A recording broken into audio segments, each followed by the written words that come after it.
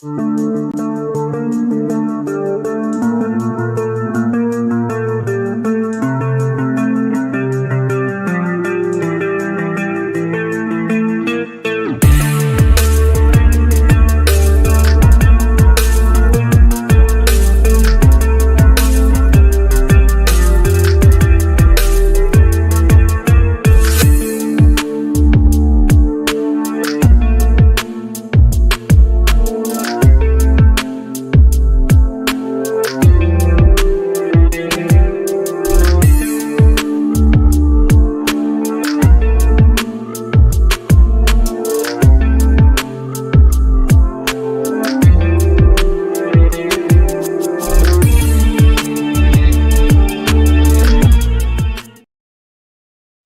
Hollywood, it's time now for...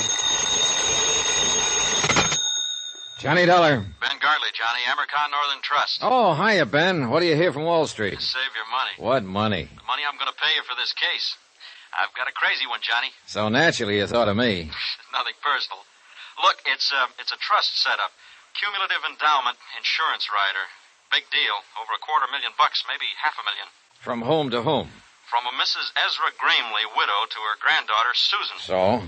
Mrs. Gramley owns the Flint Rock Ranch in Nevada. Never heard of it. Our representative out there is Jonas Parks. He's the president of the Flint Rock First National Bank. Never heard of it. It's a whistle stop about 20 miles from Las Vegas. That I've heard of. Parks started the deal rolling, and then he got cold feet, and now he's yelling for help. Thinks the old lady may be crazy. I mean, literally. And there does seem to be a reasonable doubt. Unless Parks himself is crazy. Well, that's also a possibility, Johnny.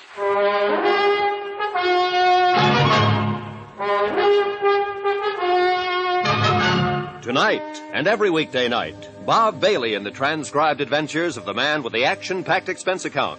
America's fabulous freelance insurance investigator. Yours truly, Johnny Dollar.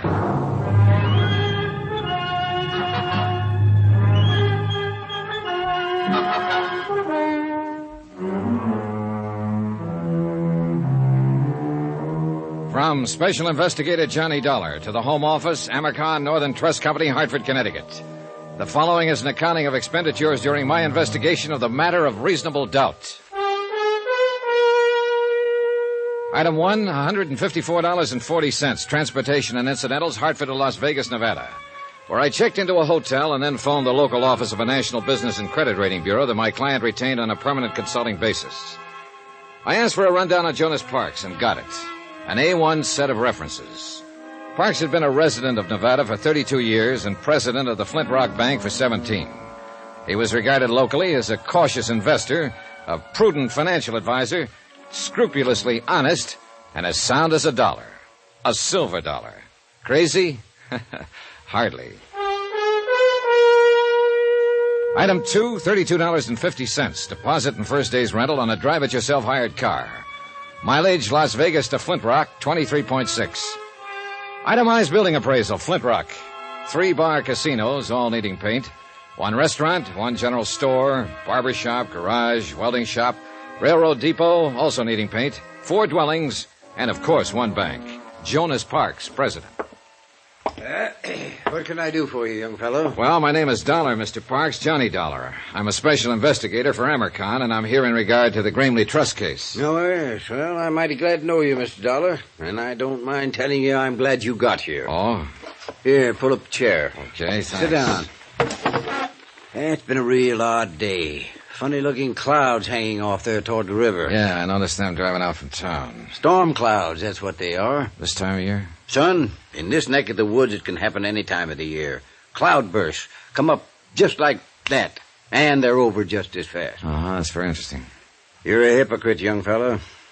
What makes you think so? You didn't come clear across the country to hear a dissertation on desert storms, so stop sitting there trying to pretend you're interested.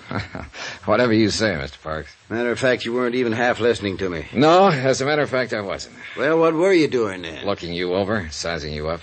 Come to any conclusions? A couple. Such as?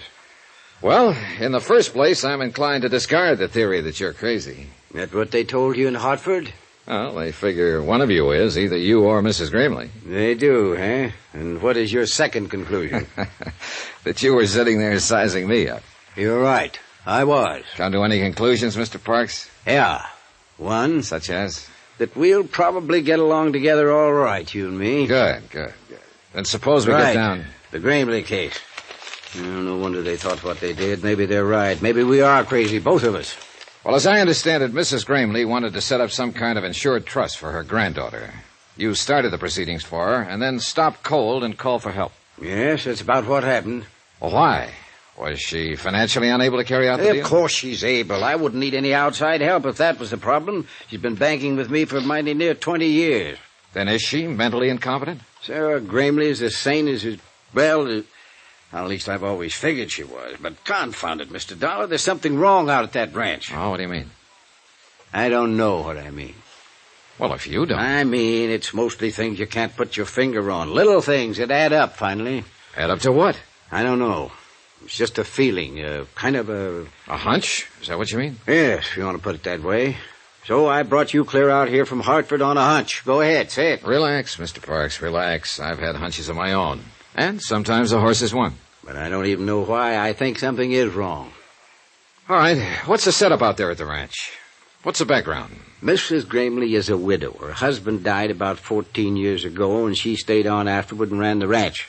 Of course, her son Ed and his wife were there with her until 3 years ago and done most of the work. And they moved out 3 years ago? No, they were killed in an automobile accident. This girl, Susan, that Mrs. Gramley wanted to set up the trust for, is their daughter. She's going on 17 now. Then the two of them live there alone. No, there's another couple. Walter Gramley and his wife, Hilda. Walter's Mrs. Gramley's nephew. Sort of manages the ranch. Does a pretty good job of it, too. Mm-hmm. Then that's the whole family. Mrs. Gramley, her nephew Walter and his wife, and her granddaughter Susan. That's the family. For better or worse. Mr. Parks, do you even have any idea as to what might be wrong? Not the slightest. You're on your own, son. Well, how did this trust business start? How did it come about? Miss Gramley came into town one day about 2 months ago and sprung it on me out of a blue sky. First time she'd been in town, nearly a year. Did she say why she wanted to set up the trust? No. She said it was nobody's business but her own. She's changed a lot in the last year. She's not herself anymore. And the trust was intended in its entirety for her granddaughter Susan? That's right. Within the next 3 years, she wanted the whole estate transferred to the girl. Did Susan know about it? According to Mrs. Gramley, nobody knew about it, and she didn't want anybody to know. All right, then. You started the ball rolling, and then you stopped it. Her nephew, Walter, came in to see me last week. He knew something was up, and there was no use trying to lie to him. When I told him what she was doing, he said that she would never go through with it. So? Oh, I went out to the ranch to see her. Laid all the cards on the table. I told her what Walter had said. Oh, what was her reaction? She said maybe he was right. Maybe she wouldn't go through with it. Then she started rambling, not even making sense, talking about the auto accident and her son's death. But before I left, she told me again that I should keep pushing the trust, get it set up. So you called for help? I called for help. Well, I guess I'd better go talk to the lady. That's not going to be so easy. Why not? Walter won't let a stranger on the place. You mean he's holding her captive? No, I think he believes she's losing her mind and he's trying to keep it quiet. And what do you believe, Mr. Parks? I don't know. Well, maybe we can find out. I hope so. Just one thing, though. Be careful. Of what? I don't know. Jonas Parks had one other suggestion, that I pretend to be a special investigator for the Cattlemen's Association. I agreed to try it. 4 miles from Flint Rock, the narrow ranch road left the plateau and began climbing up through the broken bluff country. 1.5 miles from the ranch house, I pulled out the choke, flooded the engine, and let the car cough to a stop, the old out-of-gas gimmick. And about 10 minutes later, I was wishing I'd thought of some other plan.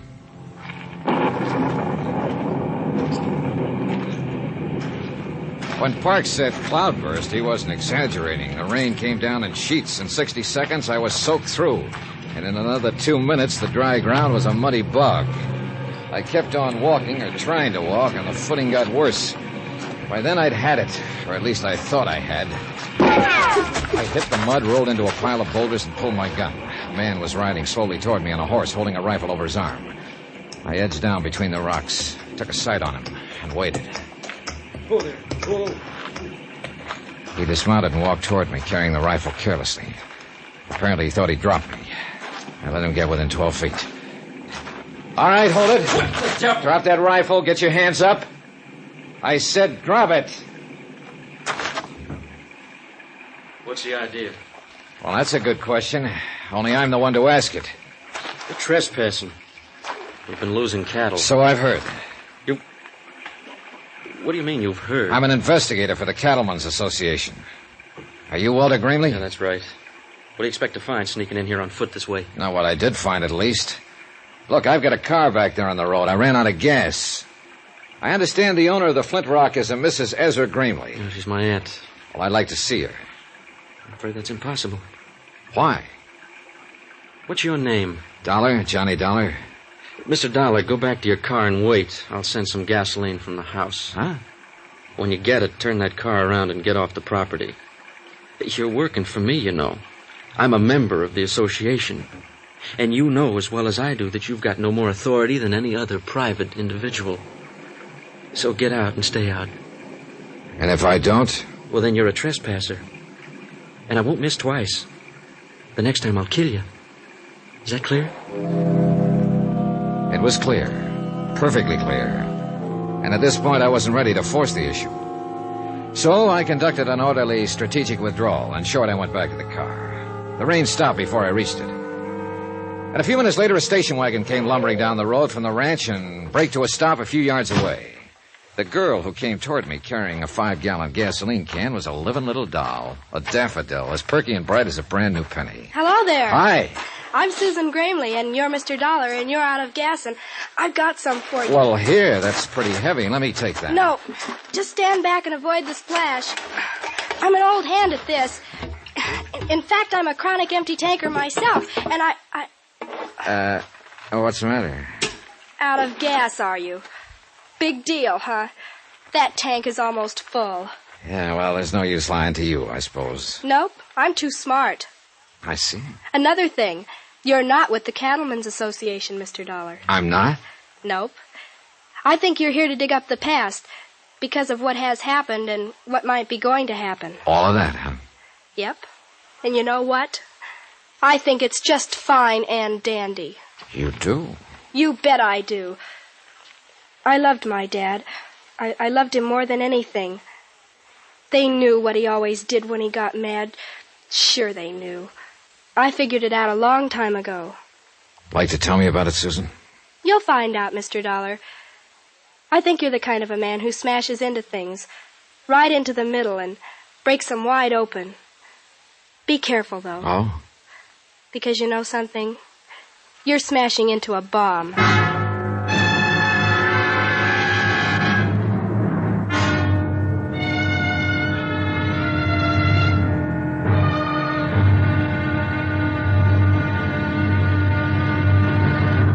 Now, here's our star to tell you about tomorrow's intriguing episode of this week's story. Tomorrow, the dead past speaks in a musty morgue, or tries to.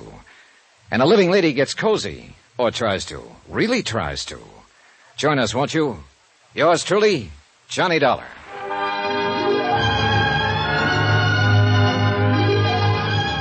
Yours truly, Johnny Dollar, starring Bob Bailey, is transcribed in Hollywood. Written by Les Crutchfield, it is produced and directed by Jack Johnstone.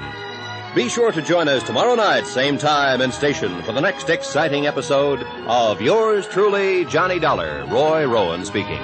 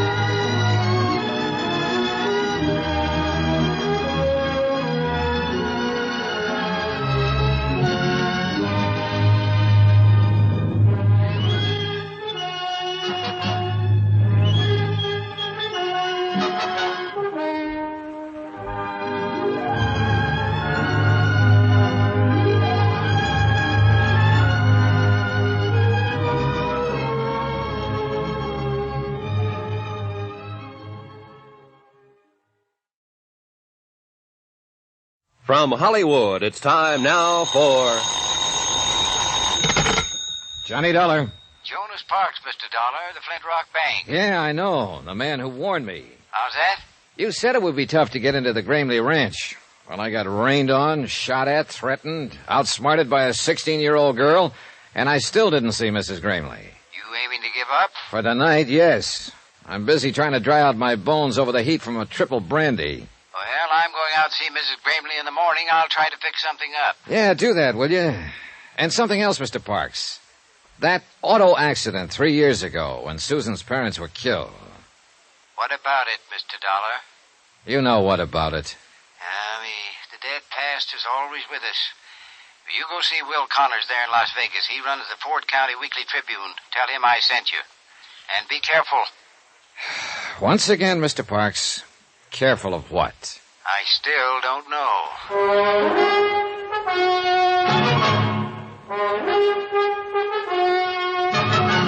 Tonight and every weekday night, Bob Bailey in the transcribed adventures of the man with the action-packed expense account, America's fabulous freelance insurance investigator. Yours truly, Johnny Dollar.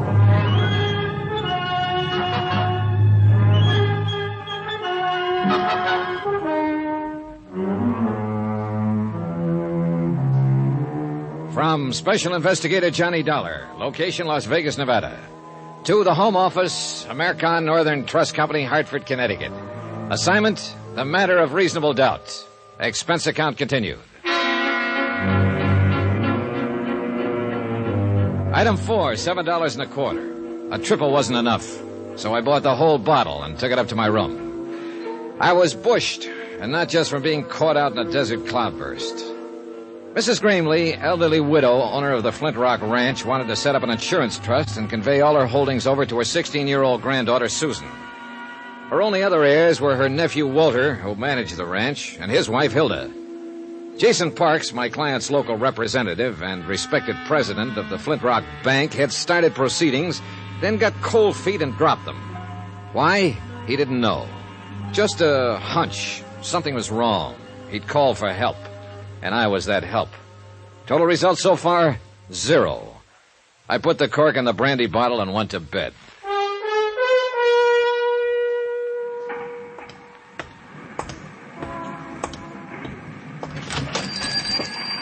I'll be with you in a minute, young fellow. No hurry. The Weekly Tribune, like 1,000 other Weekly Tribunes across the country. Not competing with the big dailies, not even trying to. Printing the little things, homey things, and hanging on. One-man office, editor, publisher, reporter, proofreader, and at the moment, linotype operator. A guess, of course, but the man at the linotype looked as though his name just had to be Will Connors. My name is Will Connors. What can I do for you? I'm Johnny Dollar, Mr. Connors. Jonas Parks out at Flint Rock suggested Yeah, Jonas called me this morning, said you'd probably be in. Glad to know you. Thanks, same here. He said you'd most likely be asking all sorts of crazy questions. And I was to, Humor me? Well, you might put it that way. Said I was to answer them if I could. Did Mr. Parks tell you who I am? Nope. Didn't ask him. Jonas and me been friends for 20 years, and if he says you're all right, then that's good enough for me. Well, thanks to both of you. Just one thing, though, Mr. Dollar. There going to be a story in this? Maybe. Any chance giving me a scoop on it? Scoop?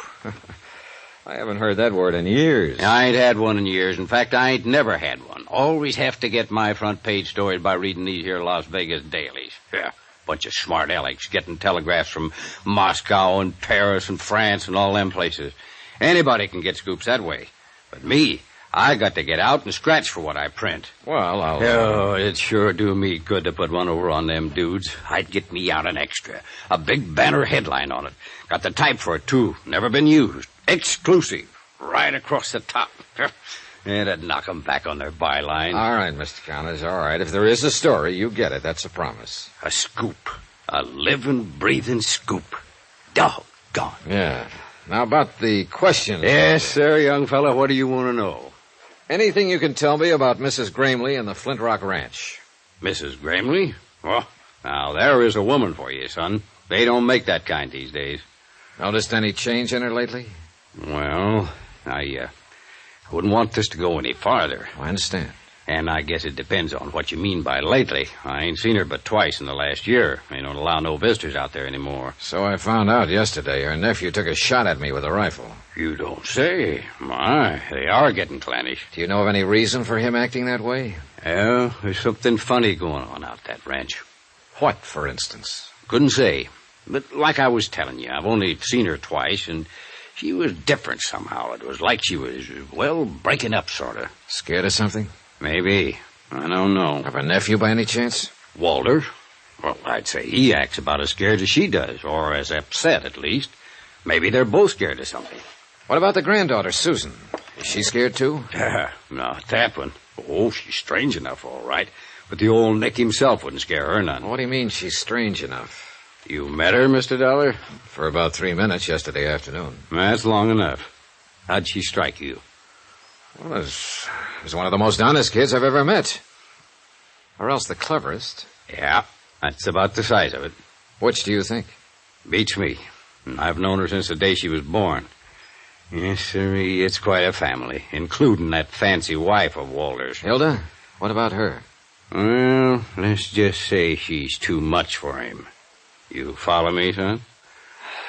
Yeah, I think so. Well, they're all worried. They're on edge. Either about the same thing or different things.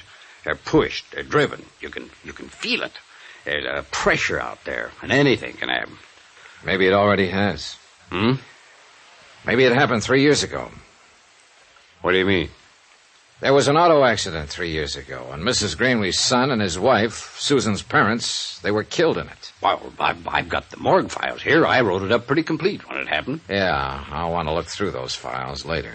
But right now you want the story behind the story. If there is one. Well, if there is, I don't know it. I think you would, if anybody would, being a newsman. As far as I know, it was just an accident. Well, how'd it happen? Well, it was on the road to the ranch, up there where it winds through the bluffs. It was raining, pitch black. There'd been an argument back at the house. Well, they had a lot of arguments, I guess. But anyway, Hilda got mad and left, and took her car and headed for town. And a while afterward, Ed had all he could take, and he run out too and jumped in his car. Susan tells me that was a habit of her father's whenever he lost his temper in an argument. Yeah, he'd always get in his car and drive like a demon till he got over it. She also made a kind of a strange remark. She said they knew about it. What do you mean by that? Well, I guess you'll have to ask Susan what she meant. All right. So Ed jumped in his car that night. Yeah, and Mary went with him, trying to calm him down, I guess. So he come around that curve. He must have been doing 60, skidding, half out of control. And there was Hilda's car parked on the curve right square in his headlights. Just smashed right into it at full speed. Both cars rolled over the bank, caught fire, and burned up. Him and Mary were dead before the car stopped. How did Hilda get out of it? She wasn't there. She had a flat, left her car parked, and started back on foot. I see. She was lucky, that's all. She sure was, Mr. Connors. Real lucky. I took a back file of the Tribune into the outer office and went over the news stories on the deaths of Ed Greenley and his wife. I found nothing that Will Connors hadn't already told me. Shocking loss, fine people, sudden accident. I kept hanging up on that word, accident. I kept wanting to put a question mark after it. I was so absorbed I didn't even notice her come in until she spoke to me. Hello, Mr. Dollar. Well, are you following me, Susan? Nope. Got some copy for Mr. Connors. I write articles for him sometimes. You know, clever kid and all that sort of. I see you took me seriously. How do you figure? You didn't close that paper fast enough. Now, why would an investigator from the Cattlemen's Association be interested in an auto accident 3 years back? Suppose you tell me. Because you're not an investigator for the Cattlemen's Association. Who are you, Mr. Dollar? I've got half a notion to level with you, Susan. Then I'll go the other half by leveling with you. Aunt Hilda called the association office in Reno this morning. They said they never heard of you. Imagine that. Mr. Parks was out at the ranch just before I left. She asked him about you, too. He said he'd never seen or heard of you. I see. He was lying, though. I can always tell when people are lying, and they know it, too. That's why they're uncomfortable around me. Yeah, I know what you mean. Hey, look, Susan, did Mr. Parks talk to your grandmother? No. He was supposed to arrange for me to see her. About the accident? Maybe. I'm not sure yet. I'm shooting in the dark. Oh, it's time somebody did. Where are you staying, Mr. Dollar? At the Carmen Manor. Okay. I'll get it set up and call you there later. Get it set up? Sure. Fix things so that you can get in to see my grandmother. That's what you wanted, isn't it? Well, all right. I went back to my hotel room and settled down to wait. If a 16-year-old kid could manage what a bank president couldn't, then me for the juvenile league. What happened a couple of hours later, though, wasn't exactly juvenile. Yeah, come in. Hello? Well, You busy, Mr. Dollar? not too busy. Come in. Thanks. I don't believe I'm Hilda Grimley. I imagine you've heard of me during your cattle investigation. Well, somehow you don't seem to fit with cattle. A compliment? Observation. What do I fit with? I don't know yet, Mrs. Grimley. Hilda. Now I'm beginning to know. Cigarette? Thanks. I'll stick with my own brand. It usually works out better that way. Thanks. Nice cigarette case. Gift. I'm always getting gifts. Including a wedding ring? Oh, I've got one. It's around someplace. Just so you don't forget where you left it. I couldn't if I wanted to. You wouldn't have a drink for a lady, would you? Brandy? I love brandy. And gifts. And a lot of other things. Like money? Oh, money's real nice. It's next to the best. Now, what's the best? Excitement. I see. Don't you think it's best? Well, it depends. At least you're in the right spot for it. I hope so. Look, I haven't got any money, and I never give gifts. You've got brandy, though. Pour us a drink, Johnny, and then we'll talk. What about? Excitement.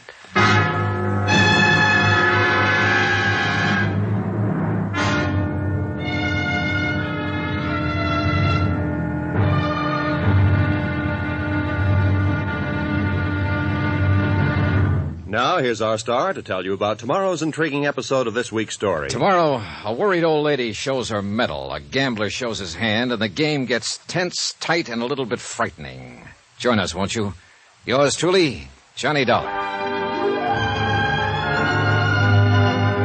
Yours truly, Johnny Dollar, starring Bob Bailey, is transcribed in Hollywood. Written by Les Crutchfield, it is produced and directed by Jack Johnstone. Be sure to join us tomorrow night, same time and station, for the next exciting episode of Yours truly, Johnny Dollar. Roy Rowan speaking.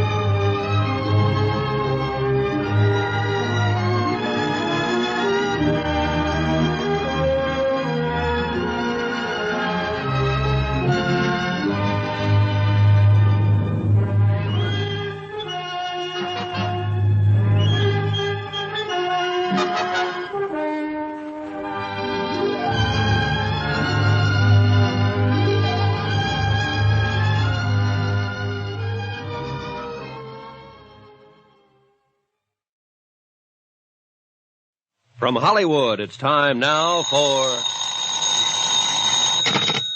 Johnny Dollar. This is Susan Gramley, Mr. Dollar. Oh, yes. How are you, Mr. Wilson? Mr. There's somebody there with you. Yes, that's entirely correct. Well, just listen then. It's all fixed, Mr. Dollar. Grandmother's expecting you. She'll be alone for the next few hours, so come on out to the ranch. You're certain of that statement, I suppose? Yes, of course. Uncle Walter went into Vegas, and Aunt Hilda's gone somewhere, Yes, too. I'm quite aware of that. You mean she's there? With you? That's right. Oh, Mr. Dollar, you men are all alike, aren't you? That's quite a remark for a person your age, Mr. Wilson. Oh, I'm quite mature for 16. Has she made her pitch yet? I think we'd better postpone this discussion until the next time we meet. Well, she always does, you know. She's a regular vampire. I figure Uncle Walter's going to kill her someday. Mr. Wilson. Yes, sir. Goodbye.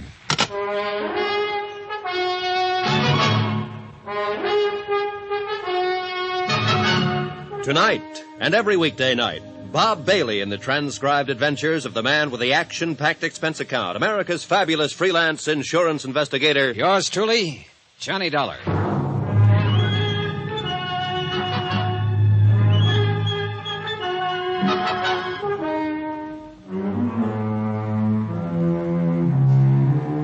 From Special Investigator Johnny Dollar, location Las Vegas, Nevada. To the Home Office, Amercon Northern Trust Company, Hartford, Connecticut.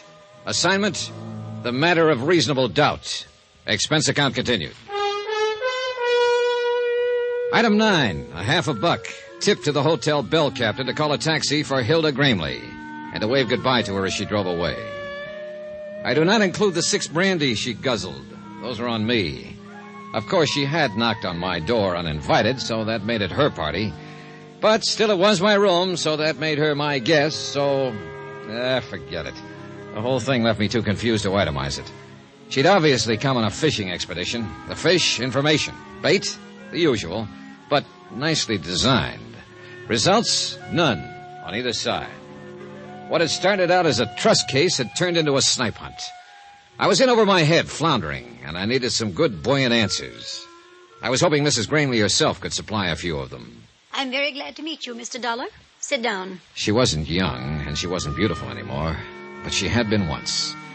She still had some of that assurance and authority that beauty always gives a woman. She seemed a little uncertain, a little harried maybe, but underneath it, just as tough as an old field boot. I think you'd better leave us alone now, Susan. Okay, Gran. If she starts using her brass knucks, give a whistle, Mr. Dollar. I'll rush in and save you. Thanks, I'll remember. Oh, she's a brash little flibberty-gibbet. And you love the dickens out of her, don't you? Love? Oh. Yes, I do love the dickens out of her, Mr. Dollar. Is that what you came out here to find out? No, I knew that already. Otherwise, you wouldn't have wanted to transfer all your holdings to her. How did you know about that? Just who the devil are you, anyway? Seems to me Susan was pretty vague on that score. She had to be. She doesn't know. Then why did she think I ought to see you? Oh, she decided I looked honest. Claims she's got a knack for that sort of thing. As a matter of fact, she has. And also, she loved her father and mother. What do you mean by that? Mrs. Gramley, I'm here because your friend, Jonas Parks of the Flint Rock Bank, sent for me.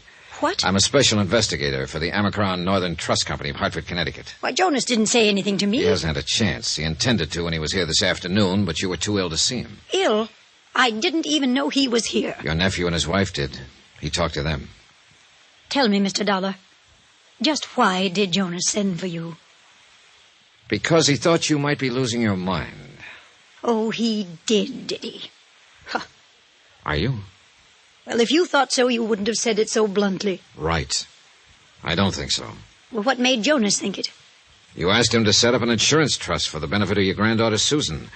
Apparently, the intent was to convey your entire estate to her over a period of 2 to 3 years. What's so crazy about that? Nothing at all, so far as that part of it was concerned. But it didn't stop there. After he got the proceedings started, you turned skittish on him, started to flutter. Well, Jonas is a fool. He is not a fool, and you know it. He's been your friend for 20 years. He's completely trustworthy, conscientious, and he has your best interests at heart. Huh. How much is he paying you to say things like that? Nobody is paying me but the Amercon Trust Company, and furthermore, you know it. All you're doing is trying to dodge the issue. Young man, I'm not accustomed to being talked to this way. Then you can look at it as a refreshingly novel experience. You sound like Susan. And an experience you don't entirely dislike. Presumptuous whelp. Maybe. Are you married, Mr. Dollar? No. What a pity I'm not 30 years younger. What a pity I'm not 30 years older. Oh, thank you, sir. And now let's stop scratching each other's backs and get to the point. All right. Jonas is a fine man. No doubt he did have reason to get upset. These past months have been... Well, I suppose I haven't seemed like myself at all. Why is that? Oh, you're like a bulldog with a bone, Mr. Dollar. Careful how you talk about your might-have-been lover. What has been wrong these past months? Maybe I am losing my mind. Because actually, nothing has been wrong. I don't agree. I think something is wrong right now. Then why don't you tell me about it? All right, I will. Apparently I'll have to if we ever expect to get anywhere. All right, some months ago you stopped going into town, stopped having visitors. Then you decided to get rid of your estate, turned it over to Susan.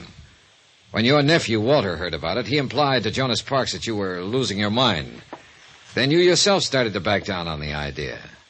Why? Was Walter putting pressure on you? Not exactly. What were you scared of, Mrs. Gramley? It's got something to do with Walter and Hilda, right? Sit down. Almost a year ago, I discovered that the two of them were stealing me blind. Tampering with the ranch accounts, forging signatures, all sorts of ways. Why didn't you take it to Jonas or to the police? Because I didn't believe it at first. By the time I was absolutely sure, they'd cut the ground out from under me. So you tried to convey the property to Susan secretly? Yes, until Walter learned what I was doing. Who's the push in that pair? Who's got the brains? Why, she has. Walter doesn't even have the gumption to get in out of the rain on his own. Uh-huh. Then she must have been the one who planned the auto accident. And he went along with it, of course. What auto accident? 3 years ago, when your son and his wife were killed on the road to... Oh, I'm sorry, Mrs. Gramley. I supposed you'd already guessed it. Guessed? What? That it was probably murder. An old lady, tired and lost, seeing herself surrounded by enemies, living in fear. But she at least knew one thing, that she wasn't alone now, that somebody else believed her and was on her side. Don't worry about her, Mr. Dollar. She'll be all right. Well, she had quite a shock, Susan. She had to know sometime. Oh, it's not a matter of no, exactly. It's only suspicion. All right, you go to your church and I'll go to mine. But I know Walter and Hilda murdered my parents.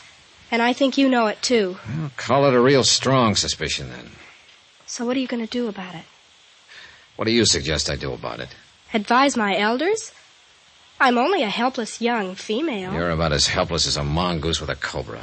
Flattery? No, just a statement of fact. Say, look, what do you think they've been doing with the money they've cheated your grandmother out of? Oh, that's easy. Uncle Walter gambles. And gambles and gambles. And loses and loses? Uh-huh. He's not real bright, you know. Where does he do this? Different joints in Vegas? Oh, just one, mostly. A club called the Lead Balloon, and the name figures. Any special reason he hits that particular club? I think it's the only one that'll take his IOUs. The owner came out here to collect a couple of times. Happen to know his name? Sure, I got big ears. His name is Deuce McCoy. Deuce McCoy, the Lead Balloon. And the rest of the dough? Hilda. She's what's known as a luxury dame, Mr. Dollar. Yeah, so I gathered. I'll bet you gathered. Oh, relax, will you? I'll send you out of the room. Yes, sir. Does she run around with other men? Oh, Mr. Dollar. All right, then. Do you happen to know any of them? Nope. I've managed not to, but it hasn't been easy. One or two, or does she play the field? I wouldn't know. But she's always getting gifts from somebody. Oh, she's a real cool operator. But, of course, you know that, since you've been one of her victims. How would you like to get spanked? I don't know. I've never been. But I can quote you all kinds of psychology about it. Take, for instance... Never mind. Good night.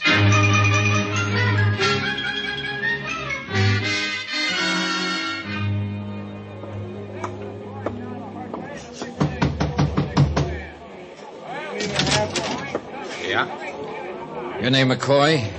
Deuce McCoy? Yeah, that's right. Johnny Dollar. I'd like to talk to you about a mutual acquaintance. What mutual acquaintance? Walter Grimley. He's across the room there at the moment, bucking one of your crap tables. Come on in, Dollar. Thanks.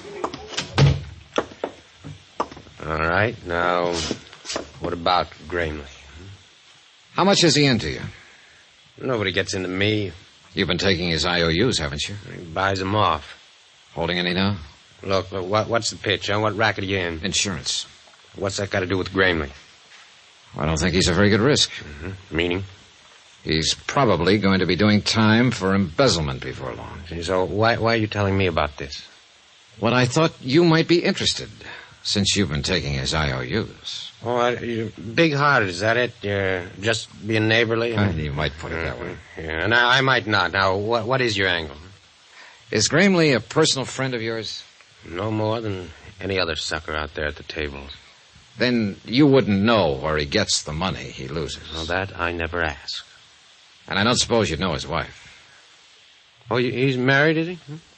Her name is Hilda. She likes gifts and brandy and money and excitement. Then I hope she manages to find him. Whoever she is. Oh, she does, one way or another. We all got our problems, darling. Yeah, but some of us more than the others. Right, McCoy? You through speaking your piece now, huh? Not another word to say. Well, then I don't want to rush you, but... Hey, that's a nice cigarette case. Platinum, isn't it? I wouldn't know. It's not yours? Somebody left it at the table. Somebody, huh? Then you don't know who it belongs to. If I did, I'd give it back. Then I'll save you some trouble, Mr. McCoy. I do know who it belongs to. What makes you think so? Because I saw it earlier today. It belongs to Hilda Grimley.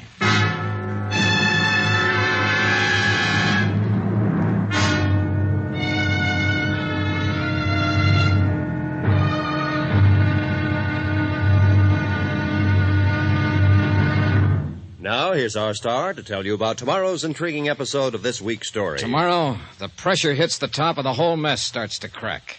Join us, won't you? Yours truly, Johnny Dollar.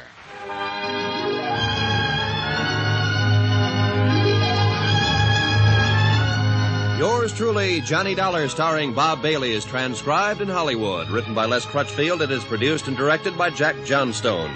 Be sure to join us tomorrow night, same time and station, for the next exciting episode of Yours truly, Johnny Dollar. Roy Rowan speaking.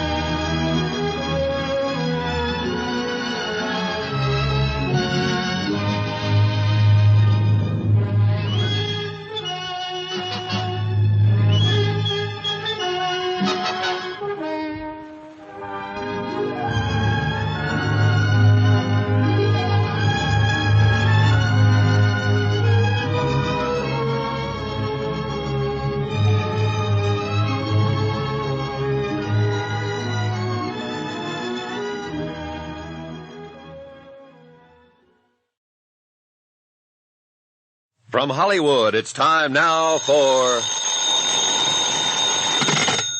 Johnny Dollar. You're there. Sure, I'm here. What? I mean, at your hotel. Is this Susan? That's right. Why aren't you out there, Mr. Dollar? Out where? On the old boulder cutoff. If I'm supposed to meet you there in 15 minutes, you're going to have Wait a minute. What the devil is this all about? Where'd you get any idea I was supposed to meet you? From your friend. What? Sure, he phoned here a few minutes ago. He said I should slip away from the ranch, take the station wagon, and meet you over on the old road right away. I just phoned your hotel on the off chance that... I don't imagine he gave his name. No, and I didn't recognize the voice. Susan, listen.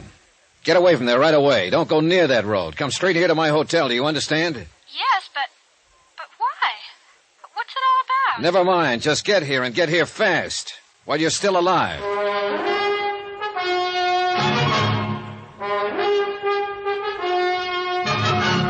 Tonight and every weekday night, Bob Bailey in the transcribed adventures of the man with the action-packed expense account, America's fabulous freelance insurance investigator. Yours truly, Johnny Dollar.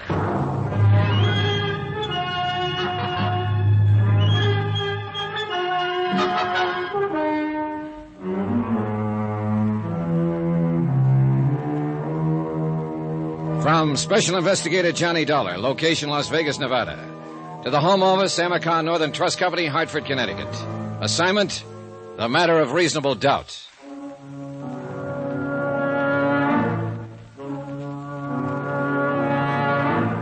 It was only 9:30 p.m., less than 2 hours since I'd thrown my rock into the pool to stir up the fish. I'd expected results, sure, but not this fast, and not this deadly. I'd picked a gambling casino owner named Deuce McCoy as my broadcaster, and I'd let him know who I was, why I was here, and what I was going to do. Apparently, the news had gone out fast. But I couldn't figure this move. Even with young Susan out of the way, they still couldn't get their hands on her grandmother's estate. It didn't make sense. At least, not right then. One thing, though, that I was sure of. If Susan Gramley had driven out that deserted road alone, she'd have never come back. Not alive. Who is it? It's me, Mr. Dollar. All right. Just a second. Well, come on in, Susan. Thanks. I guess it's I, though. I mean to be correct. I don't care whether it's I or me, just as long as it's you. Say that again? Oh, skip it. You have any trouble? I missed the green light at Fremont and Fifth. Anybody follow you from the ranch? Nope.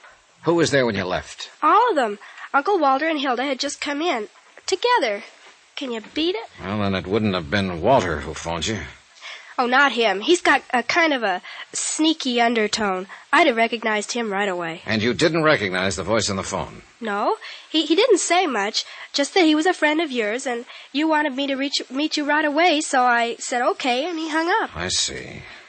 Well, maybe you do, but I don't. Oh, what did you mean when you said, get here while you're still alive? I wish I knew. Look, Susan, that phone call wasn't just a practical joke. Then you do know. I know somebody was trying to get you out on that desert alone tonight, and they weren't trying it just for laughs. You mean they... I mean the luckiest thing you ever did was to pick up that phone and call this hotel. But why, Mr. Dollar? Why would anybody want... That's what I don't know. I don't see what they'd hope to gain by it. They know the trust hasn't been set up yet. Your grandmother's still in control of the property, not you. Look, excuse my ignorance, but I don't think I know what you're talking about. Well, maybe it's time you did, since you seem to be right in the middle of it now. Look, your grandmother decided to set up an insurance trust and convey all her holdings over to you. To me?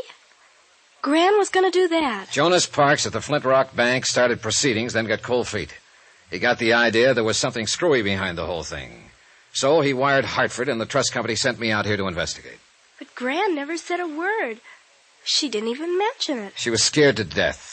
Afraid Walter and Hilda would find out and block her off, have her declared incompetent, get control of the estate, and leave you clear out in the cold. She thinks a lot of you, Susan. Gran's the most, isn't she? How did she seem when you left? Back on her feet? Oh, better than she's been in months. More relaxed. I guess she's counting on you, Mr. Dollar. Yeah, well, I wish I could be sure she could. Look, that phone call I got, if Uncle Walter and Hilda weren't behind it, then who was? Oh, I don't know. I'm pretty certain that by now they know who I am and why I'm here. And they know I'm out to get them. I dropped the word a couple of hours ago. I figured they'd react all right, but I didn't expect this move against you. But there has to be somebody else in on it, Mr. Dollar. Neither of them made the phone call. Yeah, I know. But nobody else even knew about the trust. Jonas Parks did, and Will Connors of the Weekly Tribune. But they've been friends of Gran's for years and years. They wouldn't do anything to harm her. I didn't say they would. And they couldn't have had anything to do with the accident that killed my parents. Nobody could have, except Hilda and Uncle Walter. Unless, of course, it was just an accident. Oh, you know better than that, Mr. Dollar. Oh, I'm beginning to wonder if I actually know very much about any of this. Susan, listen, how scared are you? Oh, I'm not scared at all. I'm just bewildered, I guess. Good, then you won't be afraid to stay here alone for a while. Of course not. Sounds kind of grown up, in fact. Yeah, well, all right then. Don't leave the room. Keep the door locked and don't let anybody in. If someone should try, call the manager and have him call the police. Don't answer the phone unless it rings twice. That'll be me. Got it? Got it. Good. Hey, there are a couple of magazines there on the nightstand. Can I ask you what you're going to do, Mr. Dollar? Sure, you can ask. See you later, Susan. Stinker.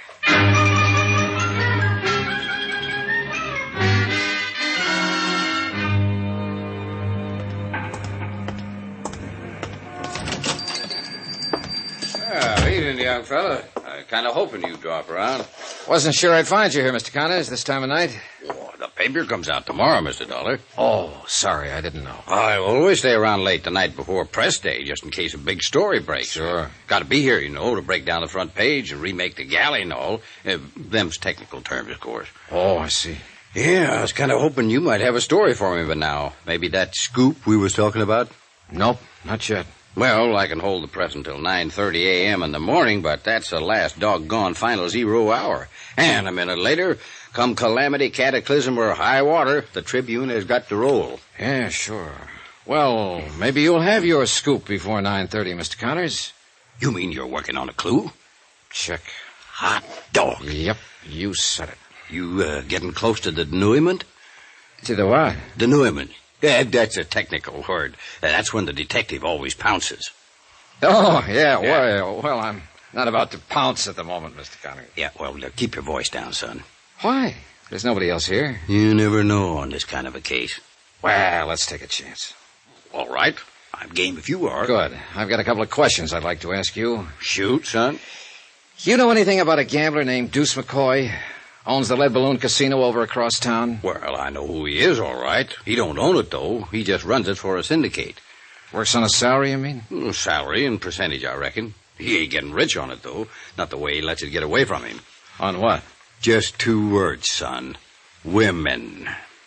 Hilda Gramley wouldn't be one of them, would she? Well, it's a new one on me if she is. Of course, you live and learn. Yeah, you sure do. Yeah, and be right cozy if something like that was going on. Her husband spends half his time in McCoy's place. Yeah, I know. You figure Deuce McCoy's tied in on this Gramley thing? I don't know. You want to do me a favor, Mr. Connors? Well, just sing it out, young fella, with the scoop. Well, listen, young Susan Gramley is in my room over at the hotel. You don't say so. Well, but Never mind, it's a long story. I hate to have her there alone. So how about going over and babysitting for a while? Sure, I'd be glad to. All right, I'll phone her first so she won't lay you out with an ashtray. And I'll keep in touch with you. If there's a story, you'll get it. Meanwhile, clam up. Right. I'll see you later. Yeah, do you pack a gun, Mr. Dollar? Sometimes. Why? Deuce McCoy does, too. All the time.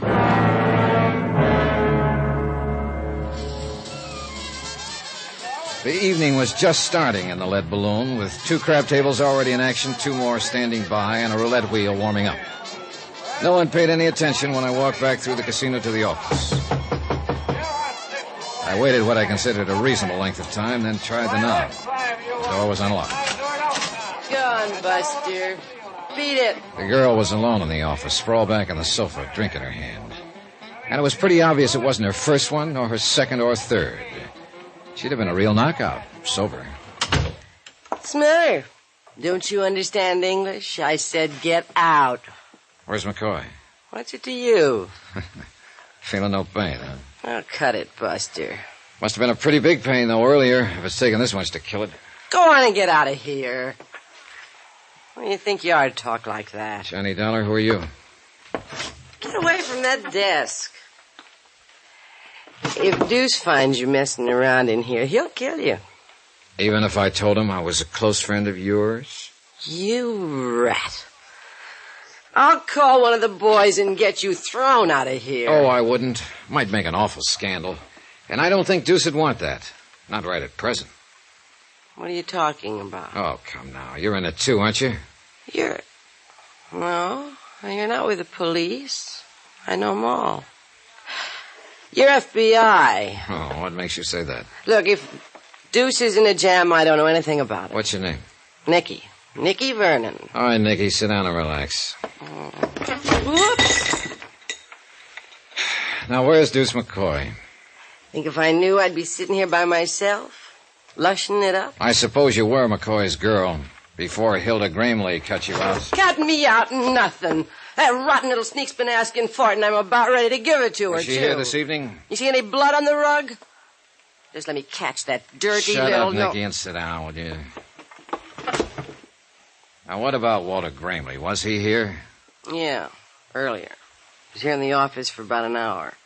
I don't know what they talked about. Deuce made me get out. And Deuce left right afterwards? Oh, half an hour or so. He had to wait to make a phone call first. Oh, I see. Well, if you're smart, you'll forget him, Nicky. I've got a hunch he's not coming back. It's her. He's gonna go off with that dirty... Knock it. He's going off because he's in a jam. That's one thing you were right about. And by now, he must know the whole thing is falling apart. I think he'll try to run for it. I ought to kill that dame. Why? Why don't you throw away that bottle and forget about him? He's no good, Nicky. You know that, don't you? Sure, I know it. Then why are you beating your heart out over him? You've never been a woman, have you, Mr. Dollar?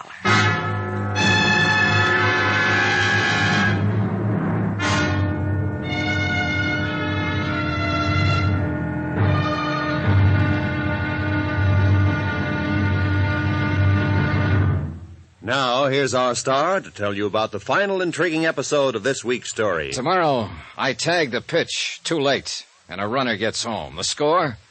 1-0. In favor of death. Join us, won't you? Yours truly, Johnny Dollar.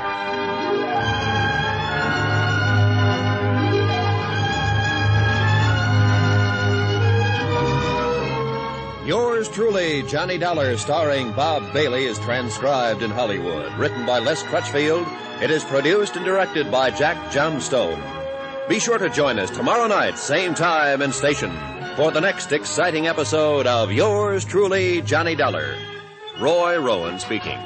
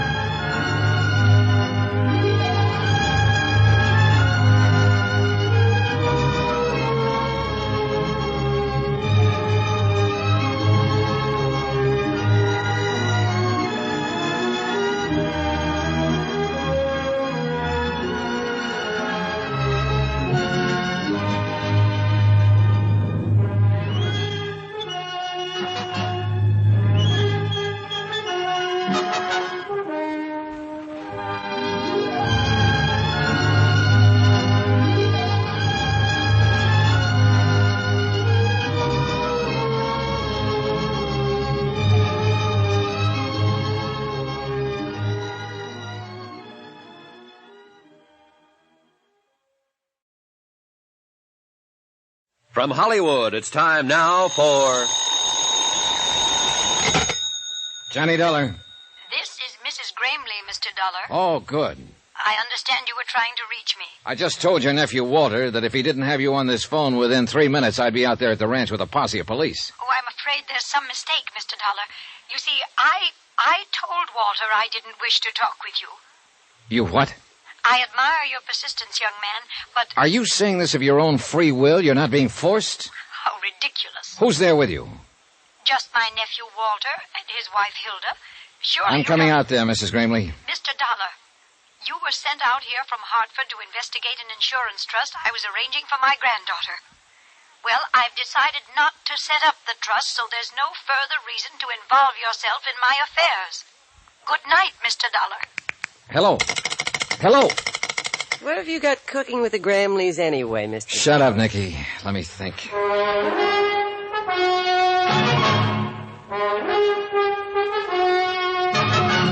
Tonight, and every weekday night, Bob Bailey in the transcribed adventures of the man with the action-packed expense account, America's fabulous freelance insurance investigator. Yours truly, Johnny Dollar.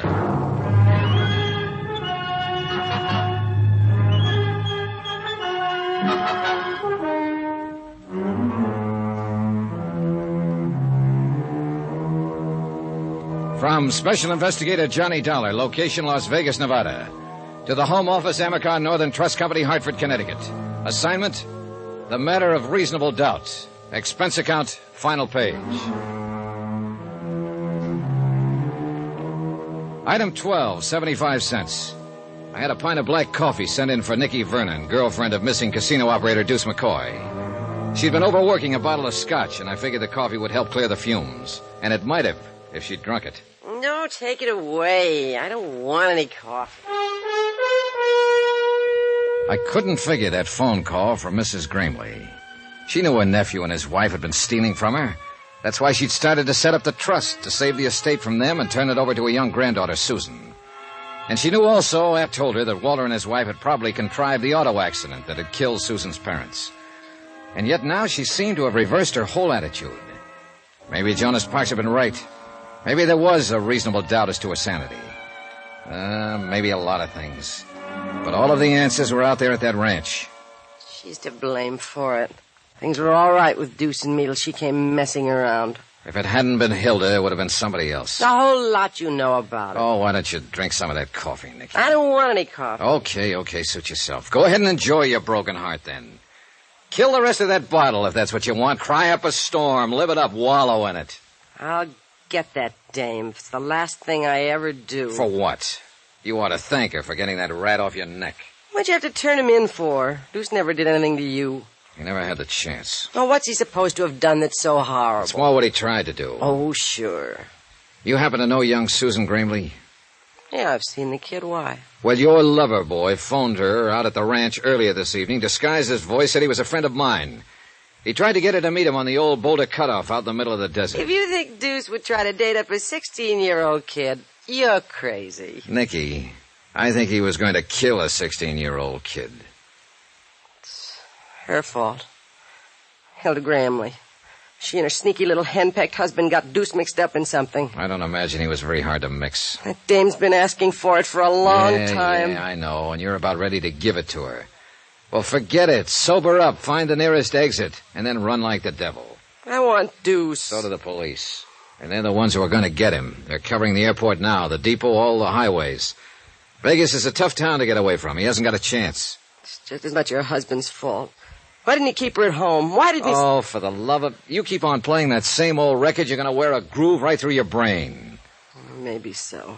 Now, look, I got things to do. Are you going to be all right here alone? No, I'm just fine. I never felt better in my life. Then you've already got it halfway made. So why don't you double up and get even? Try some of that coffee. You're a real busy guy, Mr. Dollar. You put the finger on a man with one hand, and at the same time you try to sober up his girl with the other. Sure. And if I had a broom, I'd sweep the office. Well, then why don't you go be busy someplace else? That's exactly the idea. All right, kid, you're on your own. Good luck, Nicky. Good luck? Huh. What do you care what kind of luck I have? Oh, I don't know. I picked up my car and drove out across the desert toward the Flint Rock Ranch. I couldn't quite imagine Mrs. Gramley being intimidated. The idea of Walter and Hilda standing over her, holding a gun at her head and making her say things against her will was pretty unbelievable. Faced with a threat like that, she'd probably say, shoot and be blasted. It just didn't make sense. Apparently, she really had reversed her field. But I had to hear it from her face to face.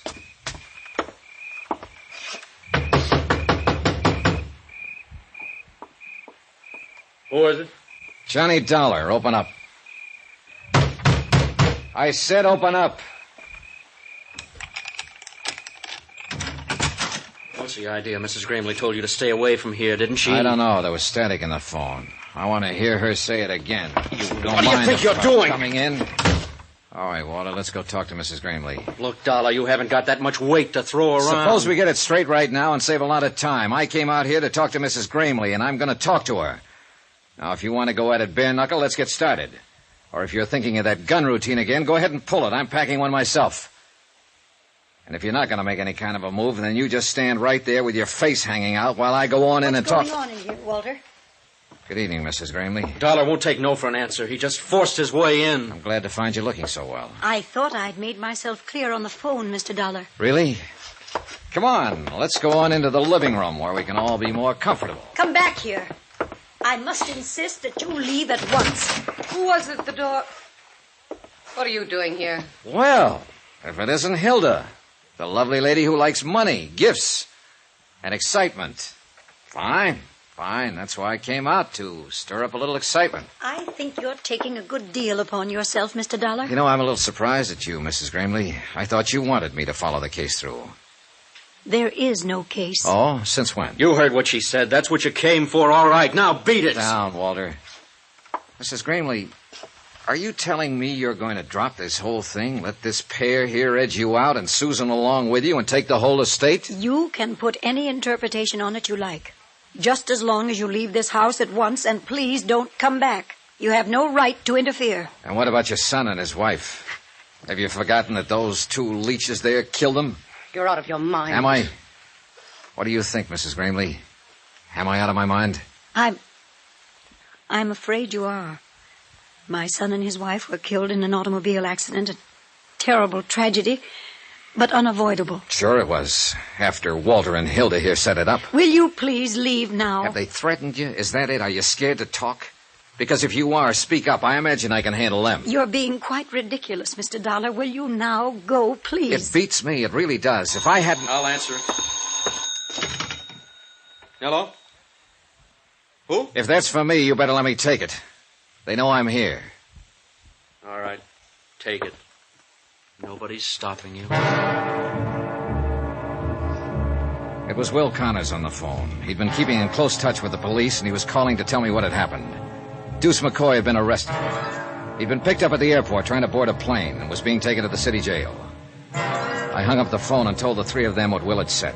That touched off the fuse. Arrested? Deuce has been arrested? At the airport? I don't get it. But you will get it, Walter. Deuce will talk. He'll spill the whole thing. And I think we'll be able to make a case against you and Hilda even without Mrs. Gramley's testimony. Susan, was she with him? Is she all right? Mrs. Gramley, Susan has been in my hotel room with Will Connors for the last... So that was the hold they had over you.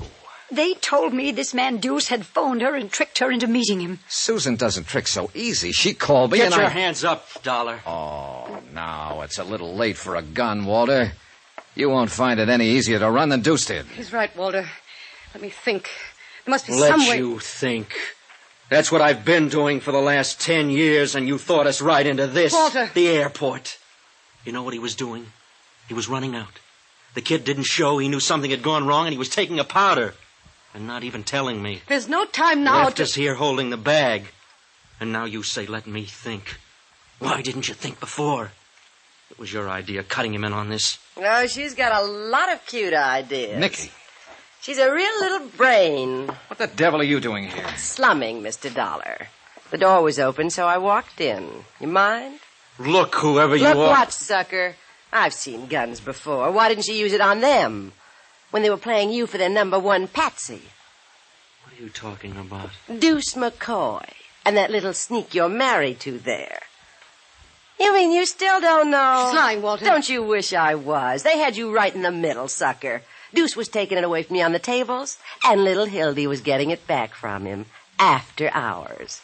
I'll bet they got a lot of laughs out of it.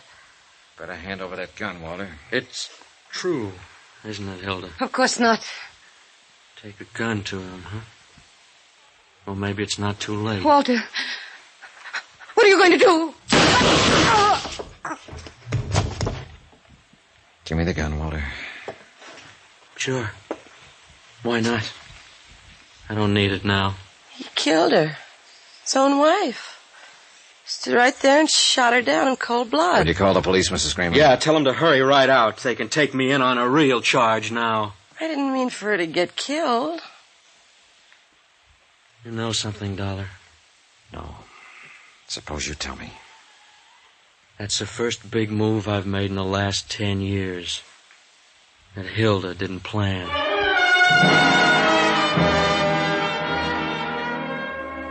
Expense account item 14, $305.20. Hotel and incidentals in Las Vegas and transportation back to Hartford.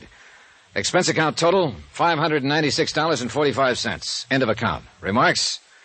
Well, I can't figure out why she had to go messing around that way when she already had a man of her own, her husband. Of course, he didn't amount to much, but not many men do. What you expect to find in this world? Pearls in all her oysters? A turkey in her soup? well, that was Nicky, and that's the report. And that's life. Come to think of it, though, what isn't? Yours truly, Johnny Dollar.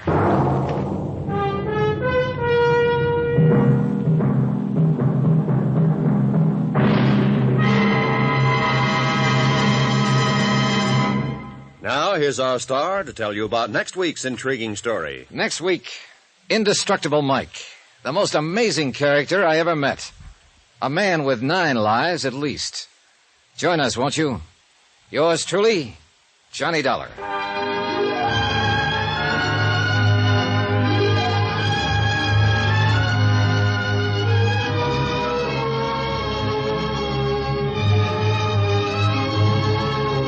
Yours truly, Johnny Dollar, starring Bob Bailey, is transcribed in Hollywood. Written by Les Crutchfield, it is produced and directed by Jack Johnstone. Heard in our cast were Susan Whitney, Richard Crenna, Jeanette Nolan, Forrest Lewis, Inga Adams, Paul Richards, and Gene Tatum. Musical supervision by Amerigo Marino and Carl Fortina. Be sure to join us on Monday night, same time and station, for another exciting story of yours truly, Johnny Dollar. Roy Rowan speaking.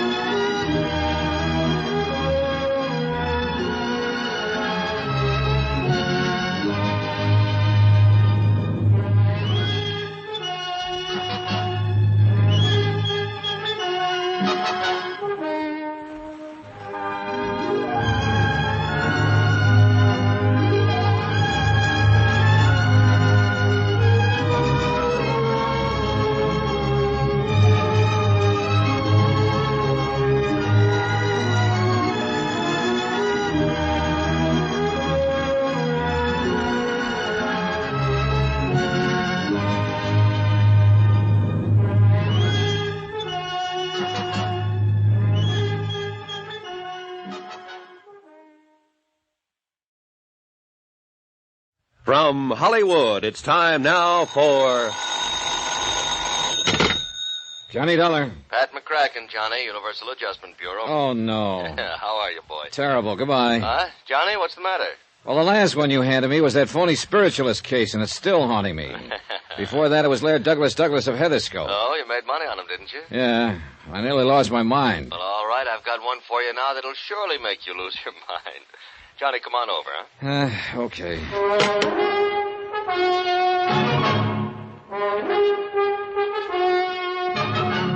Tonight and every weekday night, Bob Bailey in the transcribed adventures of the man with the action-packed expense account, America's fabulous freelance insurance investigator. Yours truly, Johnny Dollar.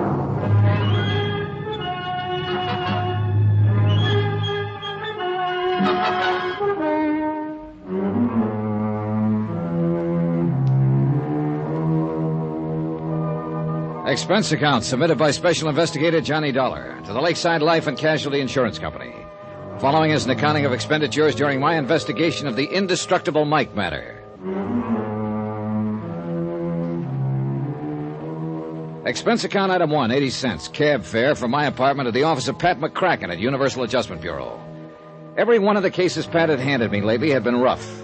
And if it weren't for the loot involved, which is to say Pat never really cracked down on my expense accounts, well, after all, I didn't have any other cases pending, so... Hi, Johnny. Hey, you're looking great. Sit down, huh? Cigarette? Or would you like a drink? Well, how are you, boy? Okay, Pat, let's have it. This one must really be bad. Why, Johnny, what makes you say a thing like that?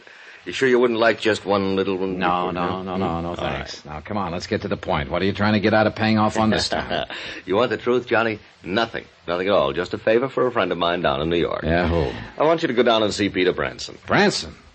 Any relation to that worrywart Harry Branson of Philly Mutual? Well, his brother. Whoops. Get yourself another boy, Pat. No, Johnny, he's as different from Harry as day is from night. Well, he better be. That literal-minded stick-in-the-mud Harry nearly drove me crazy on those 2 cases I handled for him. Pete is different as day is from night, honest. Now, will you see him? Expense account item 2, 21 even, train fare and all the incidentals I could think of, Hartford to New York.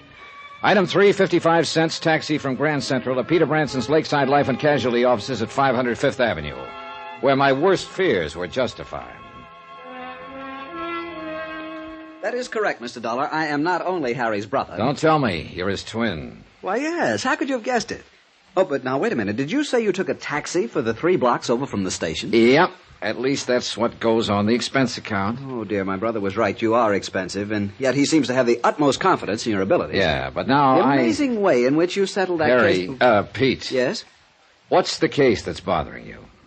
Isn't that interesting? I don't know yet. Tell me about it. I mean, you're starting to call me Harry because of my twin. Oh, yeah. Better tell me about the case. You know, a great many of our mutual friends... What? Oh, yes, of course. Michael Jeremiah Flynn, a terribly serious matter. If this sort of thing ever gets out of hand... Who's Flynn? John, he is a bum. Aren't we all? A regular, typical, movie-type version of a Bowery bum. So? And unfortunately, he holds a $50,000 policy. Well, he must have seen better days to carry that much insurance. Never, I'm sure of it. No human being could degenerate to such a state in a mere 47 years. And he looks and sounds like 67.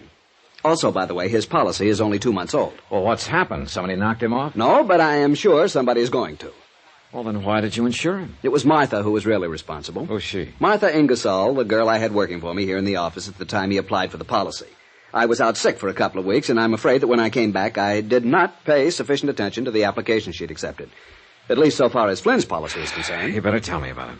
Oh, of course, he passed his medical all right, though heaven knows how. And his cash payment of the premium was all right. Yes, cash. But I still should have investigated myself before allowing the policy to be issued. Look, you still haven't told me what's wrong. Now, of course, it's too late. Pete. Oh, of course. Well, it's simply this. The home address that we have for him has turned out to be the Glad Hand Rescue Mission, just off Fulton Street, near the Fulton Market. Yeah, biggest fish market in the world, isn't it? Well, yes. A fascinating place. Ships loaded with fish from all the 7 seas, colorful characters speaking a dozen different tongues. Yeah, well, I'm sorry I interrupted what you were saying about that's Michael. That's all right. I'm quite a connoisseur of seafood, you know. Real epicure, if I do say so. Have you ever tasted Boston Scrod? Yeah, sure. Now, let's get back to the case. Oh, yes, Michael Flynn. Michael Flynn, that's right. Well, Mr. Dollar, John... It's simply because of what's happened before that I'm so worried about this one. After all, $50,000 is a sizable policy. And what has happened before? The same thing, so you can see. Harry, Pete, I can't see a thing. John, it's like the Angus Cormac matter back in 47, like the old Mother McCrary affair that happened. Trying to tie Peter Branson down to the facts of the case was exactly like trying to tie his brother Harry down, only more so. I had to keep reminding myself that all of Harry's assignments had paid off handsomely for me, and keep hoping the same would be true of his brother. 3 separate times in the next 15 minutes, Pete launched forth on the Epicurean delights of seafood. And 3 times I vainly tried to steer him back to port. Finally, I threatened to walk out on him unless he got down to business. All right, John, I'll give it to you in black and white. Oh, not literally, of course. I mean, I'll tell you from the beginning. Attaboy. Now, 4 times within the past few years, this very same sort of policy has been issued. To some penniless, worthless bum. Yes, and everything has indicated fraud. How do you mean? In only one case were the police able to prove anything, the case of Maggie Dolly Varden Smith. Oh, yeah. Seems to me I remember that. Some racketeer, ex-bootlegger. Correct. Candy Kid Schultz. Yeah, he insured the old derelict for $20,000, $30,000, had himself named beneficiary. That is correct, and then he had old Maggie murdered. Of course you remember. And you think you've got the same sort of a situation here? Yes, John, I'm afraid so. And you can't cancel the policy unless there's proof of an attempt at fraud. Correct. So you can see why I'm so deeply concerned over this. Oh, if only I hadn't left Martha Ingersoll in charge while I was sick. Who's named as beneficiary in the Of course, policy? she did sell some good policies. Beneficiary. Oh, yes, here it is.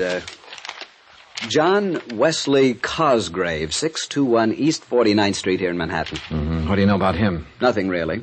And frankly, I'm afraid to find out. John? Yeah, I'll look into it. And what's the address of this rescue mission where old Michael hangs out? It's down near the Big Fulton Fish Market. Let me see. Here, why don't you give me that whole folder so I can get what I want from it? Of course, John. But I am sorely afraid there isn't much to get. I'm sorely afraid Peter was right. Why not? I had to start somewhere. Item 4, 280, taxi back to Grand Central to pick up the bags I'd parked there, and the same taxi to a slightly dingy little hotel a couple of blocks off Chambers Street on the Lower East Side.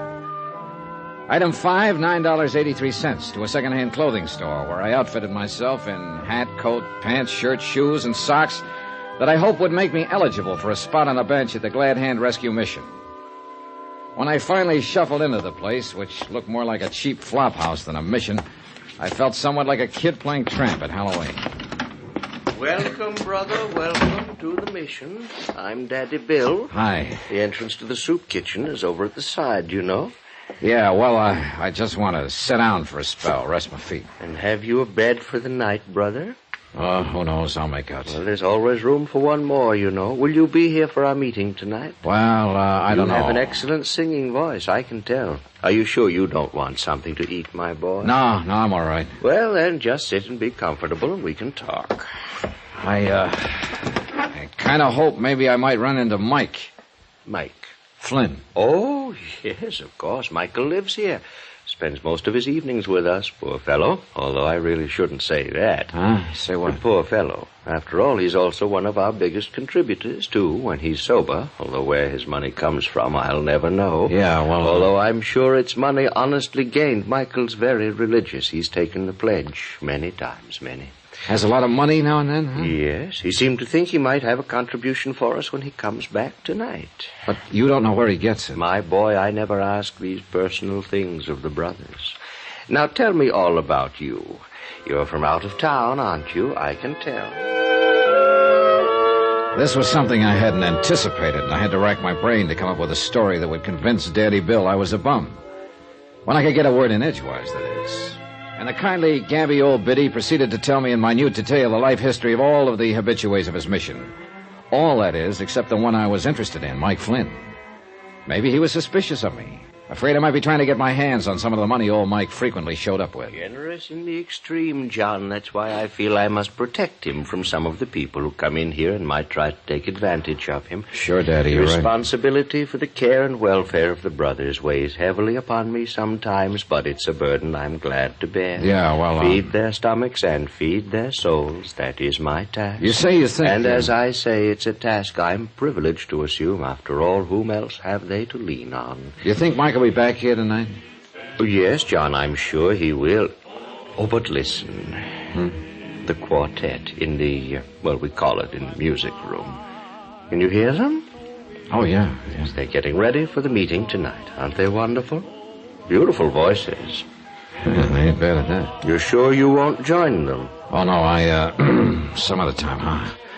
Now, when Well, Mike... whatever you say, but if you're going to stay here long, my boy, with that wonderful voice of yours, I can tell. I will insist that you join one of our singing groups. Yeah, about Mike again. Oh, dear, did you hear that? Someone hit a sour note. Poor boys, they just can't get along without my help. You'll just have to excuse me, John, while I go back there and lead for them. I'll come back later. We'll talk.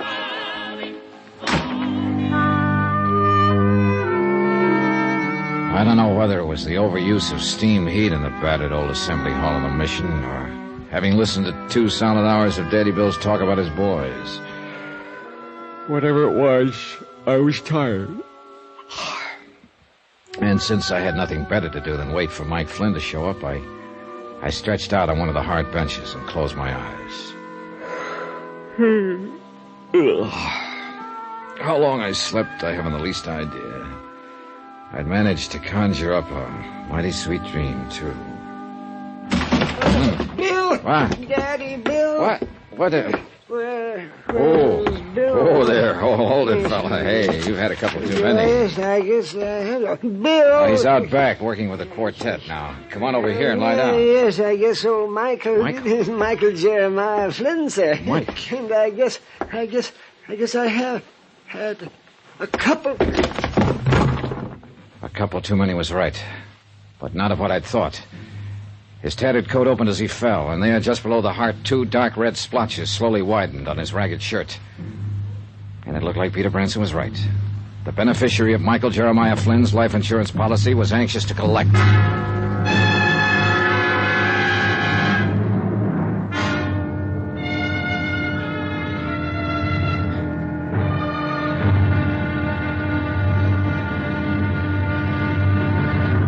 Now, here's our star to tell you about tomorrow's intriguing episode of this week's story. Tomorrow there's proof that life is a very tenacious thing, even in the broken body of a Bowery bum.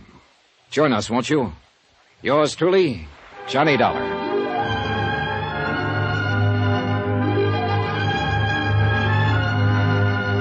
Yours truly, Johnny Dollar, starring Bob Bailey, is transcribed in Hollywood. It is produced and directed by Jack Johnstone, who also wrote tonight's story. Be sure to join us tomorrow night, same time and station, for the next exciting episode of Yours truly, Johnny Dollar. Roy Rowan speaking.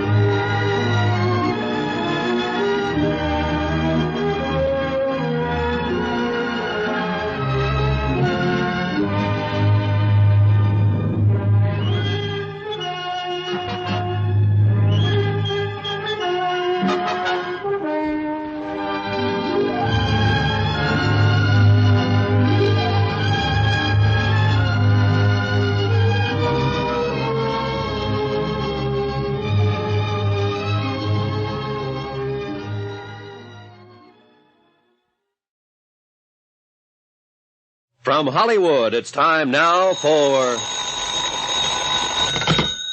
Johnny Dollar. John, this message I found when I came in. Yeah, Pete. Somebody took a couple of shots at your $50,000 client, Mike Flynn. Well, will he die? From the looks of things last night, he may pull through, in spite of the 2 slugs in him. I hope so. Do you know who did it? No idea, but I'm going to try to talk to him. Have you talked to the beneficiary? Not yet. First, I want whatever information I can get from Mike, if he's still alive.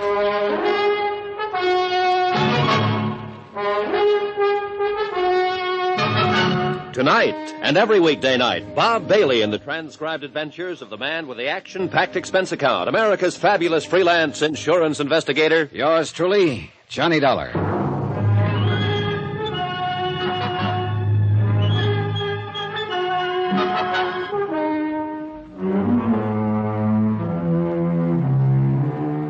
Expense account submitted by Special Investigator Johnny Dollar, location New York, New York. Attention Peter Branson, Lakeside Life and Casualty Insurance Company. Following is an accounting of expenditures during my investigation of the indestructible Mike matter.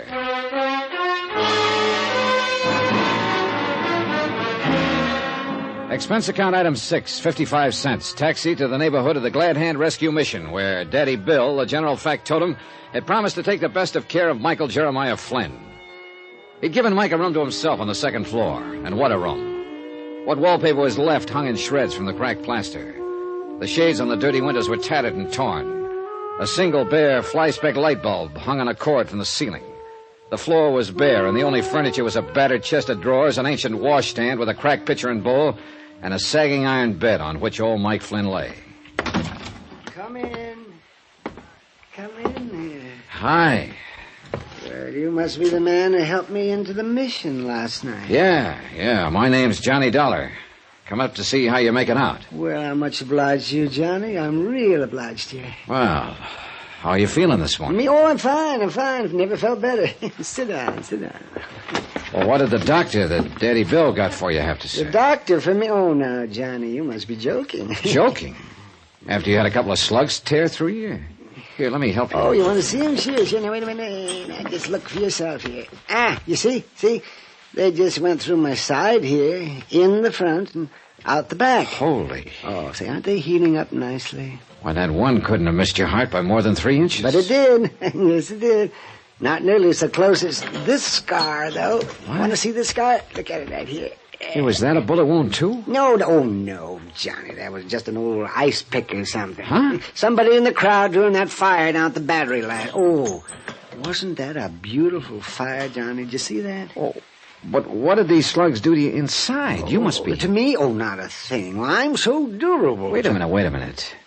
Did you say there was another attempt on your life last week? No, of course not. Just an accident like those shots last night. You think that was an accident?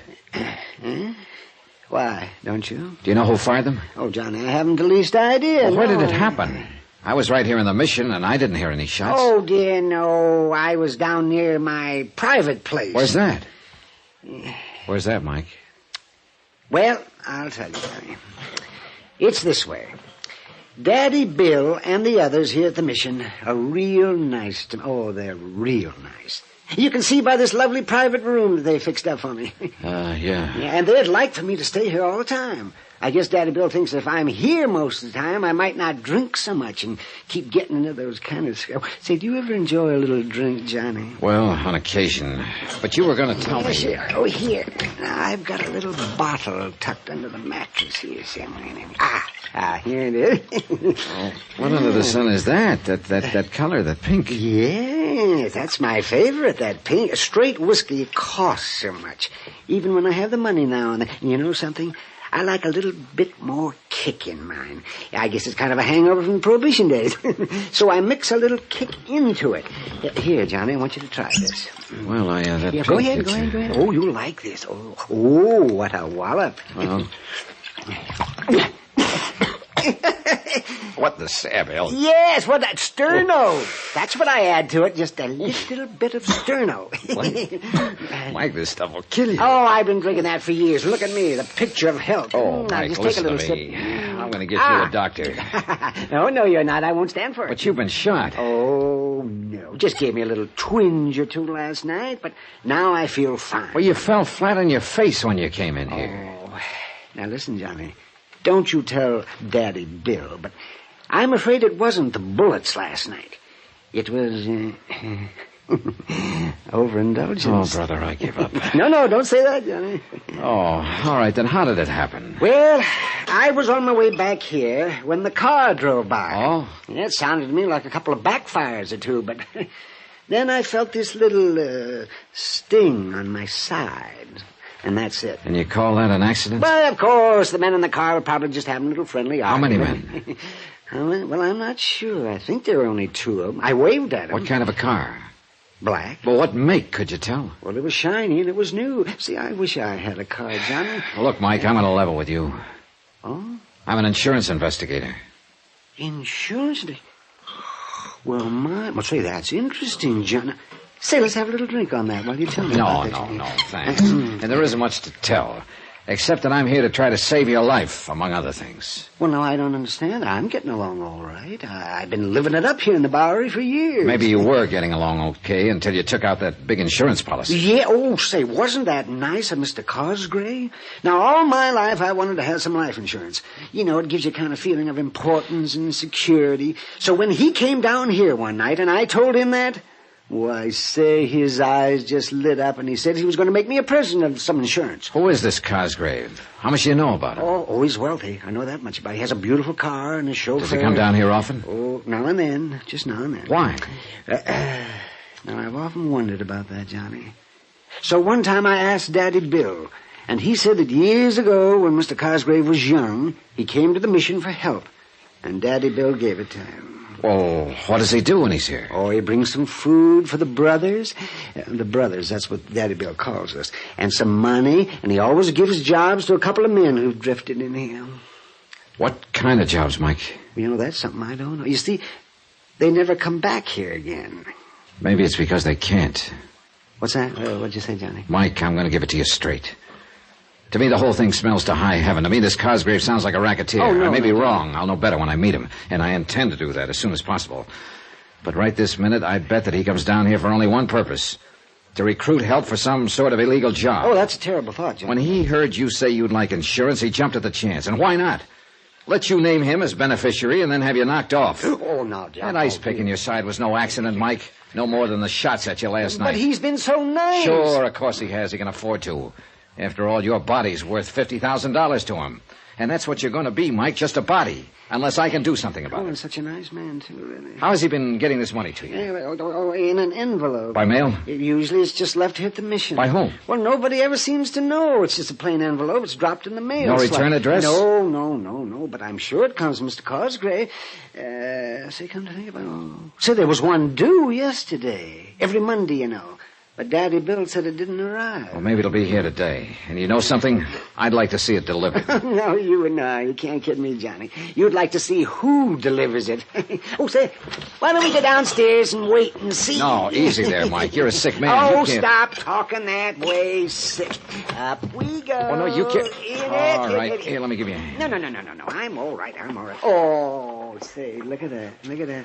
Daddy Bill left my shoes here by the bed for me. Oh, brother, now I've seen everything. I put my shoe in there. Let's come there. Ah, there.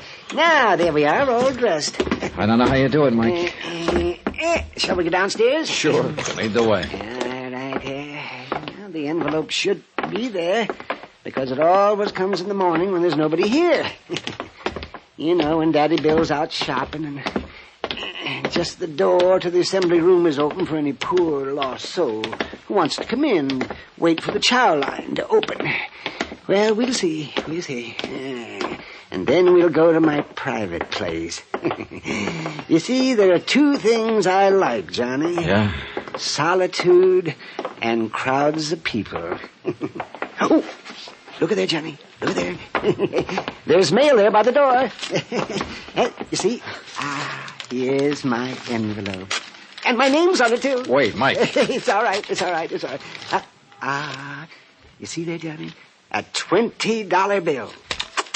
Whee! Let me have that envelope for possible proof. Oh, yes. Here you are, Johnny. Now we can go out, you and I, and we can have a real...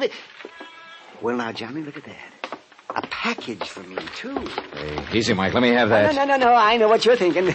An infernal machine or something. That's exactly what I'm thinking. But you didn't hear it gurgle. Oh. Well, look at there, Johnny. Well, joyous be, one for you and one for me. Easy, Mike. I want to carry this one in the wrapping paper. Oh, fingerprints, huh? That's right, Mike. I'm going to take you back upstairs and lock you in your room. You're to stay there. Let nobody in, not even Daddy Bill, until I get back here. But do what I say. And just remember that I'm trying to save your life.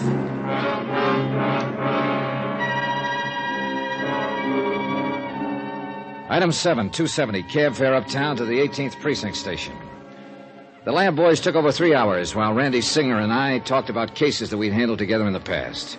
I asked him to dig up whatever he could for me on John Wesley Cosgrave, the man named as beneficiary of Mike's insurance policy. This he promised to do. Finally, a slim, intelligent-looking lieutenant walked in and handed Randy a neatly typed report of the lab's findings in connection with the liquor bottle and envelope I'd given them. Oh, Randy? Not much, I'm afraid, Johnny. Apparently the only prints were those made by the old man and you. Proof that somebody's been pretty darn careful not to be identified. Yeah, that's what... Hey, wait a minute. Huh?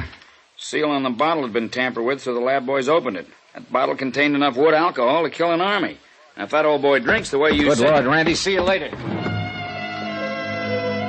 Item 8, $10 even. Taxi fare and tip back to the Glad Hand rescue mission. I don't know how the driver did it, but he skinned through practically every red light on the route. And I soundly cursed myself for having left Mike with the other bottle. The place was apparently still empty when I pounded up the stairs to the second floor in Mike's room. At least he kept his room locked as ordered. Mike! Mike! Mike, are you all right? Mike!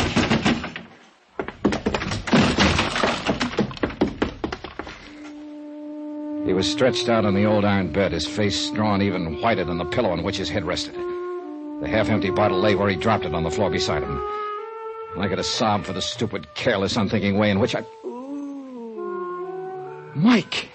Johnny, what a hangover this is going to be.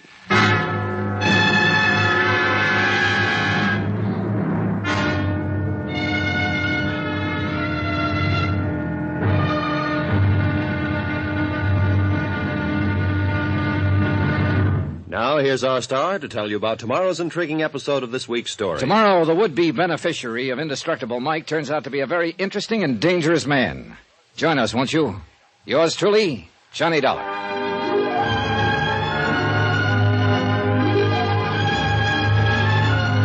Yours truly, Johnny Dollar, starring Bob Bailey, is transcribed in Hollywood. It is produced and directed by Jack Johnstone, who also wrote tonight's story. Be sure to join us tomorrow night, same time and station, for the next exciting episode of Yours truly, Johnny Dollar. Roy Rowan speaking.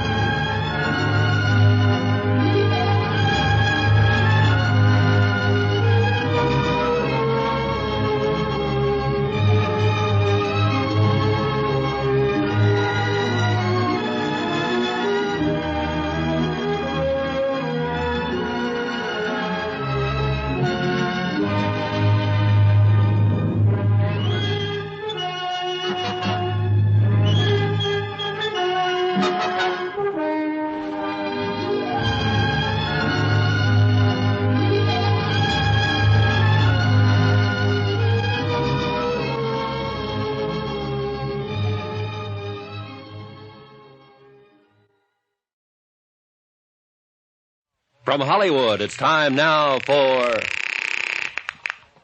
Johnny Dollar. Huh? What? You're John Wesley Cosgrave, aren't you? That's right. Well, my name's Johnny Dollar. I'm an insurance investigator. Oh, of course. I've been expecting a call from you. Or at least from somebody like you. What's that supposed to mean? I expect you're interested in why I've insured the life of a Bowery bum for $50,000. You bet I am. I want to see you. Why not?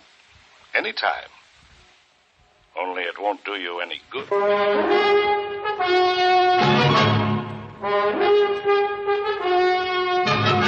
Tonight, and every weekday night, Bob Bailey in the transcribed adventures of the man with the action-packed expense account, America's fabulous freelance insurance investigator. Yours truly, Johnny Dollar.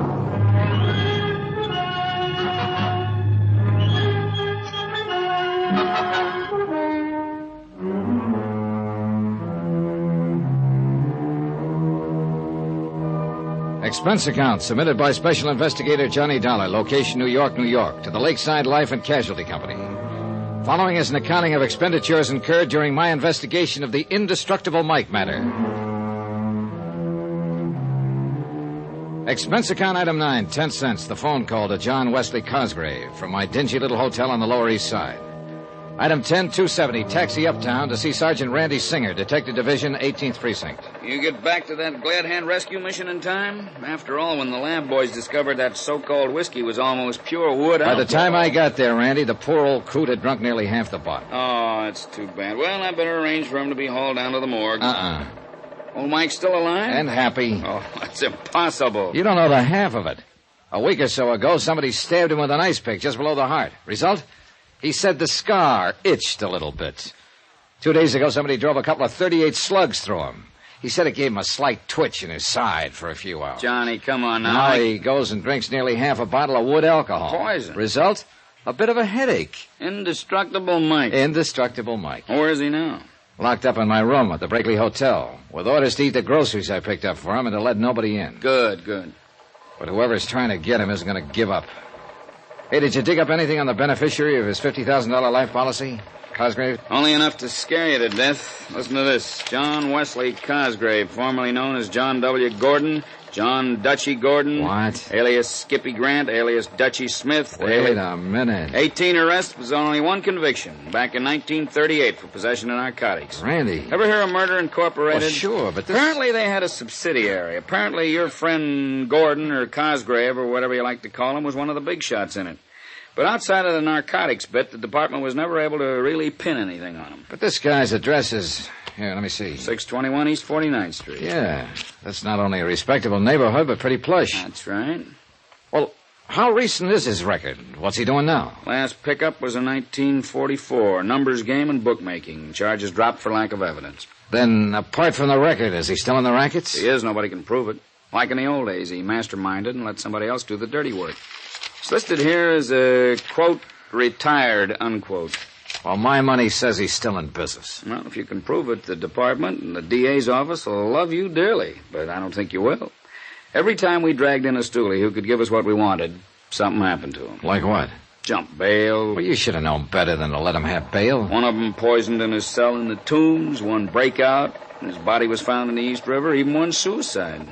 Like to bet I can't tie him in with these attempts on Mike Flynn's life? Well, now, that's something else again. Maybe it's something we should have. No, hands off, and I mean it. All right, don't get testy about it, John. I like the old guy, and anybody who tries to hurt him has to answer to me. And somebody's tried.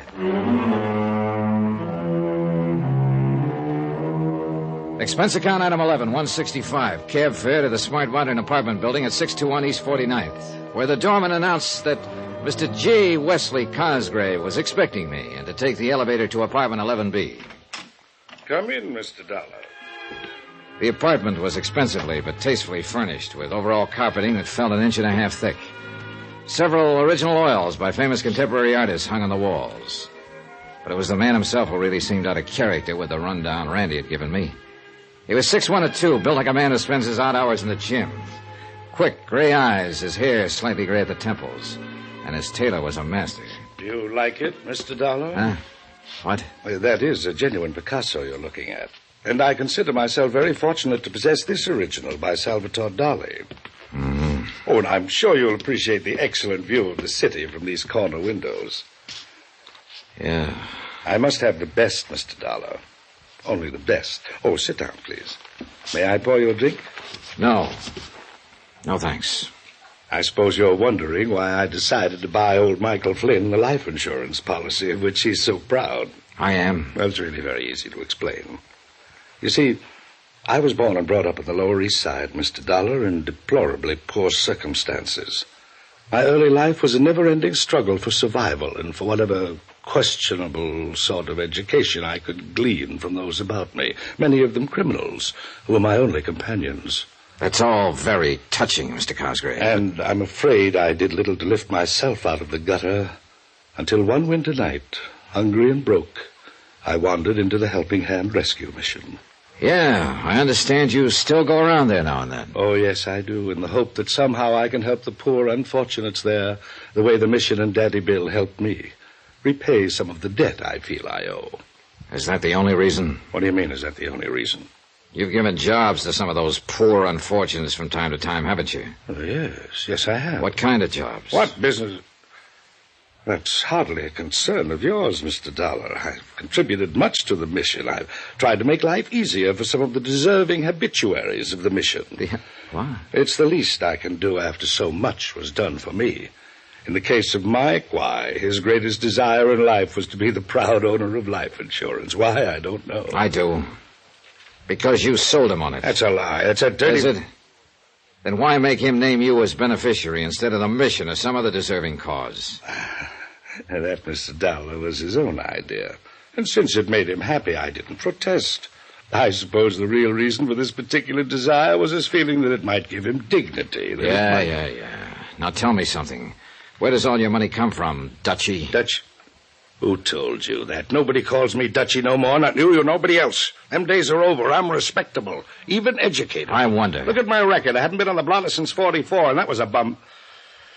Mr. Dollar, I make no pretensions about not having a past. During Prohibition and later, I made millions. Yes, millions in rum running, the policy racket, as a betting commissioner. How about narcotics? Sure, there was hardly a caper in this town I didn't have a finger into, and I was smart. I pocketed the profits, not my boys. That's why I can afford to be retired and live decent. And I'm going to keep on living this way. You were lucky some of those boys, that mob of yours, didn't rat on you. Yeah, but thanks to a couple of convenient rub-outs that I had nothing to do with, you understand, I managed to stay clean with the law.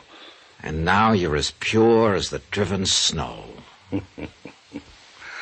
Dollar, if this was the old days, you wouldn't even live long enough to regret what you're implicating, you think. Which makes me dead sure I'm thinking right. I don't know how much money you've got socked away from those old days. I don't care. But from what you've just admitted... To you, Dollar, not to any judge or DA. Right. And I'll never believe that a clever mind like yours, smart enough to keep you out of the pen all those years... flattery won't get you nowhere. I refuse to believe you could turn down a chance to make a crooked buck. I don't know what kind of jobs you sent out those poor suckers from the mission on, but the fact they never came back makes that look pretty bad. You can't... And along came Mike Flynn, poor old alcoholic Mike. Where the talk of insurance came from, I don't know, but it was too good to pass up. Insure his life for $50,000, have him name you as beneficiary, give him a few dollars so he could spend his last days in that happy alcoholic haze, then rub him out and collect the 50 G's. Listen, Dollar, if Mike gets knocked off, neither you nor anybody else is going to be able to tab me with it. And one other thing. Yeah, what's that? As a friendly piece of advice, if I was you, I wouldn't even try. Is that a threat? Oh, Mr. Dollar, you've made a miserable host of me. Come, let me pour you a drink, the finest 25-year-old Scotch. And we can talk of pleasant things. For some reason or other, I did have the drink with him. But he knew what was in the back of my mind, and I'm afraid I knew what was in the back of his. Something along the same line as a couple of convenient rub-outs. Once or twice his veneer of education slipped, but all in all, he made a fair conversationalist. Finally, I left. And all the way down to the street, I kept wanting to look back to see if I was being followed. Somehow, somewhere, there was a way to get this Cosgrave. But I could see it would have to be through someone else, someone working for him. And whoever that might be could very well be out to get me first, or Mike. Item 12295, taxi back to the Brakely Hotel, where I hoped the old boy was still locked up in my room. He was. Oh, well, Johnny, my, I was beginning to wonder what had happened to you. Oh, hey. What was the matter with that food I left with you? You hardly touched it. I had enough. It was kind of dry, though. Kind of dry? There's a container of coffee there. Yes, but coffee just doesn't seem to quench my thirst. Oh. You should let me bring the rest of that bottle along. That wood alcohol? Any more of that would have killed you. Oh, gee, I did have a kick, though, didn't it? Oh, I don't know how you lived through it. Well, look, now I want some lunch. And, Mike, I'm going to take you along with me. Oh, that'll be fine. Could I have maybe a little drink, too? Oh, sure, you can have one. Oh, that's nice. Good. Of course, the size of the drinks they serve nowadays. Oh, just one now. Come on. Oh, that's fine. One will be out. See, there's a lovely saloon just around the corner, you know. Come on. Even sandwiches for those that want them, I understand. These stairs. Maybe we could just bring a bottle back with us to your room if we are going to come back. Sweet, funny old soul. I loved him. And I knew that without me, he'd be a dead one so fast. So far, the attempts on his life had been made by persons unknown. Unless the mission Daddy Bill. Could Daddy Bill be somehow tied in with Cosgrave's operations? I wondered. I paid the check. That's item 13285, and we started walking to the Glad Hand Rescue Mission along some of the back streets.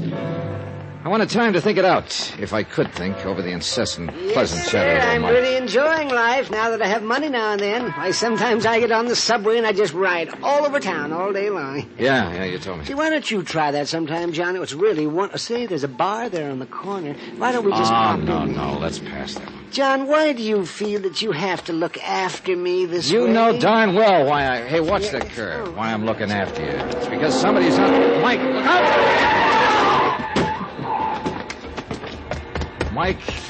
Mike, listen to me. Hey, can you hear me, Mike? What happened to the... Hey, mister, get a cop, an ambulance. You mean for him or what's left of him? Yes, hurry. Oh, what's the matter with you? Use your eyes, buddy. It's too late.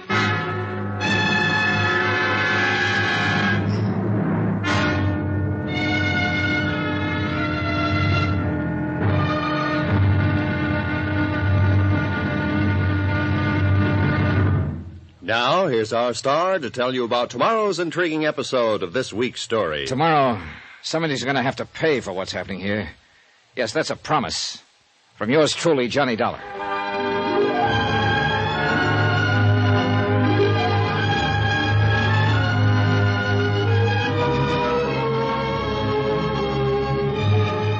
Yours truly, Johnny Dollar, starring Bob Bailey, is transcribed in Hollywood. It is produced and directed by Jack Johnstone, who also wrote tonight's story.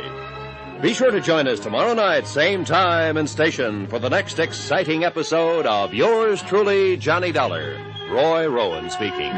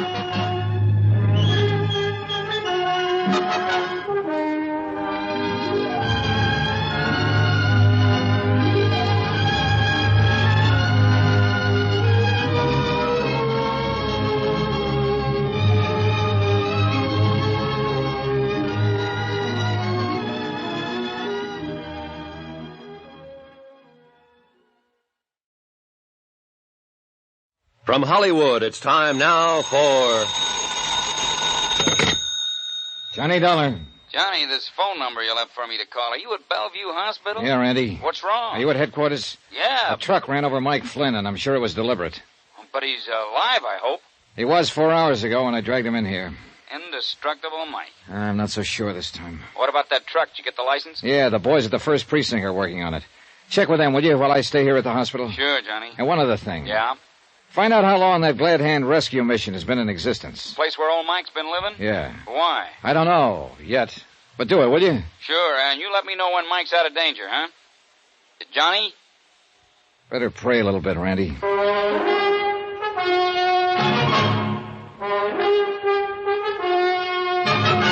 Tonight, and every weekday night, Bob Bailey in the transcribed adventures of the man with the action-packed expense account, America's fabulous freelance insurance investigator. Yours truly, Johnny Dollar.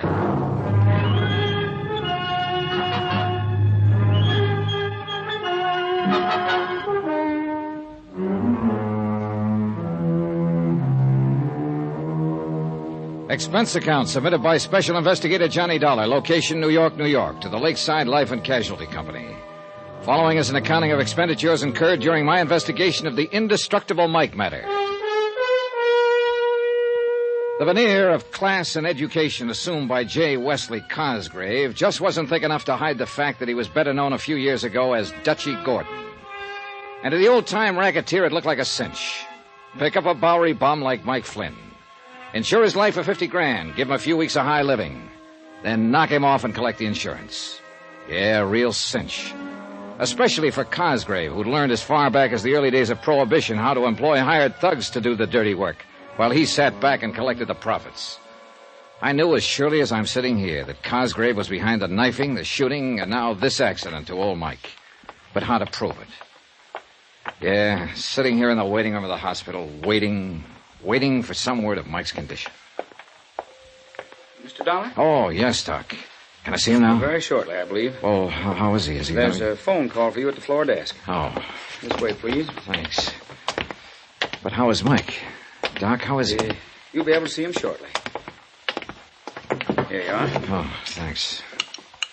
Johnny Dollar. Ah, Mr. Dollar, I was quite sure that you would be there at the hospital. This is J. Wesley Cosgrave. What made you think that? Why, because of the accident to Michael Jeremiah Flynn. How did you know about it? I kept it out of the papers. I find it helpful to know about a lot of things that don't get into the papers. Well, your boy goofed, Cosgrave. Mike is still alive. My boy? You know as well as I do, Dutchy, that one of your mob was at the wheel of that truck that ran him down. You better keep your yap shut, Dollar.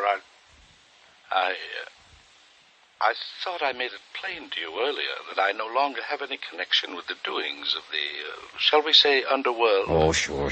As for poor old Mike, I understand it was an accident, very unfortunate. Knock it off, Cosgrave. I was there when it happened. Oh? Yeah. Pretty stupid of a would-be killer to try that with an investigator right next to Mike, wasn't it? Did you see the driver of the truck? Suppose I did. You say he wasn't one of your boys, so what difference would it make to you? Why, none at all. Did you see him? Why don't you worry about that for a while? Again I waited. Sat and waited. And paced the corridor of the hospital. Outside, the sun sank slowly behind the horizon of skyscrapers, and the busy clamor of the day's traffic segued to the softer, muffled, but still busy traffic hum of night. And I waited. And smoked. And waited. Finally, it must have been close to midnight. The nurse led me quietly down the hall and indicated the private room that I'd had set aside for Mike. After brief instruction about not staying too long, she pushed open the door for me and she tiptoed away.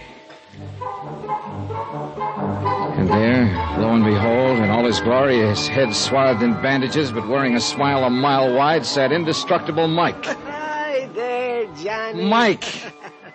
Oh, Mike. You old reprobate. I guess there is something in prayer after all. How about this, Johnny? Isn't this swell? Isn't this the finest place you ever saw? Oh, Mike, you're going to be okay, aren't you? Gonna be? Yeah, I am now. But I guess I had those doctors scared.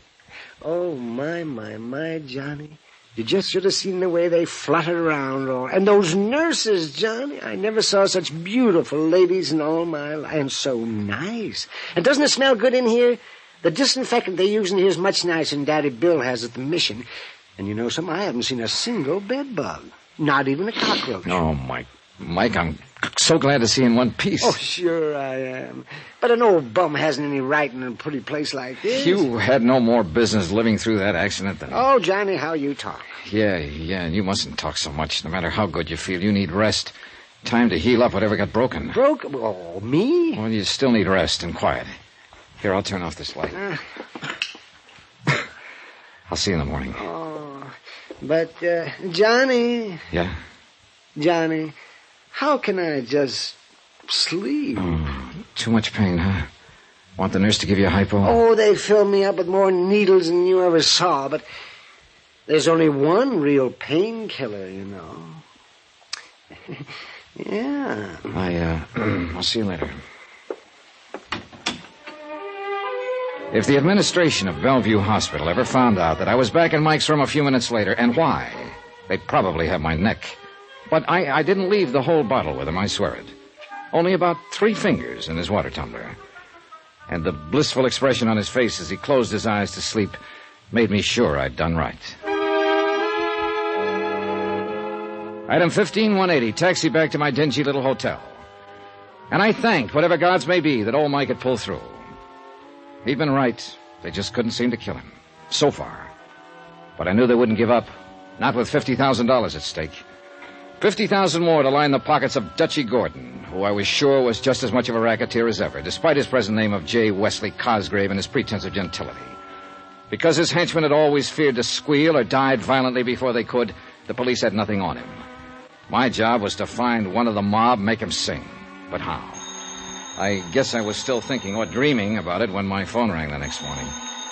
Hello, J. Dollar. This is J. Dollar. Hello.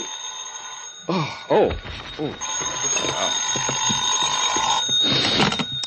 Johnny Dollar. Hey, you still in bed? Mm-hmm. Oh, Randy. Yeah, I thought you were going to call me. Is he still alive? He sure was when I last saw him at about midnight. Well, that's a miracle after what that truck did to him. And say, Yeah? The boys downtown found that truck. Yeah? Yeah, it had been stolen and was abandoned. Did they find any prints on it? Plenty. Whose? Lefty Skillman. Well, have they picked him? Yeah. They found him all right, tied up in a sack floating in the East River. Old-time gangster style. Oh, so help me, I knew that when Cosgrave You found say out... Mike's going to be okay? Randy, he was sitting up in bed, perky as a cockatoo. No. I don't know how he does it. Why, he was all ready to pack up and go back to the Glad Hand Rescue Mission. Huh? Felt he didn't deserve to be in such a nice, clean place as the hospital. Bless his foolish heart. Did you find out anything for me about that flop house? Yeah, that's what I called you about. But you still haven't told me... Well, what'd you find? Well, according to the records, the building was put up in 1901. As a mission? As a piano store, 1901 to 1906. A real respectable place. Then? Well, that section began to degenerate. 1906 to 18 was a cheap grocery store. 18 for 1956. From 1918 to 22 was a second-hand clothing store and a speakeasy till 1929. Keep going, Randy. Well, I guess the Depression knocked that out, because next it was a saloon. How long? Let's see, 1944. That's when William Grover Larkin took over the lease. Daddy Bell. Yeah, that's right. I knew it, Randy, I knew it. Yeah, what? Dutchy Gordon, alias J. Wesley Cosgrave, told me that he'd got a hand from that mission when he was just a kid. Hmm? That would have meant 25, 30 years ago at least. Yeah, it's only been a mission for 12, but... Hey, wait a minute. The lease on that property, when it was a speakeasy, it was in the name of Larkin, too. Add one more fact, Randolph, and you see what I'm getting at. What's that? Your own police files show Cosgrave was still in the rackets in 44. Yeah, but on a charge that we couldn't substantiate. Right. Tie him up. Cosgrave was a rum runner during Prohibition. Daddy Bill ran the speak for him since 1944. Whoa, now, boy. You're trying to build a case on purely circumstantial evidence. All right, but I think I can make it stick. Now, listen. Where does Cosgrave get the thugs for whatever job he's pulling now? If he is. Of course he is. And he gets them out of that flop house. The boys he gives jobs to that are never seen again, remember? Yeah, wow. Hey, maybe it does tie up. Oh, you bet your sweet life it does. At least I'm going to tie it up. Yeah, no. Take it easy, Johnny. Just how are you going to go about it? Well, the first thing I'm going to... Well, hold it. Huh? Well, what's the matter? Somebody outside the door of this room, I think. Hold on, Randy. Yeah, no. Wait a minute, Johnny. All right, what do you think you're doing? Johnny, hello. Whoever hit me with whatever he hit me with wasn't fooling me. In the second before I passed out, I vaguely remember hearing a voice, the voice of the room clerk, shouting at whoever it was, and the sound of footsteps running away. Then blackness, and a dark, heavy throbbing in my head.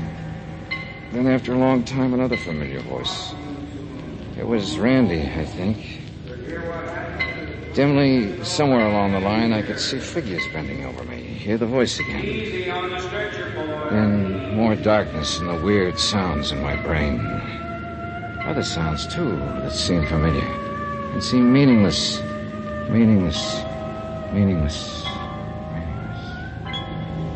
Finally, after an eternity of jumbled sounds and shadows, a cold, bright light pierced into my slowly returning consciousness. And momentarily, I could see a man in white and women in... Yeah, a hospital. These were the doctor and the nurses. I tried to speak to them. I couldn't. But slowly a realization of what had happened came to my muddled mind. Randy on the telephone had heard the attack on me and had brought help. An ambulance had brought me here. For a brief moment, I saw the glint of a needle poised above my arm. Then blackness again. But a soft, quiet, peaceful blackness. Johnny. Johnny. Oh, wow. Well, what is it? Johnny. That's the boy. Wake up. Mike? That's right. Isn't it nice they put you in the same room with me? Yeah. Oh, Mike. Your policeman friend saw to it. And he told me something, Johnny. And he's right. You've got to be careful. They're out to get you, too.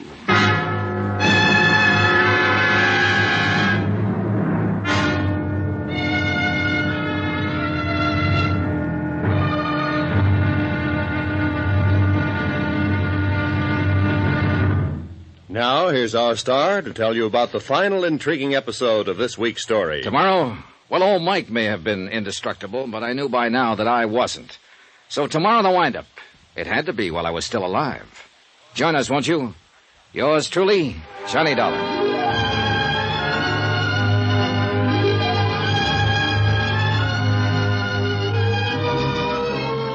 Yours truly, Johnny Dollar, starring Bob Bailey, is transcribed in Hollywood. It is produced and directed by Jack Johnstone, who also wrote tonight's story. Be sure to join us tomorrow night, same time and station, for the next exciting episode of Yours truly, Johnny Dollar. Roy Rowan speaking.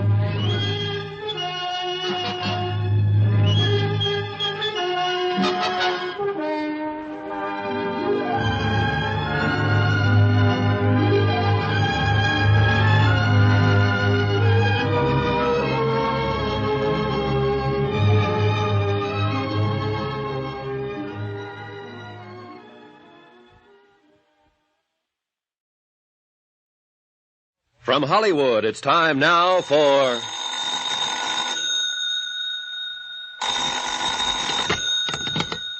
Johnny Dollar. Randy Singer, Johnny. How you feeling? Thanks to you and having got me here, pretty good. Bellevue's a good hospital. I'll be released within the hour, so will Mike Flynn. And? I'm going down to the Glad Hand Rescue Mission to straighten out a few things with Daddy Bill. Sounds to me like it ought to be police business, Johnny. I'll be right over. No, let me handle this alone. You got your gun? You bet your sweet life I have. Johnny? I'll report to you later.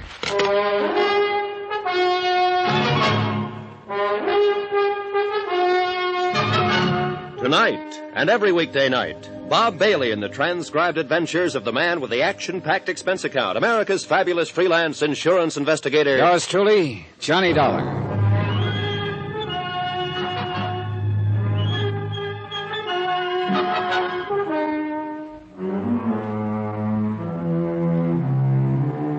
Expense account submitted by Special Investigator Johnny Dollar, location New York City, to the Lakeside Life and Casualty Company.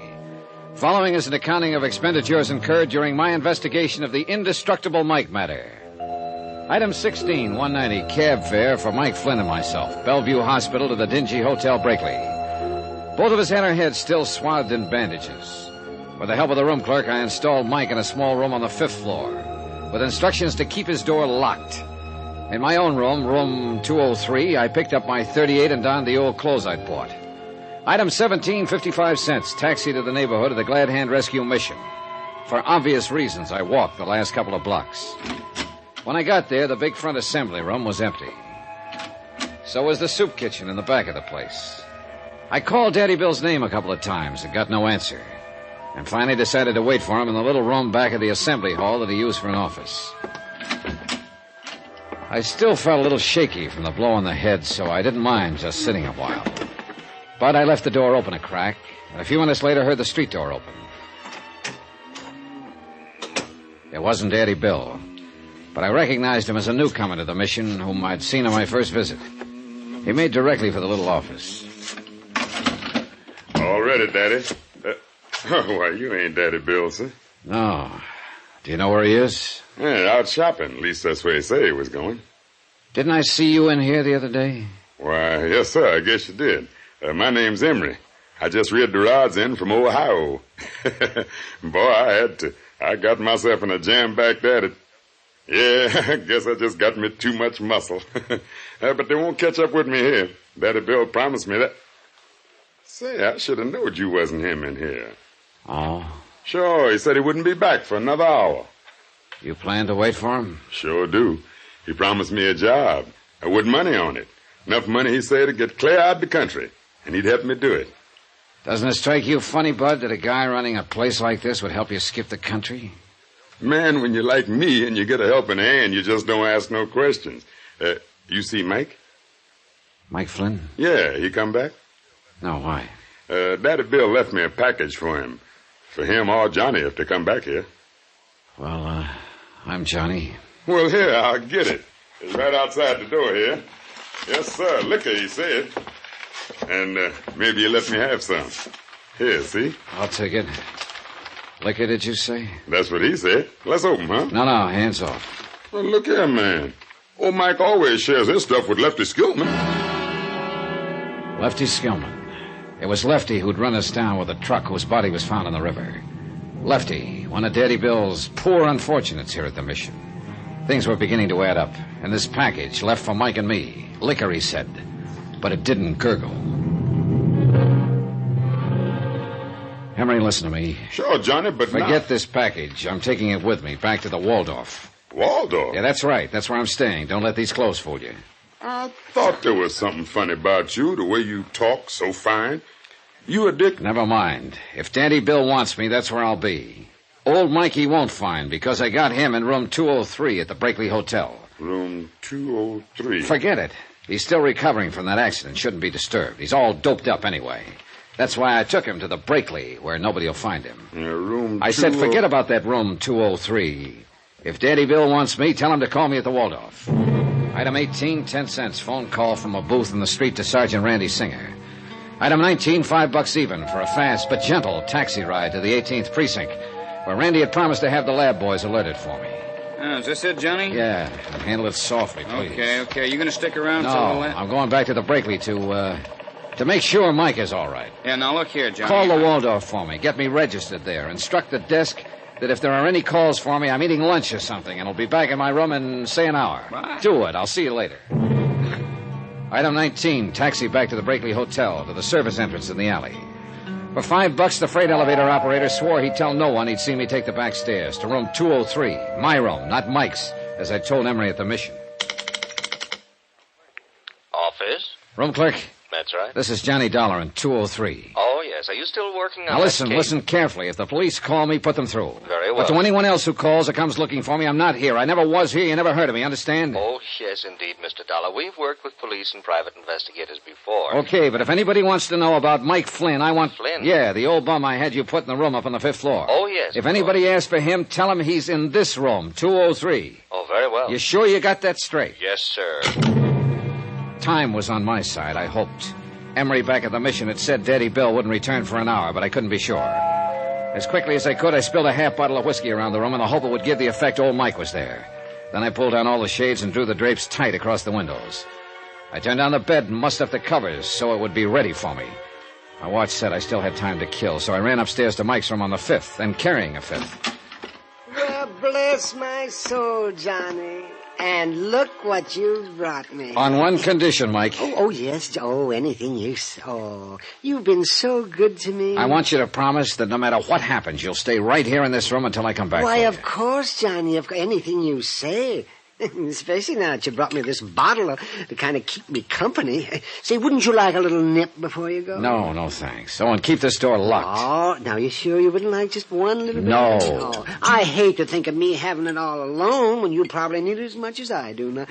Oh, say, Johnny. Yeah? When are you and I going to be able to take these awful-looking bandages off our heads? We'll talk about that later. I got to get back to my room. Yeah, now, you sure I can't tempt I'm you? sure. Now lock this door. All right, Johnny. But if you decide you want a little nip with it... Quickly and quietly, I went back downstairs to 203 and cautiously let myself in, leaving the door unlocked. Nobody been there. I'd made it in time. But now all I could do was wait.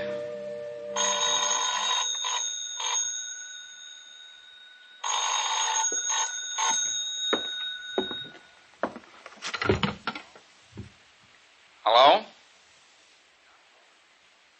Johnny? Yeah, Randy. Better make it fast. Oh, what's the matter? What'd you call about? That pretty little package you dropped off for the lab lads? Yeah? You sure were right about it. A bomb, huh?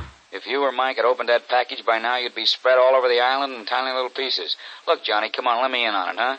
What are you up to down there? I'll tell you when it's all over. That is, if what I think is going to happen does happen. You sure you don't want some help? No, I think I can... Gotta go. I'd heard footsteps out in the hall. Quickly, I slid into the bed, leaving nothing but my heavily bandaged head showing. The footsteps passed. And then, far down the corridor, I heard a door open and close. I lay still and waited. And lying there thinking, I began to wonder if I'd been right in turning down Randy's offer of help. Yet how could he help with a... Footsteps again. And this time they stopped outside my door.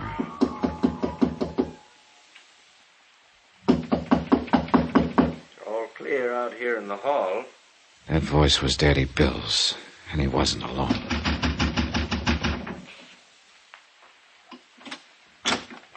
Mike? Mike? You want on the light? Mike? Oh, he's in here, all right. Smell that booze? He's there on the bed, asleep. You mean drunk? Close the door. Hey, see him? Dead to the world. Are you sure this is going to be safe, Dutchie? Why do you suppose I took so long to case the joke? Yeah, but what about Dollar? I told you, Bill, at the Waldorf. You sure? You talked to him? No, he was in the coffee shop. Now, shut up, get this over with. Yes. Always we do the dirty work for you. All right, this one I'll do myself. Who's... Shut up. Johnny. Oh, Johnny. Wait a minute, that's Mike. And who's on that bed? Shut up. All right, Dollar. You can get up out of that bed and take it in the chest or lay there and get it in the back. All right, Cosgrave. Dutchie. Both hands up high. Drop that gun. Sure. Johnny. Shut him up out there, Bill. Yeah, Daddy Bill. Shut quiet, Dollar. You'd better do something, Cosgrave. You'll have two witnesses. The man who always kept his skirts clean, huh? Quiet. Bill, let him in. We'll knock them both off, make it look like a fight between them. Something... No, wait, boss, we... Johnny, is something... I'm coming in. Oh, no, you Get back,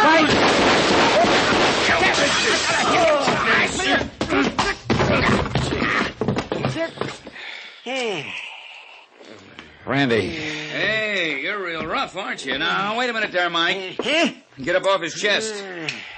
I want to see what your dear friend Daddy Bill looks like. Oh, What'd you hit him with, anyway? oh dear. The poor bottle's all broken. Best thing could happen to you, Mike. So this is Dutchie Gordon, alias J. Wesley Cosgrave. He won't be for long. What? Well, what's that, Daddy Bill? You feeling better? He always hung it on somebody else. What are you talking about? Lefty, shorty, all of them. This one he'd have hung on me. Well, not this time. That gun! Look out! Thanks! Put it down! Randy? Cosgrave, dead as a doornail. And when Daddy Bill comes to after that sock on the chin, you can tell him he's cooked his own goose. My.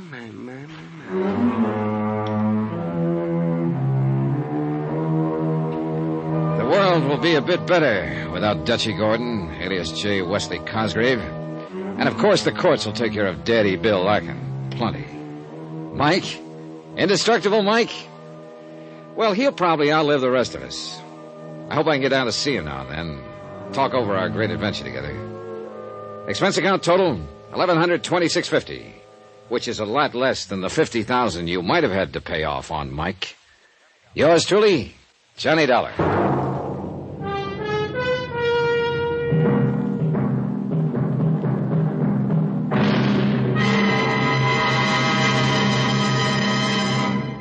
Now, here's our star to tell you about next week's intriguing story. Next week, the heady romance of moonlight on a lonely beach in Mexico.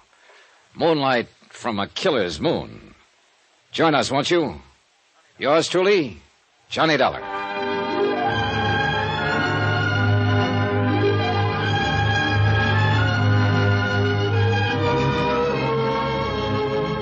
Yours truly, Johnny Dollar, starring Bob Bailey, is transcribed in Hollywood. It is produced and directed by Jack Johnstone, who also wrote this story. Heard in this week's cast were Howard McNair, Lawrence Dobkin, Harry Bartell, Herb Vigran, Alan Reed, and Roy Glenn. Musical supervision by Amerigo Marino and Carl Fortina. Be sure to join us on Monday night, same time and station, for another exciting story of yours truly, Johnny Dollar. Roy Rowan speaking.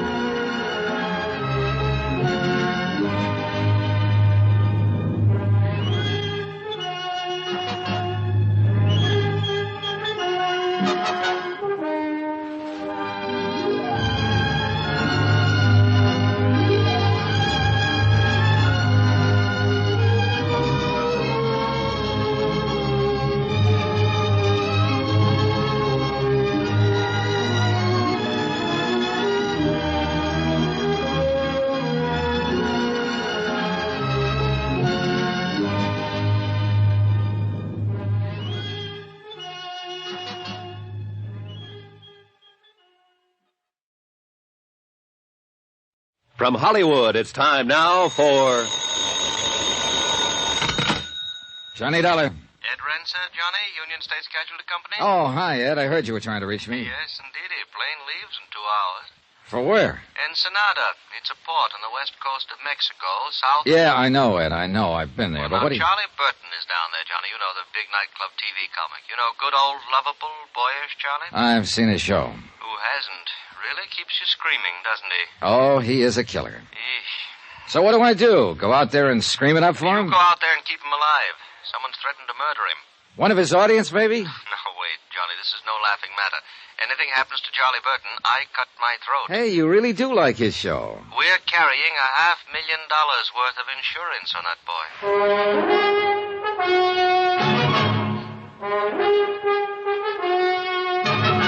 Tonight, and every weekday night, Bob Bailey in the transcribed adventures of the man with the action-packed expense account, America's fabulous freelance insurance investigator. Yours truly, Johnny Dollar.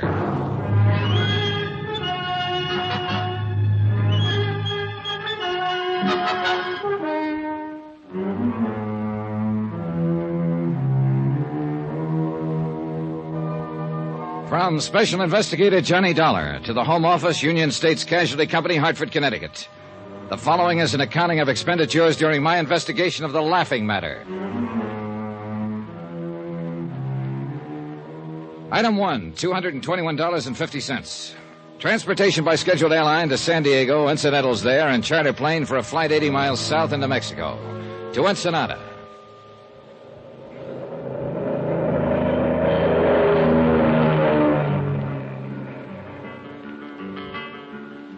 Item 2, $1.90. Taxi from the plowed ground airstrip to the Carrara marble foyer of the plush Balboa Beach Hotel.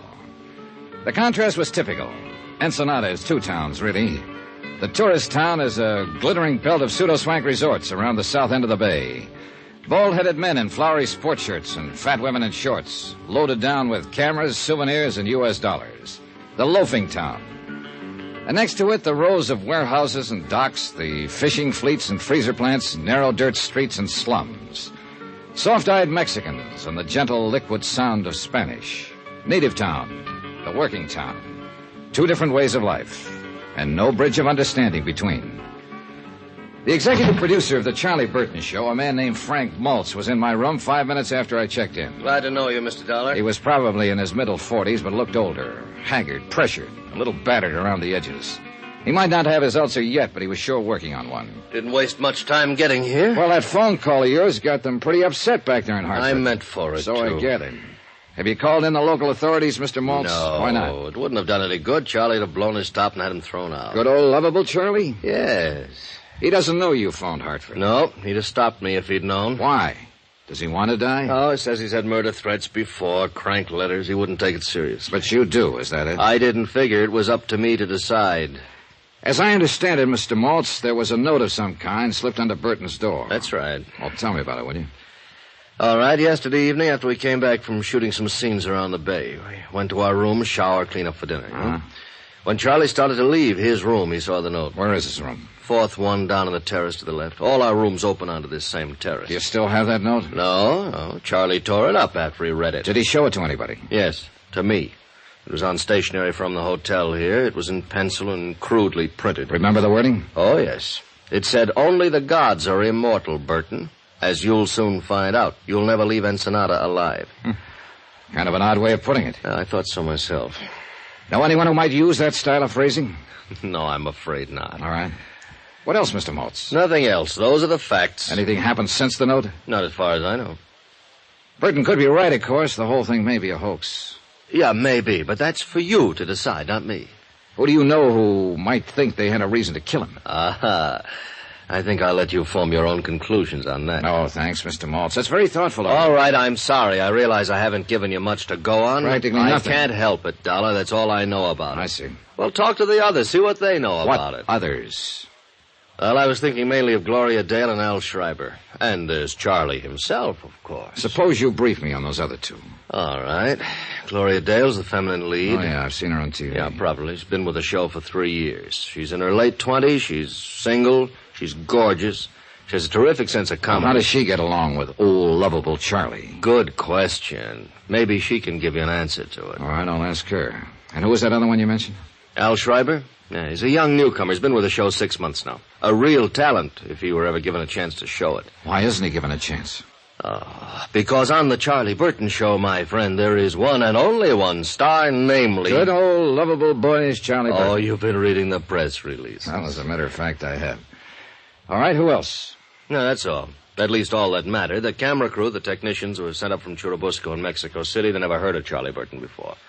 And we haven't had much of any contact with anyone here in town.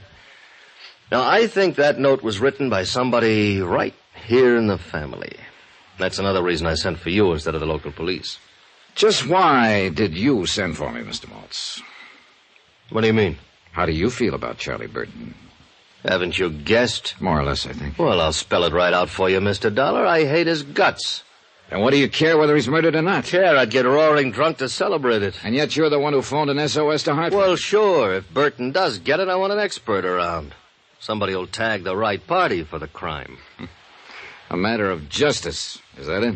Why not? Oh, because it's usually just a word people talk about. What they really want is to win. Is that what you want, Mr. Maltz? Very funny. You ought to go on television. No, I'm waiting till they perfect it. I feel the same way about murder. So the legend of lovable Charlie was starting to crack. One person at least didn't love him, Frank Maltz, his executive producer. And there was something else besides hate in Frank Maltz's eyes, a weariness or bitterness, something I couldn't quite place. I filed the thought for the moment, took time to shower and change, and went looking for another pair of eyes, a prettier pair. And I found them, alone on the terrace with their owner. They were turned toward the west, toward the last golden edge of the sun as it sank into the Pacific. They were big and blue, and very lovely. Hello there. How are you, Miss Dale? Miss... I'm Johnny Dollar. I just got in from Hartford, and I've been talking with Frank Maltz. Oh, you must be with the advertising sponsor. No, I'm an insurance investigator. Huh? Yes, I'm here in regard to that threatening note that Mr. Burton received. Oh, that. You've heard about it, then? Oh, we all heard about it. Interminably. From Burton, you mean? Who else? Oh, he paced and posed and beat his breast. He wept and stormed and shouted at us. Harangued, accused, and monologued us. Our base ingratitude after all he'd done for us. Done to us, he should have said. That one of us, a viper in his bosom, should stoop to such a practical joke on good old luck. If it was a practical joke, what are you doing down here? You think it was a joke, Miss Dale? I don't, but Charlie himself said... Do you mean somebody really meant that threat? Maybe. Well, what do you know? Any idea as to who might have written it? Sure. Anybody who knows him. Is he that bad, actually? Mr. Dollar, you've heard the expression, horrid old man. Yeah. Well, if Charlie Burton worked for years to improve himself, I mean really tried, eventually he might lift himself up high enough to be a horrid old man. Well, if it's like that, why do you stick around? Why do I? Because I signed a contract last year during an emotional crisis. And it's got 2 more years to run. Break it. Breathe a little clean air for a change. I'd be dead professionally, and that's about all I've got in life now. Professional career, such as it is. Same thing apply to Frank Maltz? Yep, contract. Executive producer is just a title. The Charlie Burton Show is owned by Charlie Burton, lock, stock, barrel, and the souls of the employees. Something of a dictator, huh? Egomaniac. He's a pre-adolescent paranoid with the ethics of a rattlesnake and the jealous instincts of a Turkish harem master. Oh, forgive me, Mr. Dollar. I had that line in a play once, but it still fits him. Tell me the truth, Miss Dale. Did you write that note? I'm a female comic, Mr. Dollar. So? So who can write? Gloria. Out here, Al, on the terrace. Al Schreiber, have you met him yet? No, but I've got him on the list. That may turn out to be quite a list before you're through. Downstairs bar at 7, honey. That's what you said. Downstairs bar at 7. Yeah, I know. I'm going in and change right now. Al, this is Johnny Dollar, Al Schreiber. Hello, Al. How are you? Glad to see you. Mr. Dollar's an insurance investigator. He's here about that murder threat Charlie got.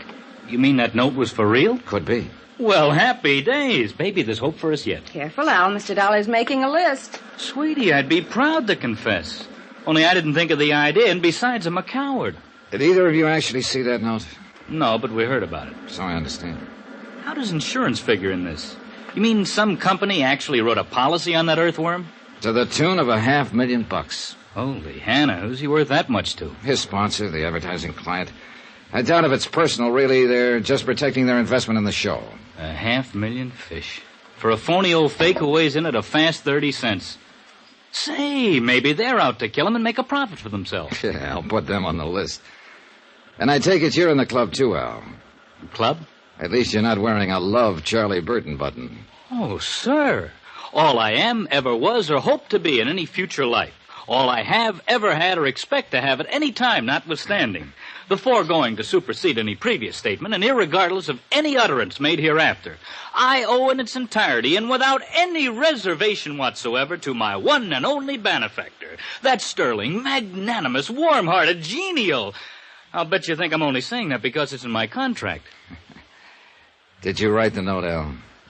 I don't know what to say until I check with my writers. Yeah, I have the same problem with my underwriters. Say, that's not bad, Mr. Dollar. You know, you ought to try television. I'm waiting till they perfect it. Item 3, 80 cents, 1 drink. I had it sent from the bar and sat on the terrace alone and drank it. I watched the sun die in the west and let the soft night creep out of the hills of Mexico and sink down over me in gentle folds. Then I saw a man slip from the shadowed shrubbery and move cautiously up the terrace, a pale ghost dressed in the white cotton of a peon worker. As I came quietly to my feet, a girl ran from inside somewhere, clung to him, and stopped him. They argued fiercely for a moment and guarded Spanish. Then the man turned and saw me and vanished into the darkness of the hotel gardens. The girl faced me for an instant, with eyes like frightened doves. Then she, too, turned and fled. But I'd recognize her. She was the hotel maid who'd brought ice to my room when I first arrived. So it was a lover's meeting, most likely. And yet, the man, before she stopped him, had been heading across the terrace toward Charlie Burton's room.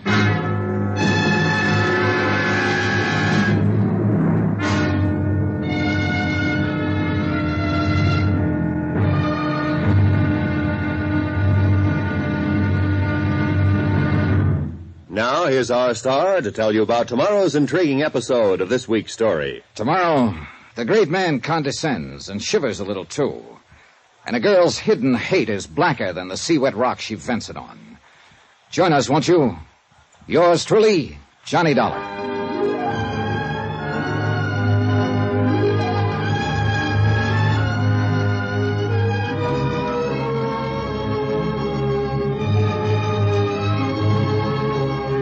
Yours truly, Johnny Dollar, starring Bob Bailey, is transcribed in Hollywood. Written by Les Crutchfield, it is produced and directed by Jack Johnstone. Be sure to join us tomorrow night, same time and station, for the next exciting episode of Yours truly, Johnny Dollar. Roy Rowan speaking.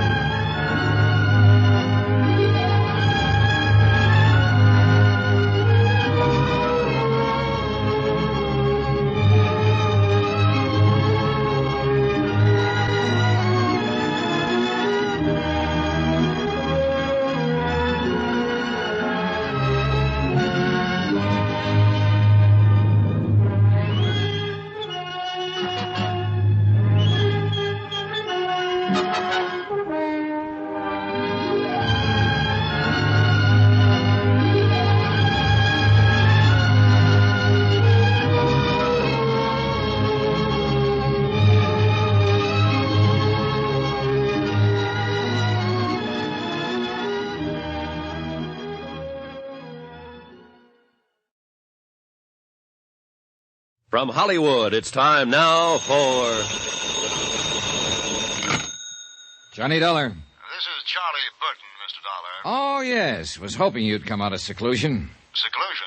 I arrived in Ensenada at 4 o'clock this afternoon. It's now 10 p.m., and I still haven't been able to see the man I'm supposed to protect. I did not invite you here, Mr. Dollar. I do not need any protection. Well, my insurance company doesn't agree with you, and they've got $500,000 riding on your life. Look, my life has not been threatened. That note was a mere bit of buffoonery perpetrated by one of those nearest and dearest to me.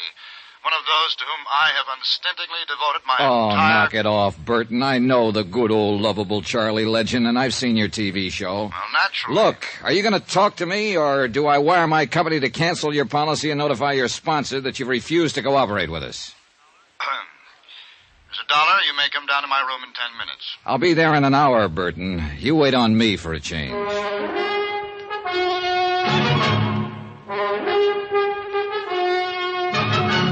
Tonight, and every weekday night, Bob Bailey in the transcribed adventures of the man with the action-packed expense account, America's fabulous freelance insurance investigator. Yours truly, Johnny Dollar.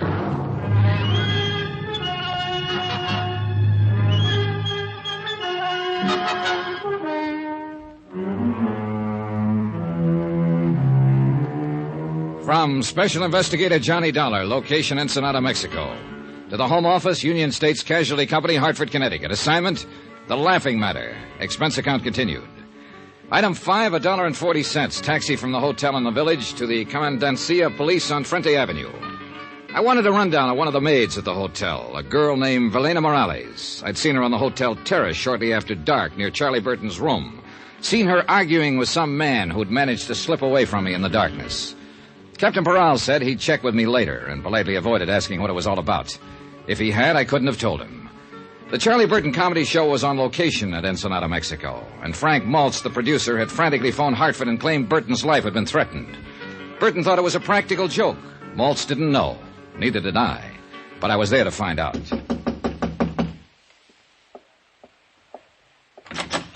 Hiya.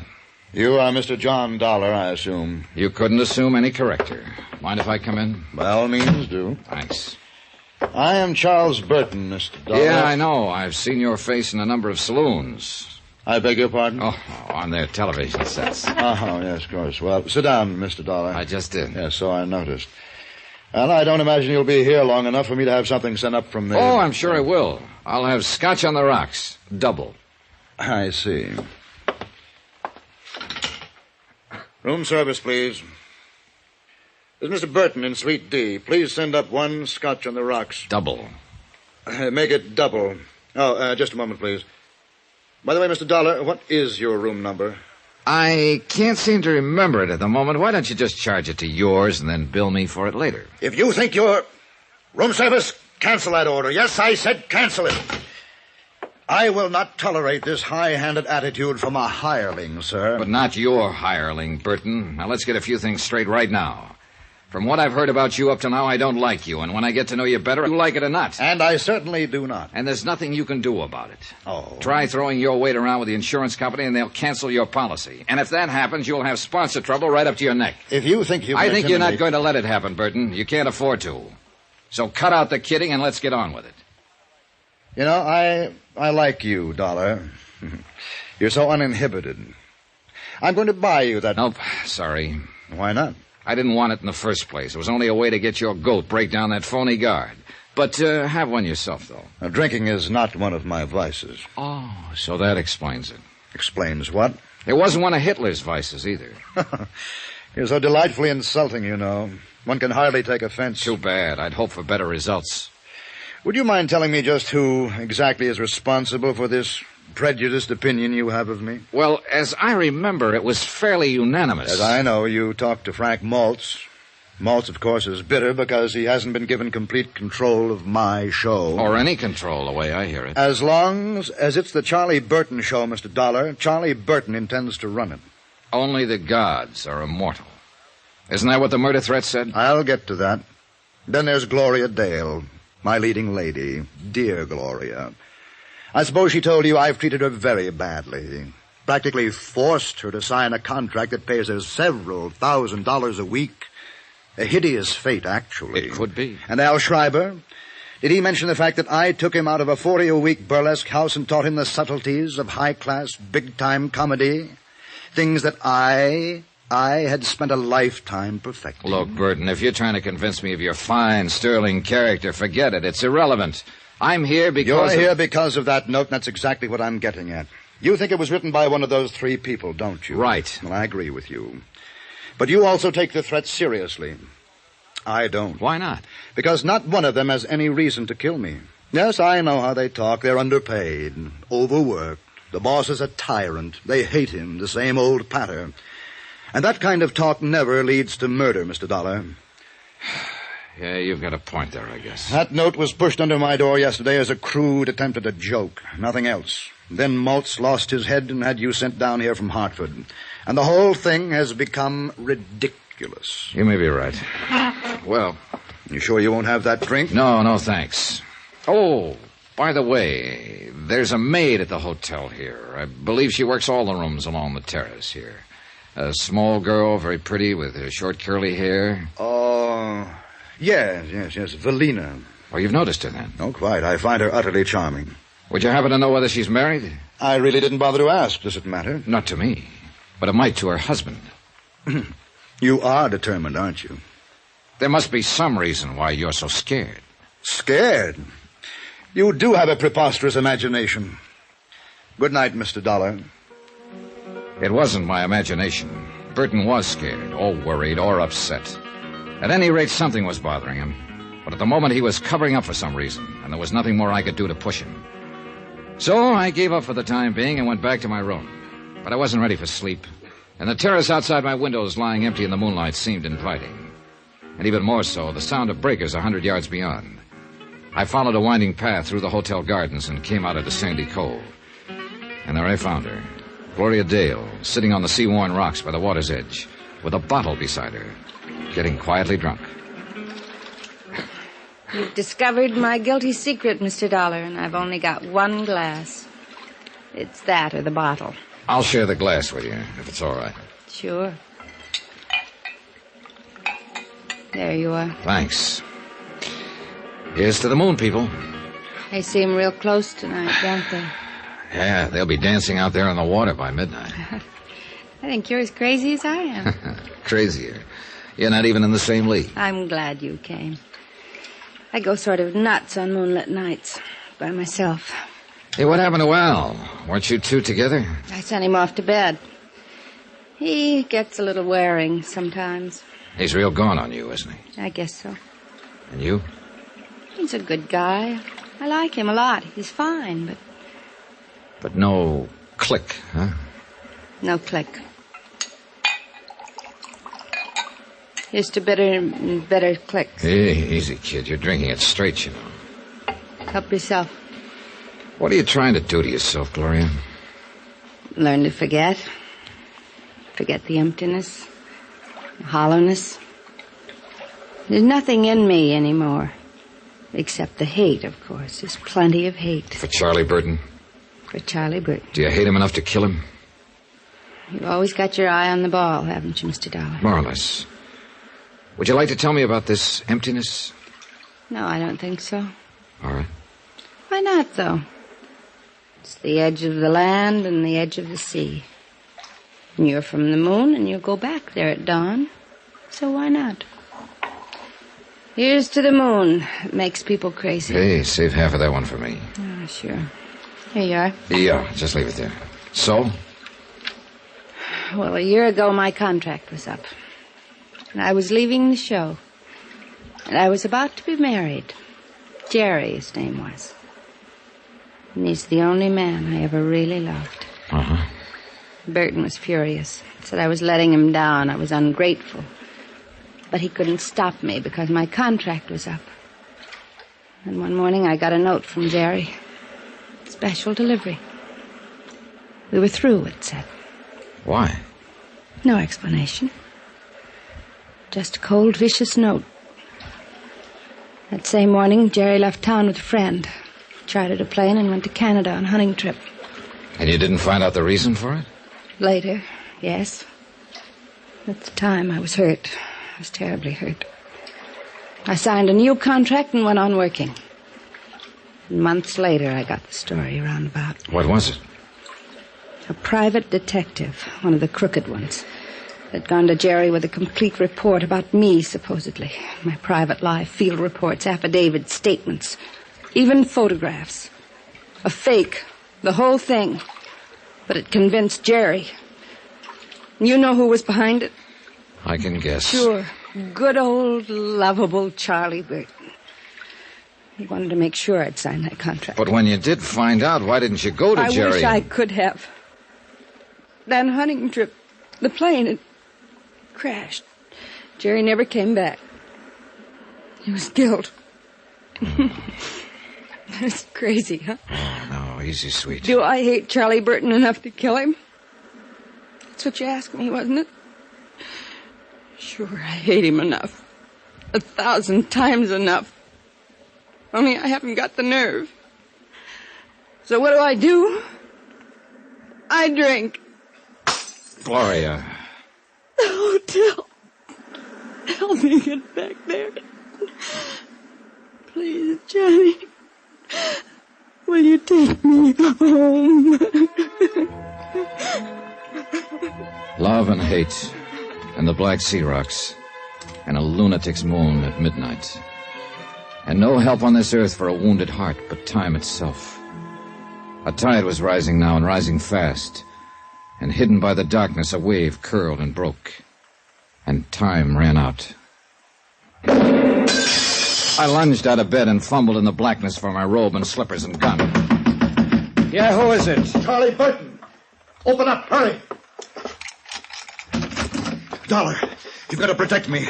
Somebody took a shot at me through my window from the terrace. Oh, it was probably just a crude, practical joke. Joke? Joke? This is no laughing matter. Don't you understand, Dollar? Somebody's out to kill me.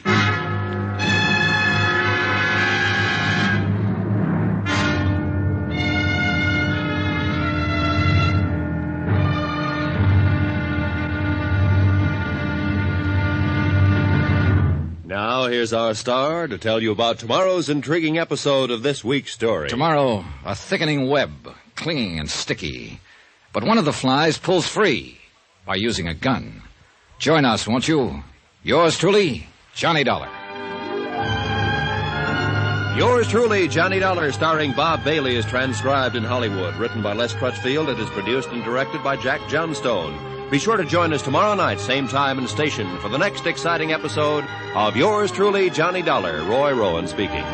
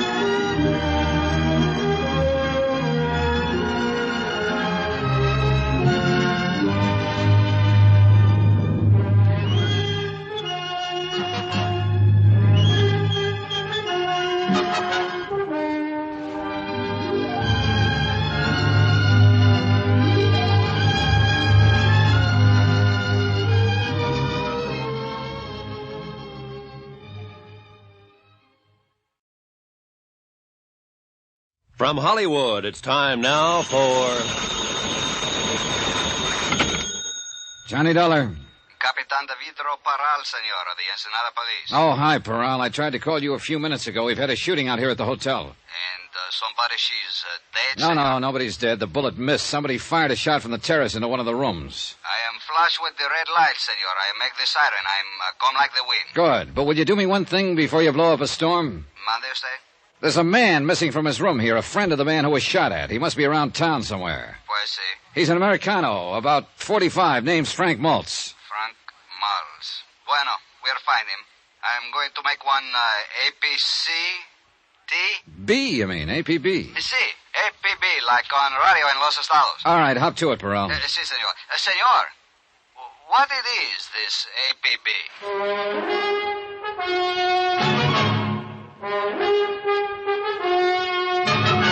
Tonight, and every weekday night, Bob Bailey in the transcribed adventures of the man with the action-packed expense account, America's fabulous freelance insurance investigator. Yours truly, Johnny Dollar.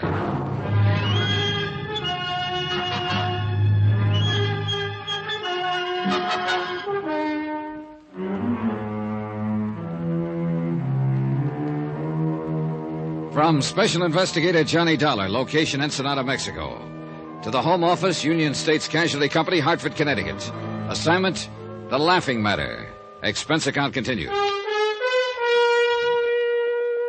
Item 6, $1, a pot of coffee from the hotel kitchen, special. It was 1 a.m. I'd been half asleep when the shot was fired, and I hoped the coffee would help get me at least half awake. I hadn't expected it to happen that way, and neither had good old lovable Charlie Burton, America's favorite TV comic, according to his press agents. Charlie had called it a joke, but he wasn't laughing now, and neither was I. Charlie's life was insured for $500,000, payable to his sponsor. Where he is, senor, this man who was get shot? He didn't get shot, Parral. He got shot at. Pues sí, it's what I wish to say, but the tongue is not make English too good. Well, you're doing fine. The manager gave Bert another room, inside, away from the terrace here. He's probably got the door locked and the furniture piled in front of it. Mande? I mean, he's scared. Very scared. Comprende? Oh, sí. Él tiene mucho miedo. Yeah, I guess so. Now, according to his story, he was asleep, here on this side of the bed. Someone fired the shot from outside on the terrace. It broke the window there. And the bullet lodged here in the bed, about 6 inches above Burton's head, where he was lying on the pillow. Sí, yo puedo verlo. And then he is wake up quick. He is Is no see nobody, senor? Is no hears nobody? No, he was too scared to know. He jumped out of bed, ran down the inside corridor, and banged on my door. I searched the terrace right away and didn't find a thing. And these other people which are work for him to make the television, they are also having room which are close to this? Peral, your tongue may not make the English too good, but there's nothing wrong with your head. Mandusted? I mean, you're okay, amigo. You're a good cop. Gracias, senor. Yes, any one of them could have fired that shot. And they are big which ones, these people? Well, there's Frank Maltz. He's the producer of the Charlie Burton show. He's the one who was missing from his room, the one I asked you to locate. I see, you say. Then there's Gloria Dale. She's the feminine star of the show. She's in the third room down. She is in the room of her when the shoot was fired? Yeah, she'd gone to bed. I had to beat on the door to wake her. She hadn't even heard the shot. She'd been pretty upset. She'd been drinking earlier. See? It's always the same. These Americanas ladies which have come to Ensenada, always they are drink too much. You may be right. Anyway, the third member of the group is Al Schreiber, second room down. He's an actor, too. And where he is when these things happen? In bed, so he says. The shot woke him up, and he came out into the corridor while Burton was banging on my door. And these are all, senor? Yep, that's the bunch. Which one you think is not like this, Charlie? Every single one of them hates him. Then there's another possibility, too. That girl I asked you to check on earlier, the maid who works here at the hotel. You see, la señora Evelina Morales. Pues we're looking, but we are not find her yet. Oh? Ella no está en casa. She are no at her house, señor. Oh, I see. Ni el marido tampoco es. Also the, how you say, her husband is gone. Oh, then she is married. Oh, sí, señor. You're still looking for her, aren't you? Pues sí, señor. No tenga cuidado. It's no big town, Ensenada. We are find her too soon now. I think es por mí, yo creo. I am tell the manager I was here. La policía acá. Sí, capitán de vidro Paral. ¿Dónde? Bien, sí. Muy bien. Bien, adiós. This man you are say have disappeared, señor. Frank Maltz? He was now be found. Where is he? Es un cantina, a nightclub. It's called the 21. 21. Where is it? In town somewhere? You see, it is a, how you say, senor, it's one big hot spot.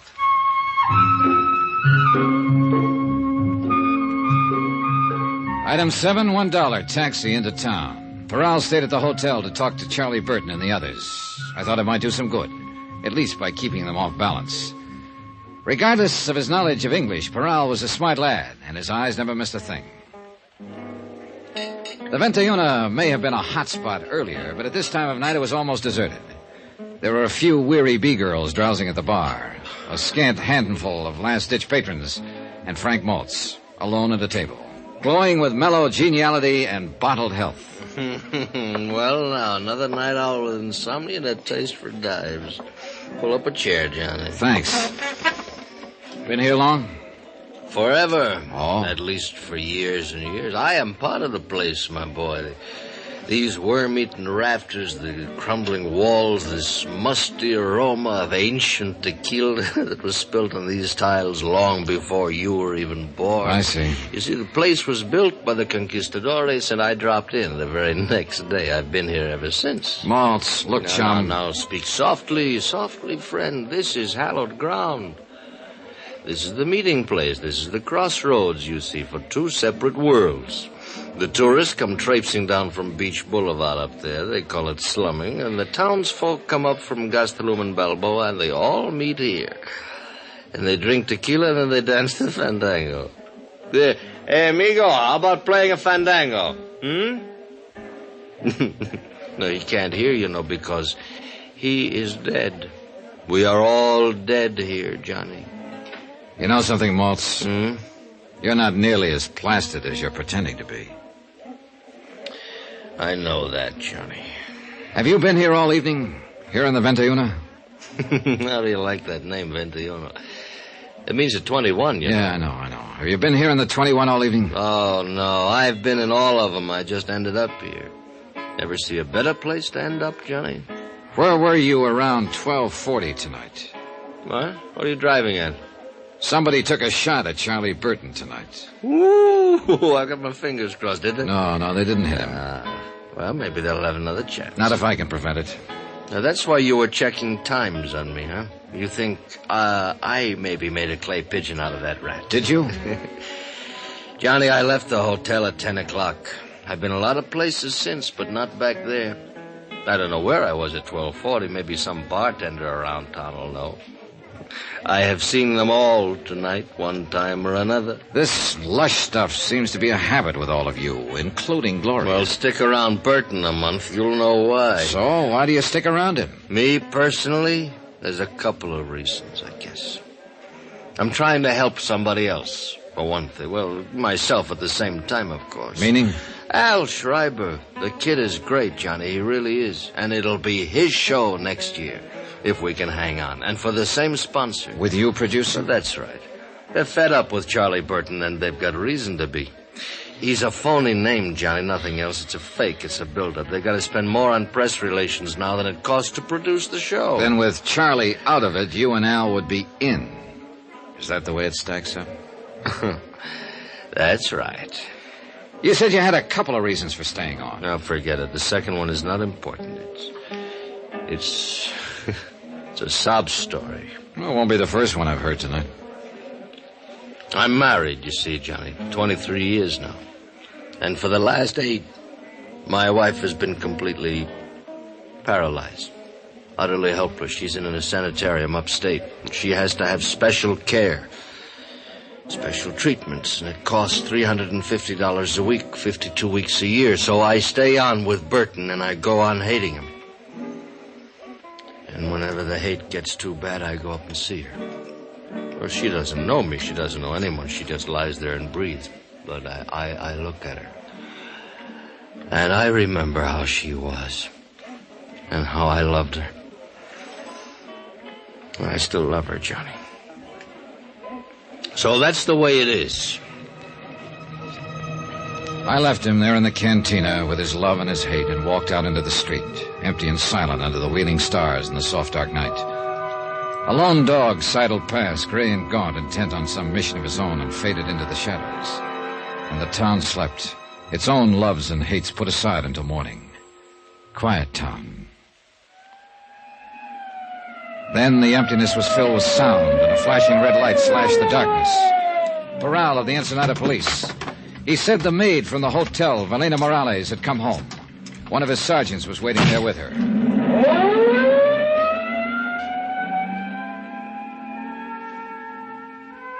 Buenas noches, senora. Buenas noches. The tiny room was lit by a flickering oil lamp, and a candle burned beneath a crucifix on the wall above the bed. Cement floor and adobe walls, bare and clean, like the cell of a nun in a convent. ¿Y su hombre? ¿En dónde está él? Yo no sé. She was young, ¿Qué le pretty, importa? and at the moment very ¿Dónde estabas frightened. tú más temprano? En la casa de una amiga. ¿Por qué me preguntas? Espérate, señora. Hace poco un trato a matarle a un señor. Allá en el Hotel Balboa. ¿Qué dices? ¿Cuál señor? Un americano. El señor Carlos Burton. Ay, de mí. ¿Qué tengo yo que hacer? She talked, Ya no hay half remedio. crying, and ¿Quién sabe Parral qué vamos a translated. hacer ahorita? Charlie Burton, Y ahora no old, hay lovable remedio. Charlie, had been bothering her, annoying her at the hotel. Que él nomás hablaba She tried to avoid him, porque creía que but had made the mistake of telling her husband.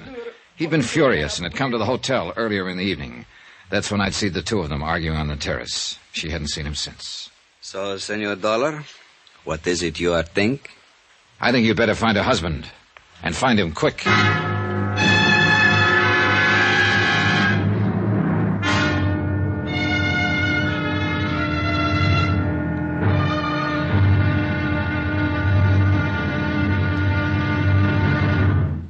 Now, here's our star to tell you about tomorrow's intriguing episode of this week's story. Tomorrow, death tries once more, and this time doesn't miss. But death, you know, is blind. Join us, won't you? Yours truly, Johnny Dollar.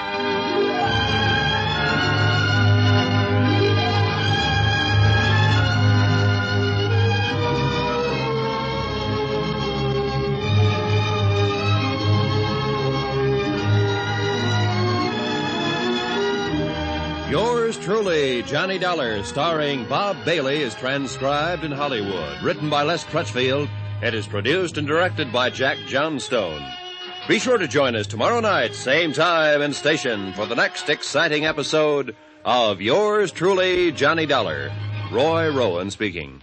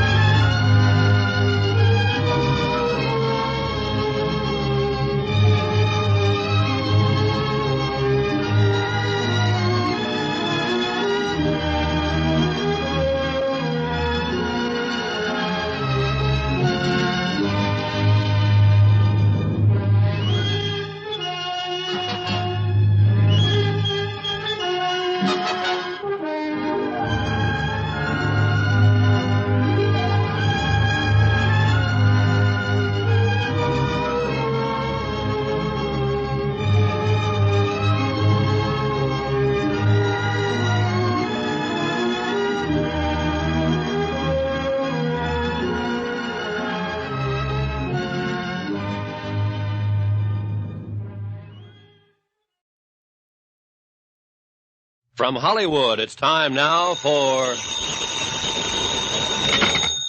Johnny Dollar. This is Charlie Burton speaking. Oh, morning, Burton. So you're still alive, huh? If that was an attempt at humor, it was entirely out of place. Well, it's early yet. I'm the comedian, and I'll make the jokes. Your job is to protect my life. Don't tell me you've been shot at again. This time of morning? Boy, whoever it is really must hate you, Burton. Dollar, so help me. So help you nothing. You may be good old lovable Charlie to 40 million television viewers, but to me you're just a pain in the neck. I'll remind you. To my client, you're worth $500,000 because he was fool enough to write an insurance policy on your life, but not to me. My price on you is a fast 3 cents, give or take a couple. My life has been threatened. Sure, and that's why I'm here. But yesterday, when I tried to get you to cooperate, you called it a practical joke. Well, I'm not calling it that now. No, because somebody tossed a bullet at you last night and scared the living pants off of you. Well, call Captain Peral of the Ensenada Police. Mr. Dollar. Look, I need another hour's sleep, so don't phone my room again before 9 o'clock. Goodbye.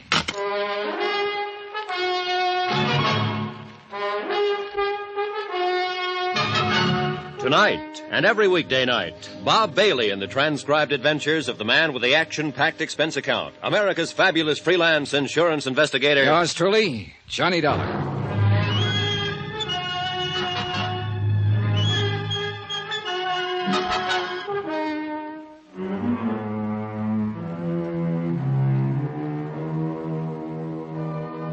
From Special Investigator Johnny Dollar, location Ensenada, Mexico. To the Home Office, Union States Casualty Company, Hartford, Connecticut. Assignment, The Laughing Matter. Expense account continued. Item 10, 50 cents, room service on a glass of orange juice.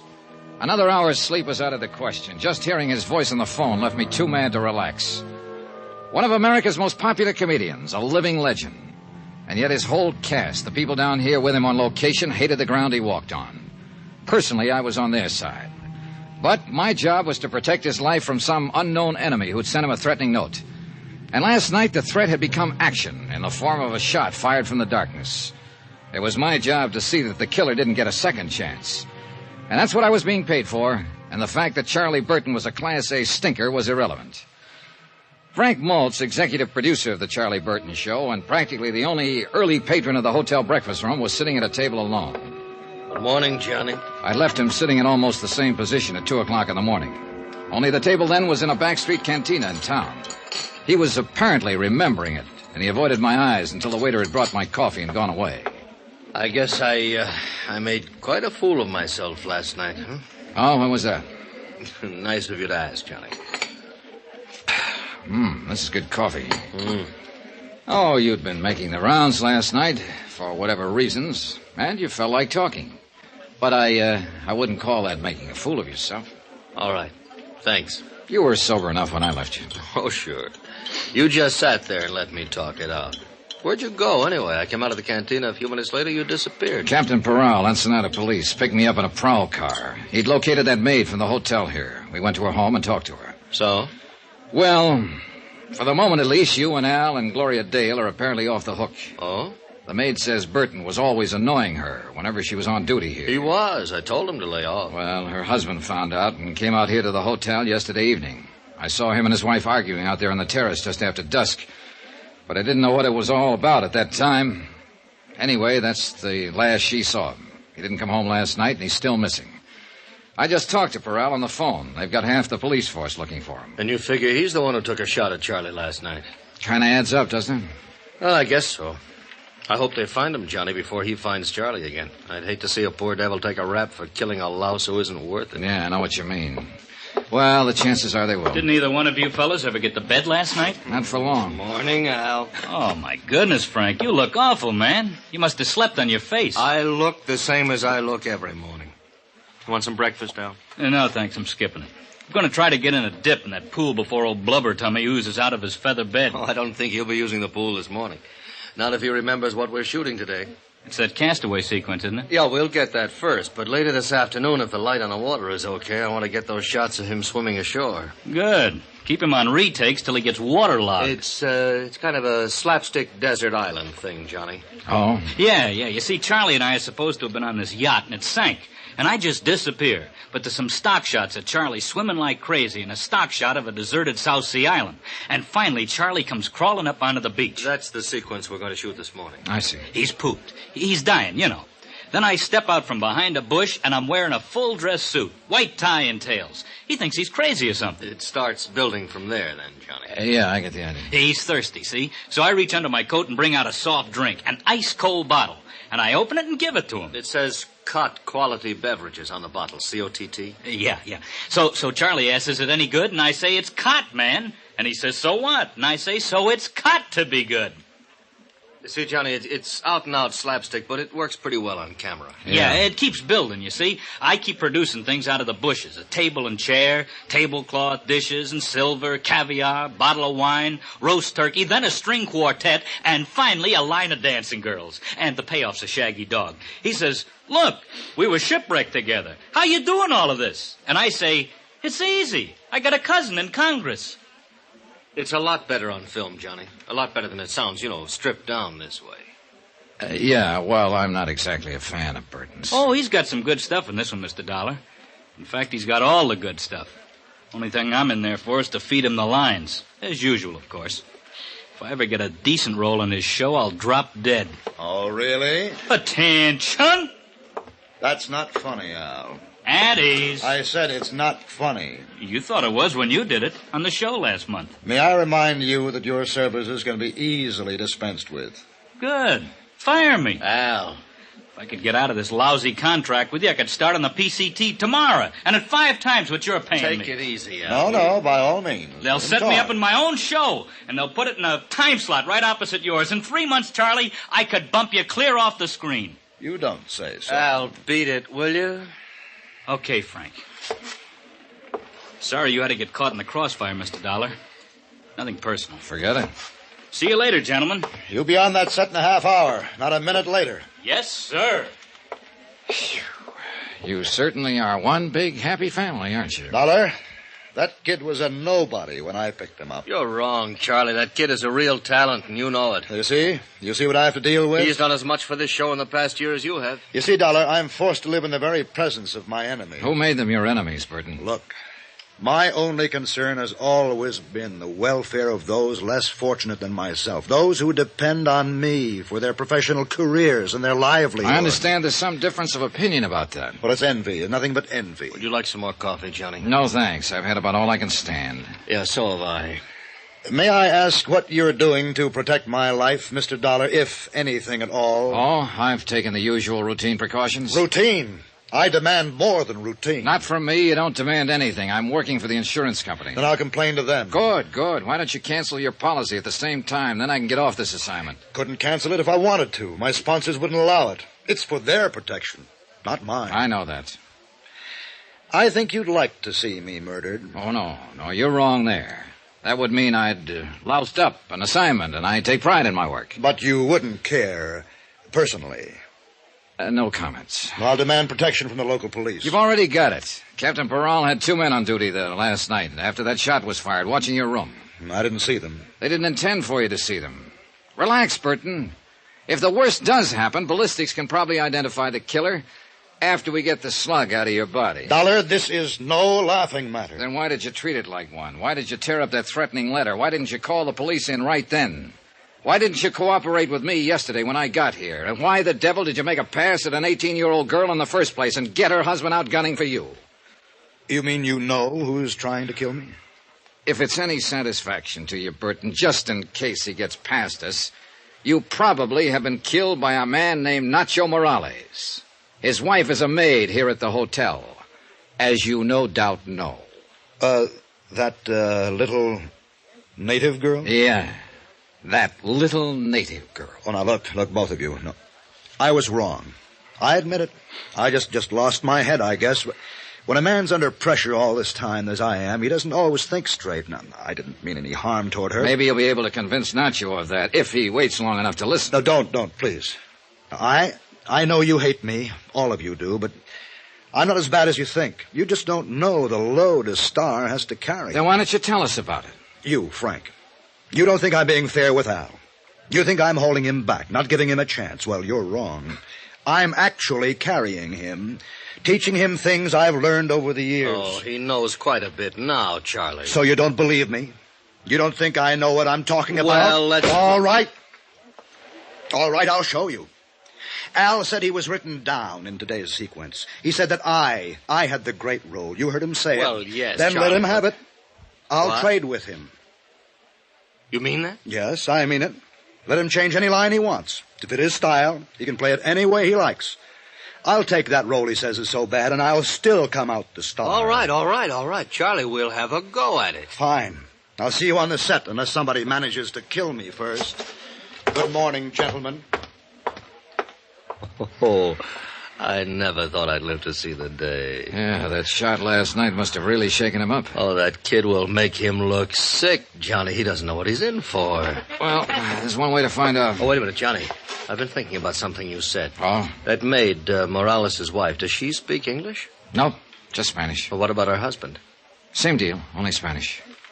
Well, but the note, Johnny, the murder threat Charlie got, that was written in English. Yeah, I know. The South Sea Island set was built on the beach at the far end of the bay. The technicians and the rest of the cast were already there when Maltz and I arrived, and they started shooting 15 minutes later.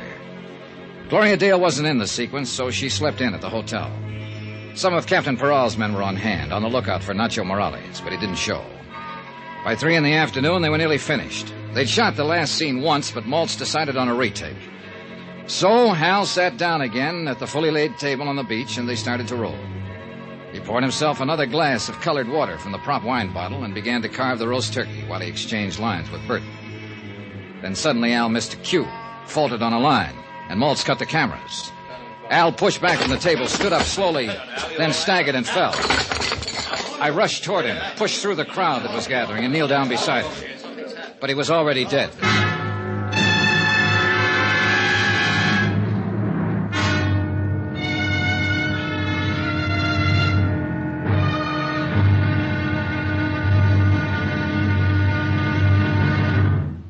And now, here's our star to tell you about the final intriguing episode of this week's story. Tomorrow, a frantic game of musical chairs with every player desperate. Because the loser in this game gets the electric chair. Join us, won't you? Yours truly, Johnny Dollar.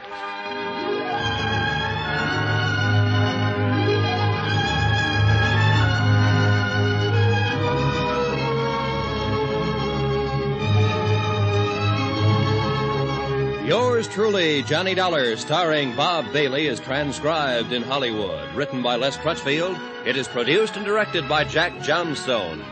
Be sure to join us tomorrow night, same time and station, for the next exciting episode of Yours truly, Johnny Dollar.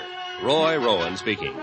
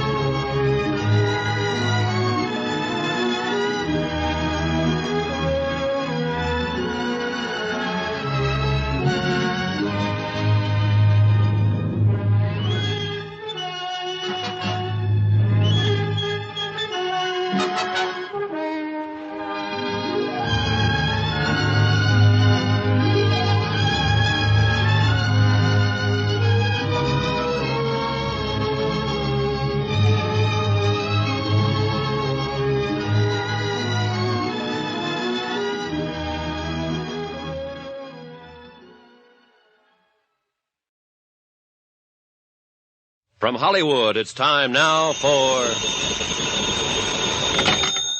Johnny Dollar. Would you ask John... Oh, it is you. Was there some doubt about it? No, but I was phoning Captain Peral. He's out of his office at the moment. What's the matter, Burton? Somebody shooting at you again? That's not funny, Mr. Dollar. Who's laughing? A man's been murdered, you know. And I think that's anything but a laughing matter. I said, who's laughing? And except for the whims of fate, it might well be me lying dead at this moment. And that's really why you're upset, isn't it, Burton? Because it might have been you. You're not really concerned about Al's death. I was extremely fond of the boy. You were no fonder of him than he was of you, so save that good old lovable Charlie business for your television audience. I never did buy it myself. Dollar, may I remind you that your position... I know my position in it.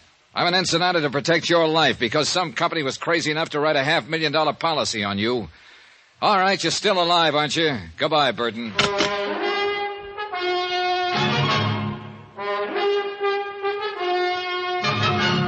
Tonight, and every weekday night, Bob Bailey in the transcribed adventures of the man with the action-packed expense account, America's fabulous freelance insurance investigator. Yours truly, Johnny Dollar.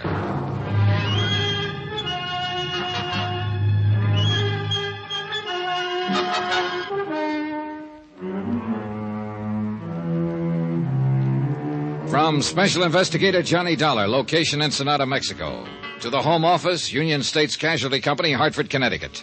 Assignment, The Laughing Matter. Expense account, final page. Item 12, 50 cents, 2 bottles of beer, one for myself and one for Capitan Peral. We sat in his office in the Comandancia de Police and drank them slowly and watched the sun sink behind the headlands across the bay. And we waited. The daytime heat reluctantly loosened its grip, and the town, pushing off the lethargy of afternoon, stirred to the quickened pace of evening. A sprinkling truck passed slowly, sweeping the dusty, rutted street with a spurting broom of water. Gleeful kids ran out behind it and splashed in the puddles, squealing happily. Spanish squeals they were. The Comandancia is off the tourist beat, and all the while, somewhere back inside the building, an autopsy surgeon worked on a corpse.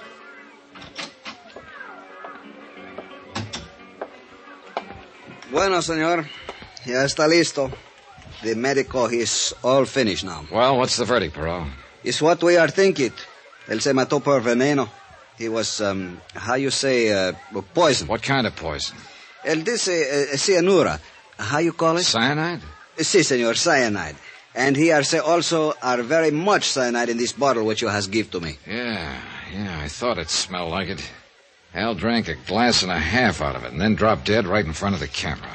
And you are said the wrong man has drunk it, the wrong one is get killed, no? That's right. Charlie Burton was supposed to play that role himself. But this morning at breakfast, he agreed to let Al have the part. I was there, I heard it. So if he was not do that, he is one who will be dead now. Sure, Charlie Burton himself. And it figures, Peral. He's been the target all along. That threatening note that was slipped under his door, somebody firing a shot at him last night. Si, seguro. Then when they finally got their punch in, they tagged the wrong guy. I don't understand what has happened to this Nacho Morales. Velena's husband, the maid at the hotel that Charlie kept annoying. Ensenada, no, is one big place. It's very small, this town. And we are look every place, senor, but we are no find this man. I don't know, Peral. And yet I got a hunch he's the key to this whole thing. We find him, senor. It's no way for escape this town. We find him muy pronto now. You bet your life. Item 13, $1.40. Taxi back to the hotel. Lights were coming on. A cool breeze was starting to blow in off the Pacific, and the whole town was brightening up to the challenge of the night. But not me. Technically, of course, the job I'd been sent here to do was still under control. Big-time comedian Charlie Burton, a great big lovable scream to his public, had been insured by his television sponsor for $500,000. Then Burton had received the anonymous note threatening his life, so I was here to protect the insurance company's investment. I didn't care personally what happened to Burton. It was just a job. But I did care about Al. Johnny? Oh, hello, Gloria. What is it, Johnny? What happened? No one seems to know anything definite about it. Al Schreiber's dead. Poisoned. That's all I know about it. Come on in the lounge. I'll buy you a drink. All right, Johnny. Have they found that man who was missing? What's his name? Nacho Morales. No, he's still missing.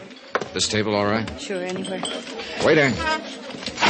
Si, senor. 2 margaritas, please. Muy bien. Frank Maltz said something about Charlie and Al changing parts. Yeah. Maltz got Charlie mad, and he made the switch to prove a point. What point? That Al wasn't ready for a starring role? Oh, that's right. You didn't come down for breakfast this morning. No, I wasn't in today's scenes, so I just slept in. It's just as well. It wasn't a very pretty sight. Oh, it's a rotten shame. Al was a real swell guy. Con permiso, señora. Oh, here you are. Gracias, señor. Boy, the irony in this world, Johnny. What do you mean? Charlie Burton, who's been a rat all his life, makes his usual crude play for the maid here in the hotel, and what happens? Her husband hits back at the wrong man. Al gets killed. A kid who'd never harm anybody in his life, and Charlie gets off scot-free. I was with Captain Peral last night when he talked to the Morales girl, Nacho's wife. She doesn't speak any English, Gloria, and she says her husband doesn't either. Well, he wouldn't need to, would he, to pull a trigger or poison a bottle of Maybe wine? not. But he would, in order to write a threatening note in English. Oh, yeah, I'd forgotten about that. If Nacho's in it, he's not in it alone. And I've got a hunch he's... El teléfono, señor. Oh, thanks. Johnny Dollar. This is Capitan Parral, senor. What is it, Peral? We have just found his man, Nacho Morales. Good. I'll be right down. But, Johnny, do you think Frank Maltz might have... Not if he was after Charlie Burton. He knew that Al, not Burton, was going to drink out of that bottle. But didn't everybody know that? No, not everybody, Gloria. You didn't. Nacho Morales was sitting alone in the starkly barren detention room of the Commandancia. He was a small man, maybe a few years older than his wife.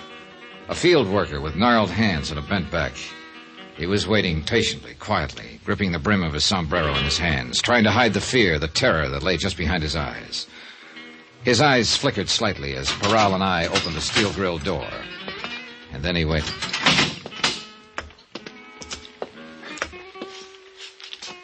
Buenos días, hombre. Buenos días, capitán. Tú eres Nacho Morales, ¿es verdad? Sí, señor. ¿Y eres tu esposa de Evelina Morales? Sí, señor. ¿Cómo pasó la noche, hombre? Pues, Blocked regular, off by the barrier of language, I Regular. watched while Peral questioned him, stopping now and then to translate. En la barca de pescar Then que Peral una asked the question that started the avalanche. Es la pura verdad, señor. Dígame una cosa. ¿Por qué tú trataste de matar al señor anoche? Why did you try to kill that man last night? No, capitán, es mentira decirlo. Yo no traté de matar a nadie. No es In answer to cierto. Peral's accusation, Nacho's story poured out in a flood of Spanish. And as I stood there listening to it translated, I began to feel sick inside. I'd been blind. All the facts were there, all the evidence, and I'd still failed to spot the play. Nacho's story was the key, it fit, and I knew he was telling the truth. He'd been hiding out on a friend's fishing boat since the night before. He knew he'd be accused. Because he had been at the hotel when the shot was fired through Burton's window. He was hiding in the shrubbery by the terrace, and he'd seen the whole thing. The shot had been fired by Charlie Burton himself.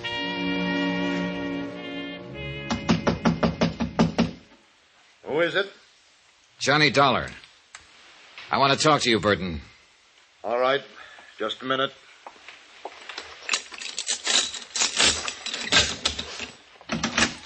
What is it, Dollar? Have they caught that killer yet? Nacho Morales, you mean? Yeah.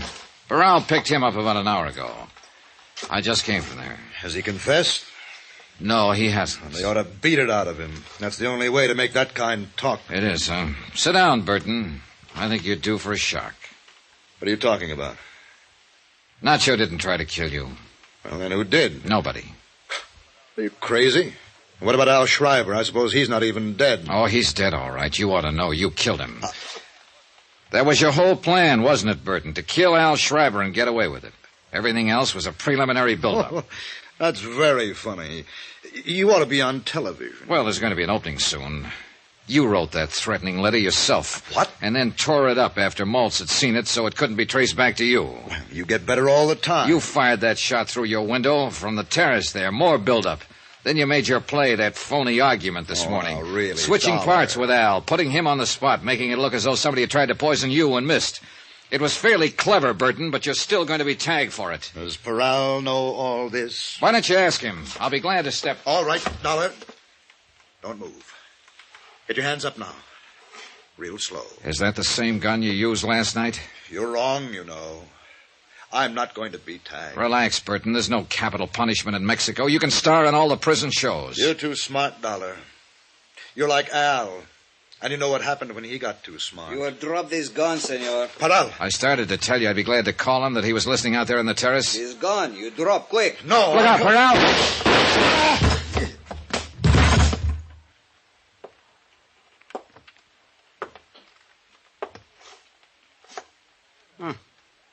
Mira, senor. I am not shoot too bad, I think. No. No, not bad at all, Paral. Well, he asked for it. I am see he is go to pull his trigger, so I are to shoot much fast. Bam, bam, bam. I tell you, he's look very surprised, senor. Yeah. It's too bad he couldn't have seen the look on his face. A comedian would have really appreciated it.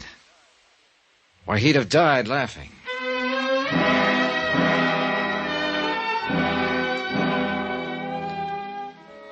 Item 14, $462.30. Hotel and miscellaneous in Ensenada and transportation back to Hartford. Expense account total, $791.55. End of account, end of report. Remarks? Ray policy on the life of Charles Z. Burton, deceased. Refer clause 34, subparagraph C, quote. If the insured dies while committing a felony, this policy is null and void, unquote. The Superior Court of Baja California rules that Burton was shot while resisting arrest and committing an assault with a deadly weapon. So you can keep your $500,000. Yours truly, Johnny Dollar.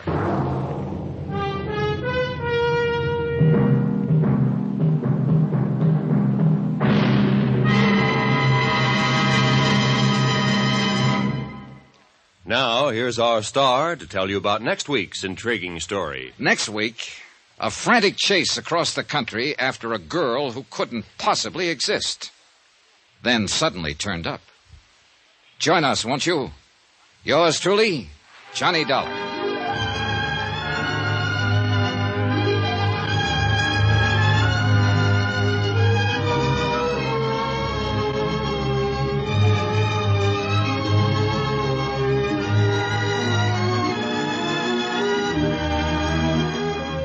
Yours truly, Johnny Dollar, starring Bob Bailey, is transcribed in Hollywood. Written by Les Crutchfield, it is produced and directed by Jack Johnstone.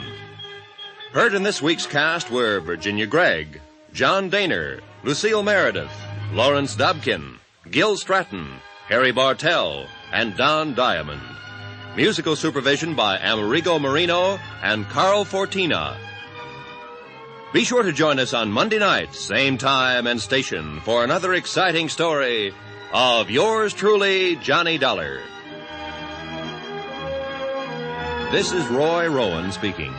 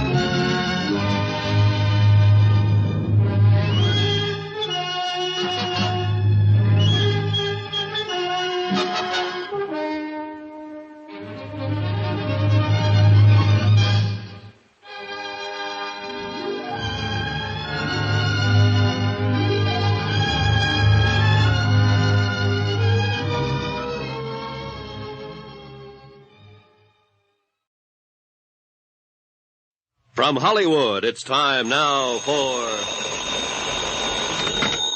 Johnny Dollar. This is Morton Scottman, Mr. Dollar, at Eastern Liability and Trust. Oh, yes, sir. Got your message. I was just about to call you back, Mr. Scottman. Would it be possible for you to drop in and see me today? I think so. Say in an hour. That would be excellent. What's it about, Mr. Scottman? David Perlin. Perling. Perling? I understand he was killed in a boating accident a couple of days ago. Read something about it in the papers. To borrow a phrase, Mr. Dollar, that report was somewhat exaggerated. Mr. Perling is still very much alive.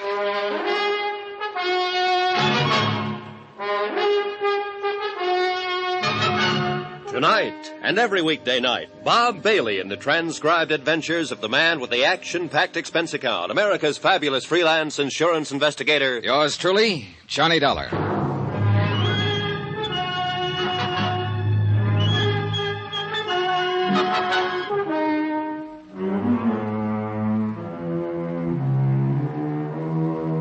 Expense account submitted by Special Investigator Johnny Dollar to the Eastern Liability and Trust Company, Hartford, Connecticut.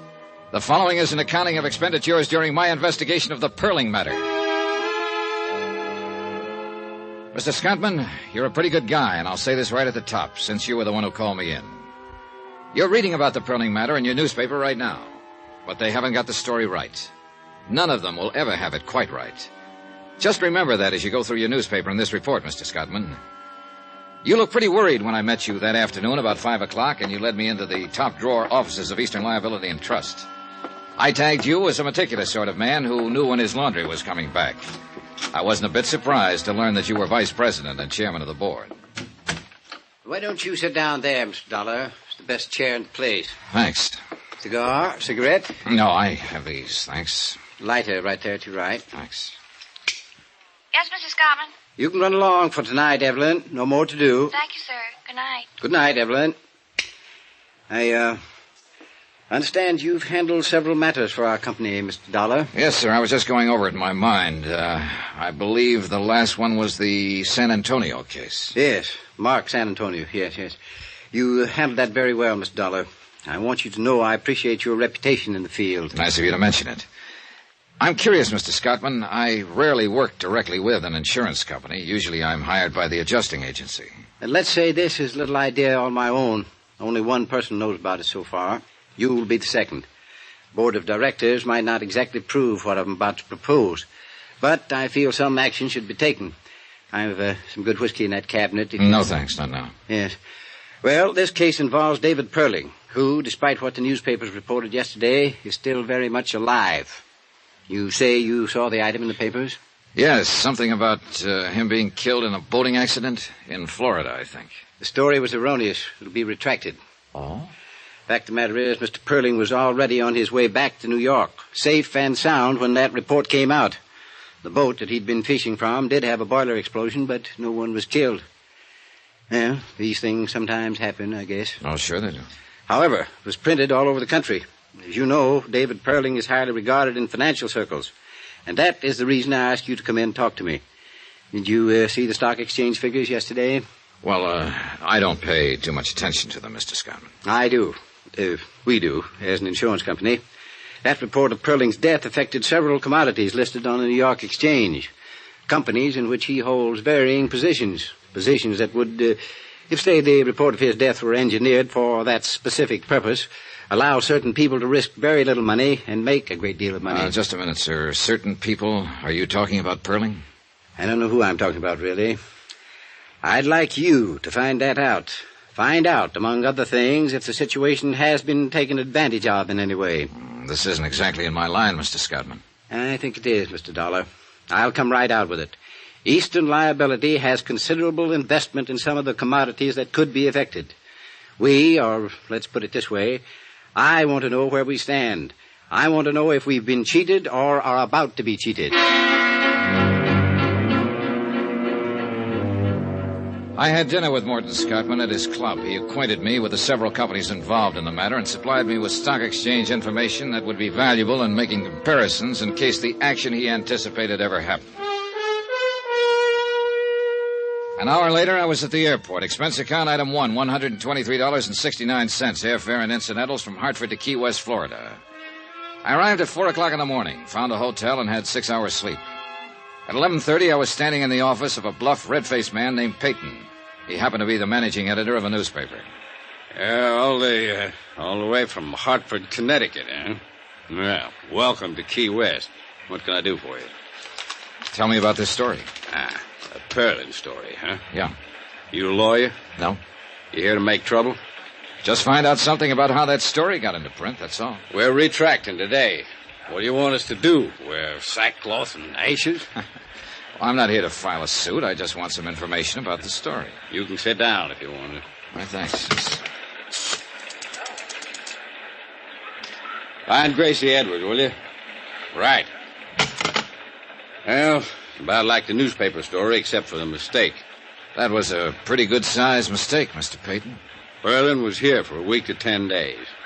He had an idea he could catch some tarpon or sailfish. He chartered a boat called the Yatwacha day before yesterday. Just heading in for the landing, somehow the fuel ignited and she blew up. Everybody thought Perlin was still aboard her. Who was aboard her? It's the skipper. He came out of it all right. Harbor patrol boat picked him up. Mm-hmm. Go on. Everybody thought Perlin had been aboard as usual and was lost. The skipper wasn't in any shape to tell it differently then. After all, Perlin had been going out on her every day. We all knew that. Where was Perlin? He was sleeping in his room when all of this happened. Got up about 3 o'clock, checked out, took the train back to New York. Story come out in the evening edition. Your reporter, the one who wrote it up, I'd like to see him. It's a her. Well, how did she get the story? He was right there. Right where? What do you mean? Down at the sailfish landing when the Yatwacha come in. That a regular beat? Well, a town this size, we don't have beats. But your reporter was there when the boat caught fire? Yeah. What's her name? Gracie Edwards. How long has she been a reporter? A couple of years, give or take a month. Hope you didn't come down here to run her over the coals, though. She's had enough of it, Dollar. For me, it's my job, not yours. Okay. Where do you eat lunch around here? Bluefin Bar and Grill, about a half block down this side of the street. Dipped beef and apple pie, if you like that kind of thing. Oh, hi, Gracie. This is Johnny Dollar. Gracie Edwards. Hello, Mr. Dollar. Hi. Mr. Dollar's come all the way from Hartford to ask you some question about the Perlin story, Gracie. You want to talk to him? Do I have to? Up to you, honey. Who are you? What do you want to know? I'm an insurance investigator. I want to know how the story got into print without being verified. Well, that's a straight enough answer. Who do you investigate your insurance for? Eastern Liability and Trust Company at the moment. Yeah, he's got business cards and everything. Yeah, he looks like he might do that kind of work. Well, if you're going to talk to him, find someplace else. I've got work to do. How about some lunch, Miss Edwards? How about that? Oh, get out. Expense account item 2, $2, 2 lunches for Gracie Edwards and myself at the Bluefin Bar and Grill. She was a short, stocky woman in her early 30s. She had a fresh-looking face and fiery red hair. She didn't strike me as the kind of reporter who'd make a bad mistake. I did it the way any cub would have, only worse. I had a 3 o'clock deadline. I wanted to make it. I could have waited till the skipper came to, said Perling wasn't aboard. I could have contacted Perling's hotel, found out he was safely there. I didn't do any of that. I just phoned in my story. You know the rest. Every wire service in the country picked it up.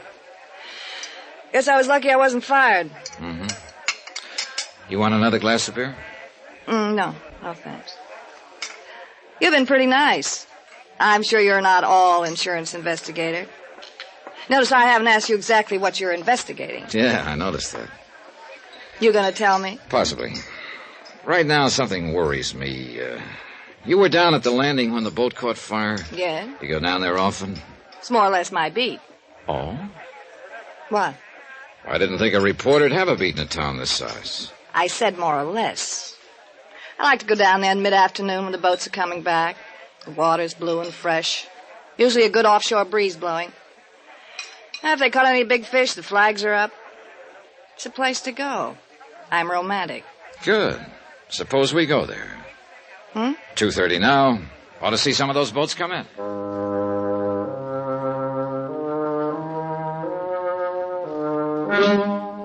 Expense account item 3, $1, 1 cab, transporting myself and Gracie Edwards, reporter, to Sailfish Landing, or as near as we could get. The last 500 yards, we had to walk on the planking between the slips. Now, tell me, where was the Yatwacha when she blew up? Over there. About there. Uh-huh. Where were you?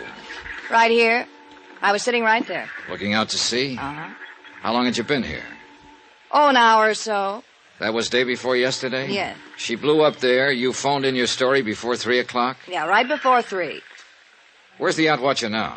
They raised her this morning, towed her over the repair docks. That's around the point. That's kind of funny. What's funny? Well, I guess I didn't hear it right. You saw her get in trouble. You were right here. Then you went and phoned in your story. That's right. Where'd you phone it in? What? Last phone I saw was at the tavern before we came on the docks. High heels running over these slips. Take quite a while to get to it. I used a phone in town. How'd you get there? Cab. You had one waiting? Look, suppose I did. Suppose you didn't, Miss Edwards. Suppose you weren't even here. If you were, where's the sunburn? Every redhead on earth burns up in an hour when the sun's like this, unless you're an exception. I don't think I like this. I don't like it much myself. But I have to find out something. I'd like to find out from you. I hope I can. If I can't, I'll have to find out from someone else. Maybe the man who owned the boat, the man who ran it, someone around here. I'm going. Wait a minute. I'm not just throwing words around. The boat was probably insured, and it'll probably have a claim on it, and I'll probably know the adjuster who was sent to work the claim. I'll talk to him and tell him what I'm thinking. I'll find out about this one way or another, Miss Edwards. But I think you can help me. Now, you're a good reporter. You would have waited to see if Perling was aboard. You would have checked his hotel. You would have, in spite of a 3 o'clock deadline, you would have made sure he was or wasn't aboard that boat. All right, Miss Edwards. Did somebody pay you to file that story? I just want to know that. Somebody paid me. Yes. Okay. I'll take you back now. We don't have to mention this again. Yeah, okay. In case it comes up, though. Yeah? Mr. Perling paid me. Paid me to print the story he was dead.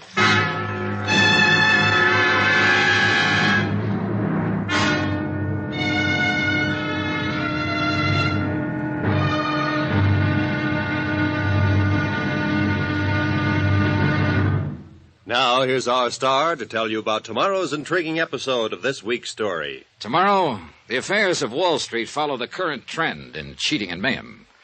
Join us, won't you? Yours truly, Johnny Dollar.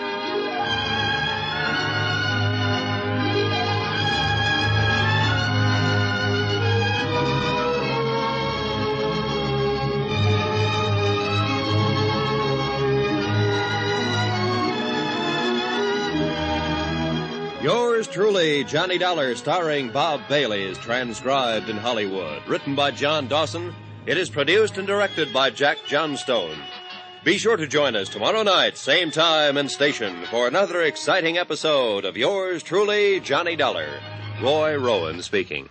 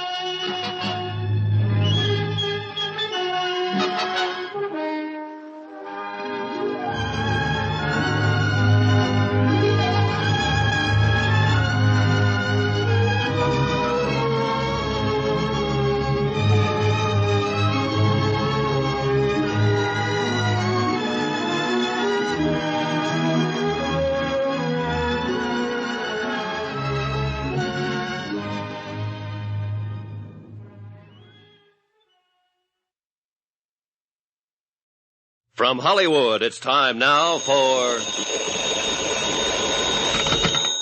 Johnny Dollar. Ready with your call to Hartford. Hello? Hello, Mr. Scottman, Johnny Dollar. Hope I didn't get you up. No. I've been very anxious to hear from you. Well, I thought I'd better call, Mr. Scottman. I just found out that David Perling paid a reporter here in Key West to print that story about his death. I see. I can be in New York at 7 tomorrow morning. Could you meet me there sometime? I can meet you at Idlewild. My plane comes in at 7:20.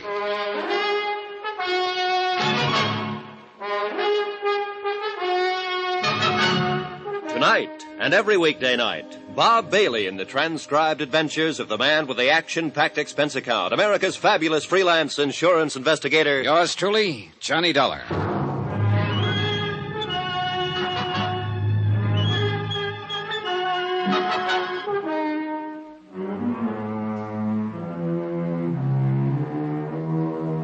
From Special Investigator Johnny Dollar to the Eastern Liability and Trust Company, Hartford, Connecticut. The following is an accounting of expenditures during my investigation of the Perling matter.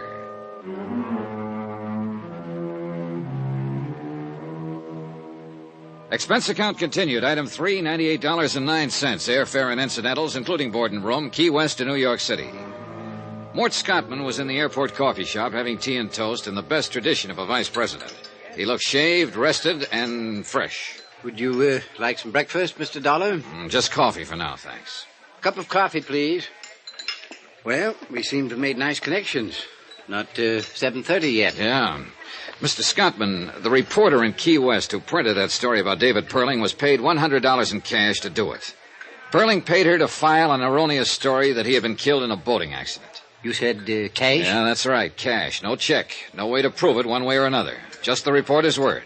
And she said she'd deny it if anybody else asked her. Disclaim the whole thing. Well, where does that put us? Well, look, Perling had to pay somebody to fire that boat. Probably the skipper, I don't know. But it's an angle if you're thinking about legal lines. Yes, very good. Of course, the boat would demand explanation. Well, let's let it go for the moment. I noticed a retraction disclaiming the story of Perling's death is in every paper this morning. It was in all of last night's papers, too. Now, if the story could affect the stock market, when would it show up? Today, at the latest. There was no action yesterday? Not on the exchange, no. How do you feel about this whole thing now? In view of the fact you've ascertained that Perling himself arranged for his own death report to be published, I can only assume that he did it for one reason. To take advantage of some brisk trading that would occur because of such a report. But there's been nothing of that so far. Tell me, Mr. Scottman, in the event this does happen, what would you do? I don't know exactly. Possibly report the matter to the exchange and see if Perling could be prosecuted for manipulation. Well, let's go over there and see what's what. Item 4, $5. Cab fare for myself and Morton Scottman to Wall Street and the New York Stock Exchange. Since I didn't understand too much about the board, I simply sat and kept an eye on Scottman. The pinstripe suit, the Homburg, the tie, the shirt, the glasses. Somehow he tickled me. I was beginning to like the guy. About 15 minutes before the place closed, he cleared his throat and touched my arm. I suspicioned wrong, Mr. Dollar. There's been no manipulation on the exchange. I thought certainly if there had been any, it would appear in that Alabama company. I was wrong, and I apologize for taking up your time. You're paying for it. Besides, I'm glad you did. Shall we go? Yeah. Where? Well, we know he didn't have the story printed to cheat on the market, but we still have the same old question. What's that? Why did Perling pay that reporter to say he was dead? The reporter lied to you. You've been lied to before, I'm sure. Oh, sure, and by experts. But she wasn't a good one, not even halfway good. So I still believe her story. You believe that board up there? I believe that, too. Well, then?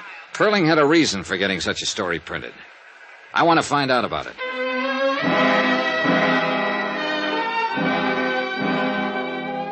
Expense account item 5, $4. Lunch for Morton Scottman and myself. After lunch, I checked into the New Weston. Item 6, $50 deposit, car rental.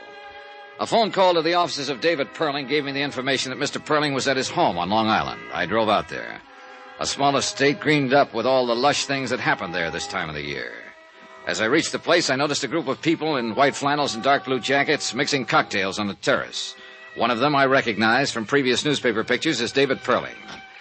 A middle-aged woman with iron gray hair and the figure of a 16-year-old girl opened the door. She looked from behind dark glasses disapprovingly. Yes? How do you do? I'd like to see Mr. Perling, if I may. I'm Mrs. Perling. May I help you? Well, this is a business matter, Mrs. Perling. My name's Dollar, Eastern Liability and Trust Company. Well, he's not in now. I suggest you call his office and explain the nature of your business to his secretary. Good day, Mr. Dollar. Look, I know he's here. I saw him as I drove up.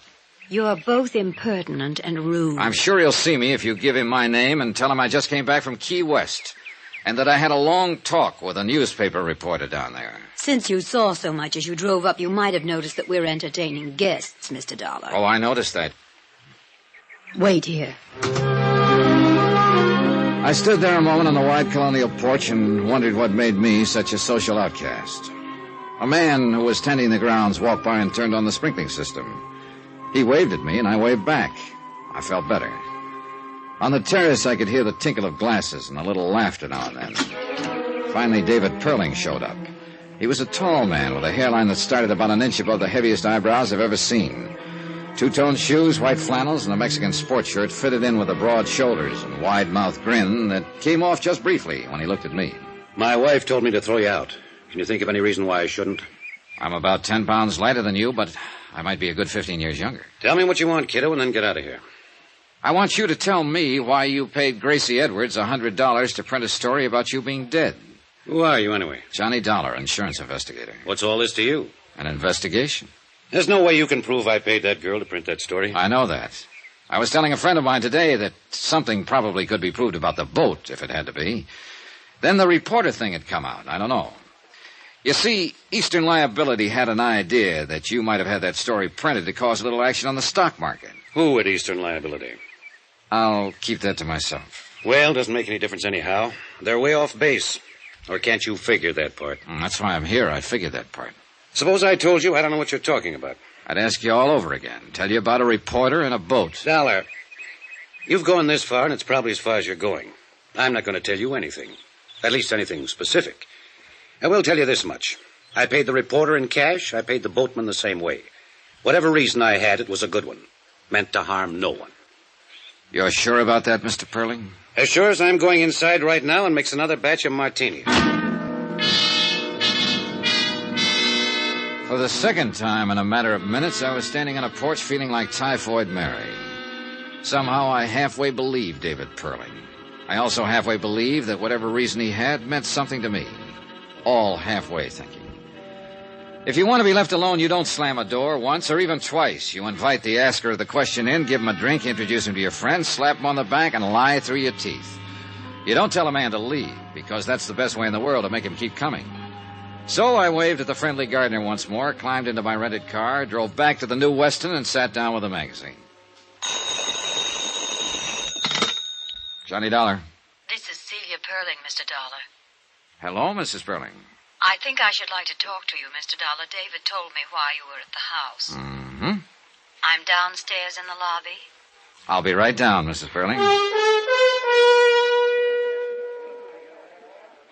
I had to drive some friends in tonight, and I thought I'd stop and have this chat with you. I'm glad you did. Somewhat embarrassing, after the way I acted at the house. Oh, well, suppose we forget that part, Mrs. Perling.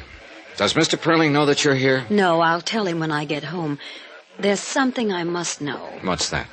You aren't just a sensation seeker or something like that, are you? Mrs. Perling, let me answer you this way. You came to me. How you found me, I don't know, but you did. You also found out I'm a legitimate investigator interested in facts, am I right? David called a friend of his with the Allied Bureau, and they told him you were an insurance investigator. And they also told you that when I work a case in New York, I generally stay at the New Weston. Is that about it? I'd like to ask you a question. Are you going to continue with this matter, the one you discussed with my husband this afternoon? I suppose I am. You mean you believe there was something ulterior in David having that story printed? Well, let's say I believe his answers about it were unsatisfactory. I'm the fellow who's supposed to find out why. Why? It's my job. I can assure you there wasn't anything wrong about it at all. It was a rather personal matter and certainly could harm no one. I'm glad to hear that. I heard it once before, though. Your husband said it to me today in practically the same words. Would you like to buy me a drink? Sure. Come on. We walked through the lobby to the cocktail lounge without a word. We sat down without a word, and I ordered a couple of bourbons and water. Still no word. All around us, people poured drinks, laughed, and talked. I glanced at Mrs. Perling from time to time and wore the blankest expression I knew how. Finally, it worked. She began in a small voice. We have a daughter, Mr. Dollar. Her name's Eugenia. Jeannie, we call her. Mm-hmm. She's the reason for that story in the papers. Tell me about it. It's not easy, you know. It's admitting a prominent defeat to explain it. David and myself are considered quite capable people. Capable at most everything. Business, home. Capable of everything except raising a child into a woman. I'd rather not go into the faults that we have, Mr. Dollar. No need to. Are they that obvious? Oh, I didn't mean that. I just mean it seems painful for you to even discuss this. I'll say it this way. We've had too much money and too little time to put it on Jeannie. Now we're suffering for it. How do you mean? Jeannie got sick and tired of being alone and unattended and not understood. She left home a year ago, and we haven't seen her or heard from her since. She left a note saying that we never would. I suppose we deserve it. Well, I wouldn't try to judge that. We have no idea where she is, what she's doing, even if she's with someone. We just know she's gone. It's really quite ridiculous. Now that Jeannie's gone, we know how much we wanted her around. What about the police? Well, we didn't go to the police. I think you can understand why. I mean the publicity. Who did you go to? The Aimwell agency. They've been working on it. Oh, yeah, I've heard of them. Any luck? Not a sign of her. Do you understand now? Well, I don't understand everything. I'm sorry she's missing.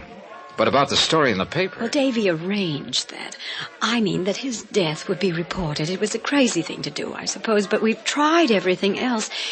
He thought that if he were reported dead, Jeannie, wherever she was, would see the story and possibly contact me. You see, it's unbearable knowing she's alive somewhere, hating us this way. We wanted another chance. No luck? No luck. Not a word. Not a word.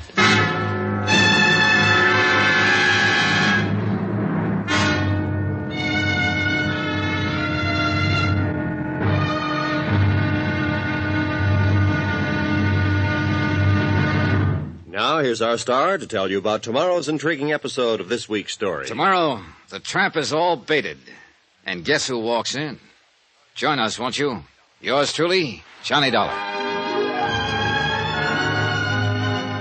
Yours truly, Johnny Dollar, starring Bob Bailey, is transcribed in Hollywood. Written by John Dawson, it is produced and directed by Jack Johnstone. Be sure to join us tomorrow night, same time and station, for another exciting episode of Yours truly, Johnny Dollar. Roy Rowan speaking.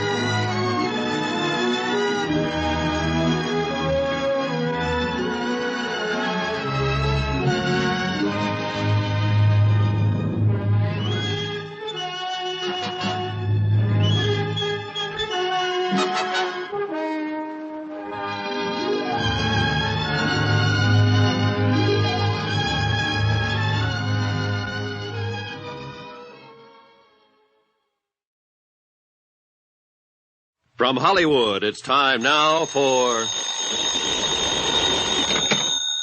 Johnny Dollar. Your number's ringing now, Mr. Dollar. Oh, swell. Aimwell Agency. Aimwell Detectives? Yes. Who are you calling, please? Want to talk to Mr. Aimwell. My name's Johnny Dollar. This is Aimwell. I understand your agency's been looking for the Perling girl for about a year now. Oh, you do, huh? And who told you that? Mrs. Perling. I never heard of you, or her, or a girl. So long. This is the operator. Were you cut off, Mr. Dollar? I'll call them back. Never mind. Call me a cab, honey. I'll talk to them in person.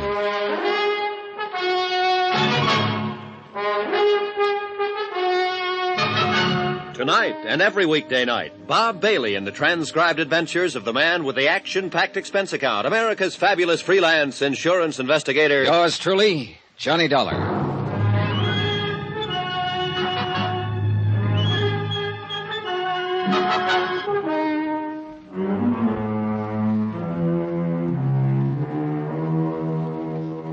Expense account submitted by Special Investigator Johnny Dollar to Eastern Liability and Trust Company, Hartford, Connecticut. The following is an accounting of expenditures during my investigation of the Perling matter. Item 7, $3 cab fare, my hotel to the office of the Aimwell Agency. A red-headed girl at the switchboard looked me over like I was a car she didn't want to buy. I told her my name and that I wanted to see Niles Aimwell. She told me to sit down and wait. 3 minutes later, she waved me down a long, carpeted corridor. I followed directions. A typewriter clacked somewhere. Men in those suits with the little shoulders and hem-stitching for lapels moved in and out of offices. It looked more like an advertising office than a detective agency. Finally, I opened a door and stepped into a small room that was decorated in gray. Gray walls, gray carpeting, gray draperies. A desk, a brass lamp, a filing cabinet, and a man were there. He didn't get up when I walked in, but slouched back in his chair and let his bald head rest against the wall. You're kind of determined, aren't you? I suppose so. You're Aimwell? Mm-hmm. On the phone, I told you I didn't know what you were talking about.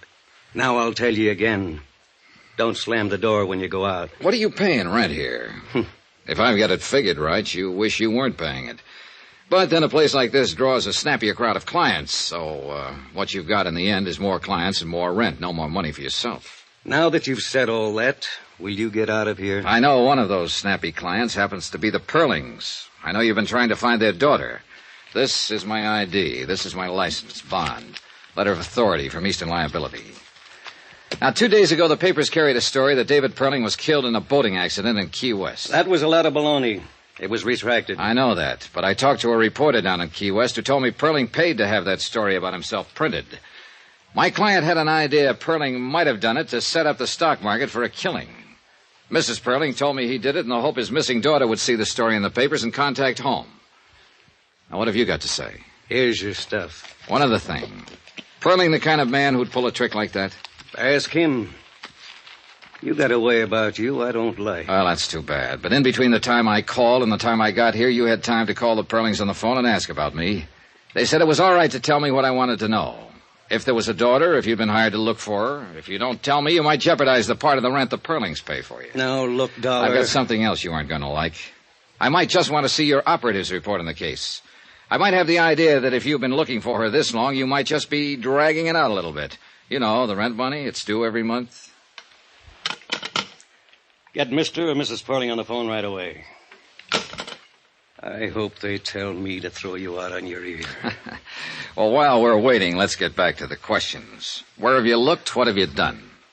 We pulled a case 11 months ago, almost to the day. The girl's 5'5", 114 pounds, no visible scars, no glasses. Black hair, brown eyes.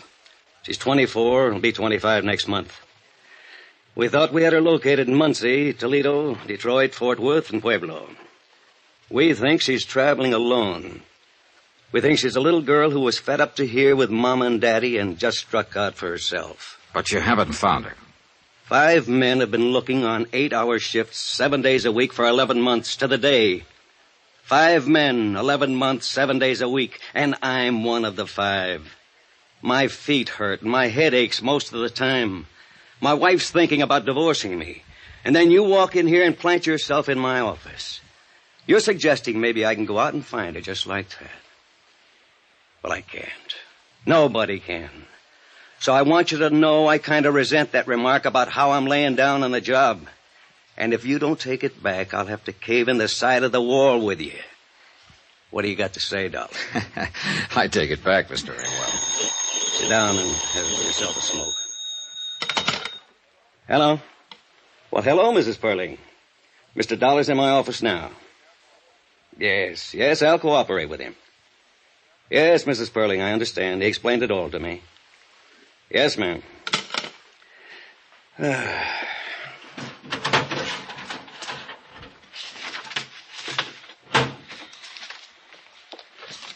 whole file, everything. how would you like somebody to bring up a bottle of cold beer? Oh, I'd like that fine, Mr. Amwell. Niles Amwell, in between complaining about the abundance of bad private operatives in the detective business, showed me how good he was. The Jeannie Perling file was a comprehensive day-to-day report on the investigation. His discouragement in the case was understandable. The only thing that meant something was the picture of Jeannie Perling. Coal-black hair over a fresh white-skinned face. Dark eyes, a nice smile. Somehow, not my idea of the daughter that would belong to David Perling. Too old, too young, or too something. I couldn't put my finger on it. If I had been able to, I could have ended this expense account right here. As it was, I spent $100,000. Somebody else's money, sure. But I spent it just the same. Well, Mr. Dollar, I'm certainly surprised at this development. You say Perling's daughter is missing? That's right, Mr. Scottman. And I'm convinced that the detective agency he's had looking for her have been doing just that. Well, then, I'm relieved to know you got to the bottom of this matter. I'm sorry, of course, for Mr. and Mrs. Perling. But, as I say, relieved that there was no attempted financial manipulation. I think then I can call you off the case. There is no case now. Nope, guess not.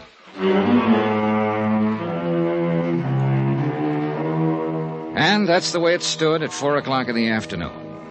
I told Mr. Scottman I'd send him a bill. We shook hands, and he wandered off to see if he could get a night flight back to Hartford. I went up to my room to pack and was folding a shirt all wrong when it struck me that I suddenly didn't believe anything or anybody. The idea that there was money in it somewhere still kept coming back to me. I couldn't shake it. I finished packing and left my bags at the desk. I wandered out and found a bar and sat down to think. After a couple of hours, nothing much occurred to me. But I did something anyhow.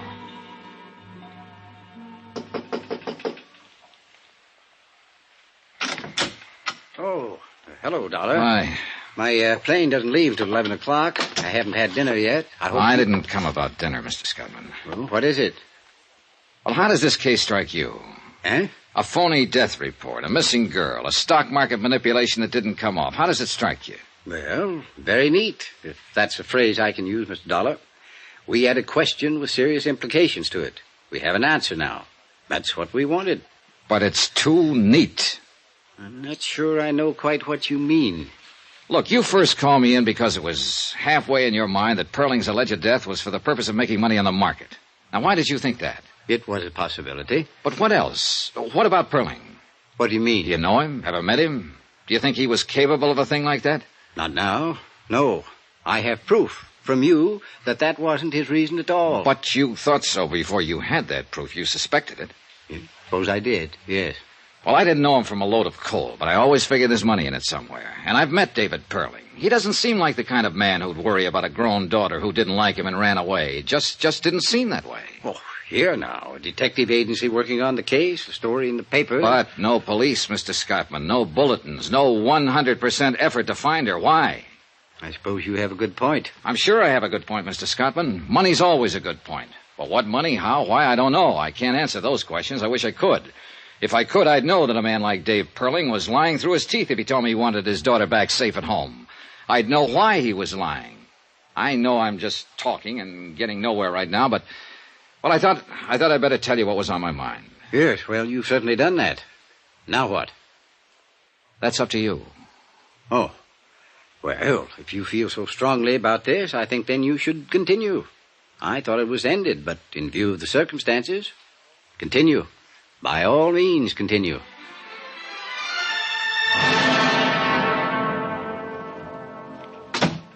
Well, Dollar? Well, you're working late. Yeah, I'd rather stay here than go home sometimes. Most of the time. Hey, well, we might be seeing quite a bit of each other. How did you know? Perling told me to contact you. You're pretty cute, Dollar. Tell me why. You hardly ever run across a picture of a girl you'd like to look at as much as this Perling dame. Oh, I might have. You know, you kid me most of the time, and I'm an old slob who stands around with hardly any fast answers. But you aren't kidding me this time, Pally. You show it all over. If I walked in a place and I seen a girl as nice looking as this, and I had any business with her, I'd be the luckiest guy in the world. Now, there are women and there are women. But if that picture means anything, Boy, she's a woman. And you want to meet her, right? Sure I want to meet her, but you're getting romantic. And if I saw, but didn't have any business with her, just saw, I'd go take a walk around the block before I talked to anybody. Yeah, I know. And I don't blame you. You're a very lucky fella. You're going to see her. That's why Perling asked me to contact you. Huh? Here. Came in about an hour ago. One of our men located her. Where? She's in New Orleans. He handed me the wire, and I read it over. Then I looked at him, he looked at me. I didn't ask any questions. He didn't say a word. It was a wonderful make-believe world, but it really didn't exist. Too neat and too tidy. And we all know the world's full of bumps. Ever hear of Mount Everest?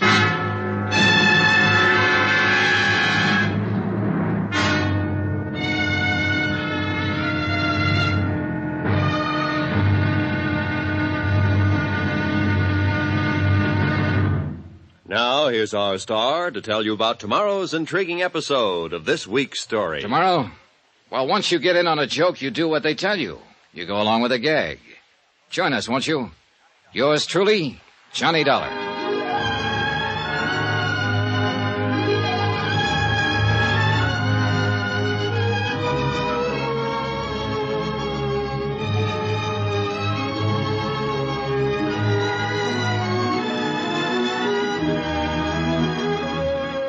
Yours truly, Johnny Dollar, starring Bob Bailey, is transcribed in Hollywood. Written by John Dawson, it is produced and directed by Jack Johnstone. Be sure to join us tomorrow night, same time and station, for another exciting episode of Yours truly, Johnny Dollar.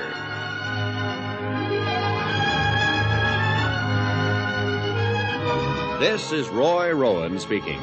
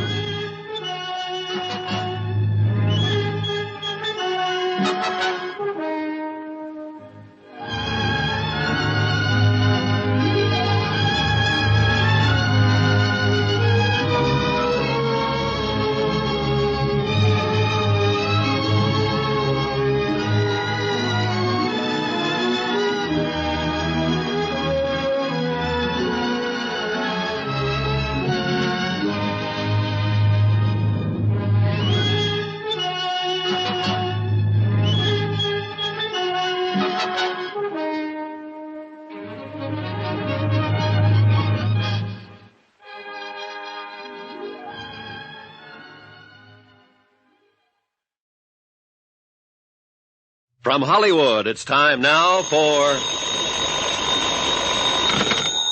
Johnny Dollar. Dave Perling, Mr. Dollar. I want to talk to you. Hello, Mr. Perling. Mr. Amwell tells me you were in his office looking into my private affairs. If investigating the matter I came here for involves your private affairs, I guess I did that. I should be irritated, I suppose. And I guess I'm not. When can I see you? Most any time. How about today? I'll be at my house all day long.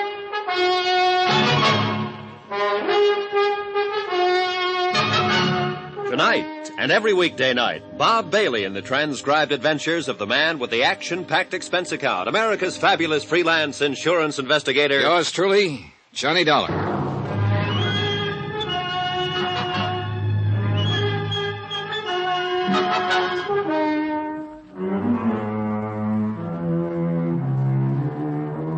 Expense account submitted by Special Investigator Johnny Dollar to Eastern Liability and Trust Company, Hartford, Connecticut. The following is an accounting of expenditures during my investigation of the Perling matter.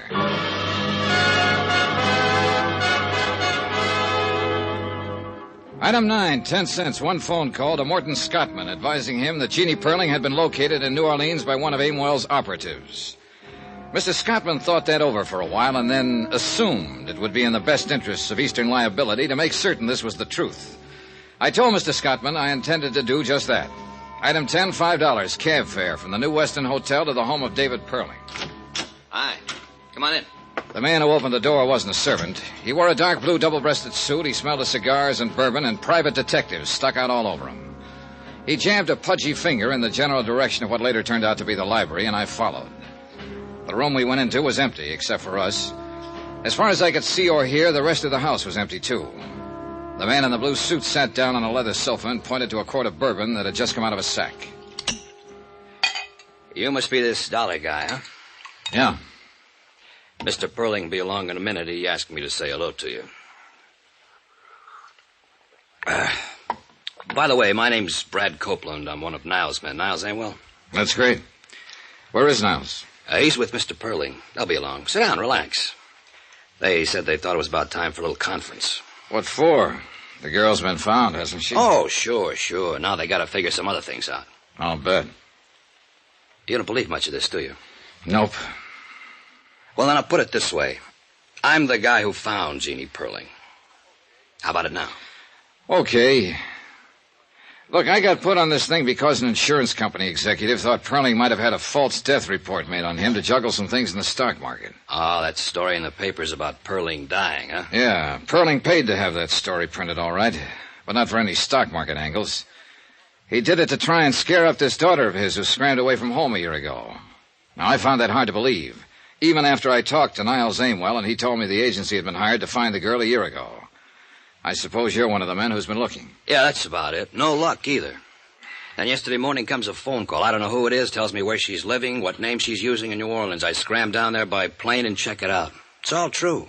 So I come back here, and here I am. Conference. You found her on a tip from somebody you don't know? Man or woman? Always a man's voice. Wonderful, ain't it, what happens sometimes? How does it look to you? Like a sealed freight car full of nothing. That's the girl down there in UO, all right. I managed that. I picked up her prints and checked them with what we had to go on. But what's what, I don't know.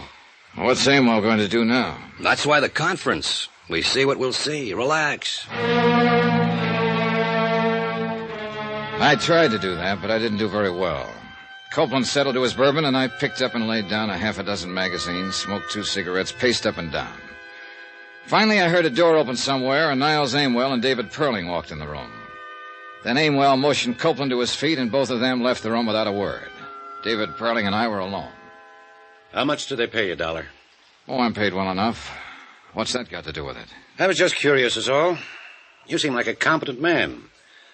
As a matter of fact, the most competent I've met, and that includes Mr. Aimwell and Mr. Copeland. By the way, I just fired them. Really? I don't think I need them anymore now that I know where Jeannie is. Oh? You've had an extraordinary interest in my affairs lately. I'm willing to bet that you won't leave me alone until you're satisfied about my daughter. You'd be right. I want Jeannie to come home. Here, where she belongs. Why don't you go get her? I think that might be difficult under the circumstances. I'm afraid she bears considerable rancor for myself and Mrs. Perling. Perhaps someone like you could, persuade her that it would be the best thing to do. I go down to New Orleans and get her? Exactly. I was going anyway. Oh? Why? Well, offhand, you don't seem like the father who's happy to know that his daughter, whom he hasn't seen or heard from in a year, is alive and well. You haven't made a move to go and pick her up yourself. Also, she was found too soon and too fast after I got in on the picture. You can stop right there. I'm sure I wouldn't even attempt to explain any of those things. I didn't think you would. Or could. I'm on my way to New Orleans, Mr. Perling, to get your daughter. I think she'd be crazy if she came back here, but I'll take it up with her. Do that. I wonder if you'd like to try to explain something else for me. What? Why you were feeling me out a couple of minutes ago to see if I'd buy off. Get out of here. Get out. Why not? Expense account item 11, $113.15. Airfare, incidentals, New York to New Orleans, Louisiana. The temperature was exactly 28 degrees hotter when I landed. In the cab from the field, I peeled off my coat and loosened my tie and took off my hat. I walked into the lobby of the Roosevelt Hotel that way. Everyone else seemed cool enough in linens and tropicals.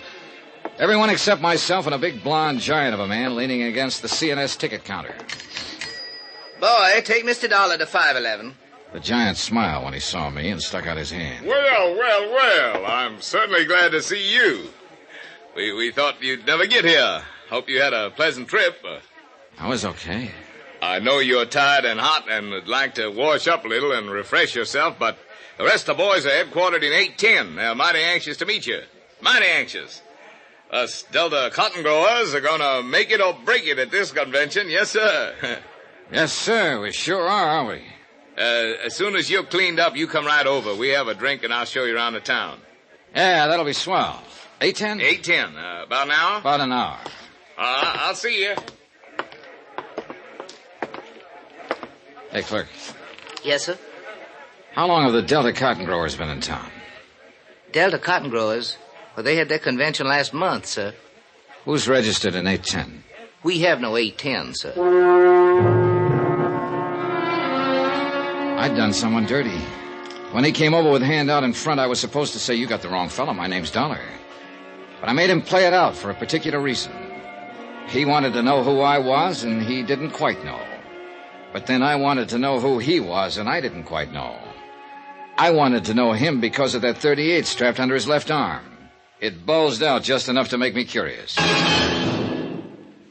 By 7:30, I'd eaten dinner and found an address on Ursuline Street, the address where Jeannie Perling was living. The mailbox carried that name.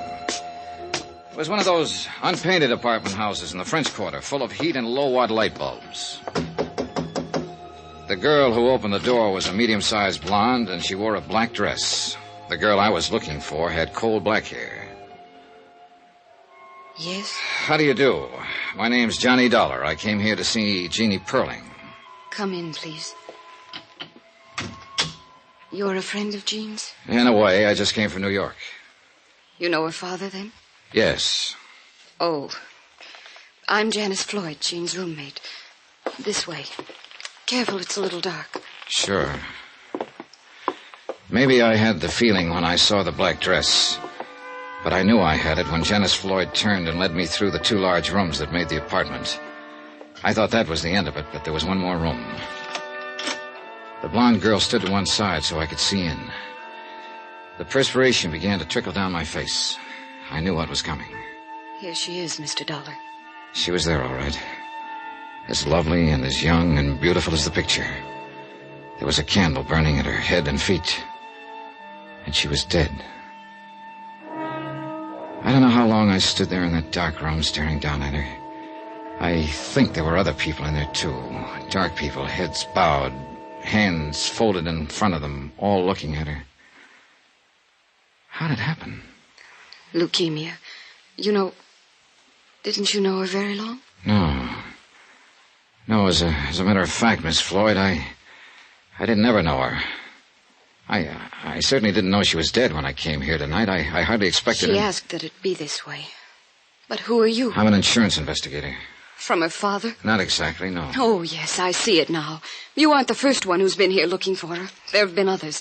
Detectives and lawyers trying to get her to go back. What? If he'd loved her, if they'd loved her for just one unselfish moment, she would still be there. Well, Mr. Dollar, she's where her father can't bother her anymore. You tell him that when you go back to New York. Tell him he can stop hiring lawyers and detectives to find her. Now, get out. Expense account item 13, $5, the usual charge in any city for having a legal document copied and photostated. A death certificate verifying the fact that the girl had died on the 20th day of the month. A medical report attached to the certificate named the cause of death as leukemia. I had copies of all these legal documents by 10 o'clock the following morning. I even went through the motions of phoning the desk and asking for a bill and making a plane reservation for that night. I had a feeling someone would be very interested to see me take care of all those things, and I was right. The big blonde man with the .38 happened to be in one corner of the lobby when I paid my bill. He also happened to be at the airport when I picked up my ticket, but then he got careless. I walked through the gate, waited 2 minutes, and slipped back to grab a cab in front, just in time to see him wheel a battered convertible out of the parking lot and head back for town. I followed in my cab. He went to the Ursuline Street address. 2 minutes later, he came out.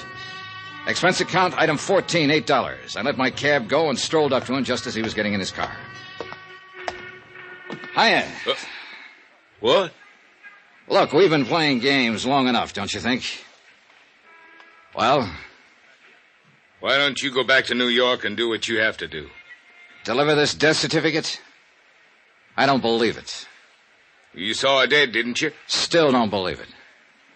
That's too bad, because that's the way it is. He got in his car, started it up, drove away. I stood there and watched him go. Money, I kept saying to myself. Money. There's money in it somewhere. Plain old money.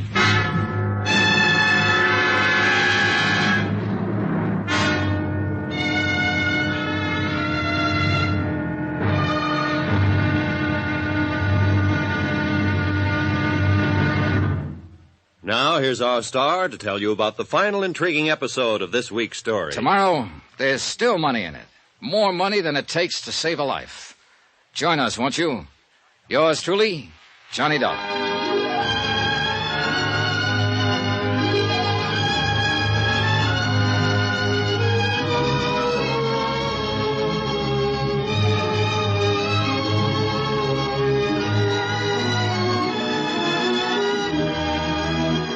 Yours truly, Johnny Dollar, starring Bob Bailey, is transcribed in Hollywood. Written by John Dawson, it is produced and directed by Jack Johnstone.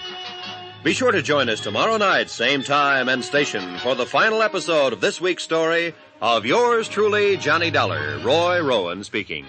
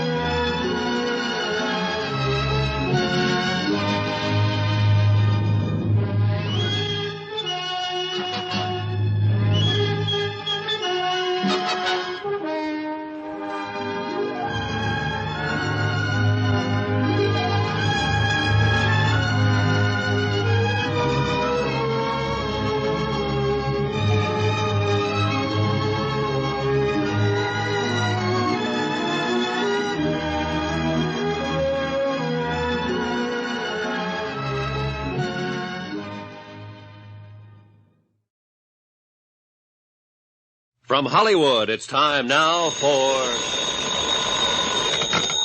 Johnny Dollar. This is Janice Floyd, Mr. Dollar. Hello. I understand you don't quite believe that Jeannie Perling is dead. That's about right.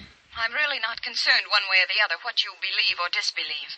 I do know that I've been through quite an ordeal lately, and if you have any plans for interfering or bothering me in any way, I'll call the police.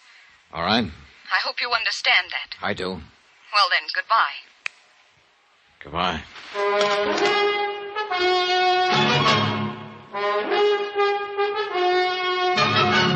Tonight and every weekday night, Bob Bailey in the transcribed adventures of the man with the action-packed expense account, America's fabulous freelance insurance investigator. Yours truly, Johnny Dollar.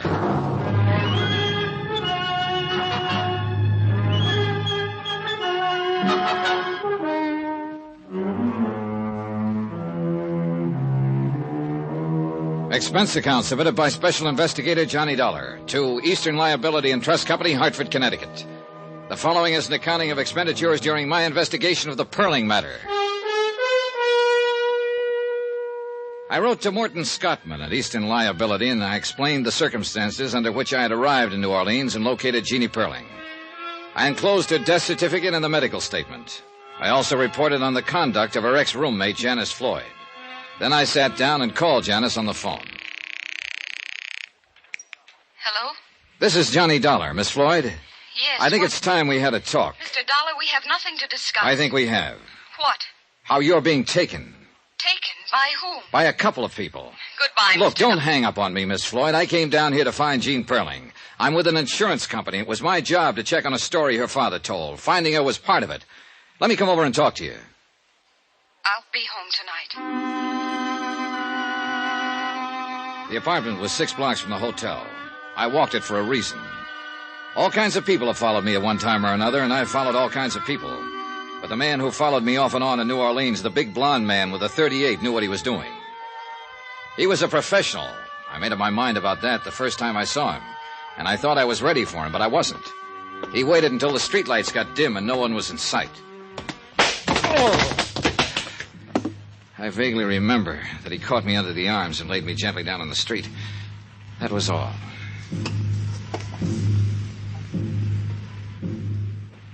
Easy, buddy, easy.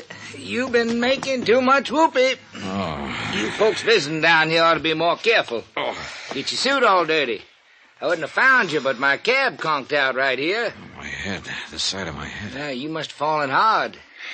You had enough for tonight, or you want to keep going? Oh, I've had plenty. Yes, sir. I'll call a doctor. No, help me. I'll be all right. You're easy now, easy. Thanks.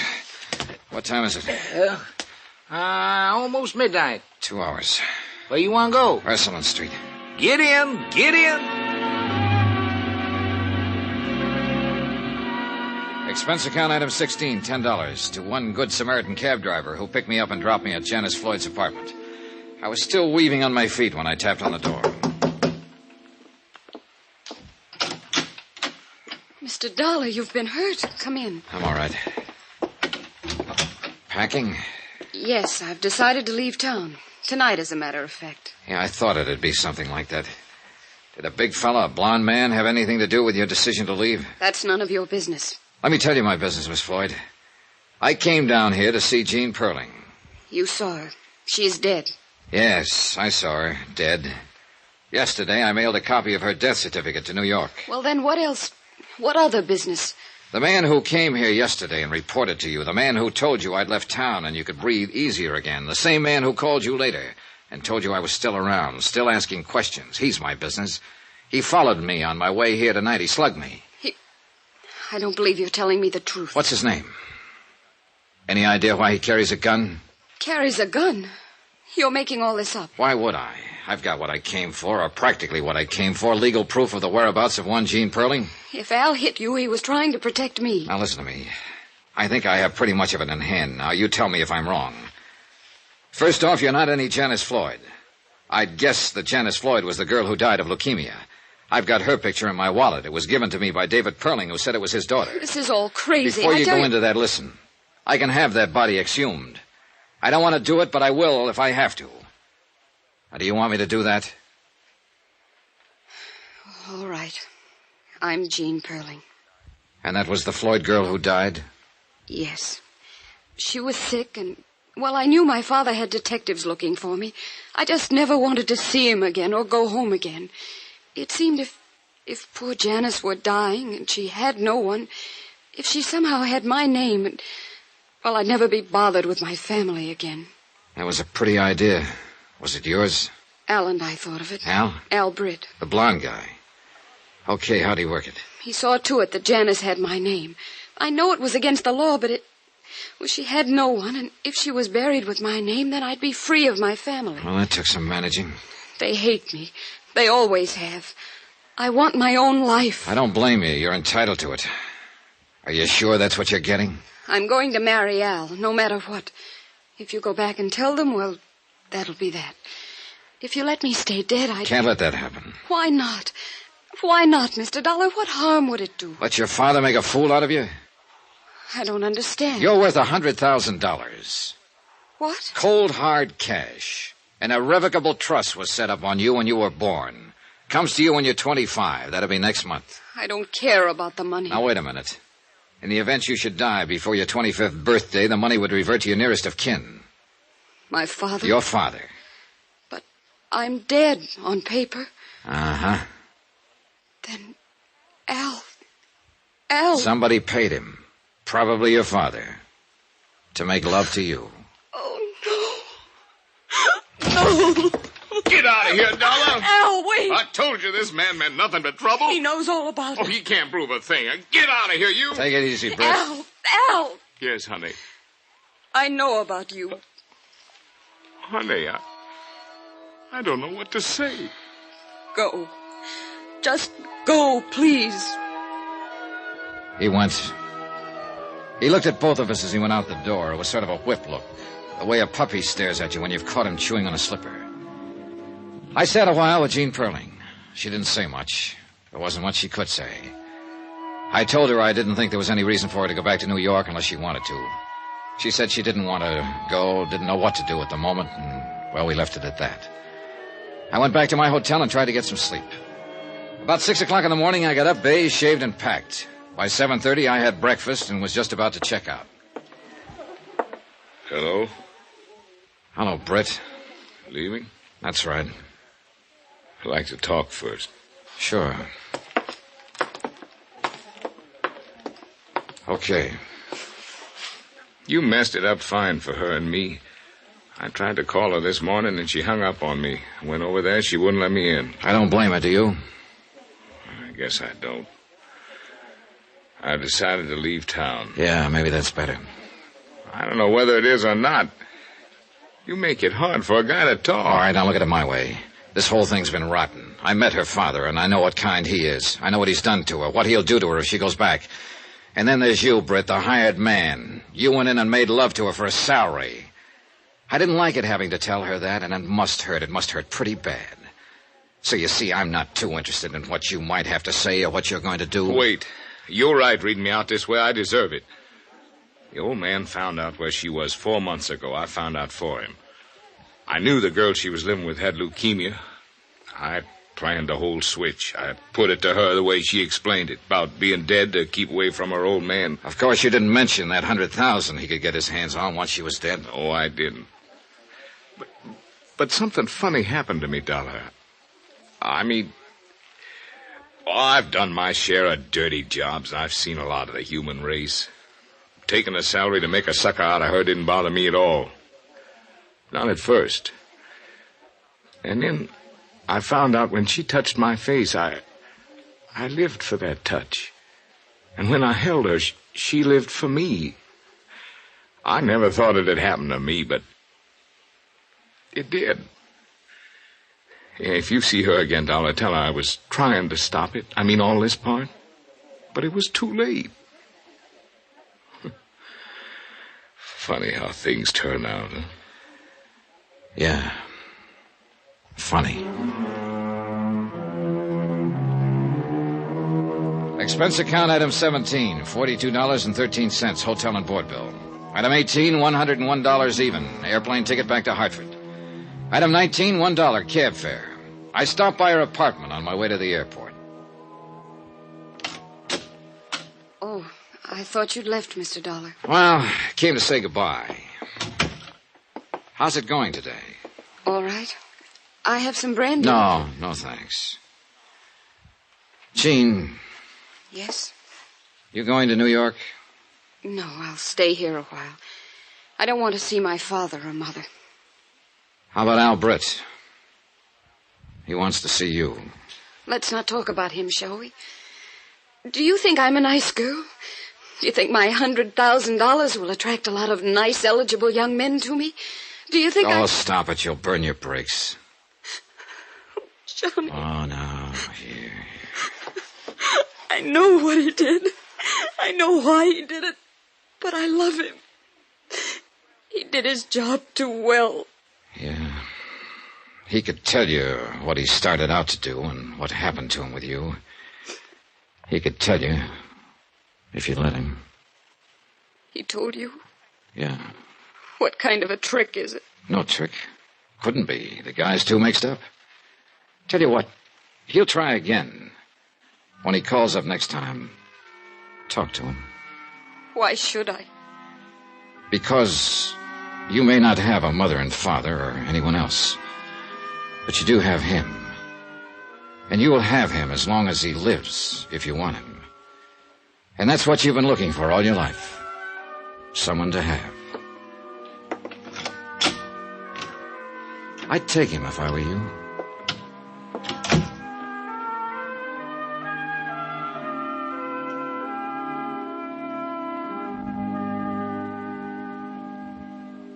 Item 20, $10. Miscellaneous. Total expense account, $714.35. Remarks, none. Report, she took him. They were married in Tampa this morning. Yours truly, Johnny Dollar.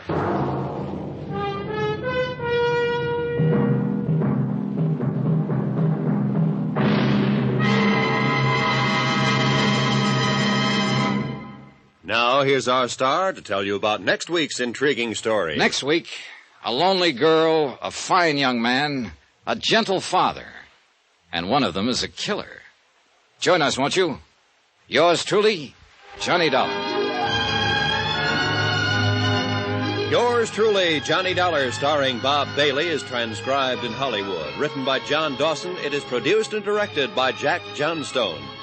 Heard in this week's cast were Mary Jane Croft, Forrest Lewis, Jeanette Nolan, Russell Thorson, Michael Ann Barrett, Jack Petruzzi, Barbara Fuller, Herbert Ellis, and Marvin Miller. Musical supervision by Amerigo Marino and Carl Fortina. Be sure to join us on Monday night, same time and station, for another exciting story of yours truly, Johnny Dollar. Roy Rowan speaking.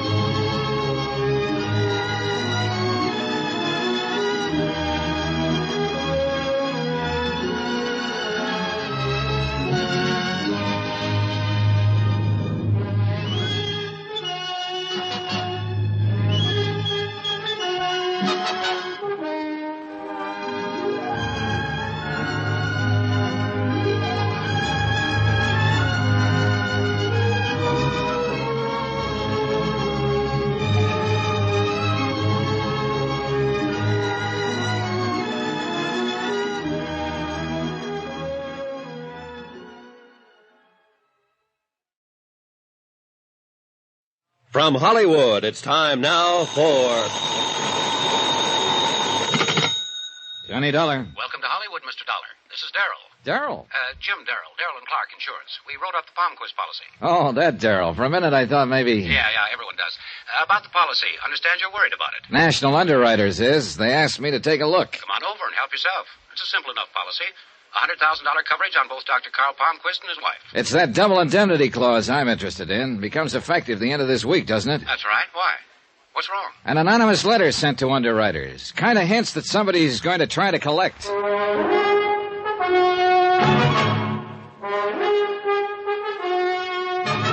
Tonight and every weekday night, Bob Bailey in the transcribed adventures of the man with the action-packed expense account, America's fabulous freelance insurance investigator. Yours truly, Johnny Dollar.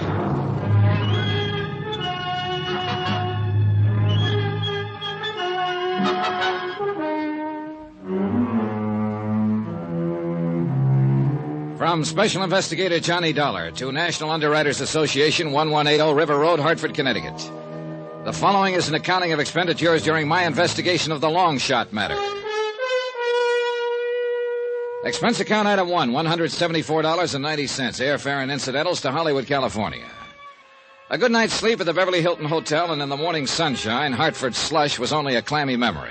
Nobody walks in California, so when in Rome, item 2, $2 even, cab fare to Darrell and Clark Insurance Brokers. Beverly Hills, where else? Come on in, Dollar. Won't be a minute. Grab a chair. One look at the furnishings, and you knew a lot of insurance was sold here.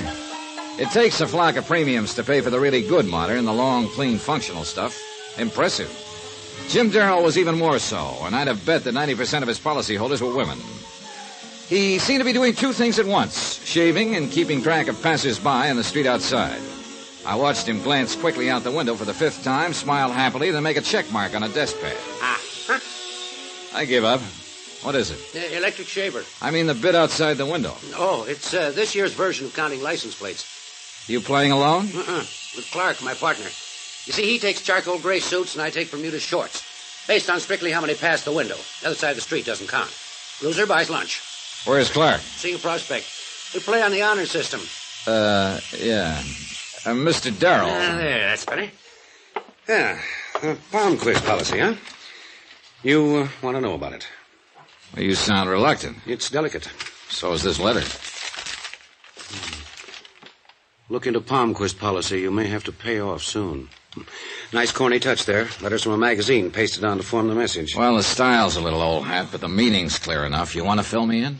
The palm quiz, Mr. Dollar? The last of one of our oldest families out here. Name, social position, money. They've got it all. That's why I'm not too impressed with this little, communique. You were telling me about the family. Palmquist's a doctor, an important one. 6-ish, to the manner born. Complete with iron gray hair and distinguished bearing.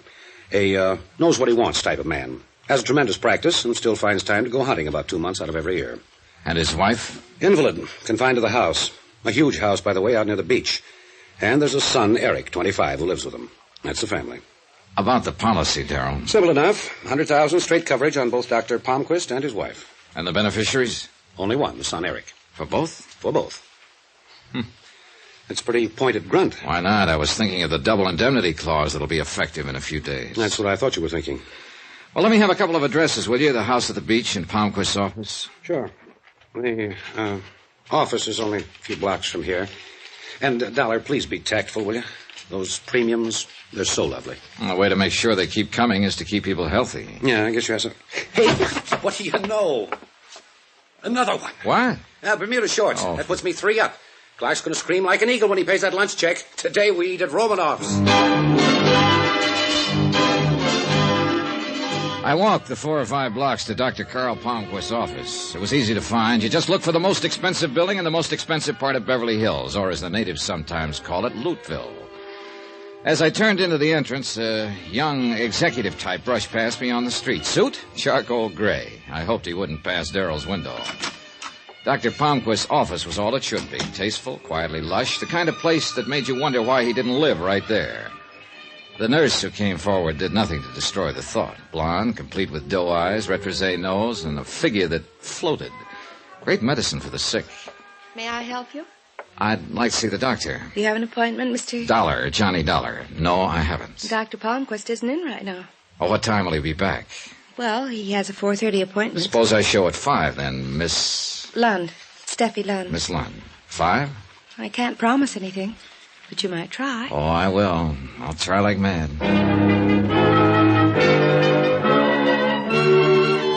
Expense account item 3, $38 even. Deposit and first day's rental on a drive-it-yourself car. And driving it out along Sunset Boulevard was delightful. I had no trouble at all getting into the California spirit. I pretended that I was a movie producer going home to his starlet wife. I found the Palmquist house on a quiet dead-end street high in the Palisades overlooking the Pacific. Darrell was right. It was huge, a single-story farmhouse that seemed to ramble endlessly.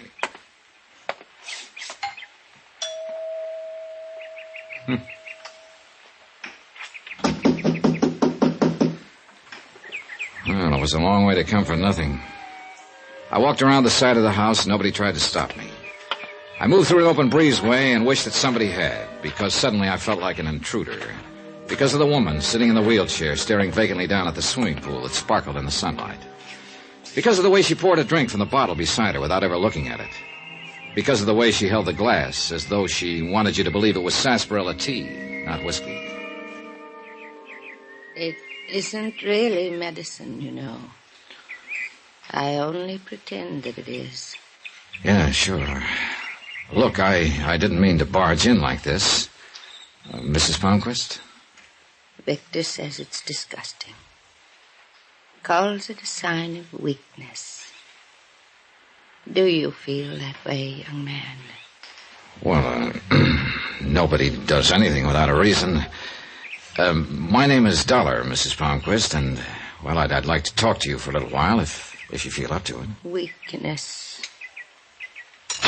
Oh, I'm sorry. Well, it's... Very sorry. Victor wouldn't like that either. Would you mind wheeling me into the house, young man? I'm very tired. Oh, yeah, sure thing. You just relax. She leaned back in the chair and closed her eyes. She wasn't sleeping, just somewhere off in thoughts of her own. I pushed the chair toward the house as gently as I could. It wasn't until we almost reached it that I realized we had an audience. A good-looking kid in his mid-20s watching us from a bedroom window. A kid who didn't want to be seen. The way he jumped back from the window told me that. It was getting pretty weird out.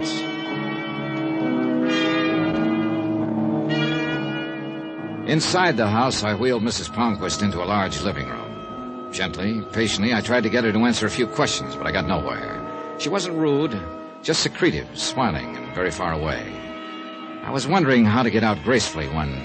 I'm so very sorry. I'm afraid I haven't been very attentive, have I, Mr. Dollar? Suddenly, just as clear and lucid as that, I looked around to see what had made this almost magical change, and he was standing just inside the room, the kid I'd seen watching from the window. Eric, come here, dear. This is my son, Eric. I'm afraid I've forgotten where you told me you were from, Mr. Dollar. My mother's been ill, Mr. Dollar. She's not supposed to be disturbed. Oh, now, Eric... Oh, I am sorry. I was just leaving. Good. I'll show you the way out. Oh.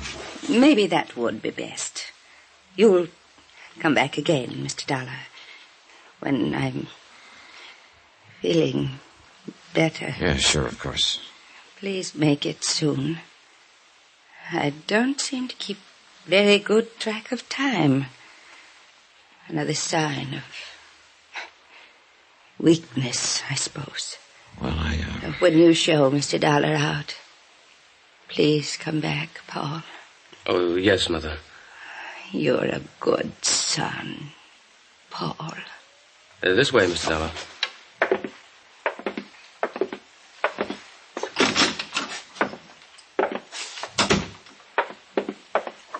What do you want here? You can see she isn't well. Yeah. It didn't take you long to go from Eric to Paul, did it? She is not insane. You hear, Mr. Dollar? I didn't say she was. Now, why did she call you Paul? Paul was my older brother. He died 3 years ago. That's part of why she's like she is. A small part. Oh, I'm sorry. Nobody's asking you to be. Just don't come back here.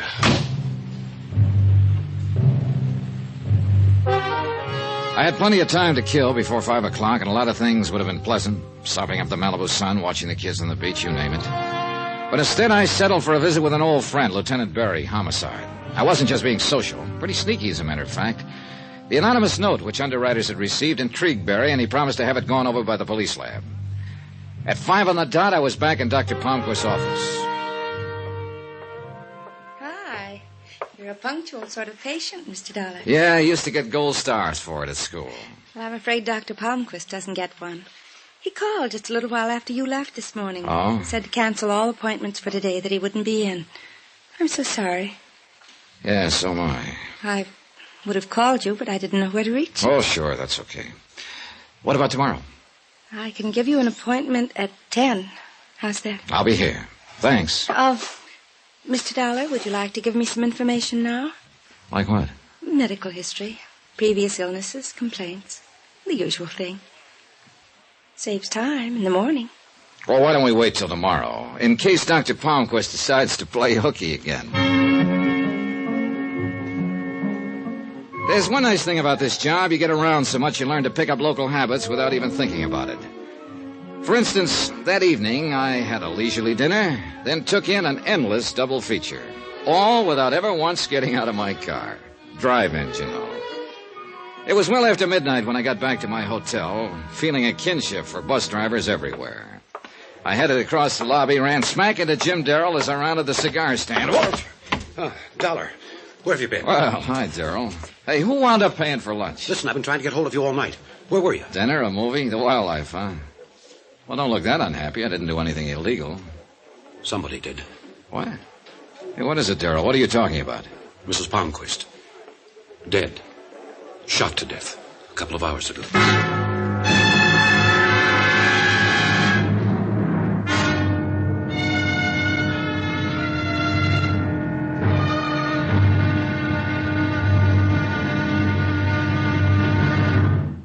Now, here's our star to tell you about tomorrow's intriguing episode of this week's story. Tomorrow, variations on an old theme. You pays your money and you takes your choice.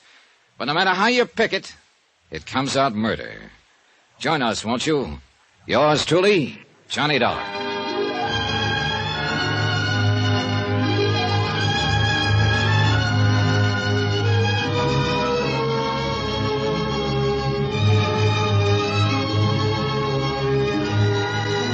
Yours truly, Johnny Dollar, starring Bob Bailey, is transcribed in Hollywood.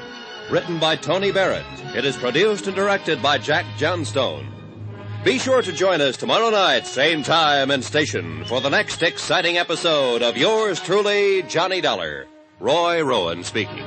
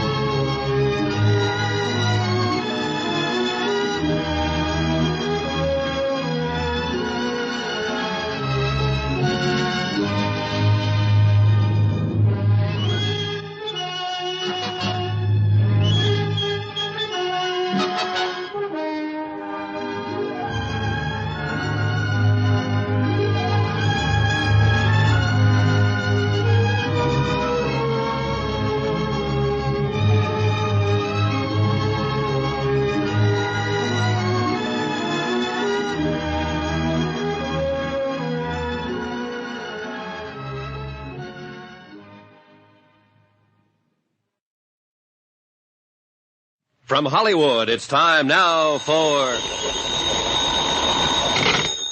Johnny Dollar. Johnny, Lieutenant Barry, homicide. Got messages from you 3 inches thick. Yeah, I've been trying to get hold of you all morning. Well, it hasn't exactly been a social tea around here, you know. What with the murder of Dr. Palmquist's wife. Can I come down there to headquarters? Come ahead, and if you're a good boy, I'll introduce you to the man who did the killing. What? Of course, he denies it completely. Who wouldn't? But will you hear his story? It's a wild one. Hold it, you're way ahead of me. You're saying you've got the killer there? That's what I'm saying. Well, who is he? You wouldn't know him. Nobody seems to. Make a little sense, will you, Lieutenant? Look, you coming down or not? Right now.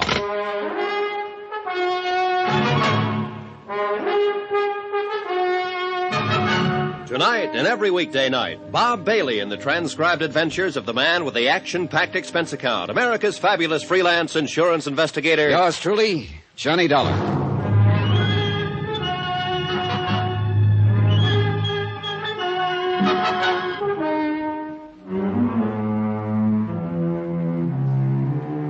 From Special Investigator Johnny Dollar, location Los Angeles, California, to National Underwriters Association, Hartford, Connecticut.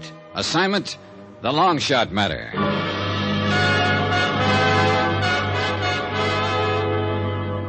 Los Angeles traffic being what it is, there was plenty of time to think on the way to Barry's office. But think about what? An unsigned warning that someone was going to collect on a $100,000 policy? A frail, defeated woman who wasn't going to have to worry about weakness anymore.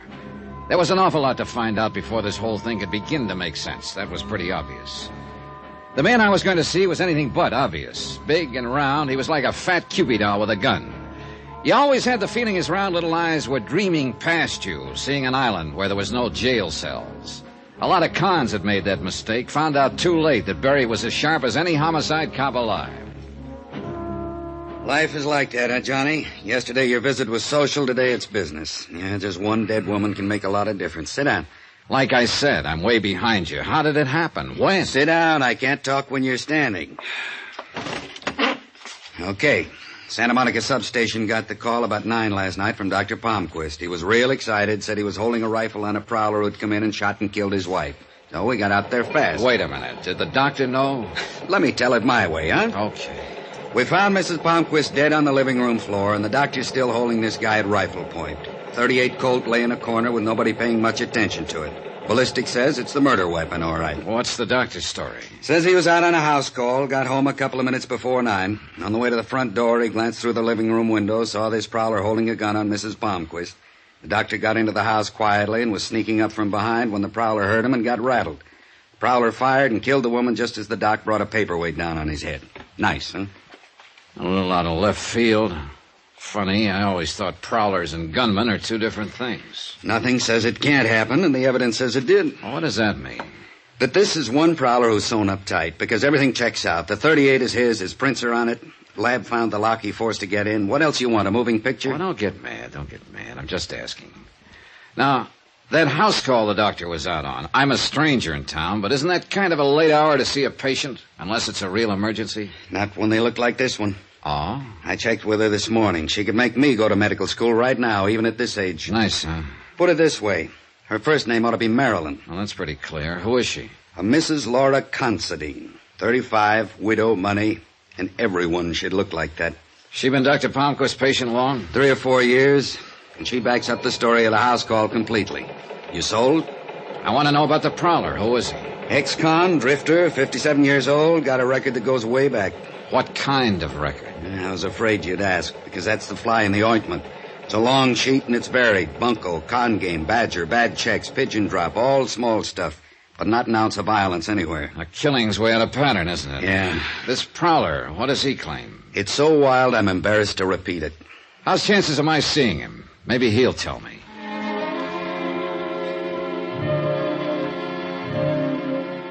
Barry took me upstairs to what they call the hotshot section. A very exclusive floor, this one, because the cells hold only prisoners suspected of the big rap, murder. And you know something? I never heard a place like this, but what an old fallacy comes bouncing back into my mind. That bit about being able to tell a man's character by looking at him. What does a murderer look like?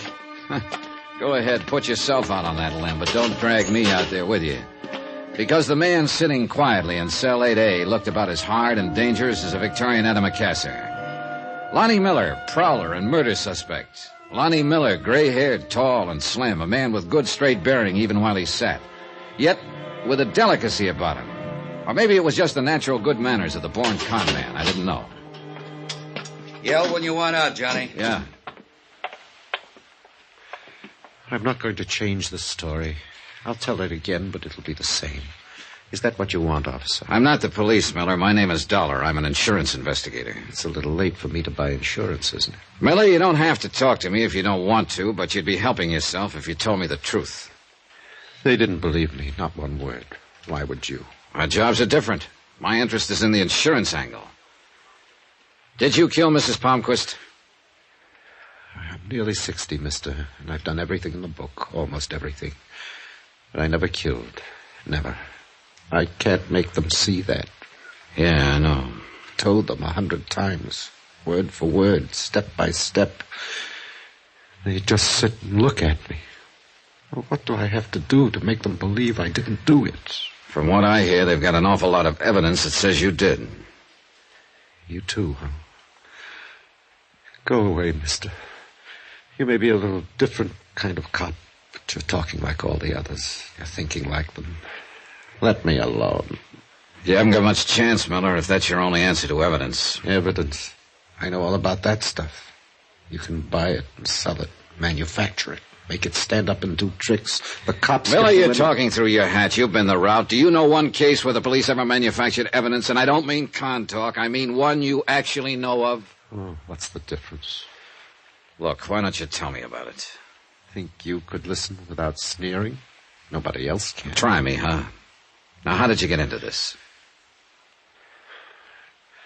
I just finished doing time in San Diego. Been hitchhiking my way up from there. 4 nights ago, a truck let me off on the Pacific Coast Highway, about 15 miles south of L.A. A few minutes later, a man in a big cab gave me a lift. Nice enough fella. A little nosy about where I was from, where I was going, things like that. But nice. Yeah, go on. After about 5 minutes, he decided we needed coffee. So we stopped at a little tacos joint. 10 minutes later, we were back on the road. After about 2 miles, he said it felt like we had a flat, so he stopped. It was a flat, all right, left rear. So? Well, he had given me the lift. The least I could do was to change his tire, so I did it. He was real friendly the rest of the way. Told me to stick around town and he'd see I got a job. He gave me a 20. Told me where to get a room and said to wait for him to phone. He said his name was Carter. You do what he said? Last night he called me. Said to be at his house at 9 sharp to meet a man who had a job for me, an address in the Palisades. Well, go on. The house was dark when I got there, so I rang the bell. Someone opened the door. I took 1 step inside and got hit on the head. Next thing I know, I'm coming to on the living room floor. There's a dead woman a few feet away, and my friend Carter is holding a rifle at my head, threatening to blow it off if I move. Only when the cops got there, they didn't call him Carter, but Dr. Palmquist. Palmquist? Miller, do you realize what you're saying? I know. And every word of it's the truth. Now tell me this, mister. How do I get anyone to believe it?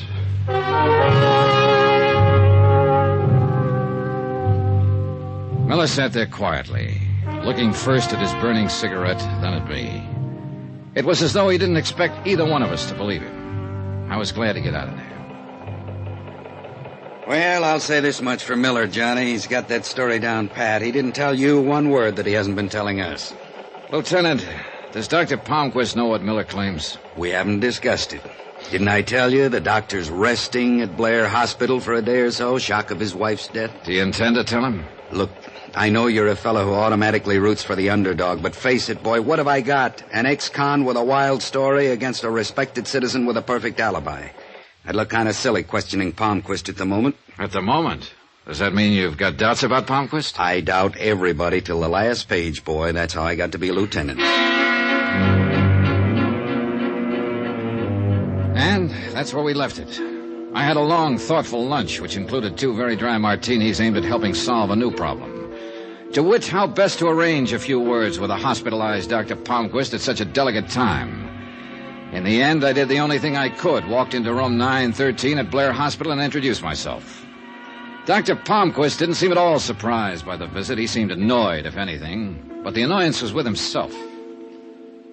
I'm not a very good advertisement for my own profession at the moment, am I, Mr. Dollar? I'm sorry to intrude, Doctor. I probably could have picked a better time for a visit. You've been doing your best. What? Which do you prefer, Mr. Dollar, my office or my home? Would you like the names of a few friends? Perhaps they can tell you whatever it is you're trying to find out about me.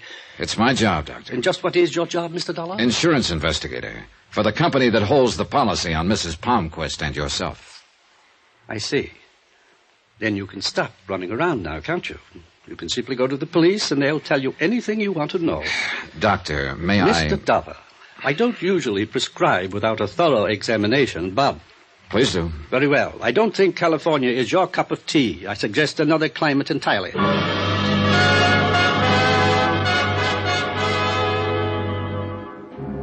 The visit was over. Palmquist lay back against the pillows, no longer interested, and I turned to leave. Just as I was reaching for the door, it opened, and one of the most beautiful women I'd ever seen started into the room. I think you have the wrong room, madam. For a moment, she just stood there, startled. Then, without a word, she turned and hurried out. But not before I'd gotten a good look at the large block initials on the purse she carried, LC. The 2 letters plus the way she looked made Laura Considine a pretty good bet. Nice twist, huh? The doctor is ill and the patient comes to call. You can't trust anybody these days, can you?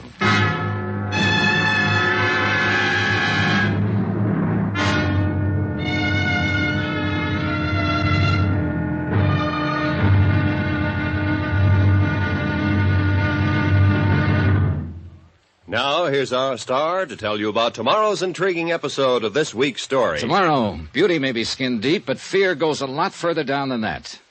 Sometimes as far as death. Join us, won't you? Yours truly, Johnny Dollar.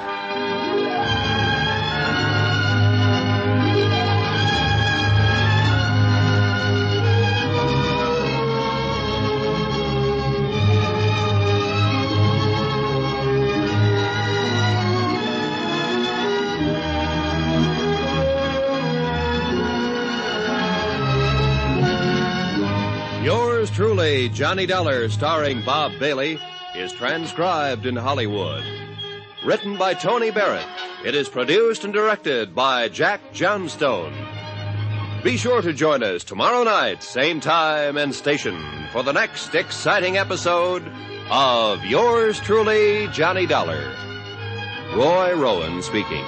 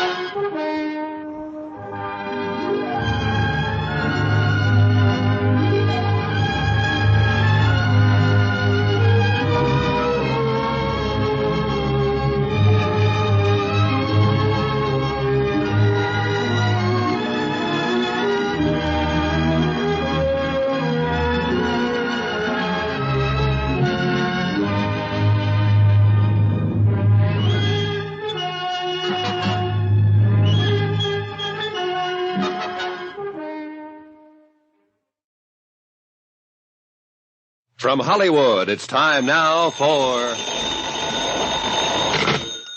Johnny Dollar. Lieutenant Barry here. Oh, hi, Lieutenant. You're stepping on toes, Johnny boy. Who's now? Dr. Victor Palmquist. Here you had a chat with him. Just how do you chat with a clam? Whatever it was, he was very unhappy about it. He called you? Yeah, very snide, too. Said if we had any more questions, to leave him alone and call his lawyers, and to keep unauthorized people away from him. Meaning me? Meaning you. Well, what's he worried about? You've already got his wife's killer in jail, haven't you? Everybody buys that but you, Johnny. You said it before. I'm a hard sale. Meet me for lunch. I'll try to sell you.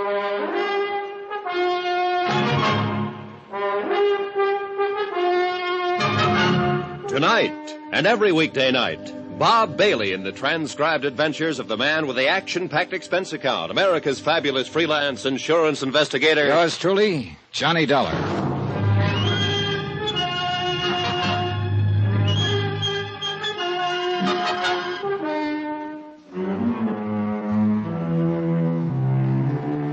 From Special Investigator Johnny Dollar, location Los Angeles, California, to National Underwriters Association, 1180 River Road, Hartford, Connecticut.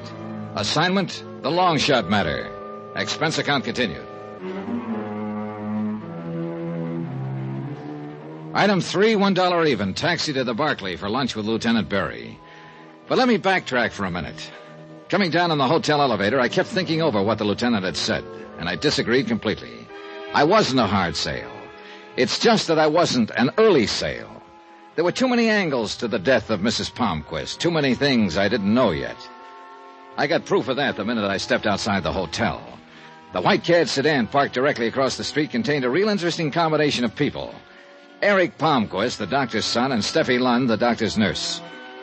The moment they saw me, they did what every amateur sleuth does. They drove away as fast as possible, thereby becoming just as conspicuous as a second nose. By the time I reached the Barclay, Lieutenant Barry had ordered for both of us. You don't like it, order something else, but it's the best they got. Matter of fact, it looks pretty good. Now, as I was saying... Yeah. So, Palmquist nurse and his kid are an item. You waiting for me to look impressed? You get up out of the wrong side this morning, Lieutenant. Look, I don't like the smell of this deal any more than you do, but what does it all add up to? You're sent out here to look into a possible killing. Which happens. Victim, Mrs. Palmquist. So, an ex-convict sits in a cell accused of the murder. The accuser and witness, the dead woman's husband. The con insists he's been framed, that the husband is the killer. But the husband is well alibied, bringing it down to the setup known as ex-con versus respected citizen. You know there's more to it than that. Don't give me lessons, Johnny. You think you've come up with one thing we don't already know about? I got checkouts going on the doctor, his nurse, his son, everybody within shooting distance of this thing. Don't get any ideas we're asleep down at the hall. All right. Give me a little fill, huh? Who? Palmquist's nurse, Steffi Lund. Nice kid, never been in trouble. At least we couldn't find any. What about the boy, Eric Palmquist? Typical rich doctor's son. Kind of wild, sensitive, gambles, but Papa can afford it. Also hits the booze too much for a kid that young. What about the doctor's alibi, Laura Considine? Yeah, knew I should have skipped that one. Your eyes look like they're whistling. Isn't that awful? At my age, too. All right, Johnny, she's clean. By the way, where does she live? Has a big house in Long Beach. Why? No doctors there? It's still a free country. I know people whose doctors live in Patterson, New Jersey. Point. Oh, almost forgot. I got the lab report on that anonymous note that started this thing. Anything? Untraceable. No prints, cheap paper that can be bought anywhere. And the letters were cut from a dozen different magazines. Didn't tell us a thing. What do you mean it didn't? What? It told us someone was going to try to collect on a policy.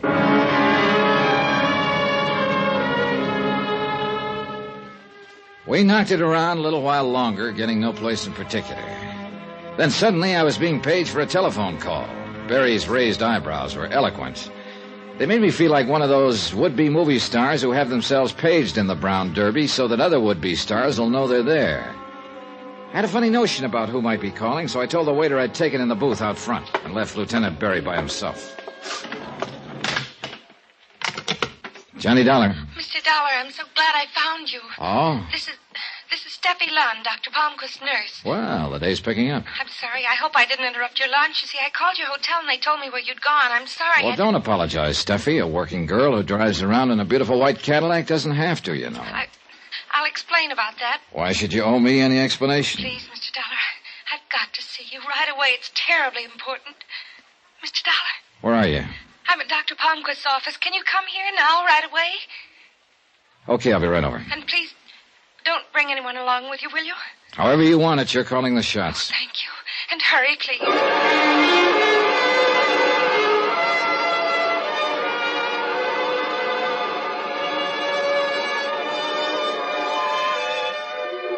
Expense account item 4, citation for speeding, $25. The carbon copy reads 63 miles per hour in a 35 zone.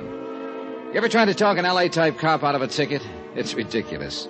He's always a big, good-looking guy who listens seriously while you alibi, but never stops writing. Then he smiles, calls you sir, and hands you the ticket. I couldn't beef about it, though. 2 reasons. 1, I deserved it. And 2, if I hadn't been stopped, I'd never have realized I was being tailed. Because the tail knew what he was doing. A heavy-set, thuggy-looking fellow in a black 51 sedan. He circled the block twice while I was getting the ticket. Was right back on me as I started out again. He was still there as I pulled up in front of Dr. Palmquist's office. But he was smart enough to ride on by without even looking at me. I waited to see if he'd come around the block again. He didn't.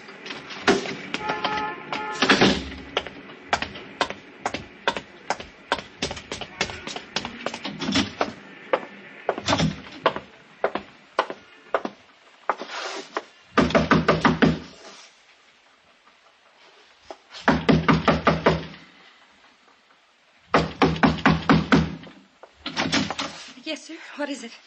What? What do you want? Well, now, that's a switch. When you called me a few minutes ago, you said... No, you're mistaken.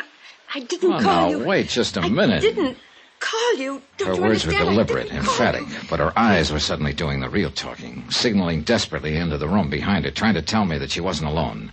But I wasn't the only one who caught the signal. Get away from the door, Steffi. Come in, you. Did you hear me? I said come in. Eric, please. Hello, Eric. What seems to be the trouble around here? That's far enough. Oh, now, come on. Why don't you put that thing down? Your family's had enough misery with 38s. Darling, do what he says. Why did you call him, Steffi? Why? Because somebody's got to help you because of what you're going through and what it's doing to you. Eric, I can't stand any more of it. You're half out of your mind with fear. Now listen to him, Eric. Maybe he can help. You think he can help? You think anybody can? One thing's sure. That gun's not going to help you any. Come on now, kid, put it down. No, because nobody tells me what to do. Not when I've got a gun. They're afraid to. That's right. They're afraid to. You're both afraid, aren't you? It's nice. It's nice for somebody else to be afraid. I like that. I really like that. He wasn't even looking at us anymore, just somewhere off into space. Somehow, Steffi sensed that I was waiting for a chance to grab his gun and motioned for me not to. And suddenly I remembered where I'd seen that lost, empty look before. Mrs. Palmquist, Eric's mother. She'd had her share of that look the day she died. Mr. Dollar, help me with him, please. I picked him up, put him on the couch. He had that terrible whiteness that a deep faint brings, and Steffi didn't waste any time. She loosened his collar, shoved his head forward. In a few minutes, he shuddered once, came to, took a deep breath. We made him comfortable on the couch, but you could see that it had been a rough trip for him. He was conscious, but he didn't have the strength to open his eyes. Steffi just stared at him. He'll be all right now. What's wrong with him, Steffi? Why that thing that just happened? You want the technical name? Circulatory lability. Sound impressive? Talk layman, huh? A form of extreme hypertension. Nerves. Enough to make him faint like that from anger, from fear. It's a lovely thing for a man to go through, isn't it? Well, that calls for a different kind of medicine, doesn't it? Analysis with a psychiatrist. He's in it now. Only with Eric, it's going to take a long time. Maybe a very long time. But a kid like that, how? Why? Fear. Overpowering, petrifying fear. Of what? His father. Of Dr. Palmquist? Yes. The nice Dr. Palmquist. The gentle, quiet healer. My employer. My father-in-law. You and Eric are married? Tijuana 6 weeks ago. Eric is 25 years old, Mr. Dollar, and he's so afraid of his father we're still keeping the marriage a secret. Why, Steffi? Why is he so afraid of Palmquist? His analyst hasn't been able to get through to that. You expect me to? Well, somebody better. Why did you say that? Because he waved that gun around very convincingly for a scared kid. He never would have fired. Don't you understand? He's so frightened he couldn't have made himself do it. I hope you're right.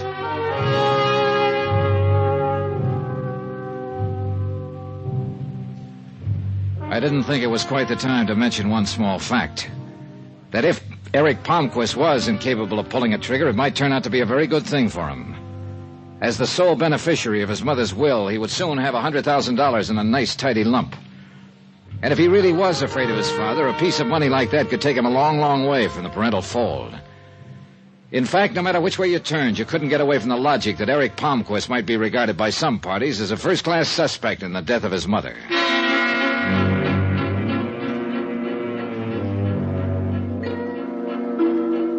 Steffi was still pretty much upset when I finally left her, and I must admit that my own mind wasn't exactly at ease. Hoping that the fresh air would help to clear my thoughts, I took my time driving back, and it must have been nearly an hour later when I pulled into the subterranean garage of my hotel. I guess I was thinking too hard about what had just happened. In any case, I wasn't quick enough. Just as I passed one of the garage's big concrete pillars, a figure stepped out from behind it, brought the business end of a Colt banging down on my head. The ground climbed up and got me. But not before I had a look at him. My heavy-set, thuggy-looking friend who tailed me earlier in the day. He could talk, too. You're in the wrong town, punk. Take the hint. I took the hint. I passed out.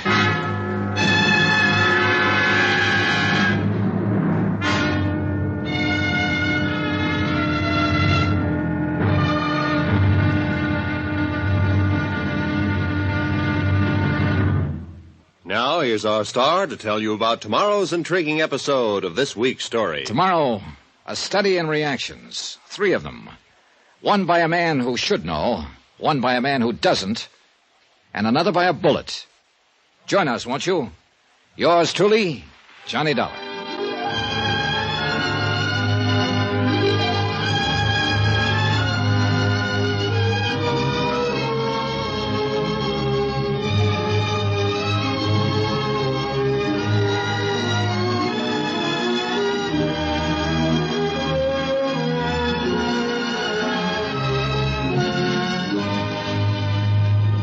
Yours truly, Johnny Dollar, starring Bob Bailey, is transcribed in Hollywood. Written by Tony Barrett, it is produced and directed by Jack Johnstone. Be sure to join us tomorrow night, same time and station, for the next exciting episode of Yours truly, Johnny Dollar. Roy Rowan speaking.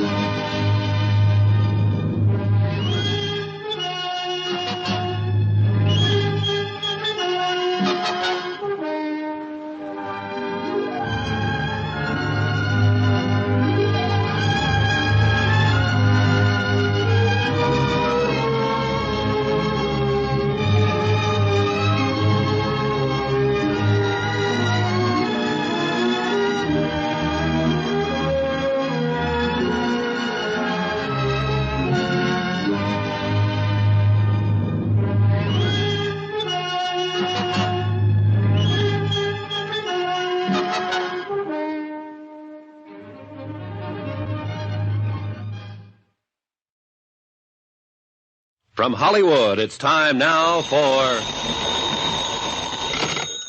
Johnny Dollar. Oh, this is Dr. Van Clauser returning your call, Mr. Dollar. Oh, yes, Doctor. May I ask who recommended me? I inquired about a good psychiatrist, and it came up you. Yes. Well, the first step is usually an office appointment for a preliminary chat. That's what I had in mind. Today? My schedule is quite full. Would tomorrow be suitable? Today would be better. Oh, I see. But there should be ample time. There should be ample time, but there isn't. In fact, I'm running out of it fast. Very well. 11 o'clock. Dust off your couch.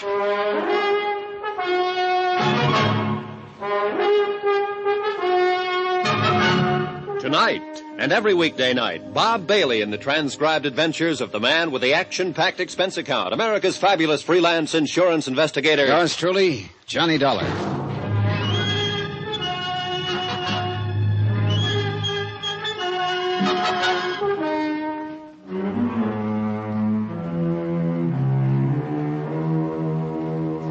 From Special Investigator Johnny Dollar, location Los Angeles, California. To National Underwriters Association, 1180 River Road, Hartford, Connecticut. Assignment, the long shot matter.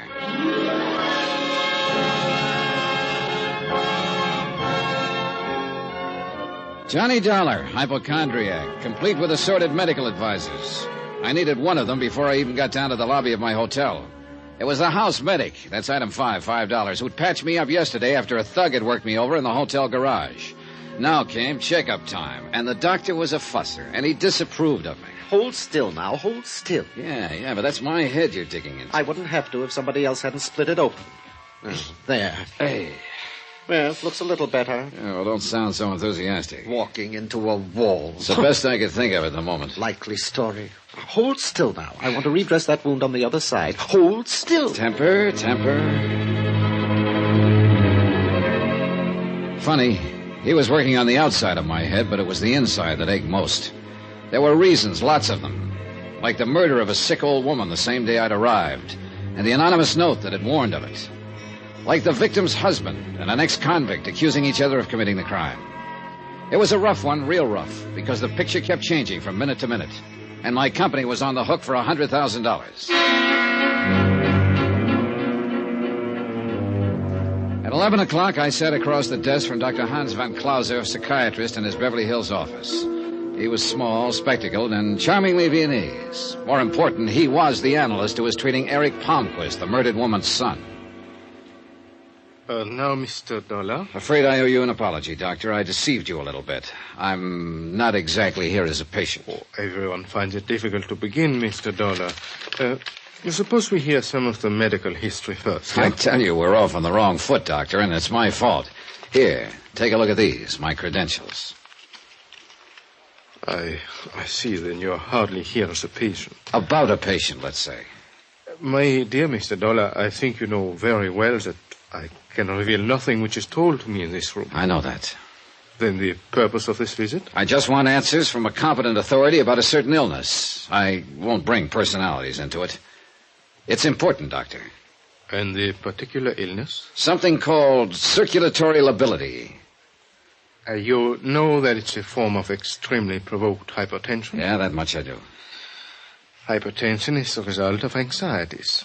The anxieties may be real or fancied, but the hypertension is very genuine indeed, and very dangerous. Dangerous to the extent that a man could turn to violence, maybe kill? If sufficiently aroused, yes, it has happened. I see. Thank you. Thank you very much. Item 7, 10 cents, recklessly squandered on a phone call to my hotel to check for messages. There was one. Lieutenant Berry of the L.A. Police Department would like to see me at my convenience. Would I? I would. You get practically nowhere ignoring police lieutenants.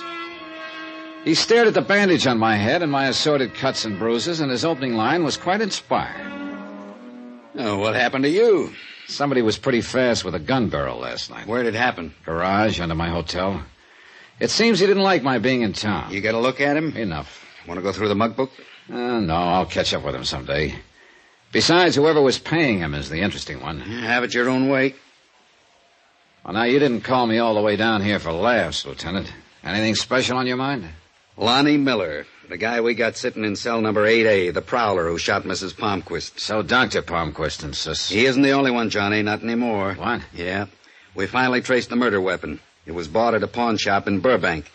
The pawnbroker positively identified a mugshot of the buyer, Lonnie Miller.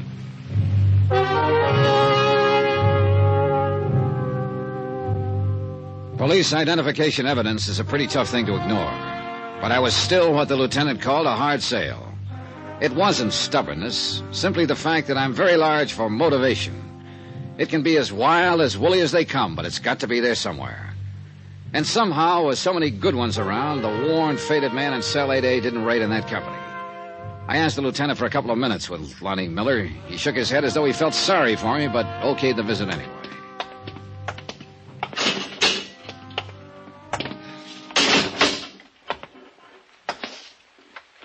Miller? You're angry about something, Mr. Dollar. I can tell. It's in your face. Yeah. About a story you told me the other day. About Dr. Palmquist giving you a lift, keeping you around town, then using you as a patsy so he could kill his wife. You want to change any of it? You asking if I lied, mister? Is that it? That's it. It's figured to be like this sooner or later. Goodbye, mister. Come on, Miller, talk to me. Lie? Think I'd lie to the only man who even looked like he believed me? You still haven't answered. Mister, don't you think I know I haven't got a chance? That I'm dead? I don't even care anymore. But I didn't lie. Not one word. A Burbank pawnbroker says you did. Says you bought the murder gun from him. I've never even been in Burbank, I swear to you. How could I have bought the gun? He identified a picture of you. Says you showed your driver's license as identification. Where is your license, Miller? In my wallet, downstairs. They took everything when they booked me. Mr. Dollar? Tell it to me all over again, Miller, from the minute Dr. Palmquist gave you the lift. Step by step, every single detail. Tell it to me.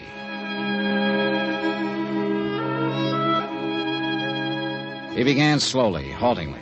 The words just kind of fell out of his mouth in a tired, hopeless fashion. It was the same story he told so many times now. I had reason for making him go through it. Some small, hazy idea that was tugging at the back of my brain, jagged, undeveloped, but an idea. When I left the cell, I had Miller's permission to look in his wallet. The police custodian showed it to me 5 minutes after that. The license wasn't there. Expense account item 8, 10 cents, an L.A. newspaper, 3 days old. One which played up the Palmquist killing big, contained pictures of both Dr. Palmquist, grieving husband, and Lonnie Miller, suspected killer. Purpose? To be used in backtracking. The drive down to Long Beach could have been pleasant. Sun, ocean, a relaxing type day, but not for me. Not with what was going on inside my head. Even the soft breeze coming in off the Pacific couldn't sweep the pieces together for me. Sure, for a few seconds, everything would make sense. Then, a moment later, some small fact would make the whole theory collapse. I knew one thing, though. If this whole deal was a frame, it was a great one, a work of art, something to be admired, provided your name was neither Lonnie Miller or National Underwriters. About 6 miles this side of Long Beach, I found what I was looking for, the little tacos joint where Miller claimed he and Dr. Palmquist had stopped for coffee.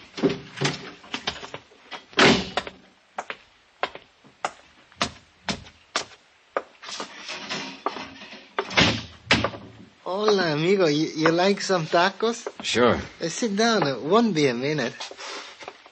Owner around? You're looking at him, amigo. Irving Gonzalez, owner. Irving? Sure. I had it changed.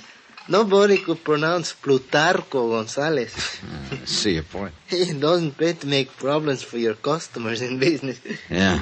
When are you going to work up to asking me questions, amigo? Well? I can make tacos blindfolded, and I can tell a cop the same way. Well, you're not too far wrong. Want to take a look at this newspaper? Either of these men ever been in here? And Dr. Victor Palmquist and Lonnie Miller. Oh, I read about that killing. Very interesting. Yeah. Well, what about it, Irving? What about what? These men. Have they ever been in here, alone, together, any time? Yes, I mean, they look kind of familiar, but maybe it's only because I see them in the papers. You know, Is that the best you can do? Well, look, amigo, you stand behind a counter all day and everybody looks like everybody else. You wouldn't want me to make a guess, and that's all I'd be doing, guessing. No, I wouldn't want that. Here, nice and hot. Eat your tacos, amigo. Thanks anyway. I'll skip them this time. Here. You know something? I don't blame you. Hey, look at this. Pills. Pills? Pills. I eat them by the dozen. Do you know why, amigo? Tacos. There's this about the racket. You try, you strike out, you can't waste time thinking about it. You get on to the next step. The step? Laura Considine, Dr. Palmquist's lovely alibi the night of his wife's death. Her house was only a few miles out of Long Beach. It seemed logical to head for it. I reached it about 20 minutes later, a large, old-fashioned, and seemingly deserted house in a promontory that jutted out into the Pacific. Strikeout number 2, the hostile iron fence that circled it made its point. Keep out. So I did. Trespassing applies to everyone. From where I stood, I couldn't identify the car that suddenly roared away from the back of the house, but one thing was obvious. The driver was in a hurry, and I was getting nowhere. I decided to head back to town. It happened 5 minutes later as I rounded a curve on my way back to the Pacific Coast Highway. Choice, the Pacific on one side, granite cliffs on the other. I picked the cliffs.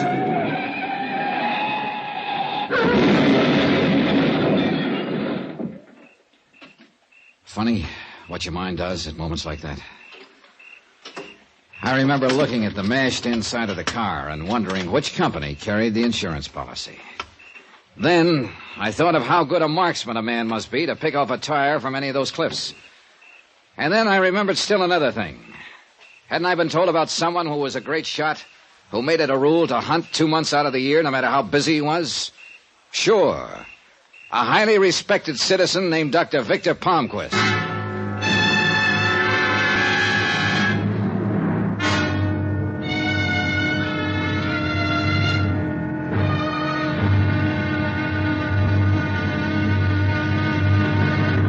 Now, here's our star to tell you about the final exciting episode of this week's story. Tomorrow, you want to hide something? Put it in plain view. Only don't go overboard on the system if you're hiding a murder. Join us, won't you? Yours truly, Johnny Dollar. Yours truly, Johnny Dollar, starring Bob Bailey, is transcribed in Hollywood. Written by Tony Barrett. It is produced and directed by Jack Johnstone.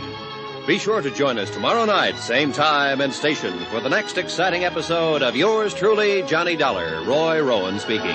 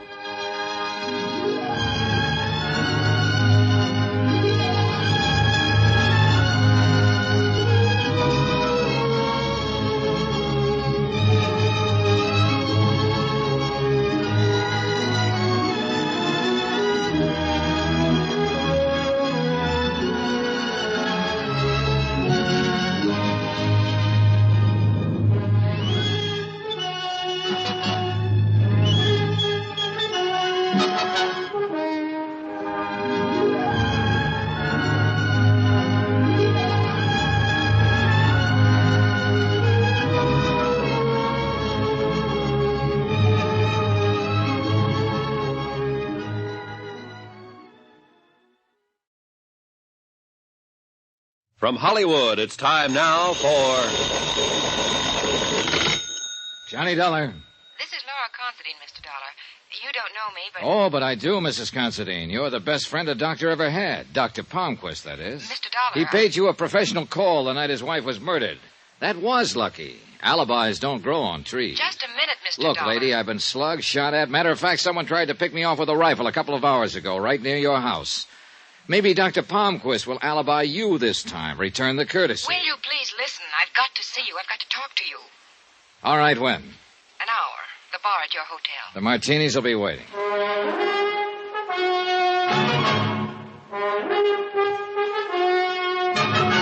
Tonight and every weekday night, Bob Bailey in the transcribed adventures of the man with the action-packed expense account, America's fabulous freelance insurance investigator. Yours truly, Johnny Dollar.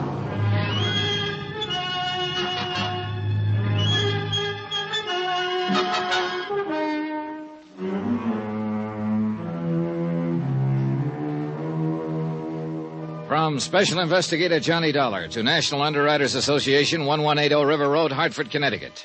Assignment, the long shot matter. Expense account concluded.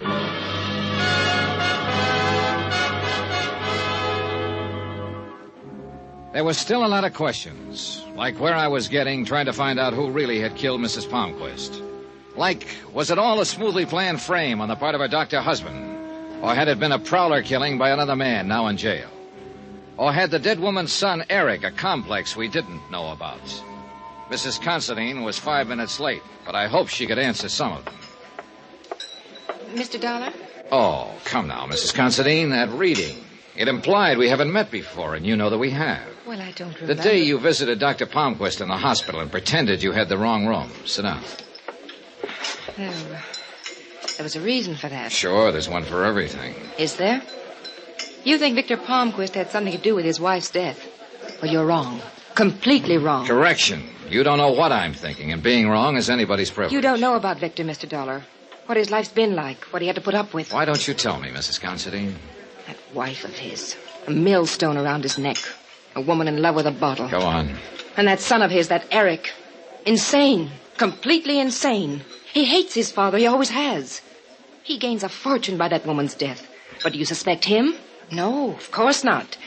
You badger a man like Victor Palmquist. Now, does that make sense? You're building a big thing on the fact that a lot of people hate Victor Palmquist, but you're overlooking something. Mr. Dollar. Where there's that much hate, there's always a good reason.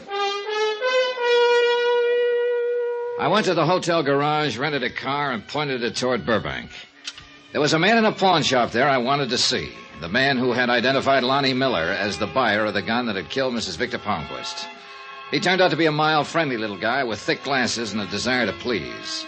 He barely glanced at my identification, pushed it back over the counter to me, and smiled. What do you want to know?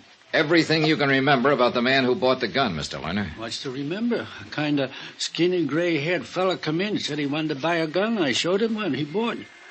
He showed you a driver's license for identification, didn't he? I copied the information right here in the book. Right here. Lonnie Miller, 173, Fuller, San Diego, height 6 feet, weight 152, color white hair. Here, look this up. Yeah. Look at this paper, Mr. Lerner. One of these, the fella? Let me see. Lerner adjusted his glasses and leaned forward to peer at the newspaper I'd put on the counter. It was the way I was leaning on the paper that really started the whole thing. The two pictures were side by side. Dr. Palmquist in a business suit and Lonnie Miller in a cap, leather jacket, and work pants. My arm was covering everything but the faces. Lerner moved my arm before pointing out Miller as the buyer of the gun. Then he nodded emphatically. Sure. That's the fellow who bought the gun, that Miller. You had to move my arm before you'd say so, Mr. Lerner. You were covering up half the picture. What am I, a mind reader? No, but I think you might have made the most normal mistake in the world. Wait. You trying to tell me this Miller didn't come in here and buy a gun from me? That's about it. So how come a fellow who wasn't here gave me a driver's license and said he was? That's a good question, Mr. Lerner. There were two people I wanted to see now real bad. Lieutenant Berry at Homicide and Lonnie Miller, Cell 8A, City Jail. I streaked down to headquarters, and guess what? The lieutenant was out on police business. Should be back in a while. I knew Lonnie Miller wasn't out, so I settled for him. There were only 2 or 3 questions I wanted to ask him, but they were important. I spent about 15 minutes in the cell with Miller, got my answers, and they made sense now. Then I spent an hour waiting for the lieutenant. He finally showed. This time he was the hard sale, even after I discussed what I'd figured out at the pawn shop. Johnny, I'm tired. Oh, sure, me too. Now, look, Lieutenant, you know what I'm pushing is possible. Dr. Palmquist and Lonnie Miller are approximately the same size, age, coloring. Even the bone structure is fairly similar. But they don't look alike. They don't have to, because it's the impression that counted here. Johnny! That's exactly what Palmquist was counting on. Now, look, Lieutenant, you've been around. You know what people go by when they're asked to identify someone. An all-over impression. So? And you know a big factor is clothes, particularly the type of clothes. All right. What are you going for? This. If Dr. Palmquist walked into that pawn shop wearing a cap, leather jacket, and work pants, and then, 6 days later, you show the pawnbroker a picture of Lonnie Miller, dressed in the same kind of clothes, you know whom he'll identify every time. Especially when he'd already seen a driver's license made out to Lonnie Miller. 1,000 ways to make a living. What did I pick? Lieutenant. This? Look, suppose I buy that. Where are you? Dr. Palmquist, for some reason or other, wants his wife dead. He needs a patsy. So he picks up Lonnie Miller, a hitchhiker on the Pacific Coast Highway. If you say so. At a coffee stop, the doctor remembers something he left in the car. He goes out for a minute, sticks a match or a toothpick in a tire valve, guaranteeing a flat a few miles further on. So when they stop, it's the doctor who looks at the flat, gets rid of the toothpick. Grateful for the lift, Miller changes the tire. You ever change a tire on a hot summer night? Well, sure. You took off your jacket, didn't you? How else? That's what Doc was counting on. He had a couple of minutes alone with Miller's jacket and lifted his driver's license. Then he keeps Miller in town on the promise of a job. He buys the gun at the Burbank pawn shop wearing work clothes and giving Miller's license as identification. Monday night, he killed his wife, called Miller to the house with a phony story about a job, struck him from behind, and staged the scene the police found. Smooth, huh? Johnny, can you see me going to the DA with all that theory and no proof? Palmquist would laugh me out of town. Barry, look. Knock it off. You're no kid. You know I'm right. Well, don't go away mad. Sure, I know he was right. That's what was driving me crazy. Proof. One little piece of it, but where? Old Palmquist had used his head all right. But the smartest ones alive always leave one little hole somewhere along the line. But 3 hours later in my hotel room, I hadn't found it. Steffi, what are you doing here? Johnny, Eric's been drinking all day, brooding, working himself into a rage, saying terrible things about Mrs. Considine and his father, and about his father being a murderer. I don't know what he'll do. Help me, Johnny, please. He give you any idea of where he was headed? He mentioned going home to get a gun and then going to Mrs. Considine's house. Johnny, I'm afraid. All right, come on. The drive to the Palmquist house on the Palisades was a long one, but educational. Because Steffi had nothing to hide now. She was just a kid worried to death about her husband, and her bitterness toward Dr. Palmquist came rolling out. He's an easy man to hate, my father-in-law. All charm on the outside. Petty little dictator inside. Man who's trying to prove something, who can't abide weakness. Who tries to make everyone over into his own image. A horrible man. Tell me about Eric's brother. Paul? He was the favorite, the doctor's pride and joy. They hunted together all the time. Only one day, Paul had a cold, tried to get out of a hunting trip. This offended the doctor's weakness fetish. It made the boy feel like a coward, so Paul went hunting and died of pneumonia. Mrs. Palmquist never got over it, as you saw before she was killed. Nice, Johnny. You like the family I married into? The house was dark when we got there. We hurried to Eric's bedroom, and Steffi leaned against the door, weak with relief. Eric lay sprawled on the bed, snoring fine alcoholic noises. The rifle he still clutched made very clear what he'd been thinking about before the liquor had taken over. We were just getting him comfortable when we heard it. A car pulling into the garage. Palmquist. I got Steffi down the back stairs and out of the house as soon as I was sure he was inside. And then I turned back. Because suddenly I was tired of a killer walking around free while everyone else stepped softly. And the anger was good, because it suddenly drove into my mind the one thing Palmquist might have overlooked. I let myself into the garage by the small window, moved to the doctor's big car. You ever try to force open a car trunk with a claw hammer? Don't. A, it's rough, and B, it takes your eyes off the door leading to the kitchen. Why don't you ask me for the key, Dollar? A gun, Doctor? No instrument of healing? Oh, that's nice. And it tells me something about the trunk. That there's a spare tire in there that's flat, but doesn't have a puncture. A service station might remember a thing like that, huh, Doctor? Right, Mr. Dollar. Goodbye. He couldn't pick me off because of the car, but the car was working against me, too. You did better with a rifle yesterday, Doctor. I'll manage, Mr. Dollar.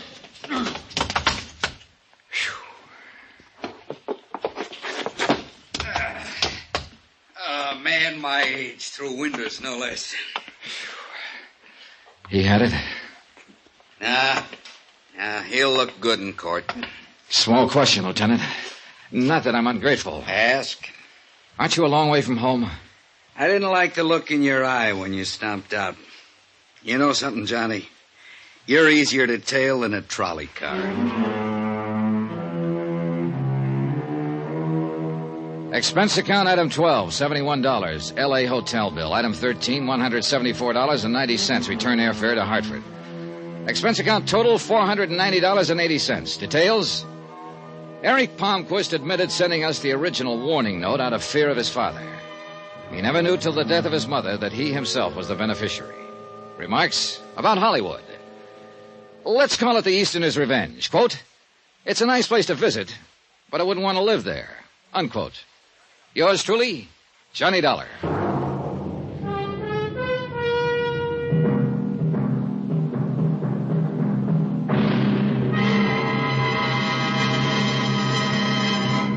Now, here's our star to tell you about next week's intriguing story. Next week, $3 million worth of a worthless gold mine. And there's blood on the desert sand. Join us, won't you? Yours truly, Johnny Dollar.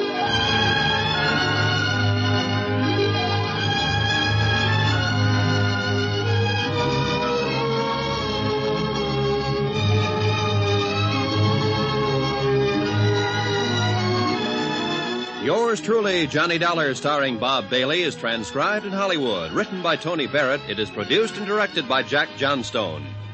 Heard in this week's cast were Virginia Gregg, Victor Perrin, Lillian Baeff, Russell Thorson, James McCallion, Edgar Barrier, Don Diamond, and Herb Butterfield.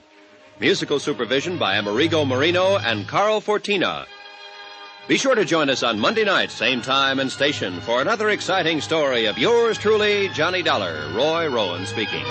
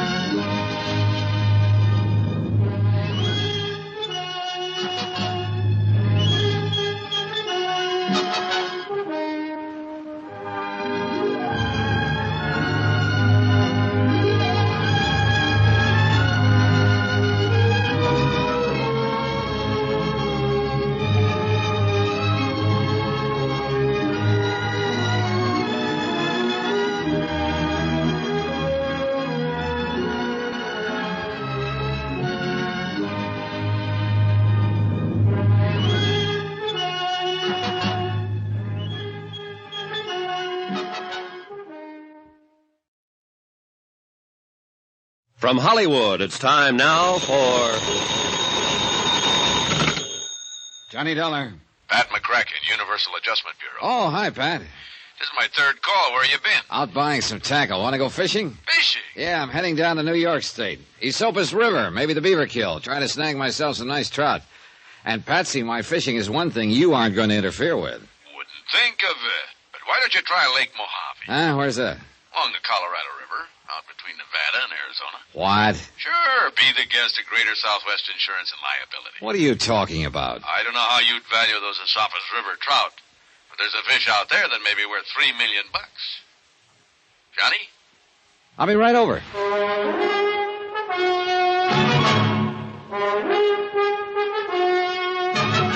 Tonight and every weekday night, Bob Bailey in the transcribed adventures of the man with the action-packed expense account, America's fabulous freelance insurance investigator. Yours truly, Johnny Dollar.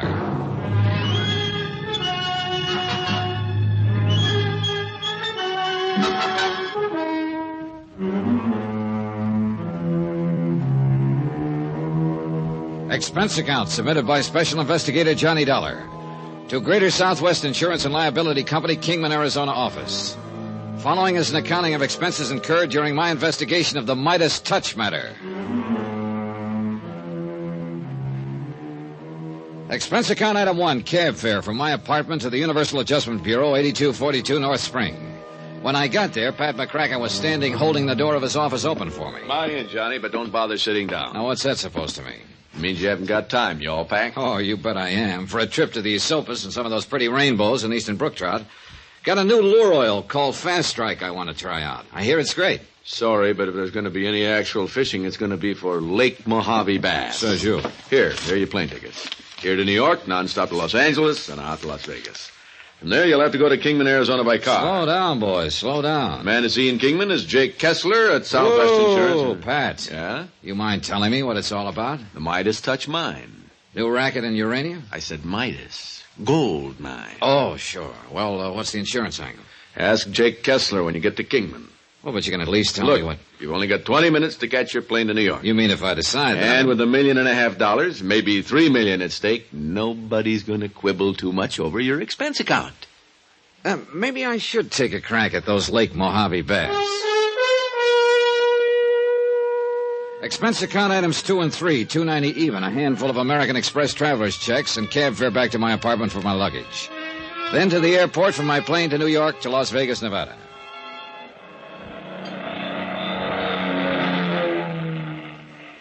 It was 11:30 p.m. when the big plane slowly glided down out of the clear starlit sky. And unless you've seen the millions, billions of stars that twinkle brightly through the clear, dry air over the Mojave Desert, you've missed a real thrill. We glided down toward the landing strip on the edge of the town of Las Vegas. From the air, the myriad multicolored lights made the fabulous resort sparkle like a field of jewels. Item 4, 30 cents phone calls to car rental agencies. They were all closed. Item 5, 65 cents per cab to the Flamingo Hotel, where I decided to spend the night and drive on to Kingman in the morning. Item 6, hotel overnight, food, and incidentals. $178.30. If you know Las Vegas, you know what that word incidentals means. 15 odd. And black. Place your bets, please. The dice are passing. All right. There we go. 6 to the point. I'll say this much. I tried to make some expense money on the side, but, well, I guess I shouldn't have tried to cover so many of the gambling joints. If I'd stayed at the Flamingo, where I'd always made me $1 or $2 at the casino. But this time, Lady Luck just wasn't on my side. Anyway, well...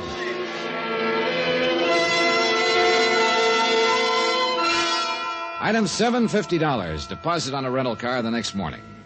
I headed south and east toward Kingman, Arizona. First stop, Hoover Dam, where that tremendous hunk of steel and masonry straddles the Nevada-Arizona state line. And I took a brief but longing look at what I could see of giant Lake Mead. I wanted to stay right there, break out my fishing tackle, and take a crack at some of the huge lunker bass for which Lake Mead is famous. But duty is duty, or something. Anyhow, I hit the highway again across the hot, dry desert toward the city of Kingman. At this time of year, at this time of morning, the thermometer hits the 100 mark without any trouble at all. And the occasional swimming pools and motels outside Kingman look pretty inviting. But I drove straight to Jake Kessler's insurance office on East Palm Drive. Well, hi. You must be Dollar. It's a good name. Come on in. Jake was tall, angular, well-tanned, and dressed in blue jeans, open denim shirt, high-heeled boots, and broad-brimmed hat. He looked as though he'd be more at home on a range pony than in this insurance office. All right, Dollar, let me tell you what this is all about. Okay, thanks, Mr. Kessler. Jake, you want the folks around town to think I'm putting on airs? Okay, Jake. By the way, Johnny, I hope you didn't make any arrangements to stay right here in Kingman, did you? No, my bags are still out in the car. Very good. I got a place waiting for you down at Catherine Landing. What's that? Lake Mojave Resort's what they call it now. It's nice cabins, good restaurant, nice people, right down at the edge of the lake. Too bad you aren't a fisherman. Well, I just happened to have brought along a couple of rods and reels. Good boy. Then you'll love it. Buster Favor down there will show you spots where you can haul in the prettiest mess of largemouth bass you ever saw. 5, 6 pounds, maybe more. Oh, stop making my mouth water, Jake. I'm supposed to be here working on a case. Well, every man's entitled to a little time off for fishing. And you look like you could stand some. Brother, you are killing me. Listen, Pat McCracken at Universal Adjustment Bureau said something about a gold mine. Yeah, I contacted Pat because I knew he'd know where to find you. It's the Midas Touch mine, Johnny. And it's right down in that neighborhood where you'll be staying. Well? The mine was abandoned back in the early 30s. Worked out, apparently. But about a year ago, Hard Luck Dennis took another look at it. Who's he? Dennis, yeah. Prospector, promoter. Here and there, Arizona, Nevada, California, he's found himself an old mine, pecked away at it, and managed to scratch out a fair living for himself. You said promoter? Yeah, well, that was in Texas, mostly. Never was able to get the full story, but it appears he got some folks to invest in some kind of phony oil stock down there a couple of years ago and had to skip out. Couldn't have been too serious, though, because the law never bothered chasing him up here. Or else he was able to make things look legal enough. Could be. Anyhow, he's been back in this country for a while now, poking around the hills, looking for the big strike again. You know how prospectors are. Yeah, I've heard. Finally, a while back, he started prowling around the old Midas Touch. First thing you know, he got a lease on it. Well, I still don't see the insurance connection. You will. And you won't like it. Okay, go on. Well, next thing we knew, he'd got a report on some ore samples he'd brought into town here at the assay office. Johnny, well, you wouldn't believe it. Good, huh? Johnny, it looked like a prospector's dream come true. Ore worth about $1,100 a ton. All right, now, it takes money to work a mine like that, no matter how you figure it. First of all, he had a big pumping job to do. Pumping? Out there in the middle of the desert? That's right. You see, when there was just the Colorado River running down the valley, it was different. But since Davis Dam was put in to form Lake Mojave about 10 years ago, the level of the water table in that whole area is raised considerably. Oh, I see. The Midas Touch was in a low spot, and parts of it were dug pretty deep. So now, with seepage from the lake feeding it, the lower level filled up with water. Yeah. Well, now, Jake... Simmer down, Johnny. I'm getting to it. Hard Luck Dennis needed money. A lot of money. So, who should he come to but the Haskell brothers, 3 of my best clients. So what happened? I hate to keep chewing your ear off this way, but I've got to give you some background. Shoot. Ernie, Kevin, and George Haskell, they're money men from back east. What do you mean, money men? Oh, brokers. You know, stock market. Oh. They made themselves a big pile of dough, got the usual ulcers doing it, and then decided to give up and get as far away from New York as possible. I don't blame them. But when they got out here, instead of just retiring and taking it easy, you know, much as you might like it at first, you can get pretty bored just riding around on horseback and hunting and fishing all the time. Get tired of fishing? Huh? Nothing. Go on. Yeah, well, after a few months, they decided they'd have to have something to do with themselves, or at least something to occupy their minds, so they bought up the old Too Lazy 2 ranch. Cattle? 80,000 acres north of Easton here. Not very good grazing land, but enough to keep 200-300 head of beef alive, and with Alex Bundy as their foreman, they did all right. Well, now let's get down to... Gentlemen ranchers, they called themselves, and that's just about what it amounted to. They built a nice house on the property, settled in it, and... well, not much work, but just enough worry and responsibility so that time didn't hang too heavy on their hands. Now, all their insurance is with my company. The Straight Life, that is. $500,000 apiece. And you're afraid something's Yes, sir, $500,000 each and double indemnity. Wow. $1 million apiece in case of death by accident. Right. Accident. So, let's get back to Hard Luck Dennis. Well, that part's easy, isn't it? Is it? Sure. Dennis needs money to open his mine. The Haskell boys are obviously loaded. Right. First off, even before he got his lease, he tried to sweet-talk him into putting up some money, but after years of fooling around with those bulls and bears in Wall Street, they were too smart for that. So we took 'em down in the mine, let 'em chip off some samples of ore, and had 'em take it themselves down to the assay office. And was that the ore that you said tested so high? Yes, sir. And from the minute they saw the report on it, you couldn't have held 'em back with a 20-mule team. How much did they go in for? $20,000 apiece, cash, on the strength of a handwritten agreement with Hard Luck Dennis that they'd get 30% of whatever came out of the mine. Okay, Jake, now let's get down to business. Are you afraid that something connected with this Midas touch mine and Hard Luck Dennis has put the Haskell brothers in jeopardy? I'm afraid it's got beyond that, Johnny. Huh?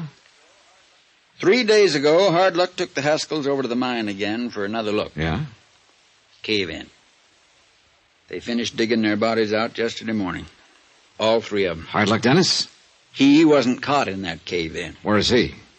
Who knows? Then for you, it's a question of a $3 million payoff on the policies or $1.5 million. Yep, Johnny.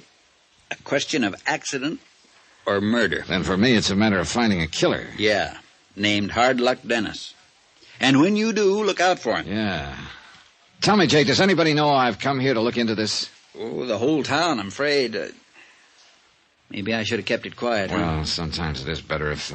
Where are the policies? Here, I'll get them for you. They're right in this little side office. Who are the beneficiaries? There's only one. The girl that was married to Kevin Haskell. The other 2 are bachelors. She lives at the ranch. She filed a claim yet? No. Has, well, can you make the coroner's reports available to me? Anytime you want. I'll take it for you. Johnny Dollar. I mean, this is the office Dollar, of... you're the one I want to talk to. Huh? I want to talk to you. I want you to meet me alone. Oh? Who are you? Tell you where and when in a second. And don't come carrying a gun, because, mister, I can outdraw you 2 to 1. Who is this? They call me Hard Luck Dennis.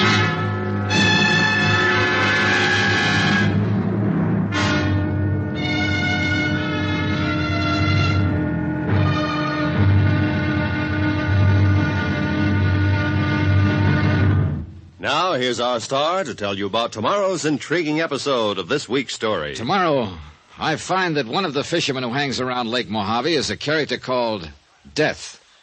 Join us, won't you? Yours truly, Johnny Dollar. Yours truly, Johnny Dollar, starring Bob Bailey, is transcribed in Hollywood. It is produced and directed by Jack Johnstone, who also wrote this week's story. Be sure to join us tomorrow night, same time and station, for the next exciting episode of Yours truly, Johnny Dollar. Roy Rowan speaking.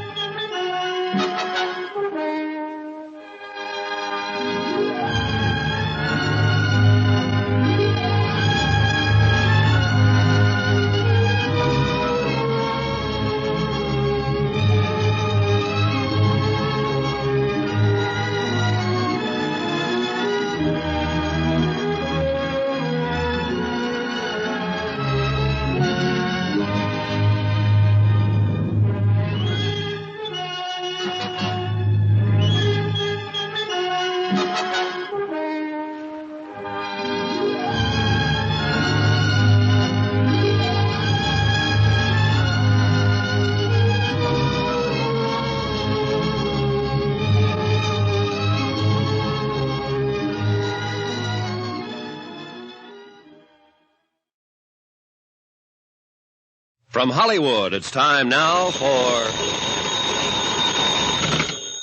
Johnny Dollar. I mean, this is the office of Jake... Dollar, you're the one I want to talk to. Huh? You heard me. I want you to meet me alone. Oh, who are you? Tell you when and where in a second. And don't come carrying a gun, because, mister, I can outdraw you 2 to 1. Who is this? They call me Hard Luck Dennis. Oh, you planning to add another murder to that of the Haskell brothers? 13 miles out of Kingman on the highway east. Little side road to the right, mark Yucca Trail. Now listen. Mile and a quarter on, you'll see an old miner's shack. Be there at 3 o'clock sharp. And what if I decide Remember what that... I told you? Bring somebody with you or try anything funny and you'll never get out of this desert alive. Hello. That call for me, Johnny? No, it wasn't, Jake. But I wonder why a killer would call me.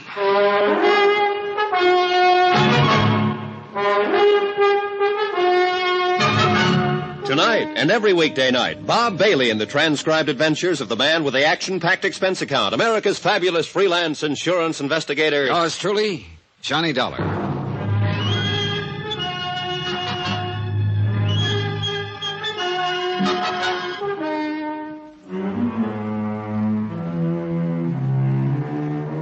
Expense account submitted by Special Investigator Johnny Dollar, location Kingman, Arizona, to the Greater Southwest Insurance and Liability Company. Following is a report of expenditures during my investigation of the Midas touch matter. Jake Kessler, local representative for Greater Southwest Insurance and Liability, had laid it out pretty clearly. The three Haskell brothers, prosperous gentlemen ranchers, had taken out life policies totaling $1.5 million double indemnity, which meant that their death in what was supposed to look like an accident at the bottom of the Midas touch mine could cost Southwest a cool $3 million. And the finger of suspicion pointed straight at one Hard Luck Dennis, prospector and promoter. It was in Jake Kessler's office that I'd received a phone call from Hard Luck. Where did Hard Luck tell you to meet him, Johnny? Oh, I'll find it all right. Where? Look, I think I'd better handle this alone, Jake. Johnny, he's being hunted by every available policeman here in Kingman. He's a killer. Like I told you, he got $20,000 apiece from the Haskell brothers, cash. Then took them down to the Midas touch and caved it in on them. All right, even supposing that he did. Why would he do it? Well, daggone it, that's as obvious as those two heads you're wearing. The mine is worthless. How do you know? Because smarter people than him gave it up over 20 years ago. I thought you told me the ore samples he brought out assayed at $1,100 a ton. Oh, now, look, Johnny, you know as well as I do that there's more ways to salt a gold mine than there is to skin a cat. You have any proof that Hard Luck salted that one? No, but Tad Harding will. Who? Captain Tad Harding, police.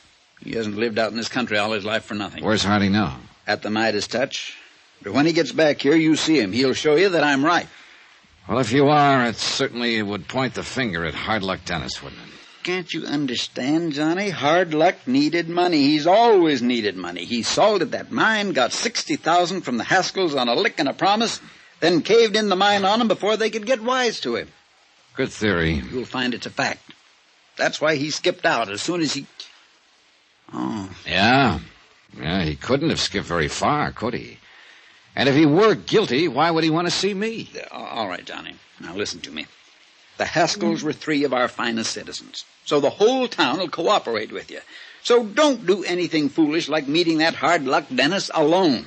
That willingness to cooperate includes you, Jake? You know it does. I'll do anything. All right, then just give me your word you won't tell anyone that I'm meeting Hard Luck. Well, now... Because if you do, I'll drop this case like a hot potato. Yeah. Well? Okay, Johnny, for the time being. Okay. I just noticed out the window. Tad Harding's car just pulled up in front of police headquarters. Then what are we waiting for? Let's go.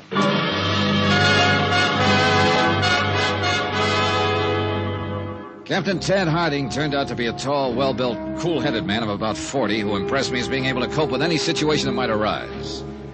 He bore out everything Jake Kessler had told me about the Haskells and about Hard Luck. And he added two new and very important bits of information. One, that he'd found nothing whatsoever to indicate that the Midas touch had been salted. On the contrary, he'd picked up some very rich chunks of ore. Two, he'd learned the probable cause of the cave-in and what it meant. I told you it was murder, Johnny. I told you. Tad Harding had found a length of wire rope, one end wrapped around the spool of a powerful hand winch.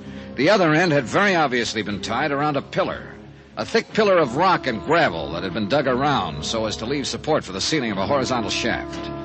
Jake and I walked back to his office. That's it, Johnny. No doubt about it. No doubt. A few quick turns of the handle on that winch, the pillar came down and the roof caved in. I'll have to admit it certainly looks that way. Well, at least the company's off the hook for $1.5 million of the insurance. If we can prove that somebody operated that winch while the Haskells were down there. Now, look, And Johnny, that means finding that person. I'm satisfied it was murder. Would the courts be? The court? Sure. When the claims on these policies are filed, they'll be for $3 million on the basis of double indemnity for accidental deaths. You can bet your last penny on that. Claims haven't been filed yet, have they? Oh, no. Well, I hope we'll have time before they are. Time? To prove it was murder by producing the murderer. You still plan to see and talk to Hard Luck Dennis? Yep. Alone? Yep. When? Sometime soon. When, Johnny? Tell you all about it after I've seen him. Johnny, it's dangerous. Say, look, if I'm going to stay at that place you told me about over at Lake Mojave, I may as well go and get settled, huh? How do I get there? I'll drive you over, Johnny. No point in that. I've got my rented car. Well, you'll probably want to be seeing the mine, too. Maybe I can be of help to you. Or maybe you just want to be present if I happen to keep a date with Hard Luck Dennis. Now, I didn't say that. You didn't need to. Jake, I want you to stay right here in Kingman so you can keep in touch with whatever the police dig up and still be in touch with me. There's a phone at the Lake Mojave Resort, isn't there? Well, sure, Johnny. Also, don't forget, the $3 million claim may be filed here at your office any minute. If so, I want to know about it. Now, how do I get to Lake Mojave? Head east on Highway 68, he said. So I did. And 13 miles out of town, I found the little side road, Yucca Trail, that Hardluck had described over the phone. The next mile and a quarter was about the worst driving I ever encountered. This was nothing but an old wagon trail. Several times the crankcase and rear axle scraped on boulders in the middle of it. The trail had dropped off sharply from the highway, and as far as I could see, there was nothing but sun-baked rock and gravel of the Mojave Desert, splotched here and there with withered sagebrush, tumbleweed, some weirdly shaped Joshua trees, an occasional yucca plant with its stalk poking upward like a huge candle, and too many kinds of cactus to mention. All of it surrounded by bleak needles and crags of rock, by high plateaus and mesas. The going got so bad, I'd almost decided to get out and walk when I spotted the old miner's shack that Hardluck had named as our meeting place. As I approached it, I could see no sign of life around it. Hello? Anybody here? Hardluck Dennis? Hello? Nothing. No one. No sign of life at all, huh? The sudden movement at the corner of the shack was nothing but an ancient desert turtle plodding at what he probably thought was breakneck speed toward a shady spot under a sagebrush. Hello? Hardluck?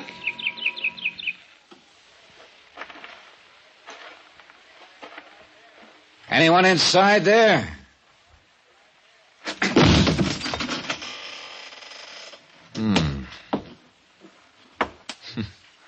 Well... That's mine. What? Should have looked round back of this shack while don't reach for anything, mister. Hardluck? Dollar? Yes. Yeah. You come alone, like I said? I don't see anybody else around. Stand real still, Dollar. Don't move. No gun. That's smart. Sit down there on that bench.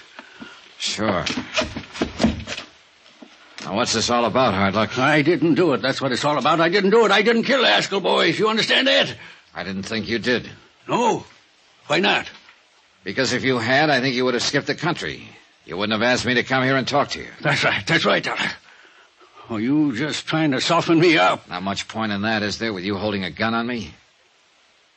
If you didn't do it, Hardluck, why don't you go to the police in Kingman and tell them that? I wouldn't have a chance. Judge or jury or anything else. The whole town's against me. They made up their mind I did it, so the best lawyer in the country couldn't save me. Apparently the whole town thought a lot of the Haskell brothers. Sure they did. Fine men. That's why I picked them to share the mine with me. The only reason you picked them was because they had money and you know it. Yeah, like all the rest. Didn't you see the ore they took out of the Midas touch? I heard about it. Yeah, rich ore. $1,200 a ton, and I didn't plant it there. It's been there all the time. Even Captain Hardin couldn't find where I'd salted it because I didn't. Oh, you know that he was out there? Sure I do. I know everything that goes on in this desert. All right, then look.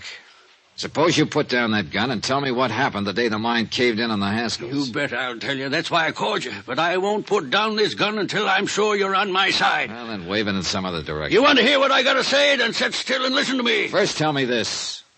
Was it murder? It was murder. Then who? But not by my hand. Then who did it? Do you know? Yes, I know. Who? They wanted to see the mine again. Get some more samples. That was last Friday. The day of the cave-in? Yeah, so I took them down there. Gave them a pick. Showed them where to chip it off down on the second level. Go on. But then I left them there for a minute. Why? I heard a car pull up, so I went back out. Went back to see who it was. There wasn't supposed to be anybody around that mine. I had it posted. But I'd heard this car pulling up. Well, go on. So I left the Haskells below and went on. You said that. In a hurry I went. No time for my eyes to get used to the bright sunlight outside. All I saw was the car. When I stuck my head out, that's when it hit me. What do you mean? When what hit you? A rock, a club, or something. And it knocked me out. When I come to, the cave-in was all over. The Haskells were dead in there. And I knew what everybody would think, so I lit out, stayed in the desert. Well, do you know who it was who hit you? Sure, by the car. Who? The same one that made the cave-in. Who? Dollar, it was... Listen, there's somebody coming out there. You cheated me. You brought him. No, I did not. Hard luck. Get away from that door. Duck!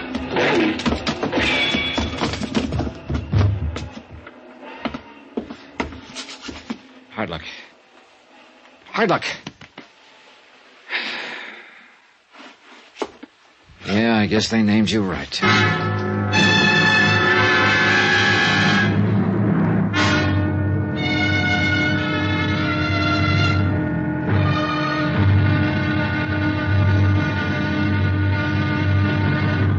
Now, here's our star to tell you about tomorrow's intriguing episode of this week's story. Tomorrow, the so-called trackless desert yields a set of tracks that lead straight to... But if I told you, you'd know, wouldn't you? So join us, won't you? Yours truly, Johnny Dollar.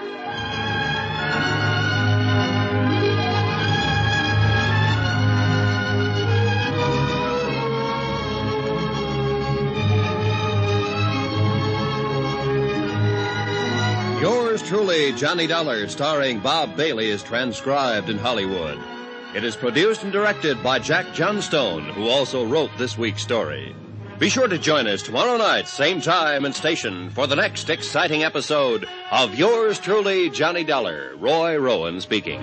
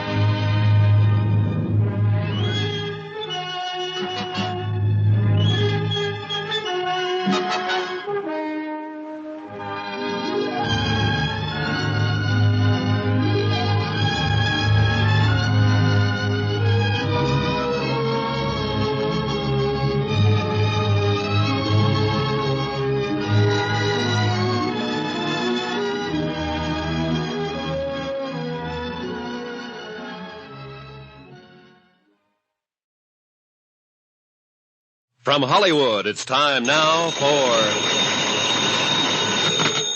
Johnny Dollar. Jake Kessler returning your call, Johnny. I just got back here to my office. You been at the hospital? Yes, and it looks like Hard Luck Dennis may pull through. Has he been able to talk? He may never be able to. That bullet went right through his neck. Anyhow, he's still unconscious. He's the key to the whole case, Jake, so phone me here as soon as he can be talked to.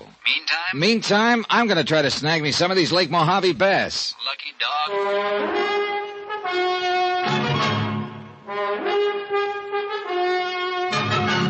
Tonight and every weekday night, Bob Bailey in the transcribed adventures of the man with the action-packed expense account, America's fabulous freelance insurance investigator. Yours truly, Johnny Dollar.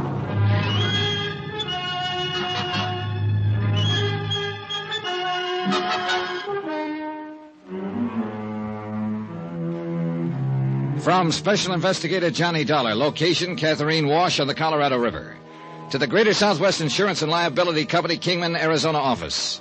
Following is a report of expenses incurred during my investigation of the Midas touch matter. Item 8, $6.20 gas for the rental car that I drove down here to the Lake Mojave Resort on the Colorado River just above Davis Dam. And what a place. Modern, comfortable cabin within spitting distance of the lake itself. Good restaurant, tackle shop, dock. In fact, everything to make a fisherman happy and to help him fight it out with the lunker bass that inhabit the 60-mile-long lake. But much as I wanted to fish, I had other things to do. First, I wanted a good look at the Midas Touch mine. On the advice of the manager, Ham Pratt, I took along Buster Favor, general factotum of the resort. I liked Buster immediately. Short, stocky, cheerful, and with keen eyes that took in everything that went on about him.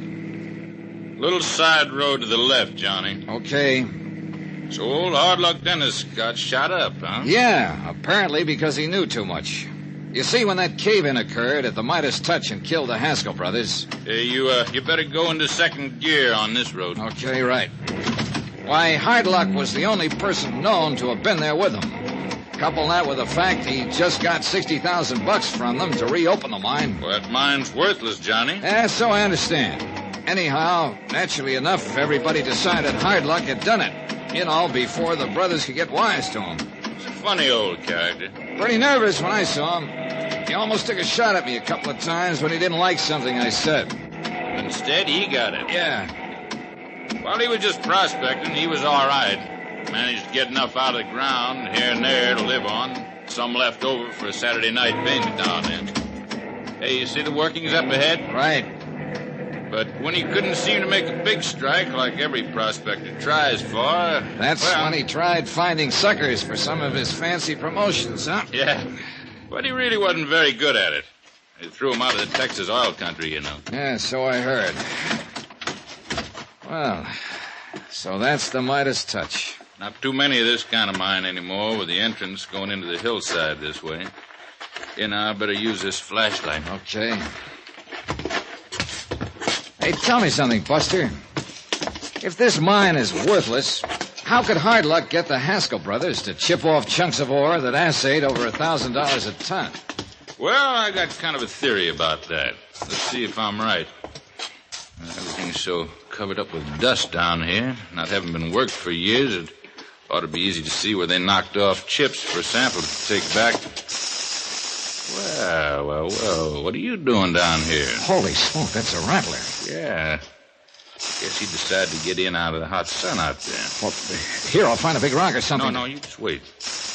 Handle to this old pick here. If I can get him to strike at it, maybe I can grab him by the tail and... Watch it! And crack him like a whip.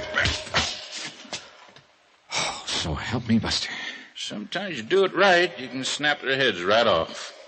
Got to be careful, though, not to snap that head against your own self. Oh, brother. Yeah, I can see what you mean. No chance of somebody having planted that snake down here, is there? You mean like the scorpion in the monument? Huh? You know, those little neat piles of rock you see here or there in the desert, 2-3 feet high. I thought those were where some prospector had staked a claim. Markers. Yeah, they are. Monuments, they call them. In the old days, they always did it the same way. How was that? Well, pull a couple of stones away, you'd find an old Prince Albert tobacco tin. You open the tin, you'd find 2 things in it. A piece of paper describing and marking off the claim, and a scorpion. Alive? As long as he stayed alive. That meant stay away, no trespassing. This is mine. Well, I'll be darned. Now, look here. Here, Johnny, on this pillar. That was the pillar that was left by digging around it to hold up the ceiling. Oh? You see where some of it was knocked off with a pick? Yeah, Hey, wait a minute, Buster. That looks like yellow. That looks like gold.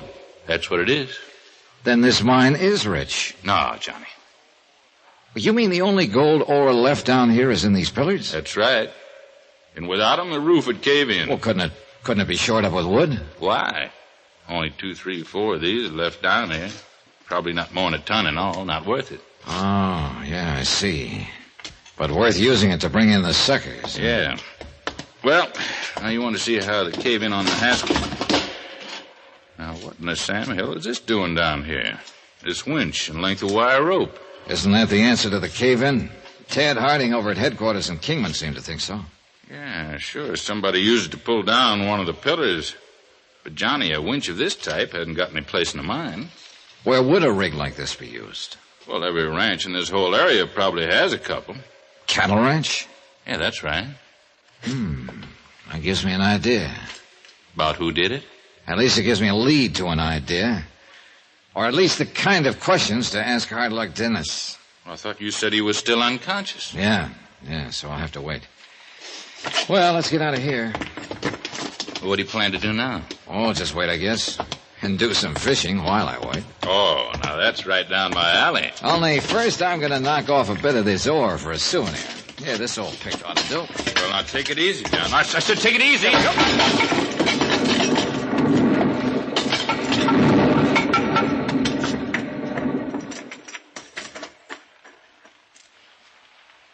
Now, Johnny, you should know him better than that.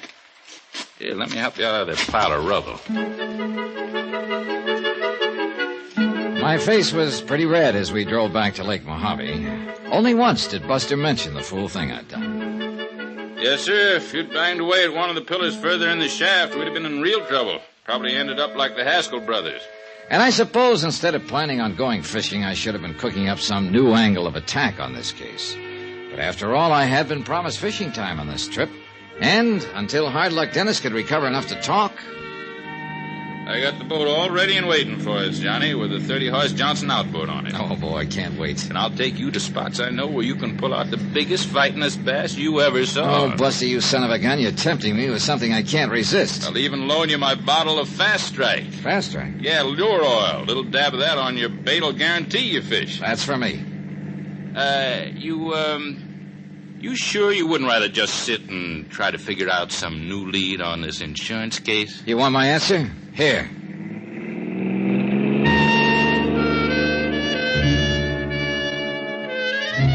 But, as luck would have it, Ham Pratt was standing down by the dock waiting for us with a message for me. Call Kingman operator number 37. I made the call.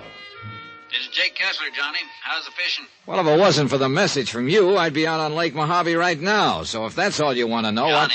Yeah? I put in this call to you over 2 hours ago, when Hard Luck Dennis first came to. He has? Yes. The doc says it's going to be okay. Has he told you anything about who shot him up? No. He won't talk to anybody but you. Says you're his only friend. Okay, Jake, I'm on my way. In a half hour flat, I was back in Kingman at the Mercy Hospital on the edge of town. Hello, Hard Luck. Johnny Dollar. That's right. Glad you came. Only one I trust. Not like people around town. They hate me. Wow. Knew he'd tried to get me, Johnny. Who? Probably seen me going back to the mine. Knew I'd recognize that winch he left there. The winch that was used to pull down the mine pillar caused the cave-in? That's right. A lot of winches like that on the ranches. But only Alex. Only he used that particular make. Royal Standard. Alex who, Hard Luck? Bundy. Alex Bundy. Alex Bundy. Foreman at the Haskell's ranch? The Too Lazy Two? Yes, Alex. But why? In love. Kevin Haskell's wife, Dora. Okay. Will you tell the police, the court, all this when the time comes? If you say so. If I live... Oh, you'll live all right. The doctor says you're going to be fine. You're going to be okay. Now, is there anything you want? Anything I can have sent up here to make you more comfortable? No, thanks, Johnny. Just come and see me, will you? Sure. Thanks. I guess you're the only real friend I have. Just why he felt that way, I don't know. Perhaps it was because he needed a friend. I decided I'd better let Jake Kessler in on what I'd learned and incidentally ask him for directions to the 2 Lazy Twos, so I drove on over to his little second-floor office on East Palm Drive. Alex Bundy, huh? Yeah, that's what Hardluck says. And with his testimony to back me up when I find Alex, we'll have a case, a good case. Which means, by the way, that your company won't have to pay off an additional $1.5 million for double... What's the matter? Shh, wait a minute. Yeah, Jake, I'm going on over and do a bit of fishing in Lake Mojave. What under the sun? Buster Favor promises to get me a limit of the finest bass you... What is it, Johnny? What are you doing? Somebody was outside that door listening to us, I'm sure of it. Well, who? Here, look, there he is, going down the street. Recognize him, Jake? Where, Johnny? Where? It's too late. He got around the corner. But if it's who I think it is, yeah, he must have heard all that was said in here. Alex Bundy, huh? What's your guess? I've been thinking, Johnny. Yeah? Old Hardluck Dennis has been the key to this whole case right from the first. He still is, more than ever after what he told me. All right, then. Excuse me. Jake Kessler speaking. Oh, hello, Chief. I was just... Huh? What? Oh. What's the matter, Jake? What's the matter? You look like you've seen a ghost. I was Tad Harding at headquarters. A fire escape outside the room at the hospital. Huh? Somebody climbed up the fire escape, used a bailing hook. Oh. Yeah. He's dead now. Hardluck.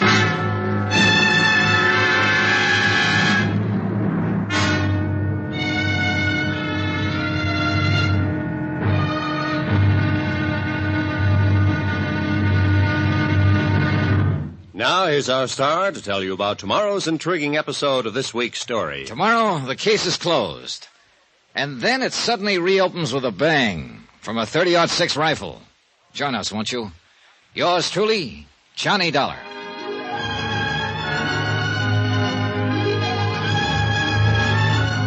Yours truly, Johnny Dollar, starring Bob Bailey, is transcribed in Hollywood. It is produced and directed by Jack Johnstone, who also wrote this week's story. Be sure to join us tomorrow night, same time and station, for the next exciting episode of Yours truly, Johnny Dollar. Roy Rowan speaking.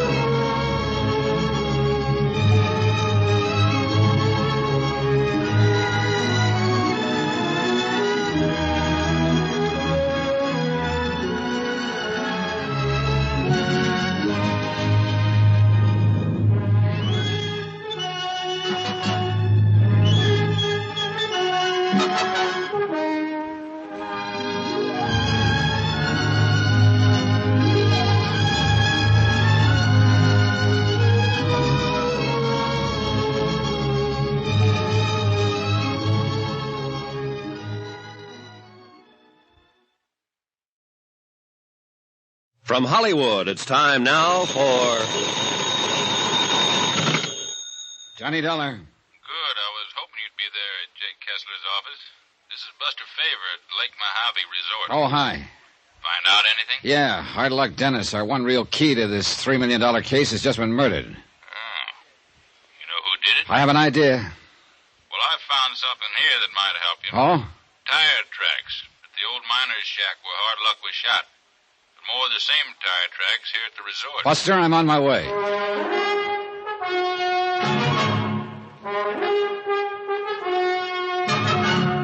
Tonight, and every weekday night, Bob Bailey in the transcribed adventures of the man with the action-packed expense account, America's fabulous freelance insurance investigator. Yours truly, Johnny Dollar.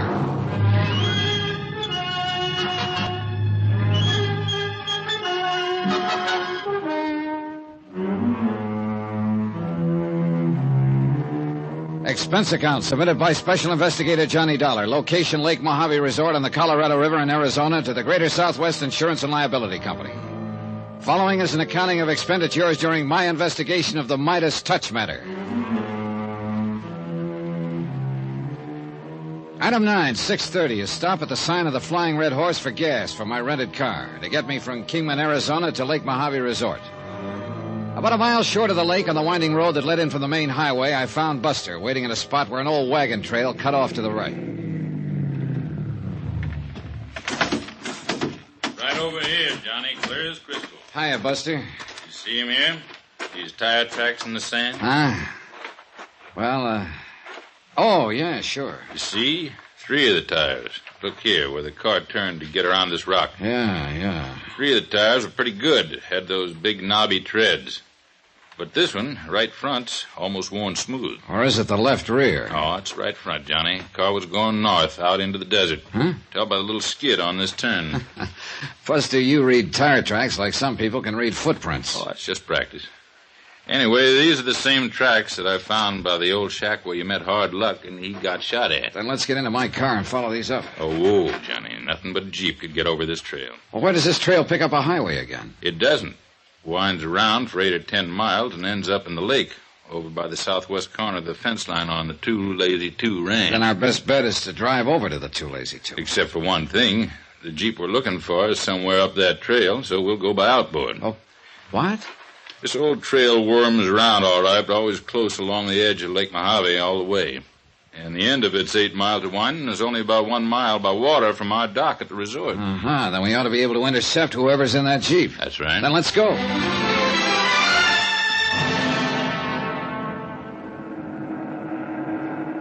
Lake Mojave was clear and calm and beautiful, perfect for fishing. But we had other things on our minds as the 30-horse outboard pushed our 14-foot aluminum boat along at better than 25 miles an hour.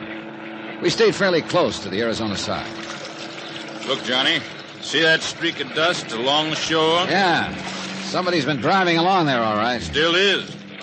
Won't be able to see who, though, until he comes out from behind that ridge of hills over there. Hey, that streak of dust hasn't grown any longer. Looks like he's stopped. Could be. I'll head us in toward shore. No, I still don't understand why he'd be driving out on that dead-end trail, though, unless he wants to dump a body or something in the lake. Now, that's a morbid thought.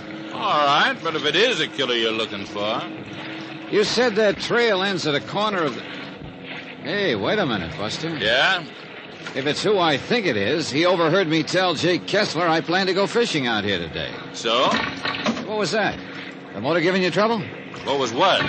There. Hear it? Yeah, I heard it, but it wasn't the motor. Hey. That's funny. Buster, look, we're taking in water, those holes in the bottom. Here, you take this can and start bailing. Right. I would drill a lot of holes. No, wait a minute. Look at them close. They're bullet holes. Holy smoke, you're right. Hey, that was a shot. Came from over on shore. I saw the puff of smoke over in that patch of sagebrush. Come on, let's get out of here. Swerve us around, Buster. We've been a pair of sitting ducks. Man, you are right. Keep on bailing and keep your head down. Swing us around that little point there, and we'll be out of range. Wow. You see that spurt of water beside us? That guy can shoot. You aren't kidding. Okay, Buster, you can ease her up now. We're out of his line. Yeah. Well, I guess we pulled a boner, Johnny. Why not having somebody posted on that road while we came out here? Now he can climb back in his Jeep and... There, you see? Trail of dust again. Going back toward the highway. I see it. If we hadn't taken on so much water, we might be able to get back and intercept him on the highway, but it's too late now. Well, at least we know what to look for. What? The Jeep that made those tracks. Well, isn't that kind of like looking for a needle in a haystack out in this country? Buster, I think I know exactly where to look. I believe I must have bailed a good 5 gallons of water out of that boat by the time we reached the dock. Then Buster insisted on going along as I headed back up the highway toward Kingman. We stopped where the old trail cut in, only long enough to see if the Jeep tracks had come back on the highway. They had. Now that we're on the way, Johnny, where are we going? Any of these ranches out here use Jeeps, Buster? Most all the big ones, but... Including the Two Lazy Two? Yeah, that's right. Now, wait a minute. I didn't ask you who you thought was shooting at us out there on the lake. Who you thought overheard you talking about going fishing. I figured if you wanted to tell me, you would. Oh, the trouble is I still can't prove anything. All right. Now, let me tell you who can shoot like that, and with that kind of a gun. It was a 30-06. You could tell by the sound? 30-06 with a long barrel. That could mean it had a scope sight. Almost have to for that kind of shooting. Alex Bundy, foreman at the Too Lazy 2. That's who Hard Luck Dennis said shot at him. And it ties up, Johnny. Does it? He got a few too many under his belt one night at a dance party in Kingman. Yeah? Started yapping his head off about how a lot of soft-living millionaires from back east could come out here and own the place while he had to do all the work. It wasn't fair. Worm would turn sometime, even if he had to help it turn, and he'd be the one who counted the money. That's about the time everybody started talking about him and Dora. Dora? Wife of one of the Haskell brothers that was killed on the mine. Oh. Kevin Haskell. Go on, Buster. Seems Alex and Dora were seeing a lot of each other on the sly. Everybody kind of stood around waiting to see if Alex was trying to get some control of the ranch that way. That's Union Pass right ahead. Just over the tops of road to the left. Shortcut to the Too Lazy 2. Oh. That's where you want to go, isn't it? Yeah, Buster, that's where I want to go. It was only a couple of miles into the ranch's fence line, but a good 3 miles further to the main house and its cluster of outbuildings. Buster's sharp eyes first noticed the Jeep parked by the side of what looked like a big tool shed, and I drove slowly past it. Slowly enough so that he could study its tires and the tracks on the dusty ground. Uh-huh. Well? That's the one, all right. Then keep an eye out for Alex and that gun of his. Yeah, and be ready to duck. Try the main house. Okay. You know, I got a kind of funny feeling now that we're here, we should have brought a posse along. Afraid it's too late for that now. That is a gun bulging under your jacket, isn't it? Oh, yeah. But I'm wondering what chance a little .38 lemon squeezer has against a high-powered rifle. Well, come on. And keep your eyes peeled. Johnny, I'm beginning to feel like I'm right in the middle of an old-time Western movie. Maybe you are, Buster. Maybe you are. Why, Buster. Oh, how are you, Dora? Don't just stand there. Yes, ma'am. The woman standing on the porch of the old house looked strangely out of place on this big western desert ranch. Perhaps it was because of her clothes, two-tone sports shoes, and a crisp, well-tailored white linen dress that served to accent the lines of a trim, athletic figure and go perfectly with her short, boyish-cut hair. Ms. Haskell, this is Mr. Dollar. Johnny Dollar. Hello, Mr. Dollar. Jack Kessler told me you were here. Come in, please. Okay, thank you. I suppose he told you why I'm here. No, leave the door open for the breeze. Oh. He said to investigate the death of my husband, Kevin, and his brothers in that mine accident. Sit down, won't you? Thank you. Do you think it was an accident? According to Mr. Kessler, you don't. Why? Because it means his company would have to pay only $1.5 million to me instead of $3 million? Somebody found pretty concrete evidence there in the mine that one of the rock pillars supporting the roof had been deliberately pulled down. Hard Luck Dennis. If what you say is true, he must have done it. It was Hard Luck who told me about it, who showed me the winch that was used to do it. And that winch, Mrs. Haskell, could have come from only one place around here. This ranch. Oh, no. You mean, no, you can't mean that somebody here at the ranch did it. Kind of looks that way, doesn't it? But who? That's what I hoped you might be able to tell me. Who beside you could profit by the death of your husband and his brothers? Who here at the ranch? Alex Bundy, perhaps? Alex, how? By marrying into the family? What are you talking about? That is, of course, if one of the Haskell brothers were to die. Kevin, perhaps. That's absurd. Oh? I had a notion that you and Alex were somewhat interested in each other. Well, you're wrong. He may have been interested in me. He was, as a matter of fact. He made it very difficult for me. How do you mean that? He kept trying to force his attentions on me. And you didn't reciprocate? Of course not, because... Well, go on. Because I knew what his real motives were. All right, go on. This ranch. This ranch is what he wanted. He knew that Kevin wasn't well. That's why Kevin had come out here with his brothers in the first place. I did hear that he was having a little trouble with his lungs, Johnny. He didn't have long to live. Not many years, that is. Even in this hot, dry air. So Alex did it. Oh, it sure looks that way, doesn't it, Johnny? What led you to look for him here? It was Alex Bundy who shot up Hard Luck Dennis. Then somebody overheard me say I was going fishing down at the lake. That's where I was shot at, by somebody who was not only a crack shot, but more important, was driving the Jeep that's parked outside. The Jeep was gone from here this afternoon. Do you know where Alex Bundy is now? He must be somewhere around the ranch. And you must get him, Mr. Dollar. I'll help you. I'll help you find him. But don't go unarmed. Here, I'll give you one of my rifles. Hey, that collection of high-powered rifles is yours? Yes, at a national rifle team in college here. I'll give you ammunition. And Buster, you take one. This 30-30. No, I don't know, Mrs. Take it. What Mr. Dollar says about him is true. Alex may try to shoot before you... Mr. Dollar. Laura! Mr. Dollar, be ready when he comes in. Laura, why don't you tell me you were through with the Jeep? You know I wanted to use it this afternoon. Dora? Well, well. Don't move, Mr. Dollar. Your gun isn't loaded.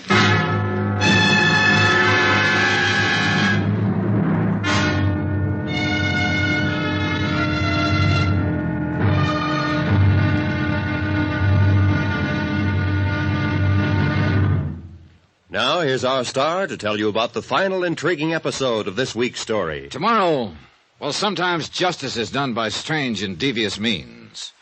Join us, won't you? Yours truly, Johnny Dollar.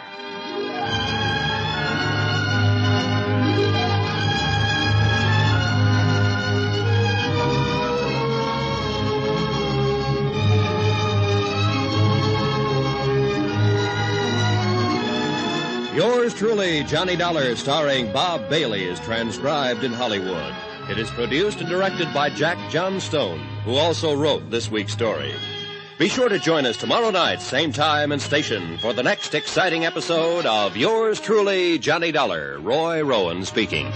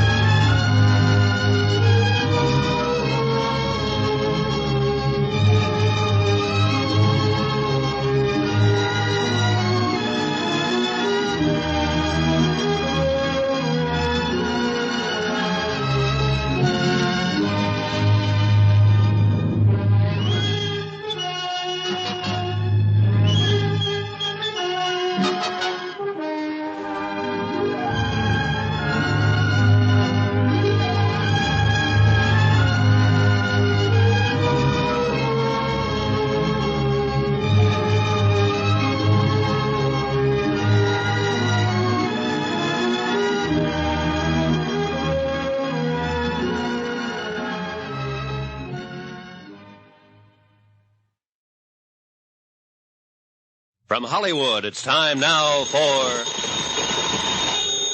Johnny Dollar, answer it. Answer it.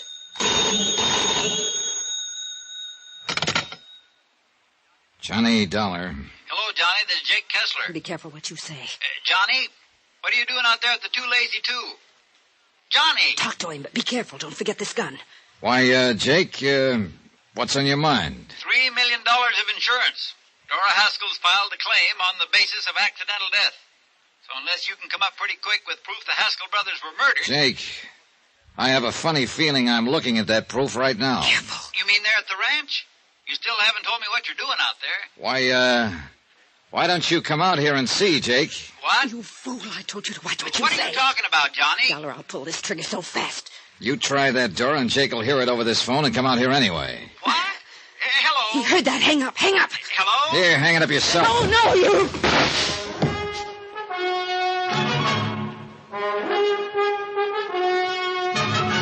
Tonight and every weekday night, Bob Bailey in the transcribed adventures of the man with the action-packed expense account, America's fabulous freelance insurance investigator. Yours truly, Johnny Dollar.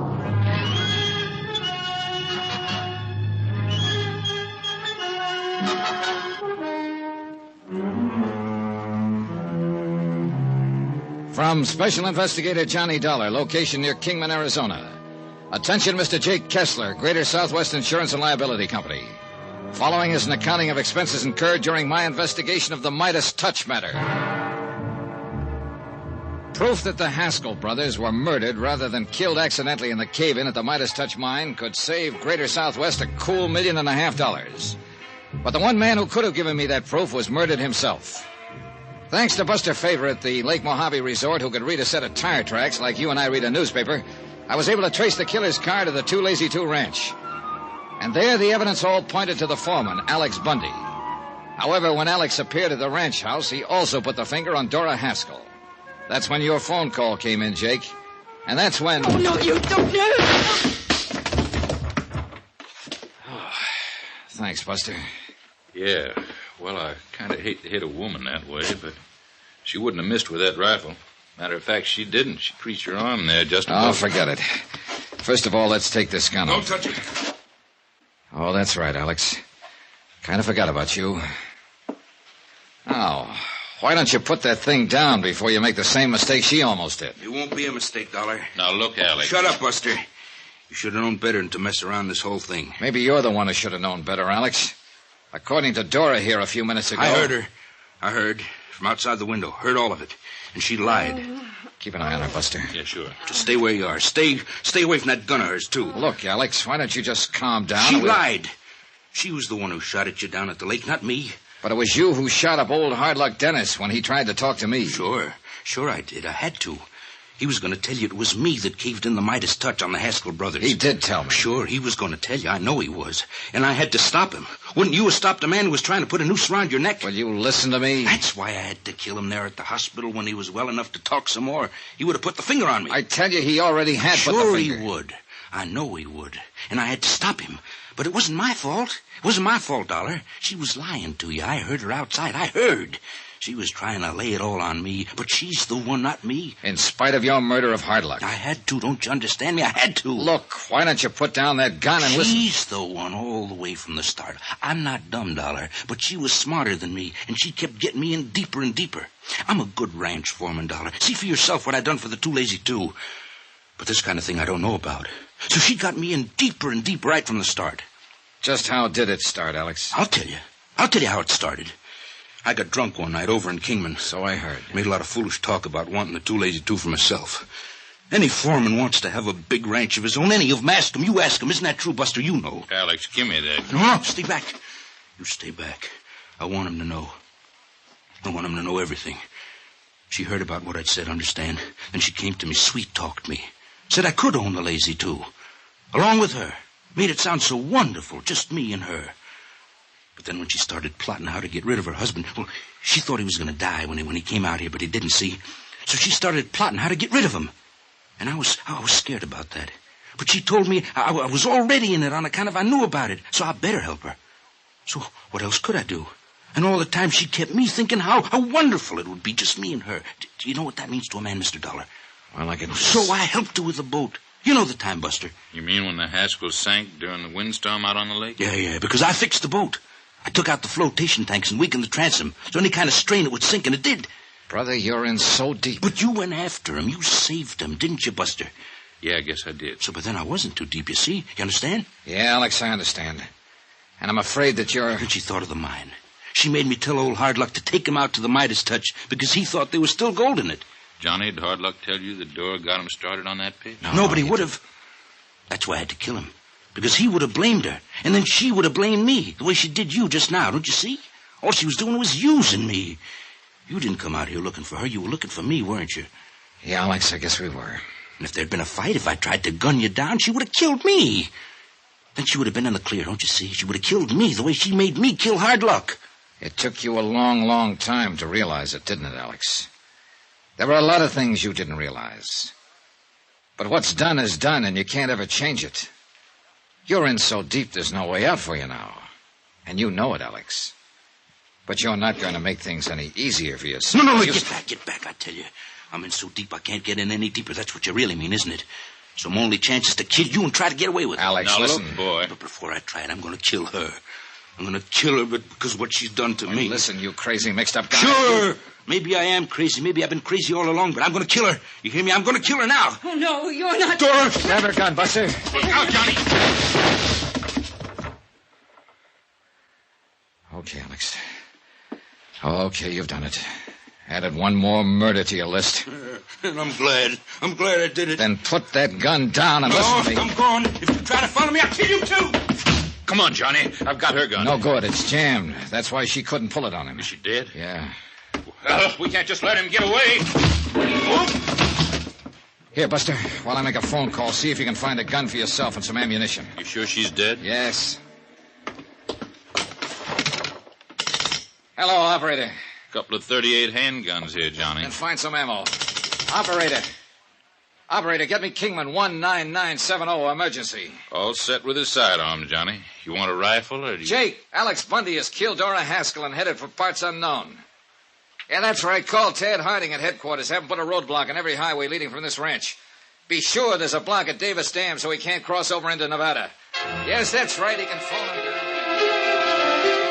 By the time I hung up, Buster had my rented car started and waiting, so he took off on the main road leading from the ranch. We could still see the dust left by Alex Bundy in the Jeep. Could see that when he swung onto the highway, he'd turned right toward Lake Mojave. We saw no dust on any of the side roads, so we kept on going down toward Davis Dam, hoping that by the time he could get there, the roadblock would be set up. We'll be able to see when we get to the top of this hill, Johnny. Good. Yeah. There, you see him? Cars across the road over the dam. That means he will have seen them. And there's only one place he could go. Lake Mojave Resort. Right. 10 is just up ahead. All right, we'll take it on 2 wheels. Glad we aren't having to track him this time. Huh? Wind's coming up.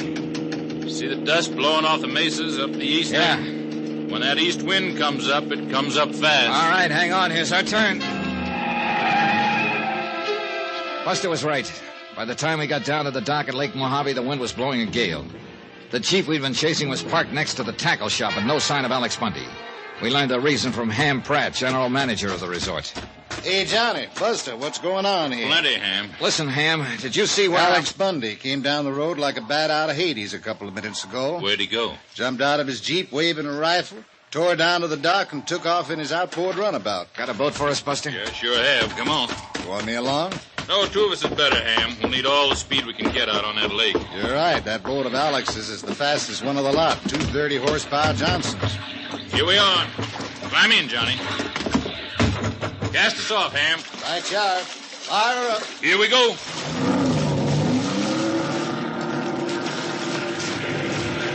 Boy, this wind is really coming up. Sure is. We're going to have us a rough ride. Where would he head? Cottonwood Landing, about 20 miles up. Or even Nelson's Landing, if he has enough gas. Either way, he'd get over into Nevada. All I hope is he's having as rough a time of it as we are. Don't worry. He is. That boat of his is fast, but not as seaworthy as this. Hang on. Out here in the middle is where we'll really get this wind. And we did. And unlike salt water where the wind builds up long swells that you have a chance of riding over, this lake developed a chop. Waves only 3 or 4 feet high, but one on top of the other. With a less skillful hand than Buster's at the wheel, we would have swamped in a minute. As it was, we were both soaking wet and hanging on for dear life as the little outboard pounced and bounded along. Look, Johnny, dead ahead. Yeah, I see him. Hey, he's making an awful lot of speed. Too much speed for that hull of his in this kind of weather. He'll pound the bottom out of it. What do you think you're doing to this boat? Oh, this'll hold together all right. It was a mad chase, a crazy one. And then I noticed that we were slowly but surely gaining on Alex. I knew he couldn't take it in that hull. See? He's had to slow down. Gradually, the distance between us grew shorter, 200 yards, 100. At least he'd never be able to aim his rifle in a sea like this. At least until we got right on top of him. Keep your gun on him, Johnny. It's going to be rough trying to lash onto him in this chop. Okay. When you pull us alongside him. Then it happened. As we came up on him, Alex suddenly swung his boat straight in at us and gunned his 2 motors wide open. Hey! Look out!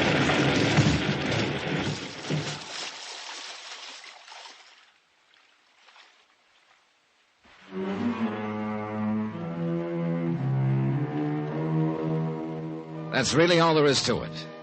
Oh, except that Ham Pratt, bless his heart, had followed us with an outboard cruiser and picked us up. Alex, Well, the shock of crashing into us must have wedged him into his boat. And with the bottom of it torn out, it sank like a rock, and he went along with it. Expense account total, including transportation back to Hartford, $978.35. Remarks? There was no question, of course, but that the Haskell brothers had been murdered. No double indemnity. And Dora's little scheme to collect a cool $3 million, well, it got her exactly what she deserved. Won't people like that ever learn? Yours truly, Johnny Dollar.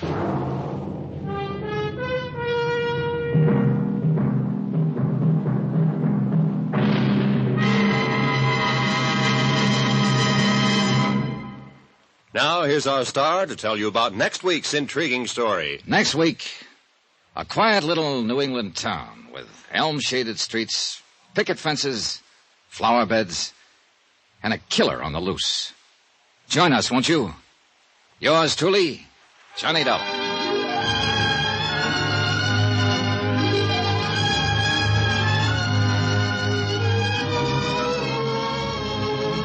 Yours truly, Johnny Dollar, starring Bob Bailey, is transcribed in Hollywood. It is produced and directed by Jack Johnstone, who also wrote this week's story. Heard in this week's cast were Virginia Gregg, Johnny Jacobs, Herb Butterfield, Parley Bear, Barney Phillips, Shep Menken, and Roland Winters. Musical supervision by Amerigo Marino and Carl Fortina. Be sure to join us on Monday night, same time and station, for another exciting story of yours truly, Johnny Dollar. Roy Rowan speaking.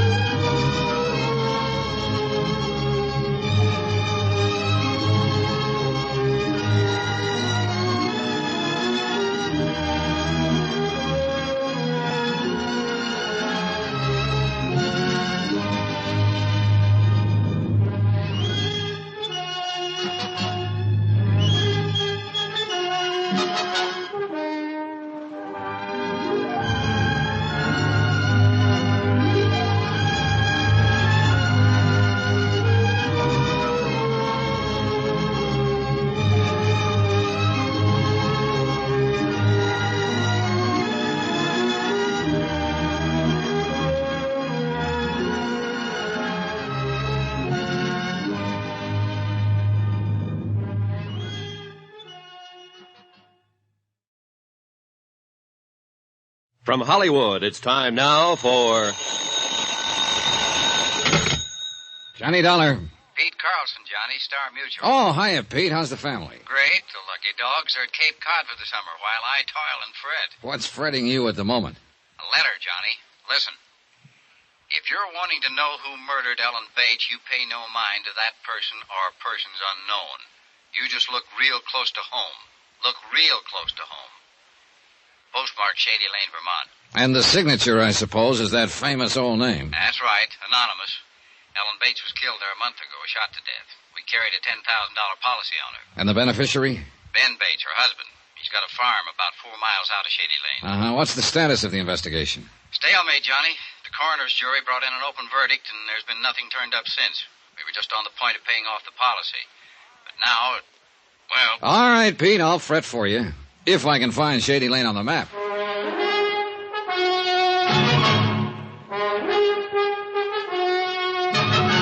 Tonight and every weekday night, Bob Bailey in the transcribed adventures of the man with the action-packed expense account, America's fabulous freelance insurance investigator. Yours truly, Johnny Dollar.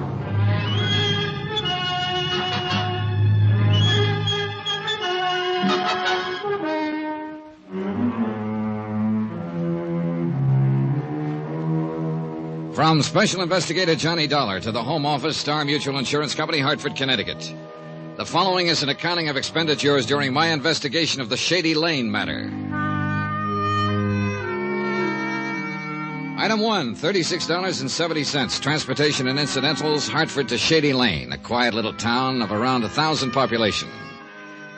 Drowsy streets lined with white frame homes, picket fences, and flower-bedded yards. A town with a well-chosen name, built under the protecting shade of venerable elms and spreading maples. A country crossroads town with one of everything. One inn, one restaurant, one garage, one general store, one barber shop, and one constable, a gaunt and lantern-jawed, leather-faced man of middle age named Jed Bramler. Yeah, it's a fact, Mr. Dollar. Lived here all my life. First time I've ever seen it this hot. Yeah, it's warm, all right. For this time of year, at least. Weather's changing. World, too. Everything's changing. Except human nature. That, too, maybe. Take this killing. Don't rightly know how to go about dealing with it. Well, maybe we can figure out something between us. This the bullet that killed him? Yeah, that's the one. It's an odd size and shape. Hand-poured. Say it's hand-poured. It's for an old-fashioned squirrel rifle. Smooth bore, single shot. I see. And I reckon that's about all I can give you in the way of facts, or clues, I guess you call them. Oh, facts will do. All right. Ellen Bates was a fine woman, had a hard life. She was married, no children, she was alive. Now she's dead. Cause of death, a bullet in the heart. Them's all facts, Mr. Dollar. How did it happen? Don't rightly know. Want no witnesses. Could have been an accident, even. What do you mean, an accident? Well, one of them hunters from the city, them through here regular, confounded idiots, shoot at anything that moved. Well, surely not at a human being sitting in her own living room. They might have. Never can tell, crazy as they are. Shot a goat, belonged to Het Wilmer last fall. Caught 'em with it, tied on their bumper. Said it was a mountain sheep. Yes, but Yes, might have done it unintentional. Then got scared and run out. Yes, possibly. Except for one of those facts. Which fact? This bullet. Hunters from the city don't use old-fashioned squirrel rifles, Mr. Bramler. Well, I said it could have been accidental. Didn't say it was, though. I reckon somebody meant to kill her. Oh, I don't think there's much doubt of that. There ain't. Wish there was. Might not feel so danged worthless then. What do you mean? Ellen Bates was a fine woman. Hate to think of somebody killing her and getting clean away with it. Then let's make sure they don't get away with it. Got nothing to go on, Mr. Dollar. Not one lonesome thing. What about a possible motive? Haven't turned up a single one. Did she have any enemies? Everybody that knew her loved her. What about this bullet? Did you have a ballistics check made? Yeah. Send it clear to New York. They come up with anything? 6-page report. Yes, got it here somewhere. You can look at it if you want to. No need to. What was their conclusion? Same as mine. Fired from an old-fashioned squirrel rifle. Know anybody around here who might own a gun like that? Yeah, but near anybody in the township. Must be 300-400 of them rifles around. Keepsakes. Handed down. Family souvenirs. Yeah. Then that's one dead end. Couldn't be much deader. It's like I told you. Ain't no clues at all. At least none to speak of. Woman without an enemy in the world. Sitting in front of her window. Shot fired from outside the house. Woman's dead. Them's the facts. And all the facts. No. Not quite all. Eh? What do you mean? People. Persons are facts, you know. And their relations with other persons are facts. Facts that we can check on. Already told you, Mr. Dollar. Ellen Bates didn't have no enemies. The person who killed her wasn't exactly a friend. Known enemies, I mean. But she had contacts and relations with other persons, and one of them, known or unknown, was her enemy. Maybe an accidental enemy with a motive and the capacity for murder. What do you mean by accidental? Maybe Mrs. Bates saw something from that window of hers. Something that made her dangerous to someone else. Maybe she didn't even know she'd made an enemy. Yeah, might be. Or maybe it's just a matter of her death benefiting somebody. Somebody who otherwise wouldn't be her enemy. It thought of that, of course, but it don't lead nowhere. It might. I've got a letter here, Mr. Bramler. I wish you'd take a look at it. All right. It arrived yesterday at the home office of my client in Hartford. It was mailed here in Shady Lane. Nightfall. Close to home. Look real close to home. Not signed, eh? No, not signed. Any idea who might have sent it? Yeah, somebody with a lot of vinegar in their blood. No, don't know. It's a fact. Wouldn't count too much on it if I was you. What do you mean? Well, like you just said, a matter of her death benefiting somebody. So? With that insurance policy like it is, the person that'd benefit most would be her husband, Ben Bates. Forget him. Why? Like you said, motive and capacity. Even if money was motive enough for Ben, he just hasn't got the capacity for murder. Forget him. Is Ben Bates a good friend of yours, Mr. Bramler? Since we were boys together.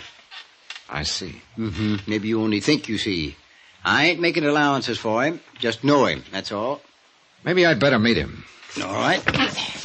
Farm's just out of town a ways. I'll drive you out there if you want. Oh, I'd appreciate that. Only one thing, though. You've got an expense account of some kind, ain't you? Sure, that's right. Why? Well, we're not exactly poor folks up here, but we ain't rich neither. And the township is kind of frugal with their money. I see. Going to have to charge you for the car expense if it's all right with you. Oh, sure. That sounds fine. Yeah, well then. Maybe we could make a couple of other calls on the way. Who'd you want to see? Well, mostly I'd like to talk to the coroner here and... You already have. Huh? Yeah, I'm the coroner, Mr. Dollar. Well, are we ready? Expense account item 2, $3 even. Transportation in Constable Jed Bramler's car from Shady Lane to the Ben Bates farm. It was a pleasant trip. Summertime, and a country road winding among the farms, climbing lazily over the ridges. The heady, pungent scent of flax and clover, the hum of bees. But I couldn't completely enjoy it. I kept wondering how much real help I could expect from a constable who'd already made up his mind that the top suspect wasn't capable of murder. A constable who was also coroner. And for all I knew, county attorney and district judge. A constable who might even be, just an idle thought, might even be a murderer. This is the Preeny farm. Ben Bates's place is the next one, about a quarter of a mile. I see. That's Martin Preeny there at the side of the road working on that fence. Might as well pass the time of day with him, I reckon. Were the Preenys and the Bates good friends? Yeah, real close. Afternoon, Jed. Martin? Township must be getting lax, letting you go gallivanting around on pleasure trips. Being paid for, Martin. Official business. This here's Mr. Johnny Dollar from down around Hartford. Martin Preeny, Mr. Dollar. Mr. Preeny? I do. That's quite a job you're doing there, Mr. Preeny. Well, a rock wall does just fine if you stack them real careful so they lock together. Looks pretty difficult. It takes a knack, no doubt about that. And work and time. But if it's dug in below the frost line, a rock wall will last a lifetime. And that's what I believe in, Mr. Dollar. Planning ahead and building right. That's a good philosophy. And then, too, a rock wall is a sight cheaper than fencing. And right there is his real reason, Mr. Dollar. A man that wastes his substance is a fool and a sinner. I believe in prudence. It's your only virtue, Martin. Fiddlesticks. We got callers, Sarah. Come on out here. No, ain't staying, Martin. Just passing. Just a minute, Martin. Just, what so-called official business you on, Jed? Murder of Ellen Bates. Mr. Dollar here is an insurance investigator. He's come to look into it. I see. Well, it's a terrible tragedy, Mr. Dollar. Sad thing for the whole township, especially for Sarah and me. Yes, I imagine so. Yeah, they've been good neighbors. Fine people. Folks about to be proud to know. So I understand. Couldn't help feeling sorry for him. Just didn't seem to get ahead in spite of Ben being a good hard worker and all. And then this, on top of all the other trouble he'd had. Well, what do you mean by trouble? Afternoon, gentlemen. Come here, Sarah. Why don't you meet a friend of Jed's, Mr. Johnny Dollar, my wife, Sarah. Mrs. Preeny. Mr. Dollar comes from Hartford. Hartford? But then he's here for... He works for an insurance company. He's given Jed a hand with this Ellen Bates thing. Oh, yes, I see. Well, don't let me interrupt. I just tell him, Mr. Dollar, what good neighbors the Bates have always been. A body couldn't ask for a better friend than Ellen Bates. Mr. Preeny, you said something about all the other trouble they'd had. Yeah, I was referring to Ellen's illness. Why, after that operation last year, she was pertinently an invalid, you might say. Ben had to wait on her hand and foot, along with doing for the house and running the farm. A lot of time he spent taking care of her. Now, Sarah. Not half as much time as he spent hanging around that girl. What girl is that, Mrs. Preeny? Why, that little flibberty-gibbet that works at... Sarah! I'm sorry, Martin, but it's true and you know it. Mr. Dollar, I'm afraid my wife is just repeating gossip she's heard. Ben Bates is a fine young man. Any story to the contrary, idle rumors, nothing more. Well, sometimes the best way to stop an idle rumor is to check into it. If you'd care to tell me who she is. I know the girl, Mr. Dollar. Her name is Millie Wells. She's a waitress at the Shady Lane Cafe. I'd like to talk to her. You can when we get back to town. Well, folks, reckon we'd better be getting on. Hey, Mr. Dollar, Ellen Bates was a fine woman. Whoever it was killed her. I hope you get him. I believe we will. Oh, and by the way, Mrs. Preeney, the company was very grateful for your letter. My letter? I mean, how did you know it I was... didn't know. I was just guessing. Oh. Nice to have met both of you. See you again.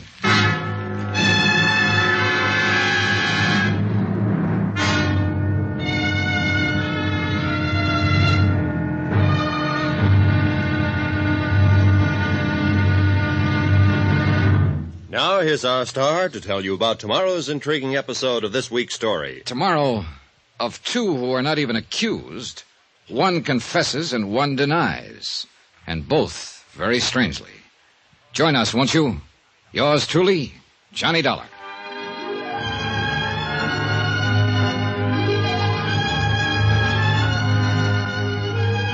Yours truly, Johnny Dollar, starring Bob Bailey, is transcribed in Hollywood. Written by Les Crutchfield. It is produced and directed by Jack Johnstone. Be sure to join us tomorrow night, same time and station, for the next exciting episode of Yours truly, Johnny Dollar. Roy Rowan speaking.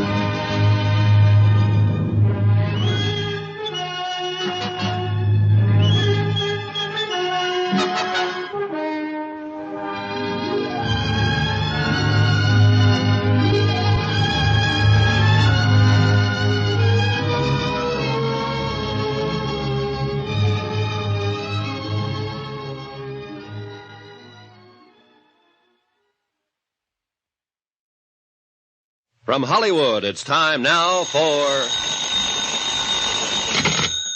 Johnny Dollar. Ready with your call to Hartford, Mr. Dollar. Thanks, operator. Go ahead, Hartford. Hello? Johnny? Yeah, Pete. A big fat expense account, and you still reverse the call. Had to. I'm phoning from a crossroads store. Look, I need a quick fact or two in connection with the Ellen Bates murder. That $10,000 policy on Ellen's life. When was it written, Pete? Oh, around 4 years ago. I'll get the exact date if you want to hang on. No, that's close enough. I was hoping it was only a year or two back. Knocks a pet theory in the head, huh? No, but it doesn't help it any. Hey, is there also a policy on the life of Ben Bates? Yeah, same amount, taken out at the same time, right after they were married. Add up to anything? A nice round zero. What do the local authorities think? The only local authority in Shady Lane is sitting outside in the car right now, and he thinks the same as I do. Which is what? We're both stumped. I'll be talking to you.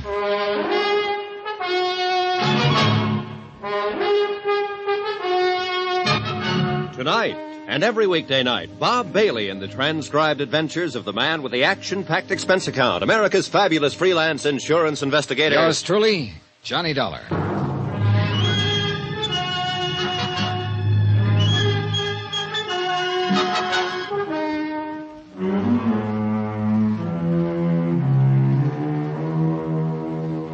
From Special Investigator Johnny Dollar, location Shady Lane, Vermont. To the Home Office, Star Mutual Insurance Company, Hartford, Connecticut. Assignment, the Shady Lane matter. Expense account continued. Item 4, 7 cents, a copy of the Shady Lane Weekly Crier, the paper that prints the folksy news, according to the masthead.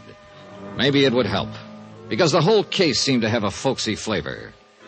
A young farm wife named Ellen Bates, a semi-invalid without a known enemy in the township, had been shot to death a month before. The killer, unidentified. Motive, unknown. Physical evidence, non-existent. Leads, none. I rejoined Constable Jed Bramler in the car and glanced over the paper as we drove on to the Bates farm. I'd begun to realize that, folksy or not, the Bates case was probably going to be tougher than an old boot. Now, we'll leave the car here at the road and walk up through the draw. I'll show you how it happened. All right, good. This sure doesn't look like very good farmland. Tain't. Ben's got a few good acres north of the house, but most of it's like this. Won't grow much of anything except in rocks. Takes a lot of scratching to make a go of a place like this. Yeah, I imagine. And it would be even tougher if you had to take care of an invalid wife at the same time. Yeah, I reckon it would.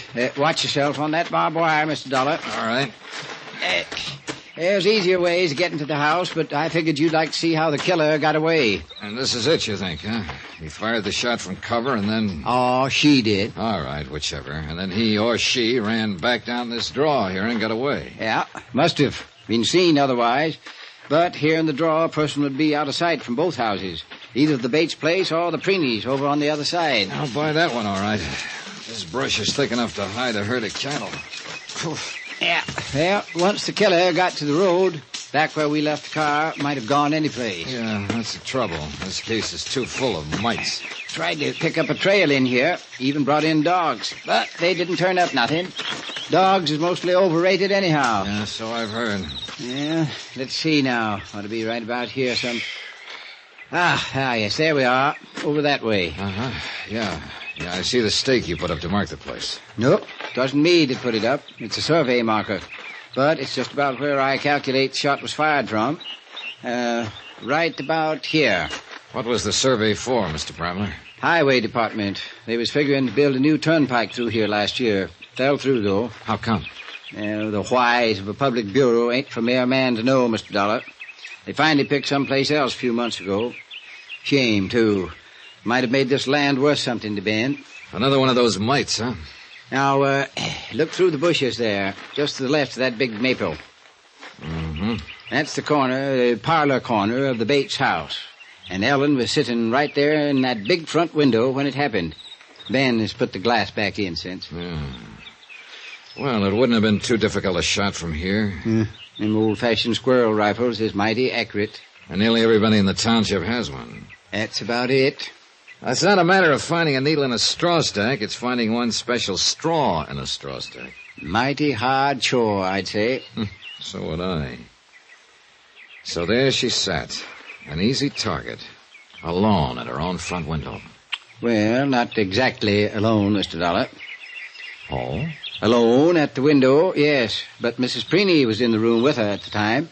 The woman who wrote the anonymous letter accusing Ben Bates? I didn't know that. Yeah, didn't seem to have no bearing. She just happened to be there. Brought over a cake or something from next door. She was always doing things like that for Ellen. Uh-huh. But Mrs. Preeney didn't see who fired the shot. She just heard the window glass crash and saw Ellen come half out of her chair and then fall on the floor.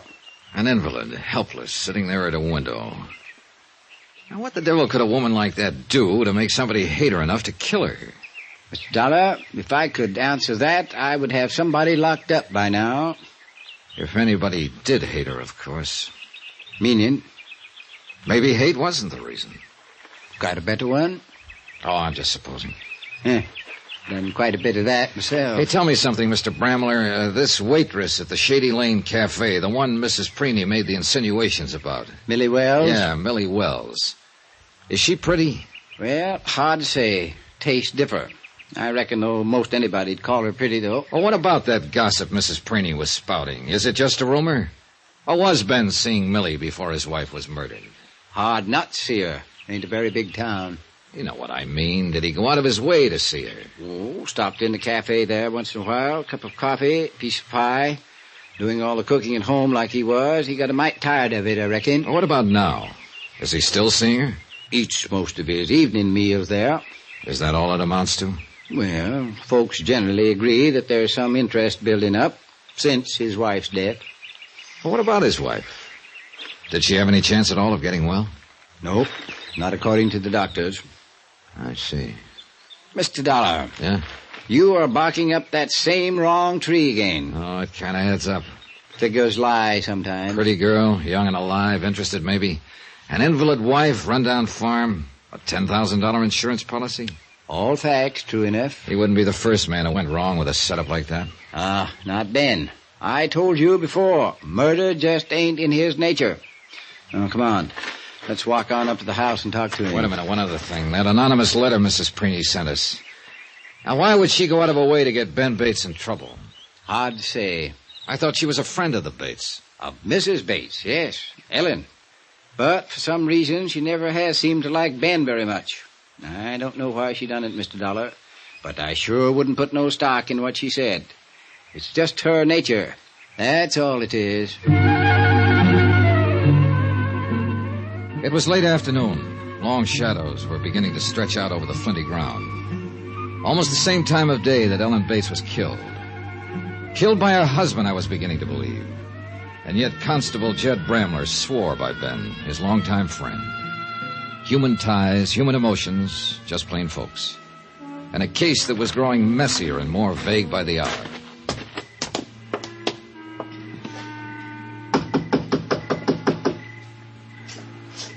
Not much sign of life. Well, Ben's in and out. You never know. Sounds like somebody coming around the house. Mm-hmm. Must have been working out in the barn. Always plenty to do on a Flint Rock farm. You come looking for me, Constable. How are you, Grody? I said, how are you? I'm fine. I'm just fine. Ben around? I've been working out back, fixing spread. Yeah, that's fine, Grody. Is Ben here? Ben? No. No, Mr. Ben's not here. Know where he is? No, he's not here. Any idea when he'll be back? No. No, he didn't say. You can go in and sit, though, if you want, Constable. Maybe we will. Grody, this is Mr. Dollar. Grody Hawkins. How are you, Grody? Oh, I'm fine. I'm just fine. Grody does odd jobs for Ben. Some of the other farmers, too. Oh, I see. Were you working here the day Mrs. Bates was killed? That's a lie. I wasn't even near here that day, and anybody that says I was is a liar. Oh? I was crew over on the other side of town. We'll go inside and wait, Mr. Dollar. Yeah, all right. See you, Grody.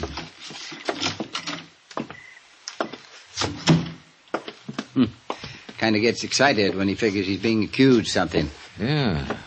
He seems scared of you. Has he been in trouble before? Well, petty stuff, like shooting game out of season. Is he a good shot? Dead shot. Never misses. Fact. We waited in the parlor for a while. The room where Ellen Bates had died. Her picture was still over the mantel. A clear-eyed, sober woman, much younger than I'd imagined. The sun gradually set and the light on the picture grew dim, but Ben didn't come back. We gave up finally and drove back to town. I left Bramler at his office and walked down the street to the Shady Lane Cafe to eat dinner. I'll be right with you, sir. No hurry. You'll be cooler if you sit there by the window. Oh, fine. Thanks. There were a half a dozen tables in the place, all empty. I was the only customer. The girl was pretty and friendly and fitted the description of Millie Wells. The pot roast is awfully good this evening. I think you'll like it. All right. You've made a sale. You're a stranger in town, aren't you? Yeah. I'm investigating the murder of Ellen Bates. I see. Are you by any chance Millie Wells? Yes. Then I guess you're the person I'm looking for. You worked very fast. I thought it would take longer. Hmm? Oh, I knew you'd find out, of course, sooner or later, but I was hoping Ben and I would have a little time together first. I see. We were fools to expect it, though. Once you've been tagged, you don't have a chance. Did Ellen Bates have a chance? I didn't give her the slightest cause to worry. I didn't let Ben know once how I felt. Not until after she'd been killed. That was very considerate of you. And I know he didn't give me one thought as long as she was alive. It's not in his nature. So I've heard. Doesn't it mean anything at all when a person has been acquitted? Acquitted? Acquitted of what? Of murder. What else? Isn't that why... Oh. I thought you knew. I thought that's what you...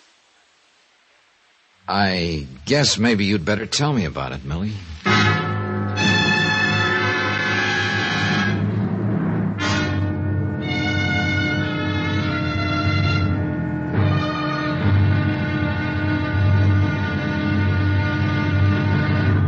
Now, here's our star to tell you about tomorrow's intriguing episode of this week's story. Tomorrow, a sudden twist and a cool threat.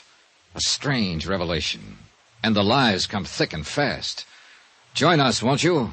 Yours truly, Johnny Dollar.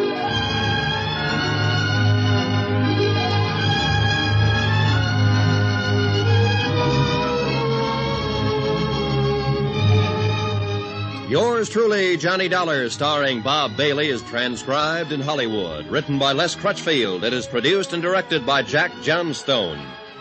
Be sure to join us tomorrow night, same time and station, for the next exciting episode of Yours truly, Johnny Dollar. Roy Rowan speaking.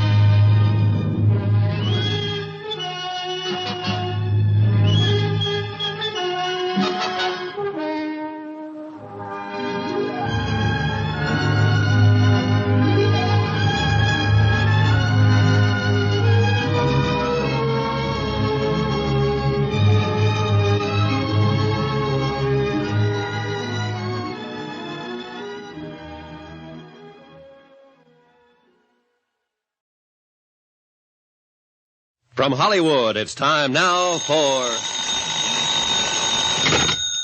Johnny Dollar. Mr. Dollar. Well, this is Jet Bramler. Oh, hiya, Constable. Reckon I got the wrong number. I was calling the Shady Lane Cafe. Now, you've got it. I'm sitting right here at the counter. Yes, well, but where's Millie, Mr. Dollar? She's busy crying at the moment. I'm waiting for her to get through and hoping she'll confess to murder. Now, you hadn't ought to gone and made her cry that way. Millie is a fine girl. That's the trouble with this whole case. According to you, everybody in this township is fine people, all of them. Ellen Bates was a fine woman, too, and now she's dead. And one of these fine people killed her. I'm going to find out which one, Mr. Bramler, and I'm going to tag him for it. With your help or without it.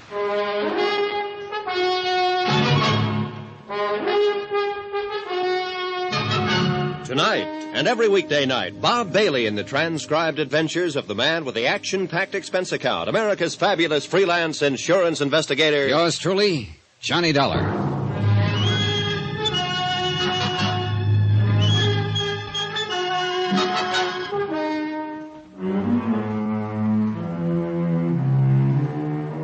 From Special Investigator Johnny Dollar, location Shady Lane, Vermont. To the Home Office, Star Mutual Insurance Company, Hartford, Connecticut. Assignment, the Shady Lane matter. Expense account continued. Item 7, $1.40, one pot roast special at the Shady Lane Cafe, while waitress Millie Wells dried her tears and repaired her face. I thought over what she'd said, what I'd taken for a confession, and tried to fit it in with the other facts in the case, what few facts there were. A young farm wife, a semi-invalid named Ellen Bates, had been shot to death while sitting at the front window of her house. The weapon was an old-fashioned squirrel rifle, a type of gun owned by half the people in the township. Ellen Bates had no known enemies. Her husband, beneficiary of a $10,000 insurance policy on his wife's life, had been accused by a spiteful neighbor of carrying on with pretty waitress Millie Wells. It's a lie, Mr. Dollar. Anyone who says Ben and I were seeing each other or even thought of such a thing before his wife's death is a mean, vicious liar. All right, take it easy now, take it easy. There's no point in getting yourself all worked up and starting to cry again. Ben's a fine man, straight and decent. And it makes me boil to have some low, sneaking gossip try to smear his reputation without reason. It reflects on your reputation a little, too, Millie. I don't care about me. I told you what I've been through. I'm used to it. Do you ever get used to something like that? No, not really. A murder charge isn't an easy thing to forget. You dream about it nights. Prison, the courtroom, the trial, the things they said about you. But you were acquitted finally. I was acquitted, and I was innocent. But just being tried for murder brands a person for life. What were the details of the case? First, let me tell you about Ben. You haven't met him yet, Mr. Dollar. You don't know him. And I know the line you're thinking along. It's the way things point, Millie. Then things point wrong, that's all. Maybe. Go on. Well, he's been coming in here for the last 6 months. Not often, just every once in a while, just to eat. Does Ben know you stood trial on a murder charge? He does now. He didn't before his wife was killed. We just made conversation, that's all. And since her death? There's been no carrying on, as some people choose to think. One day Ben said, Millie, when this mess is all settled, I'd like very much to see more of you. That's all? That's all. And that's enough. Because I love him. About the trial, Millie. It was 4 years ago, in Chicago. I was working for a family on the West Side as a nursemaid, governess. They were wonderful. What happened? The wife died suddenly, under strange circumstances. It could have been an accident, or it might have been poison. I thought you already knew about it. That's why I blurted it out that way. Oh, I'd have found out anyway, sooner or later. Yes, I know. It was in all the headlines. The same things that they'll be saying about me here. What do you mean? I was accused of murdering the wife because I was in love with the husband. I left the Shady Lane Cafe, and the tortured girl whose secret, close hidden for 4 frightened years, was now the property of a stranger. It was late now, and the town square was dark and deserted. A stark white moon was climbing the eastern sky, and the soft summer night's breath stirred in the leafy tops of the maples, whispering other secrets. Secrets the villagers dared not stay abroad and listen to. A fantasy, sure, pure and simple. Maybe it was a bad slice of pot roast. Anyway, the dim light burning in the office of Constable Jed Bramler brought me back to harsh reality. Come in, Mr. Dollar. Come in, pull up a chair. Okay, thanks.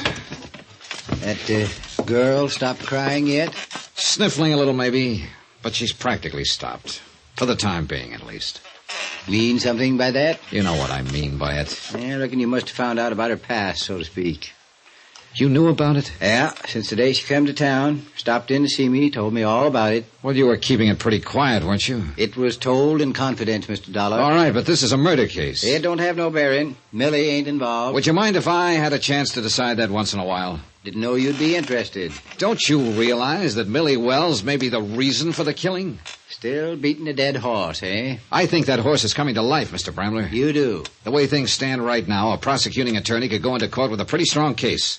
The charge, first-degree murder. Accused, your friend Ben Bates. You ain't met Ben yet, Mr. Dollar. No, I haven't met him, but the facts add up. It's an old story. Yeah, it's downright classic. An invalid wife, a pretty girl, a rundown farm that doesn't look as though it's made a profit in years. A $10,000 life insurance policy dangling like a carrot. Yeah, fact is, it's even worse a picture if you're a mind to look at it that way. How? That farm of Ben's ain't only run down, it's mortgaged to the hilt. Oh? Ben needed money for Ellen's operations. She'd had 3 in the last year and a half. He tried every way he knew how to, but the banks wouldn't touch it. Well, in that case... Martin Preeny, his next-door neighbor, come through and helped him out. $7,500. Is the farm worth that much? Nope. Wouldn't bring $4,500 if it was sold tomorrow. That's what I mean. Ben feels pretty obligated. And the $10,000 from that policy on his wife would have taken the pressure off all the way around. Plus, leave him free to marry Millie Wells. All right. I know it adds up that way. I've been studying over this thing for a month now, trying to figure out some other way of explaining it, hoping that somebody would show their hand. Yes, make a move of some kind. And nothing's happened, huh? No. Whoever done it is just sitting tight, waiting. Might be a good thing that you come along. Might jar things loose a little. Yeah. Well, Whether I'm right or wrong, one thing we've got to jar loose is that gun. That's a fact, all right. Can't make much of a case against nobody without that gun. You said nearly everybody in the township owned one of those old-fashioned squirrel rifles, the type Ellen was killed with. That's right. Well, what about her husband? Does Ben own one? Nope. Nothing but a shotgun. Yes, I saw it when we were out there this afternoon hanging over the mantel.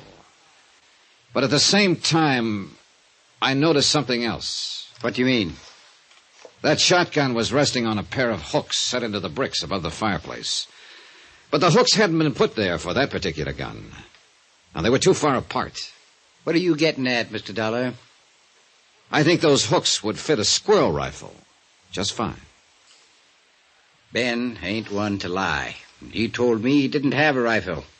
But that's something else I've been studying about. What do you mean? I kind of half remember seeing a squirrel gun hanging over that mantel in years gone by.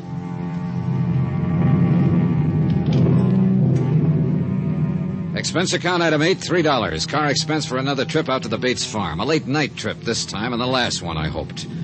Constable Bramler had suggested that my being in the case might help stir things up. Good, I was all for it. And not just stir things up, but wind them up. Tonight, maybe, if we caught Ben Bates at home. Lights on inside. Yeah, he must be here someplace.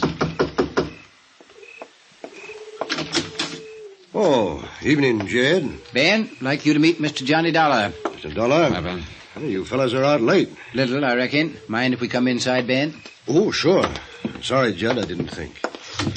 Well, let's go on back through to the kitchen. That's about the only room I use since... Well, anymore, I mean. Set yourselves down there at the table. I'll get us some lemonade if there's any ice left. Oh, a lemonade lift would suit me fine. Don't go to no trouble for us, Ben. No, no trouble at all.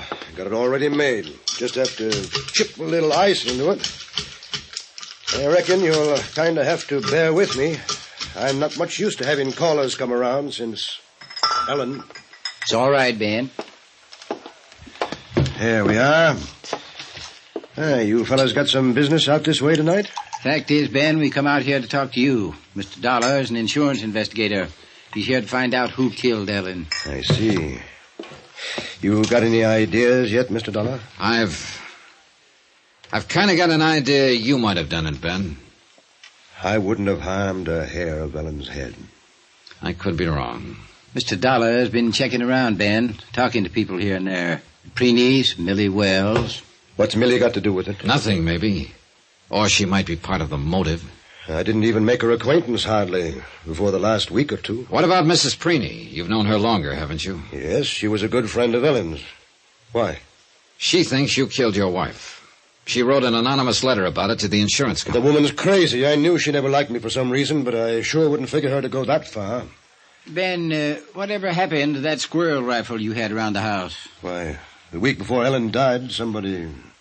Yes, Ben? No, I didn't lie to you, Jed, not actually. When I told you I didn't have a rifle like that, I didn't. Not then. And you didn't ask me if I had one. What happened to the rifle? Well, it was stolen the week before Ellen was killed. I haven't seen it since. Mm-hmm. No, that's the truth, Mr. Dollar. You didn't report it being stolen? Ellen asked me not to. She figured she knew who took it, and she wanted to give them a chance to make good. You know how she was. But after she'd been shot by that same kind of rifle, you still didn't report it. Report afterward that the gun had been took before? Who might have taken it, Ben? I've tried to think. Wasn't nobody came here that week except Mrs. Preeny and Grody Hawkins. Grody Hawkins? That's the hired hand we met here this afternoon, Mr. Dollar. Yeah, I know. The one who was a dead shot with a gun. No. Grody wouldn't kill nobody. He's a little touched, maybe, but he's good-hearted and gentle. Is he another one of your pets, Constable? Don't you care whether the killer is identified? Kind of a funny question to ask a murder victim's uncle. Uncle? Mr. Bramler... Was Ellen Bates your niece? She was. Didn't think to mention it, Mr. Dollar. Just figured you knew, I guess. And anyhow, it don't have no bearing.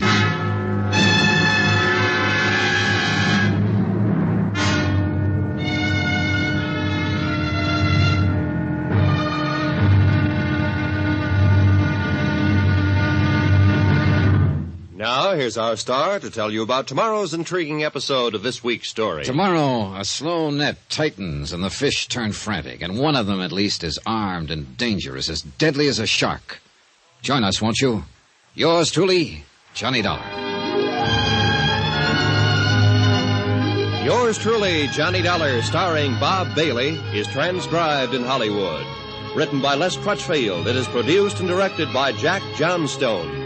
Be sure to join us tomorrow night, same time and station, for the next exciting episode of Yours truly, Johnny Dollar. Roy Rowan speaking.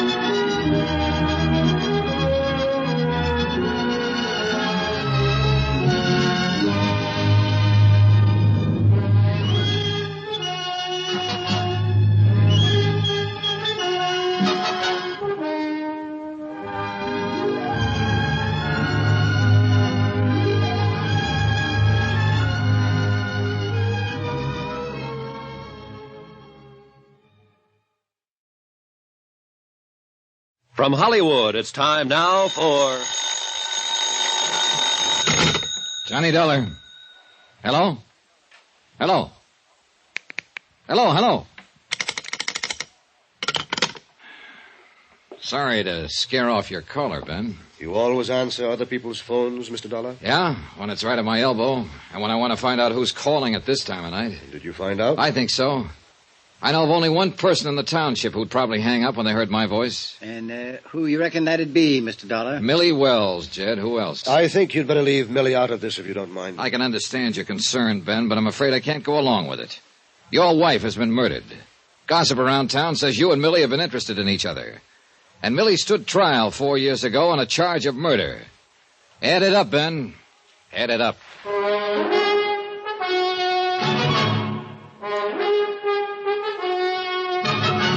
Tonight, and every weekday night, Bob Bailey in the transcribed adventures of the man with the action-packed expense account, America's fabulous freelance insurance investigator. Yours truly, Johnny Dollar.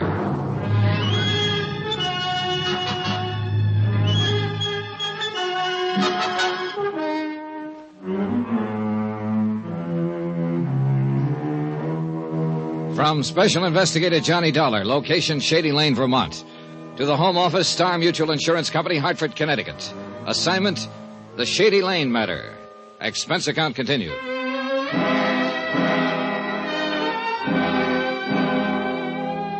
It was a messy case, hard to move around in. A small community, and everybody in it was a neighbor or friend of everybody else. Except, of course, the unknown person who'd murdered Ellen, Ben Bates' invalid wife. But the ties were close. Ellen, it turned out, was the niece of Constable Jed Bramler. And Sarah Preeney, next-door neighbor, had accused Ben of carrying on with waitress Millie Wells, who was a good friend of Constable Bramler. And Sarah Preeney's husband had helped Ben out of a jam by loaning him $7,500 on a worthless farm. Yeah, it was sticky and tight and uncomfortable. Touch one domino and you moved all of them. But the key to the game, I was still convinced, was Ben Bates himself.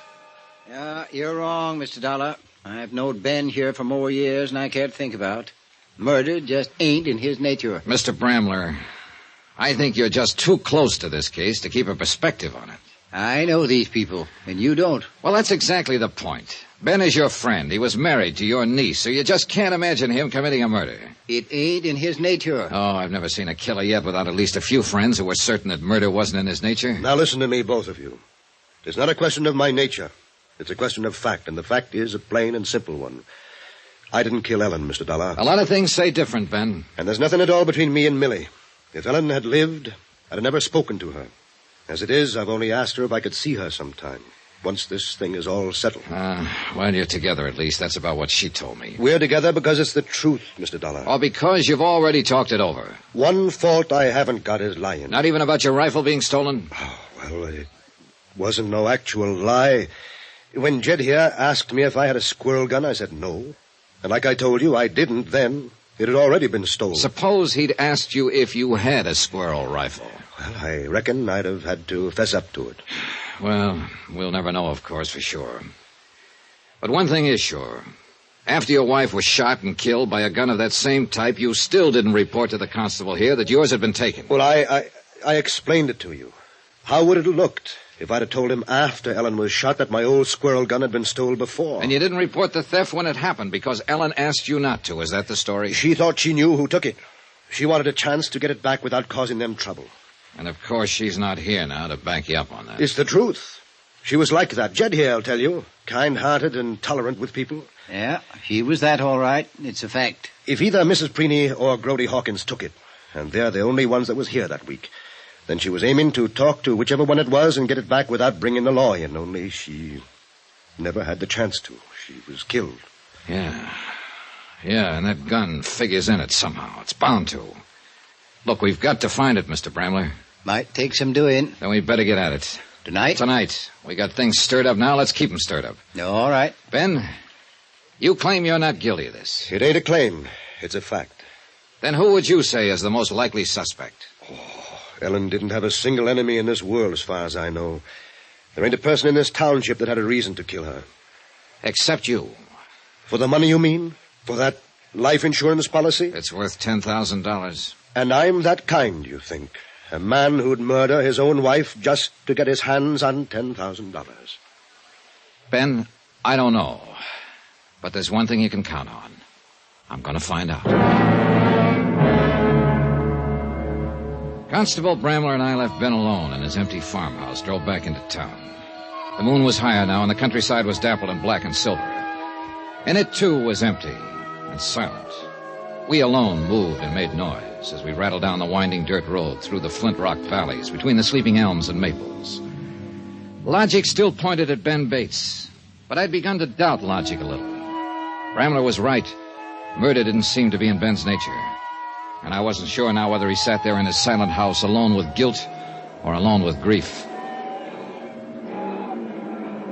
Grody lives back at the feed store there. What do you mean, back of it? Well, kind of a shack there on the back corner of the lot. They let him live in it in return for keeping an eye on the store at night. Yeah, quite a choice for a night watchman, a kid who's been up several times for petty theft. Mm-hmm. I reckon it does seem a bit odd. Well, let's go see if he's there. You know, folks around here use a person according to his nature. Grody is pretty reliable at something he's made responsible for. And why do you think he might have stolen that squirrel rifle from Ben Bates' place? He was working for Ben, wasn't he? But just as a hired hand. He wasn't hired specially not to steal. But here he is. Oh, now that's a fine point of ethics. Well, most points of ethics is that way. Reckon Grody just does ornery things sometimes so people will notice him, take an interest in him. He's a little simple-minded, but he ain't a bad kid at heart. Is anybody bad in your book, Mr. Bramler? Whoever killed Ellen Bates is. Watch step now. It's pretty dark back here. Yeah. I hope nobody has dug a hole here someplace. Ain't likely. No, I think the door is here by the corner somewhere, if I recollect rightly. It's been a long time. Watch it. You all right? Bruised my shins all. Now, who in the sandhill put all these boxes in front of the door here? You stop right there now. Don't you move. He's got a rifle on us. All right, don't try nothing, Mr. Dollar. Like I told you, he's a dead shot. What you whispering about there? Never you mind, Grody. You just put that gun down. I'll put it down. Don't you move now. Let me get my flashlight. It's Jed, Grody. Constable Bramler. Mr. Dollar's with me. You stand still till I get a light on you. Then we'll see. Golly, tis. Yes, didn't you recognize my voice? Never can tell. People might try something funny. Try to break in. Something like that. Well, now that you know who we are, Grody, how about having a look at that gun you're holding on us? Well, I don't know. I guess if Constable Bramler says it's all right. It's all right, Grody. Let him look at the gun. Oh, all right, then. Here. Thanks. Mind holding the flashlight here? All right. Well, at least this isn't the one. It's a .22. What are you fellas up to, anyhow? Grody, what did you do with that squirrel rifle you took from over Ben Bates's mantle? Well, Grody? I don't know what you're talking about. You don't? Anybody says I done that is lying. Nah. Don't get excited, Grody. We don't want to wake up this whole town while we're walking across there. Where are we going, Constable? Over to the city jail.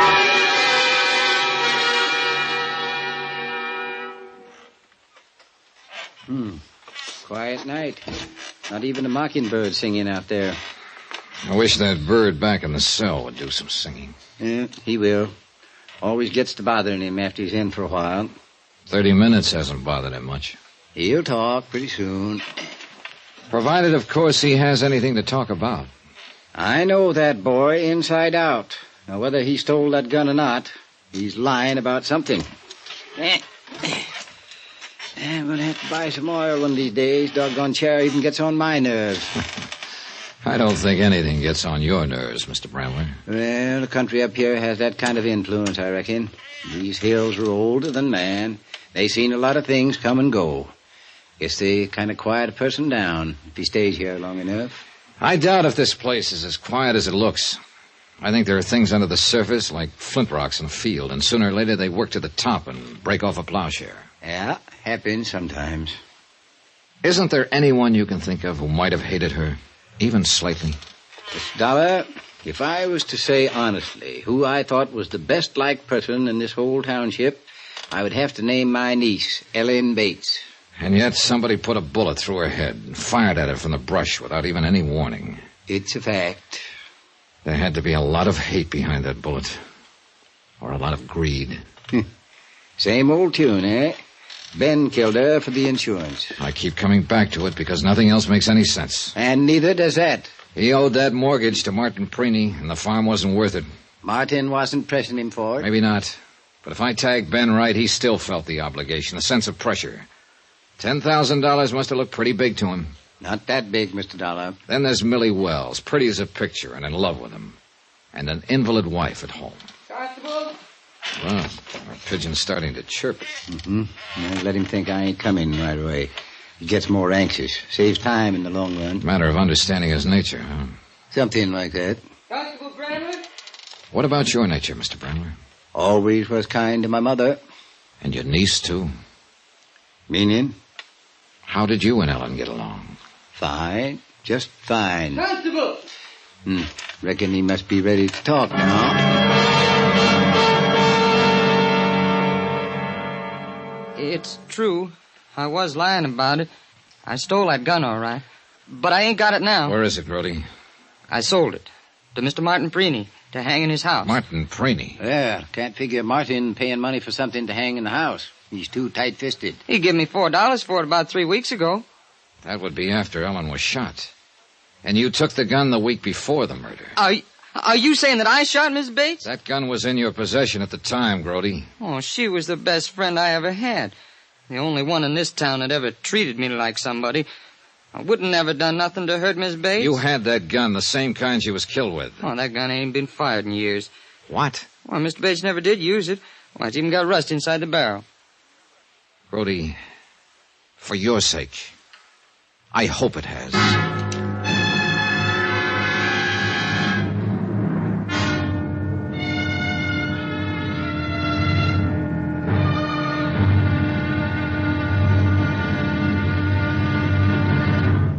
Now, here's our star to tell you about the final intriguing episode of this week's story. Tomorrow, one domino tips, the whole stack tumbles, and the last man falls with a crash.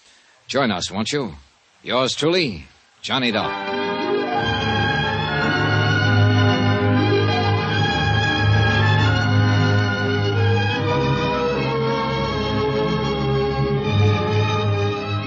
Yours Yours truly, Johnny Dollar, starring Bob Bailey, is transcribed in Hollywood. Written by Les Crutchfield, it is produced and directed by Jack Johnstone.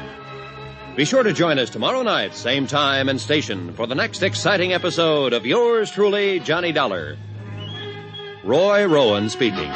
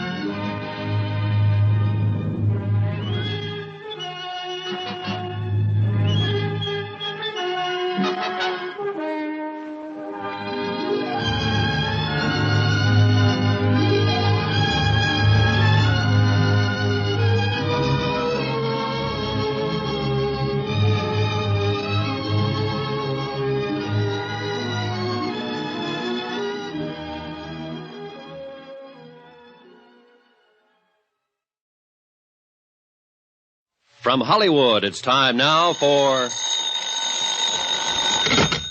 Johnny Dollar. Good morning, Mr. Dollar.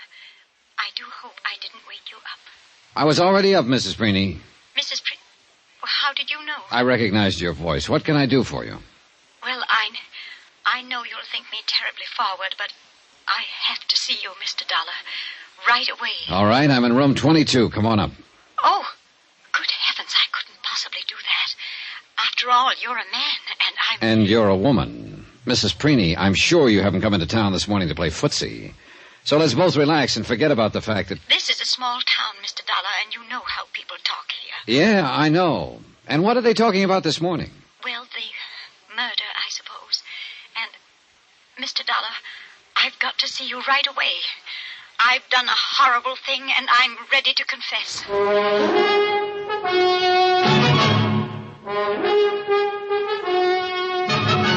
Tonight and every weekday night, Bob Bailey in the transcribed adventures of the man with the action-packed expense account, America's fabulous freelance insurance investigator. Yours truly, Johnny Dollar.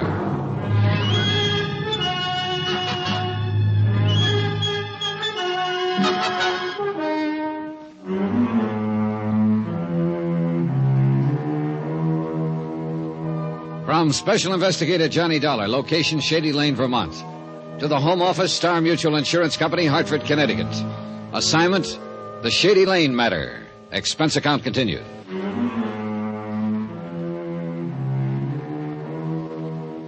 Item 10, 55 cents. A cup of coffee for myself and a pot of tea for Mrs. Sarah Preeny. She considered the hotel lunchroom an innocent enough place, and I met her there 5 minutes after she phoned my room. It was Mrs. Preeny who'd brought me into the case by writing the anonymous letter to the insurance company. Ellen Bates, a farm wife with no known enemies, had been shot to death. Mrs. Preeny, her best friend, had implied in a letter that Ellen's own husband, Ben, was guilty. And I was inclined to agree with her. Ben was the beneficiary of Ellen's $10,000 life insurance policy. There seemed to be no other motive, unless Mrs. Preeny was about to confess one. She didn't do it, Mr. Dollar. Who didn't do what? That girl. She didn't warm the teapot. For 2 cents, I'd send it back and make her do it right. Well, I'm a little pressed for time, Mrs. Preeny. Oh, I'm not going to do it, really. I just said that. I wouldn't want to attract attention under the circumstances. You mean the fact that I'm a man and you're a woman, and apparently the twain hadn't ought to be meeting in Shady Lane, at least. Well, people will talk, you know. And I didn't want Martin to know. Why not? Well, then he'd want to know why. Of course, I'd have to tell him, and... Well, as a matter of fact, Mrs. Preeny, I'd kind of like to know why. Well, it's... Oh, this isn't easy for me to say, you know. Well, let's have a try at it anyway. It's about that letter that I wrote to the insurance company that I didn't sign my name to. Yes? It was a terrible thing to do.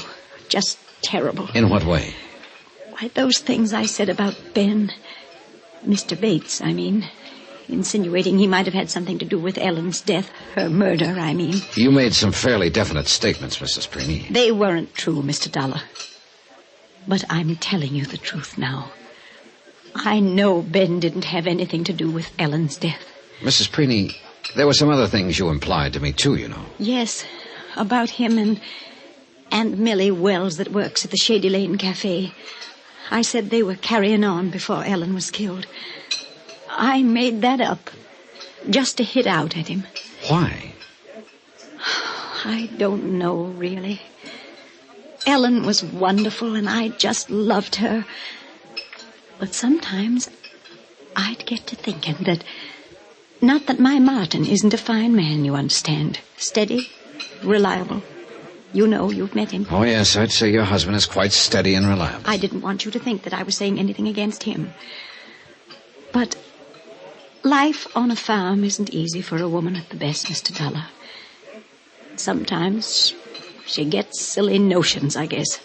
What sort of notions? Oh, a woman's human. She wants a little warmth, understanding. That's all. Nothing more. You understand what I'm saying? Yes, I think I do. But Ben Bates, well, he didn't even look at me. Didn't see me. That's all I wanted. Just for him to look at me. But he didn't do it, Mr. Dollar. Not even once. I left her sitting there in the stark bare wooden booth in the lunchroom, sipping her prim cup of cold tea and trying to hide a red-faced confusion behind the shreds of decent dignity. Constable Bramler was right. Scratch the surface of Shady Lane anywhere and you found a human passion just beneath the skin. Good morning, Constable. Morning, Mr. Dollar. Sleep well? So. How's Grody Hawkins? Still asleep, back there in his cell. He admits stealing that squirrel gun from Ben Bates' mantle the week before Ellen was shot, and claims he sold it to Martin Preeny the week after the murder. Yeah, so by his own admission, the gun was in Grody's possession the day of the killing. But Grody claims the gun is rusty and hasn't been fired in years. Yeah, whether it's rusty or not, Grody didn't kill nobody. Have you been out to the Preeny farm yet to pick up the gun? Nope. Figured you might like to do that yourself. You can use my car if you want to. Cost you another $3, though. How did you make a living before I came along? It wasn't easy. Traffic tickets, mostly. New turnpike's going to stop all that, though. Misses the town complete. Along with Ben Bates' farm, huh? Yeah. Too bad they didn't stick to the original survey. Made that place of his worth something, maybe. And it might have saved his wife's life. Still beating that dead horse, eh? Oh, Ben Bates was up against the wall. A worthless farm, mortgage for $7,500 to Martin Preeny, a strong sense of moral obligation to pay it off, an invalid wife who would never get well, with a $10,000 policy on her life. Murder ain't in Ben's nature. I told you. Then whose nature is it in? Mrs. Preeny's, maybe? She came to see me at the hotel a little while ago. You don't say so. She wanted to explain why she'd lied about Ben. Uh-huh. Reckon 'twas because he wouldn't pay no attention to her. Who told you? Figured it out. Reckon Martin ain't too easy a man for a woman to live with. Too straight-laced, tight-fisted. And Ben right next door that way, fine-looking young fella. Her running in all the time, taking things to Ellen. Bound to want to be noticed. Yeah, it's the nature of a woman. What about Ellen, Mr. Bramler? She was your niece. What was her nature? Ain't so easy to figure your own kin, Mr. Dollar. Reckon 'twas just her nature to be a victim, kind of.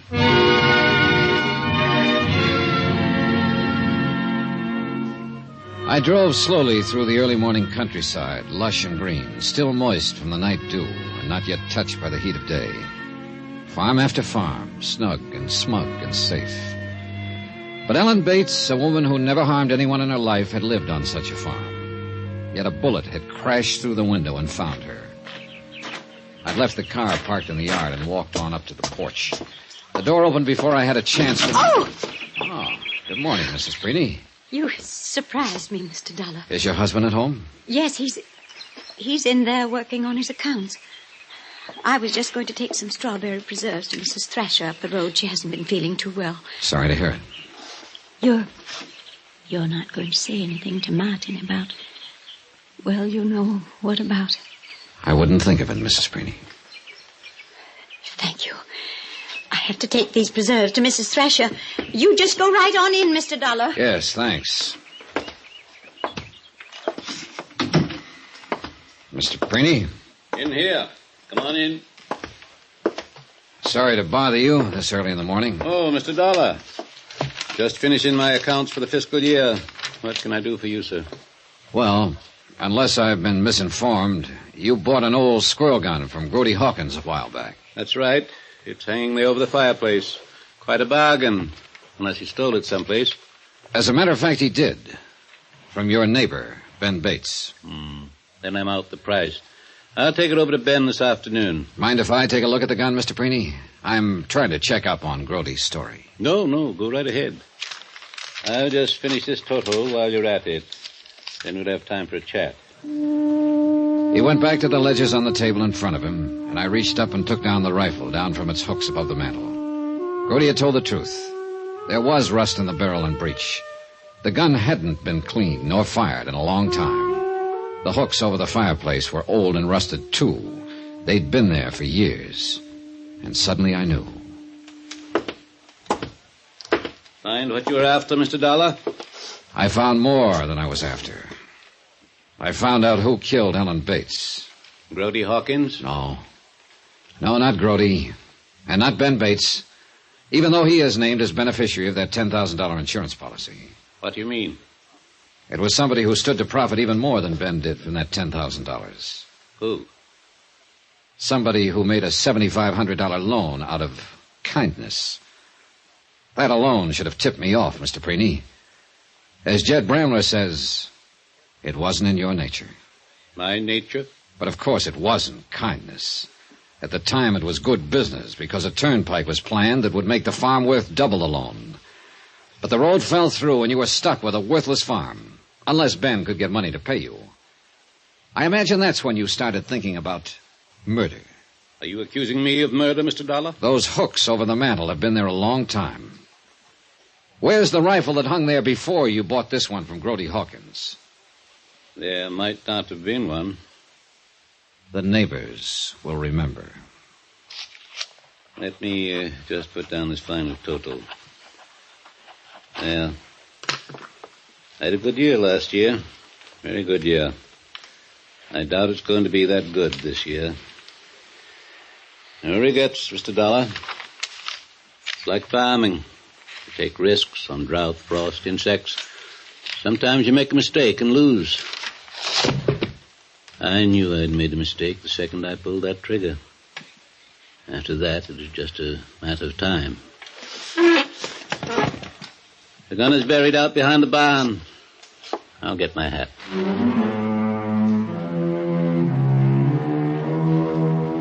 Item 12, $94.35. Incidentals in Shady Lane and transportation back to Hartford. Expense account total, $186.60. Yours truly, Johnny Dollar.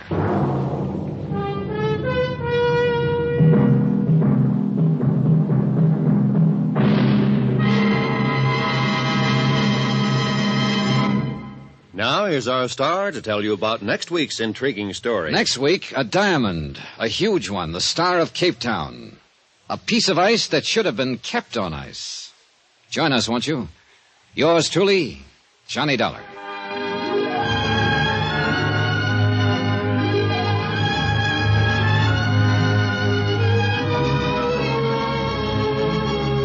Yours truly, Johnny Dollar, starring Bob Bailey, is transcribed in Hollywood. It is written by Les Crutchfield and produced and directed by Jack Johnstone. Heard in this week's cast were Jeanette Nolan, Forrest Lewis, Shirley Mitchell, Will Wright, Bert Holland, and John Daner. Musical supervision by Amerigo Marino and Carl Fortina. Be sure to join us on Monday night, same time and station, for another exciting story of yours truly, Johnny Dollar. Roy Rowan speaking.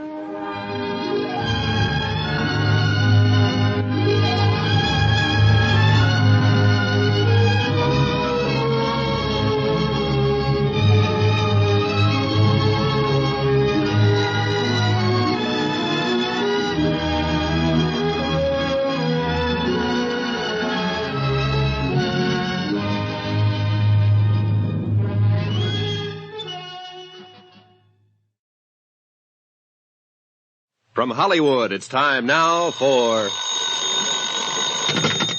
Johnny Dollar. This is Joe McNabb, Johnny, Tri-Eastern Indemnity. Oh, hi, Joe. What's up? The Star of Cape Town. Star of Cape Town. Constellation, celebrity, or ship? Wrong 3 times. The Star of Cape Town is a diamond about the size of a jumbo olive. Oh, sounds like it'd make a nice ornament for a martini. Except I'm strictly a lemon peel man. Now, this is serious, Johnny. I'd like you to take a look at it. Now, what's so interesting about it, except it's probably worth $100,000? Make it $150. That's what we've insured it for. Oh? Got quite a history to it.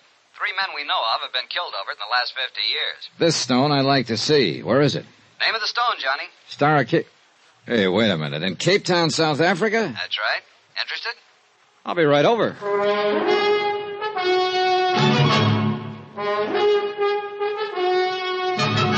Tonight and every weekday night, Bob Bailey in the transcribed adventures of the man with the action-packed expense account, America's fabulous freelance insurance investigator. Yours truly, Johnny Dollar.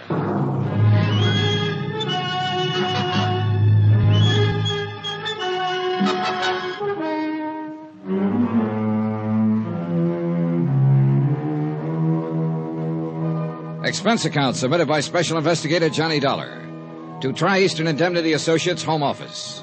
Following is an accounting of expenses incurred during my investigation of the Star of Cape Town matter. Expense account item 1, $1.50 cab fare from my apartment to the office of Tri-Eastern Indemnity Associates. Joe McNabb was waiting for me. Sit down, Johnny. Thanks. So what about the Star of Cape Town? Sounds interesting. You're interested, we're worried. What about it? Ever hear of Andrew Lanning Forbes III? Forbes. Seems to me I've seen his picture in the papers a couple of times. International playboy type, isn't he? That's the one. He owns the Star of Cape Town now, inherited the stone after the recent death of his aunt. So? Johnny, like I told you, we've got that diamond insured for $150,000. But Forbes treats it like it was a 10-cent store hunk of costume jewelry. What do you mean? He carts it from place to place wherever he goes. Paris, Rome, the Riviera, you name it, he's been there. And so has the Star of Cape Town. Ooh, you mean that he keeps it in hotel safes, stuff like that, but that isn't good enough. We want him to put it in permanent custody somewhere. Yeah, I see your point. But he won't seem to listen to reason. And right now, it's a particularly bad period for us. How come? Forbes seems to be in one of his party-giving moods. He has them every once in a while. About 3 weeks at a time, a big party every night wherever he happens to be. Then he quiets down for a month or two. Yeah, probably resting up. But how come he's in Cape Town now? Who knows? Who knows why he goes anywhere he does? Oh, brother, sounds like a real character. Yeah, but what we want you to do is to talk him out of being a character long enough to put that diamond in a safe place and to keep an eye on it until he does. We got a plane reservation for you tonight at midnight. Tonight? Now, just a minute. Now, look, if it's the money you're worried about, don't be. This means a lot to us. We're willing to pay accordingly.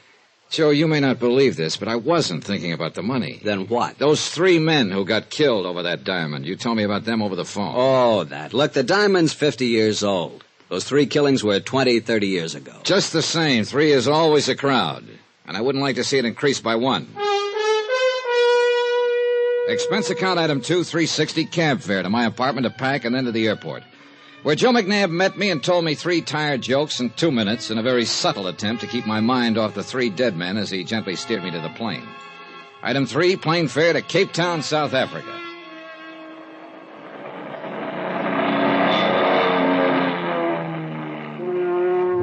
train came in over Cape Town in the early afternoon. Off to one side toward the famous Devil's Peak and down below, the bay glittered like... Yeah, it looked like everything was trying to remind me of that diamond. As if I could forget a stone worthy of $150,000 in the lives of 3 people. Item 5, cab fare to the residence of Andrew Lanning Forbes III. He'd rented a mansion on the side of a hill. I was ushered onto a terrace overlooking the city and the bay. Forbes was waiting for me with a drink in his hand.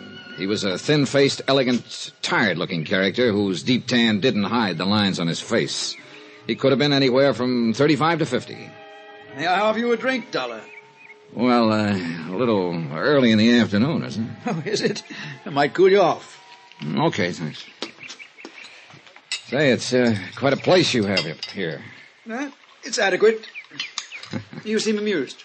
Well, there must be 15, 16 rooms at least. Roughly. Adequate seems kind of like an understatement. Quite possibly. Here you are. Thanks. Look, Dollar, it was very thoughtful of the insurance company to send you all the way down here, but also it was, wouldn't unnecessary be the word? Well, that depends, Mr. Forbes. What do you mean? The company I represent is pretty jittery over that diamond of yours, the Star of Cape Town. Mm-hmm. Would you like to see it? Well, yes, but I think we ought to... Well, here it is. You carry it around in your pocket? Why not? I have no holes in my pockets. Oh, now look, Forbes. But no. I'm really not as bad as that, Dollar. I was expecting you, so I thought I'd play a little joke on you. Hey, Mr. Forbes, that kind of humor shortens my life. Yeah, well, I suppose it was a bit cruel. Well, there it is. What do you think of it? McNabb said it was the size of a jumbo olive. Looks more like a golf ball to me. Quite vulgar, isn't it? Oh, what a cutting job they did on it. Whew, beautiful. Well, there must be 1,000 facets. Yeah, all of them glittering, all of them cold, all of them surfers. Rather like life, don't you think? Look, Mr. Forbes, if you don't mind, let's skip the philosophy for a minute and talk about the diamond. Oh, of course. You're still concerned about his safety. Well, perhaps this will reassure you. Will you come with me? Sure. This way. I have a very efficient wall safe in my bedroom. In here. So, you see, I do take precautions. Here we are.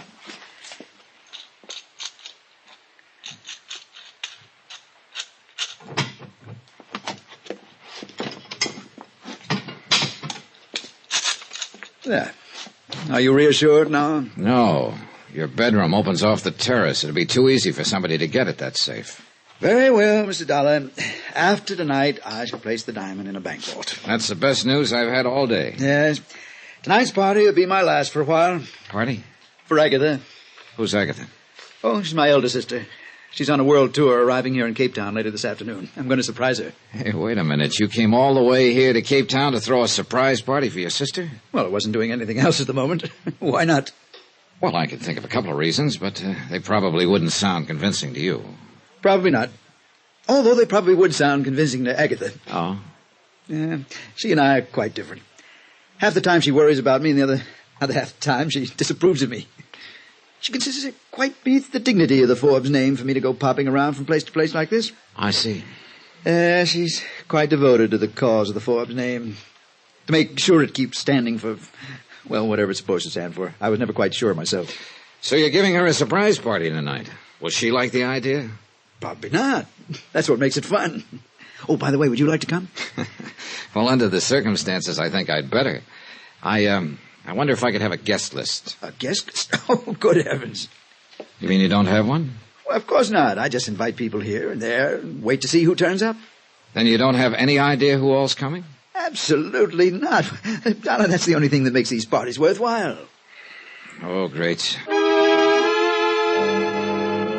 A character with a quaint habit of carrying his diamond in his pocket, throwing a party where he didn't know who was coming.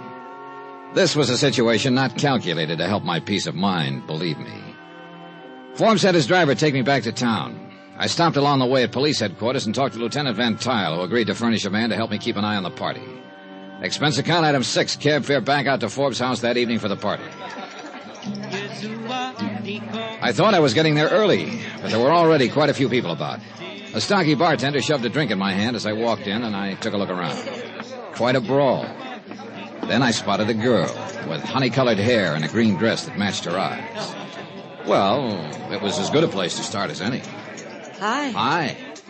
My name's Johnny. I know. Oh? I'm Sheila. You a friend of Forbes? My, you are new around here, aren't you? What do you mean? You'll find me at most of Andy's parties. He arranges my transportation. I see. Do you?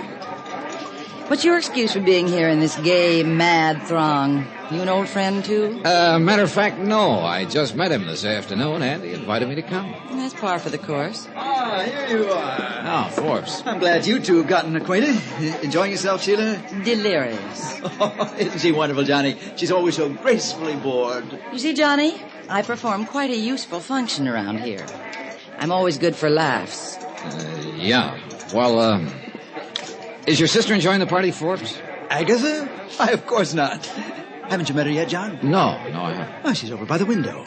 The thin, aristocratic, tired-looking lady. Oh, yeah. Yeah, I see what you mean. Well, that's her look of disdain. She thoroughly disapproves of this whole party, and of me, of course. And of me. Come along, Johnny. I'd like you to meet Agatha. Oh, you're taking a chance. She'd probably disapprove of me, too. Oh, no. You look like the respectable type. Thanks, I guess. She'd thoroughly approve. I seem to have another guest arriving. Would you two excuse me? I'll introduce you to Agatha later, Johnny. Yeah, sure. The perfect host. When he wants to be. Oh. Who's the new arrival? Her name is Helen. Andy met her a day or two ago. Well, I'll say this for her. Yes. Isn't she? Sorry. Don't be. I'm used to it. You know something, Sheila? I don't get you. Oh, I'm not so hard to figure out, Johnny. I think you are. You don't like these parties any more than Agatha. Oh, now watch it, Johnny. You start comparing me to her, and she's going to disapprove of you. Okay, but I still don't get it. You don't like the parties or Forbes' other friends, yet you keep... tagging along. Yeah, I've got a perfect attendance record. Why? Well, I guess there's one obvious reason, but that would sound real corny. Maybe not. So let's just say that after you've been riding the merry-go-round long enough, standing on solid ground doesn't seem normal. Oh? Well, maybe if you keep riding that merry-go-round, you'll grab the brass ring someday. Don't bet on it. Sheila drifted over to the bar, where she sat quietly drinking the rest of the evening.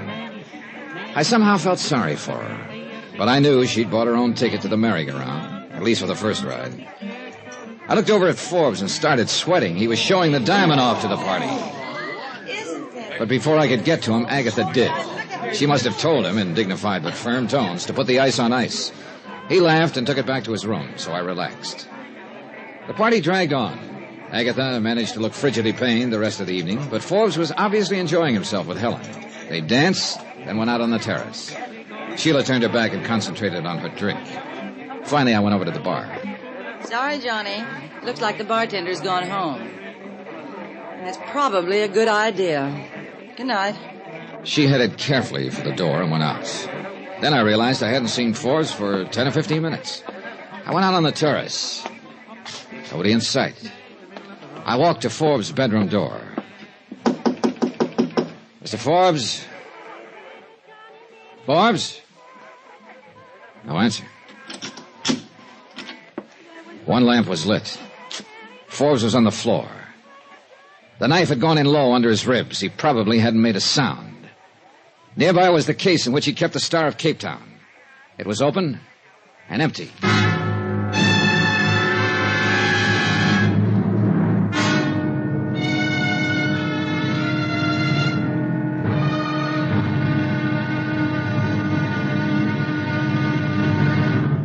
Now, here's our star to tell you about tomorrow's intriguing episode of this week's story. Tomorrow, a girl who was exciting, beautiful, and deadly. Join us, won't you? Yours truly, Johnny Dollar.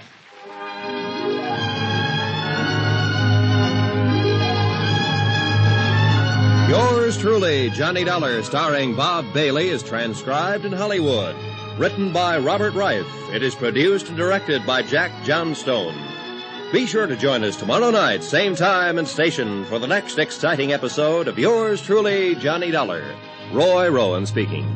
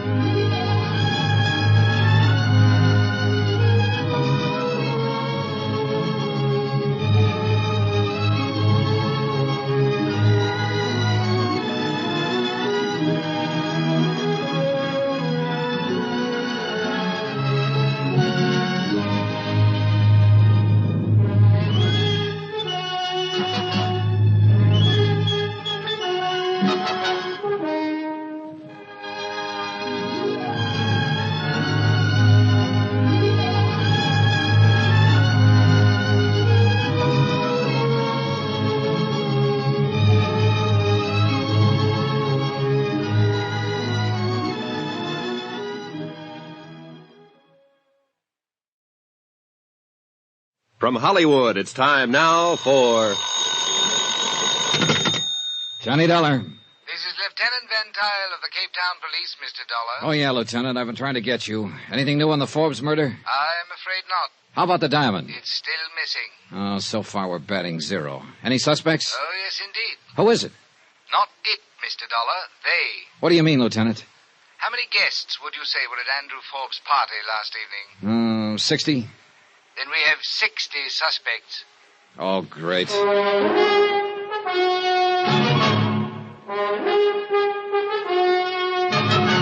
Tonight, and every weekday night, Bob Bailey in the transcribed adventures of the man with the action-packed expense account, America's fabulous freelance insurance investigator. Yours truly, Johnny Dollar.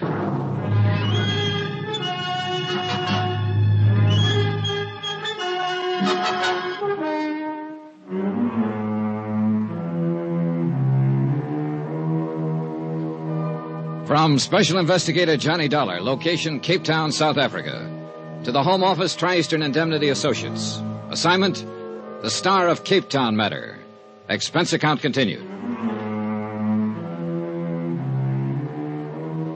Item 7, cab fare from my hotel to police headquarters. So far in this job, I'd been a big, brilliant nothing. I figured Lieutenant Van Tile of the Cape Town Police might be able to supply a few answers.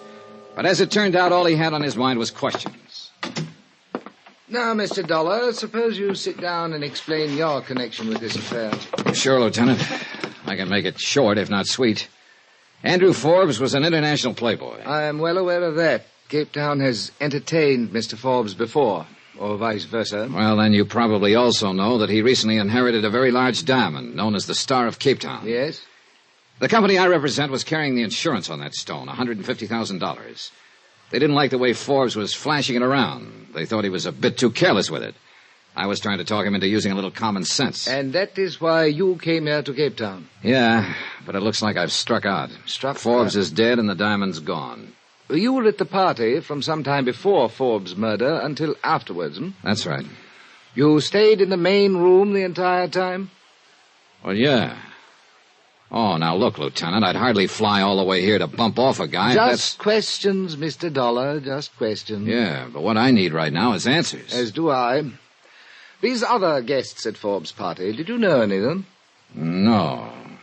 Well, I met a girlfriend of his named Sheila, and a couple other people who were pointed out to me. Who were they? Oh, Forbes' older sister, Agatha, for one. A real aristocratic type. You can cross her off your list. Oh? Yeah, she disapproved of Forbes, all right, but not to the extent of sticking a knife in him, I'm pretty sure. It would have been beneath her dignity, if nothing else. Besides, she didn't leave the main room during the party either.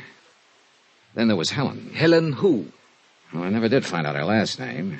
She arrived at the party late, and Forbes seemed to zero in on her right away. Zero in? I mean, he spent the rest of the evening with her. They danced for a while, then they went out on the terrace, and... Come to think of it, I never did see her come back inside. And I didn't see Forbes again either until I went to his room and found him dead. I see. We shall try to find this Helen. Can you describe her? Well, I didn't get nearly as close a look as I'd have liked to. Oh? Yeah, from what I could see, a real doll, Lieutenant. Dark hair, turned-up nose, fine complexion. Mr. Dollar, we need an objective description, not an appreciation. Well, at the time, I was more interested in her as a prospect than a suspect. I see. And you say you knew none of the other guests? That's right. We've been unable to find any sort of guest list. Oh, don't waste your time looking. There isn't any. No? Yeah, Forbes explained that he had a charming habit of inviting whoever he ran into. He said that half of the fun was in seeing who turned up. Well, that rather complicates matters, doesn't it? It sure does. Mr. Dollar, diamond thefts are not unknown to us here in Cape Town. No, I imagine not. Here are some photos of known jewel thieves. Mugshots, huh? Please see if you recognize any of these people as having been at the party. Well, it'd be a little hard to remember. You know, people were drifting in and out all evening, and there was... Wait a minute. Who's this guy? That is Julio Biak, a jewel thief. Do you recognize him? Starkey guy. Sort of looks familiar, but I can't seem to place him. Could he have been at the party? Oh, it's possible, but I can't be sure. Perhaps it will come to you later. I hope something comes to me sooner or later. That diamond, for instance. But at this point, I had to admit it didn't look very likely. One murder, 60 suspects. You get better odds than that on a roulette wheel. I left headquarters and decided to walk around a little, see if I could coax up some kind of ideas to my next step. I went down to the waterfront and looked around. Nice view, no ideas. Then, as I was walking along a narrow, deserted street, I realized I had company. The shadow from the top of the building next to me ran along the middle of the street, and I could see a silhouette. I stopped. So did the shadow on top of the building. I started up again. So did the shadow. I started edging out away from the sidewalk for a look. The shadow raised its arms suddenly, and I ducked. A large building tile crashed to the sidewalk right where I'd been a second ago. I jumped for a rickety fire escape over my head and scrambled up to the roof. Nobody in sight, and roofs stretching out in all directions, warehouses, loading sheds. Whoever it was could have been a block away by now. Pretty ironic. Somebody trying to take me out of the ball game when I didn't even know which team had the ball.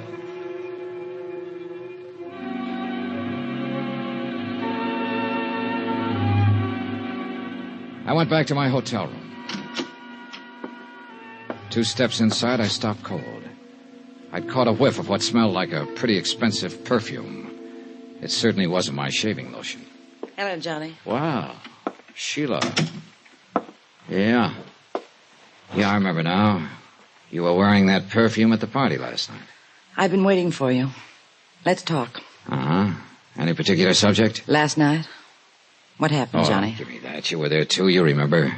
I left before it happened, I think. What do you mean you think? I guess I had a few too many last night. I don't remember some of it. No? You were making pretty good sense when I was talking to you. Well, after that, I mean. And you were with it enough to react when Forbes and Helen went out on the terrace together. Don't, Johnny.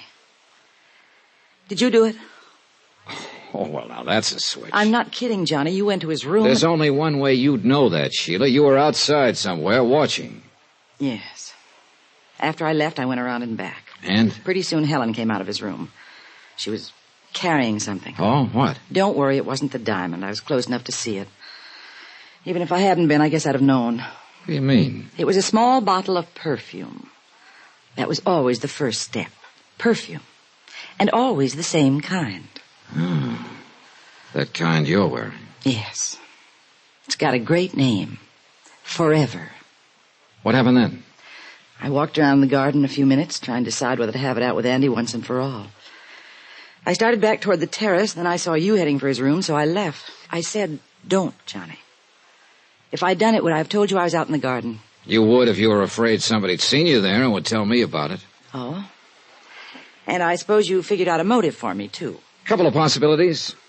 You told me you'd been on a merry-go-round with Forbes for a long time. Maybe you couldn't stand the thought of anyone else getting aboard. Helen? That sort of thing's happened before, Johnny. Or maybe you figured the only way to get off that merry-go-round was to get rid of the guy who ran it. And the diamond. That'd get buy you a lot of rides somewhere else. And I thought I was the cynic. You really have a nice opinion of people, haven't you? I'm afraid most of the people I get myself involved with on these jobs aren't very nice, Sheila. I didn't do it. All right, if you didn't, I'm sure Lieutenant Van Tile will find out. I know. I'm on my way there now. Oh? He phoned me an hour ago. I thought I'd stop by and talk to you before I went. Johnny, you don't really think I could do a thing like that, do you? I guess not, Sheila. One thing I am interested in, though. What's that? You're finally off the merry-go-round. How does it feel? It isn't real. That merry-go-round was all I ever knew. She walked out of the room looking, well, empty is the best word I can think of. And I kept wondering what she'd been like before the merry-go-round. The rest of the day I spent composing soothing cablegrams in reply to angry ones from McNabb of Tri-Eastern Indemnity. The inquest was the following morning, but the verdict was no help.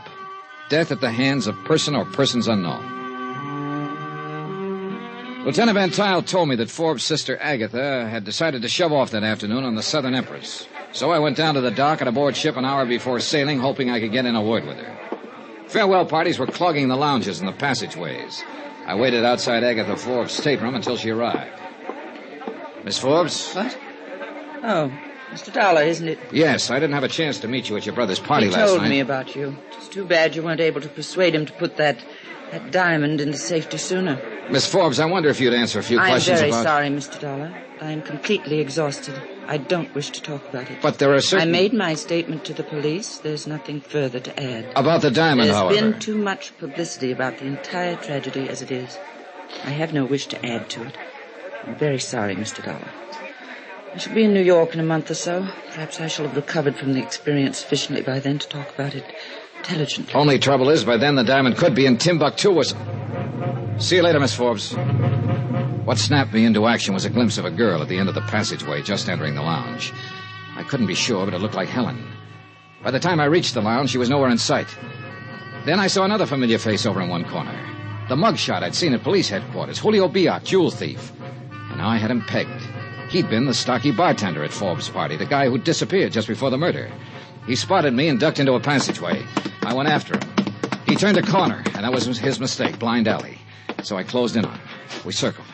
Now, I was at the blind end, and that was my mistake because suddenly there was a knife in his hand. He held it low like an expert. Now, Mr. Dollar. Oh, you must have a trunk full of knives, Julio. All I need is one. Just like the one you slipped into Forbes, huh? And you... He lunged at me. I ducked to one side and kicked at the knife.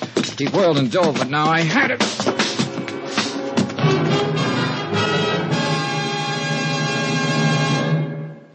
I'm glad you had him sent ashore and locked up, Mr. Dollar. It may be you have found our killer. But not the diamond, Lieutenant. It was not on him, eh? Nowhere. And that can mean just one thing. Either Julio is working with somebody who's sailing on the Southern Empress, or he's after somebody aboard who has the diamond. In that case, Mr. Dollar... In that case, the Southern Empress is going to have another passenger, me.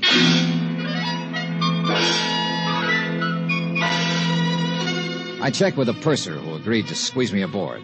Then I headed back to my hotel room to pick up my luggage. I could still smell Sheila's perfume in the room. Then as I bent over to lock my suitcase, I spotted a movement out of the corner of my eye. I tried to whirl, but too late. Something hard connected to the back of my left ear, and I went down. And out.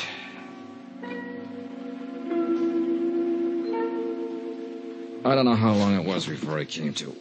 The room was swimming, but I managed to get to the window and looked out. Then I realized somebody had voted me the man they'd least like to take a cruise with. The Southern Empress was underway and steaming out of the harbor.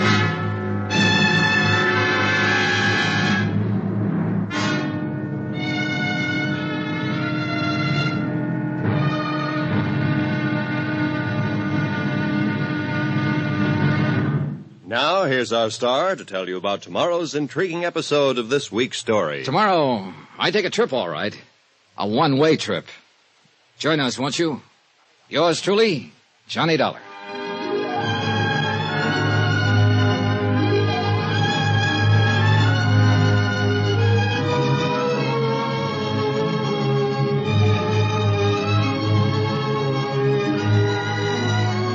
Yours truly, Johnny Dollar, starring Bob Bailey, is transcribed in Hollywood. Written by Robert Reif. It is produced and directed by Jack Johnstone. Be sure to join us tomorrow night, same time and station, for the next exciting episode of Yours truly, Johnny Dollar. Roy Rowan speaking.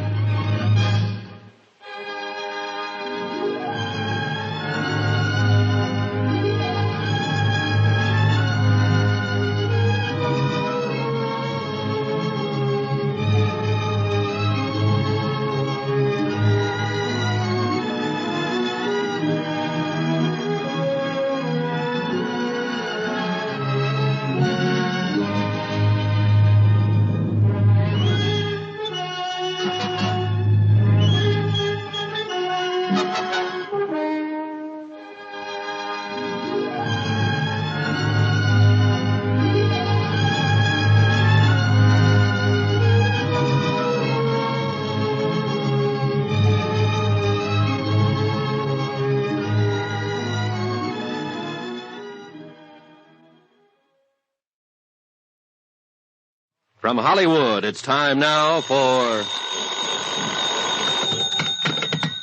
Johnny Dollar. Lieutenant Van Tile of the Cape Town Police. I was just going to call you, Lieutenant.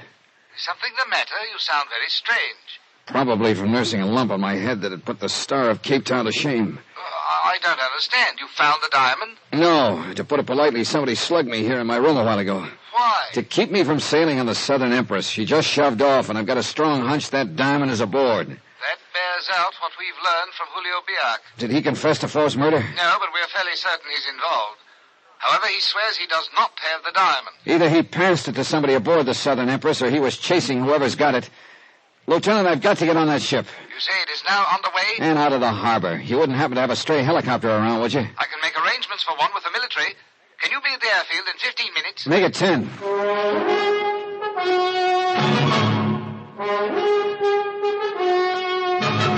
Tonight, and every weekday night, Bob Bailey in the transcribed adventures of the man with the action-packed expense account, America's fabulous freelance insurance investigator. Yours truly, Johnny Dollar.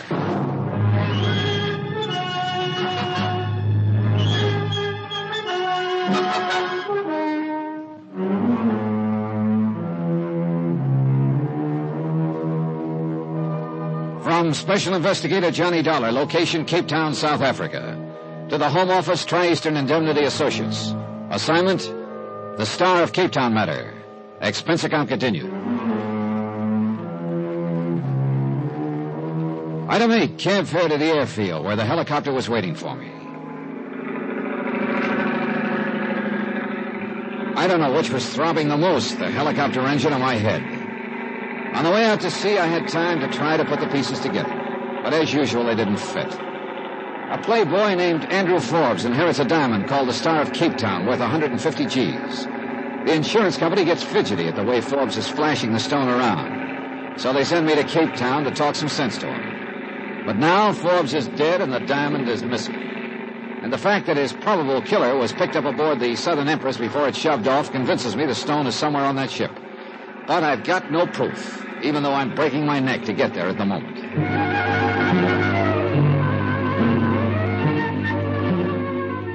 We picked up the Southern Empress about 20 miles out at sea, and the helicopter pilot set me down on deck at the stern. A crowd of passengers had gathered, but I didn't see Forbes' sister Agatha, nor Helen, the girl who'd spent so much time with him the night he was killed. I got me a room, then headed for Agatha Forbes' stateroom. As I stood at the door, I caught a whiff of Forbes' favorite perfume, Forever, the kind Sheila had worn. Yes, what? Wow. It's Helen, isn't it? I don't think we've met, Mr. Dollar, Johnny Dollar. No, we haven't met officially, but we were both at Forbes' party the other night. You wish to speak with Miss Forbes? And you too, Helen. Who is it, Helen? Mr. Dollar. I'll be in my stateroom if you want me, Miss Forbes. Well, very well, my dear. Just a minute, Helen. Well, Mr. Dollar, I must say you are a persistent person. On my job, I have to be, Miss Forbes. Well, as long as you're here, you might as well sit down. Thanks. I still would rather not talk about what's happened. I can certainly understand that. But if I can throw any light on it, which I doubt very much, then I suppose it's my duty to. One thing I must ask, however. What is it? That there be as little additional publicity as possible. Forbes' name has been dragged through the dirt enough as it is. I'll do my best. Very well. What is it you want to know?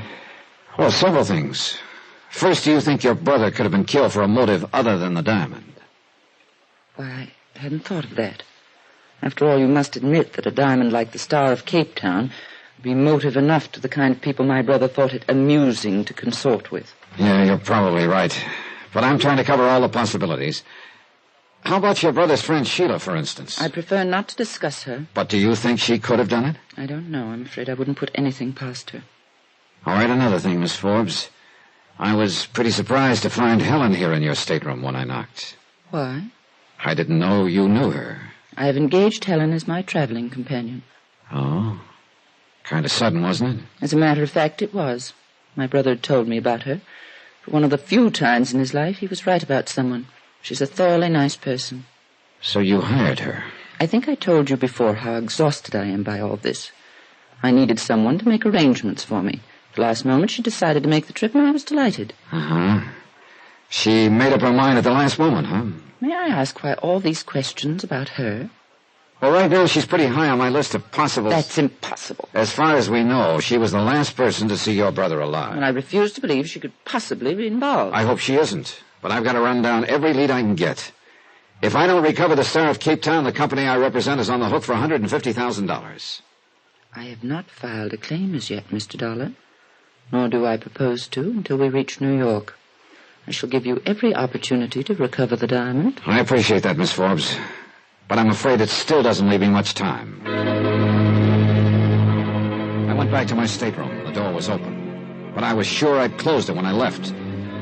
Inside was the same lingering smell of the same lingering perfume. Forbes' favorite forever. Sheila wore it, but as far as I knew, she was still in Cape Town. Then I remembered her saying that Forbes had given Helen a bottle of it. I also remembered smelling it in my Cape Town hotel room just before I got slugged. I thought then it was a carryover from Sheila's earlier visit. Now I wasn't sure. I started back out of my stateroom just in time to collide with somebody in the passageway. Oh, sorry. Whoa. Say, partner, you sure took the wind out of my sails. Yeah, well, I'm sorry. I didn't know anyone was out here. Oh, I was just passing by, partner. Stacy's the name. Ben Stacy. What's yours? Dollar. On the level? Cross my heart. Well, when I tell people I bumped into a guy named Dollar aboard a boat, I'll mean it, huh? See you around, partner. So he could have been just passing by, like he said. But if so, he moved awfully quietly for a guy his size. I locked my door and headed for the bar.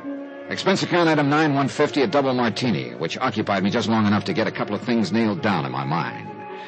Namely, open stateroom doors and the smell of perfume. It had to be Helen. No two ways about it. At this point in my brilliant chain of deductions, I made a big mistake. I looked down toward the other end of the bar. And the person I saw sitting there made me realize in one big hurry that my train of thought had just gotten itself derailed. Hello, Sheila. Hi, Johnny. I thought you were back in Cape Town. Why should I be? What's to stay for now? Good question. But you didn't tell me you were leaving. You didn't ask me. Sit down. You must have decided in a hurry. It's the only way I ever decide anything. Oh? Well, you picked an interesting boat to sail on. I suppose you know Helen's aboard. Small boat, isn't it? Oh, look, Sheila, suppose we drop the flip chatter, huh? Okay, Johnny. What do you want me to tell you? That I hate Helen for taking Andy Forbes away from me? Okay, I do. It's happened before, but Andy always came back. What hurts this time is that he was killed before he had a chance to. Sheila... Don't worry. I'll keep out of her way. I won't make any trouble. And, Johnny, do me a favor. What is it? Let's just forget I'm on board. I'd kind of like a decent chance to forget a few things, if I can. Okay. Just one thing, Sheila. Yeah? Were you in my room a few minutes ago? No. On the level? Sure, why? All right, skip it. See you later. Okay. I hope you find your diamond. Thanks. I hope you find whatever you're looking for. You know what it is? No. I got news for you. Neither do I.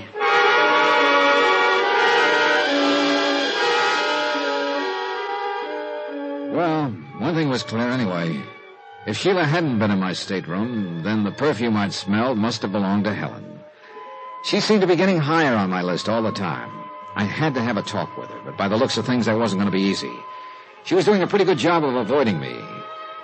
About half an hour later, though, I spotted her topside in a deck chair with Agatha Forbes. Next to them was my old buddy from the wide open spaces. Why, some of the things we got out west you just wouldn't believe. I am certain we wouldn't. I've never been there, but Oh. Hi, everybody. Well, sir, if it isn't Mr. Dollar herself. Now, I ask you ladies if that isn't just about the most colorful name a fella Good can have. afternoon, Yes, Mr. Dollar. Hope you're a little more rested, Miss Forbes. Thank you, I am. And Helen, I'm glad to Miss see you. Forbes, I wonder if you'd excuse me. Why, certainly, my dear. I'm afraid I have a headache. Why don't you go lie down for a while? Thanks, I think I will. Well, now, that's kind of a chilly reception, partner. Looks like a little lady doesn't like you much. Oh, well, you can't win 'em all. Yeah, thanks. I'm sure Helen's simply tired, Mr. Dollar. Mr. Stacy here tells me he was quite a good friend of my brother's. Oh? Why, sure, partner. Andy Forbes and I was the best of buddies. Well, I didn't see you at his party the other night. Well, he asked me, of course, but I just couldn't make it. I tell you, though, dogged if I wouldn't have been there if I'd have known it was going to be old Andy's last party. Oh, excuse me, ma'am. That's all right. How long had you known Forbes, Mr. Stacy? Years, Dollar, years. Old Andy and me was always bumping into each other in the darndest places. Cairo, Paris, Copenhagen. I tell you, it was always a barrel of laughs when we got together. I'll bet. Why, I'll never forget one night in little old Dakar. We're going to be in Dakar in a couple of days, aren't we? I believe so. Oh, yeah. I suppose everybody will be going ashore for You the day. bet. Well, you don't want to miss Dakar. Why, I can show you some places you just wouldn't believe. Oh, yeah, sure. I tell you what, why don't we get up a little party Mr. Stacy, it sounds very pleasant, but I'm afraid you'll have to excuse me. I'm not quite in the mood for sightseeing. Oh, I understand. Sure enough, Miss Forbes. Well, Dollar, how about you? We'll see. Yeah. Well, anybody care to join me for a walk around the deck? No, thanks. I gotta keep up my appetite, you know. See you later. But don't you forget about Dakar. It'll be a ball. Yeah, it'll be a barrel of fun. Miss Forbes. Yes? Did your brother ever mention this character Stacy to you? No. Of course, Andrew had many strange friends that he didn't mention to me. Yeah, I'm sure he did.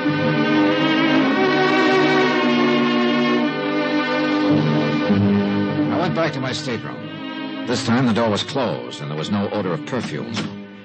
But when I went in, I saw that I'd had a visitor again, and this time he or she had been much more thorough. The room was torn apart from one end to the other.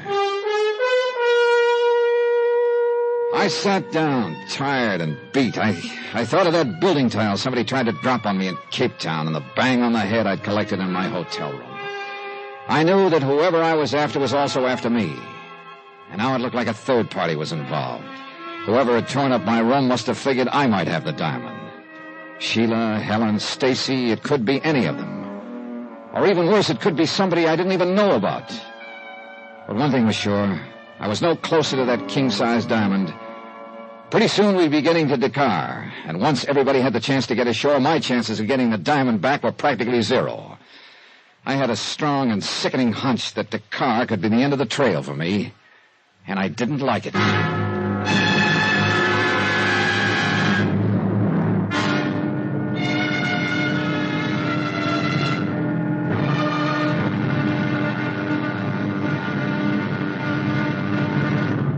Now, here's our star to tell you about tomorrow's episode of this week's story. Tomorrow, my one good lead jumps ship the hard way.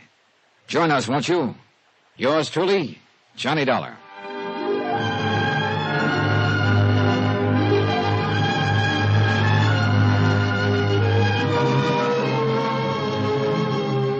Yours truly, Johnny Dollar, starring Bob Bailey, is transcribed in Hollywood. Written by Robert Reif. It is produced and directed by Jack Johnstone. Be sure to join us tomorrow night, same time and station, for the next exciting episode of Yours truly, Johnny Dollar. Roy Rowan speaking.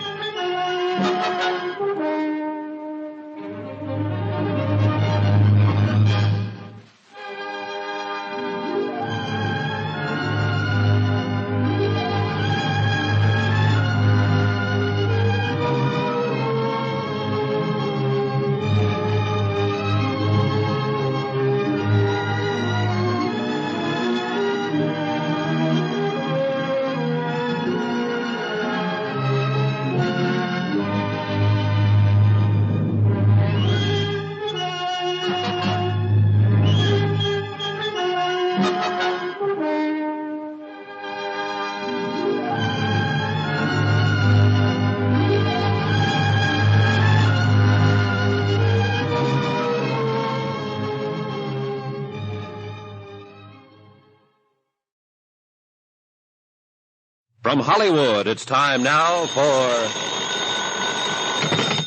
Johnny Dollar. This is the purser, Mr. Dollar. Oh, I was just about to call you. Oh? Better send a steward to my stateroom to put it back together. What happened? Somebody just tore it apart. But why? Oh, looking for something, I guess. The diamond? But why would they think you'd have it? Well, somebody's got me pegged wrong. Well, what's on your mind? A cablegram was sent to CAPETOWN about an hour ago, addressed to Julio Biak. Julio? Yes, isn't he the man who's being held on suspicion of murdering Andrew Forbes? Yeah, but the news hasn't been released, and... Obviously, whoever sent the cablegram isn't aware of it. What did it say? Contact me usual place, Dakar. Who signed it? Well, the name was Corner. I checked the passenger list, but there's no such name. A steward delivered the message to the radio room. I've sent for him. He should be able to tell us who sent it. Nice work, Purser. Could be you just helped me wind up this case.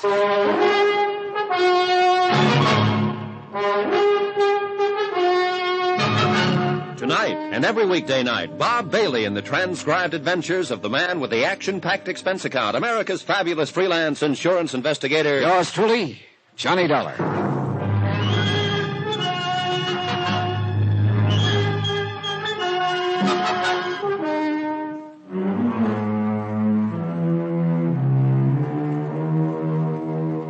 From Special Investigator Johnny Dollar, location at sea, en route Cape Town to Dakar. To the Home Office, Tri-Eastern Indemnity Associates. Assignment, the Star of Cape Town matter. Expense account continued. Item 10, $10. A token of appreciation to the purser for furnishing me the one good lead I've had in this deal. A cablegram to Julio Biak, who is being held in Cape Town right now as Andrew Forbes' probable killer. But Forbes' diamond, the Star of Cape Town, $150,000 worth, was still missing. The cablegram indicated that Julio hadn't been working alone on the deal. Whoever sent it was aboard ship and either had the diamond or was looking for it. Before long, I'd know who that someone was. I started for the purser's office. Mr. Dollar. Huh? Oh, Helen. I'd like to talk to you. Hell no, that's a switch. What do you mean?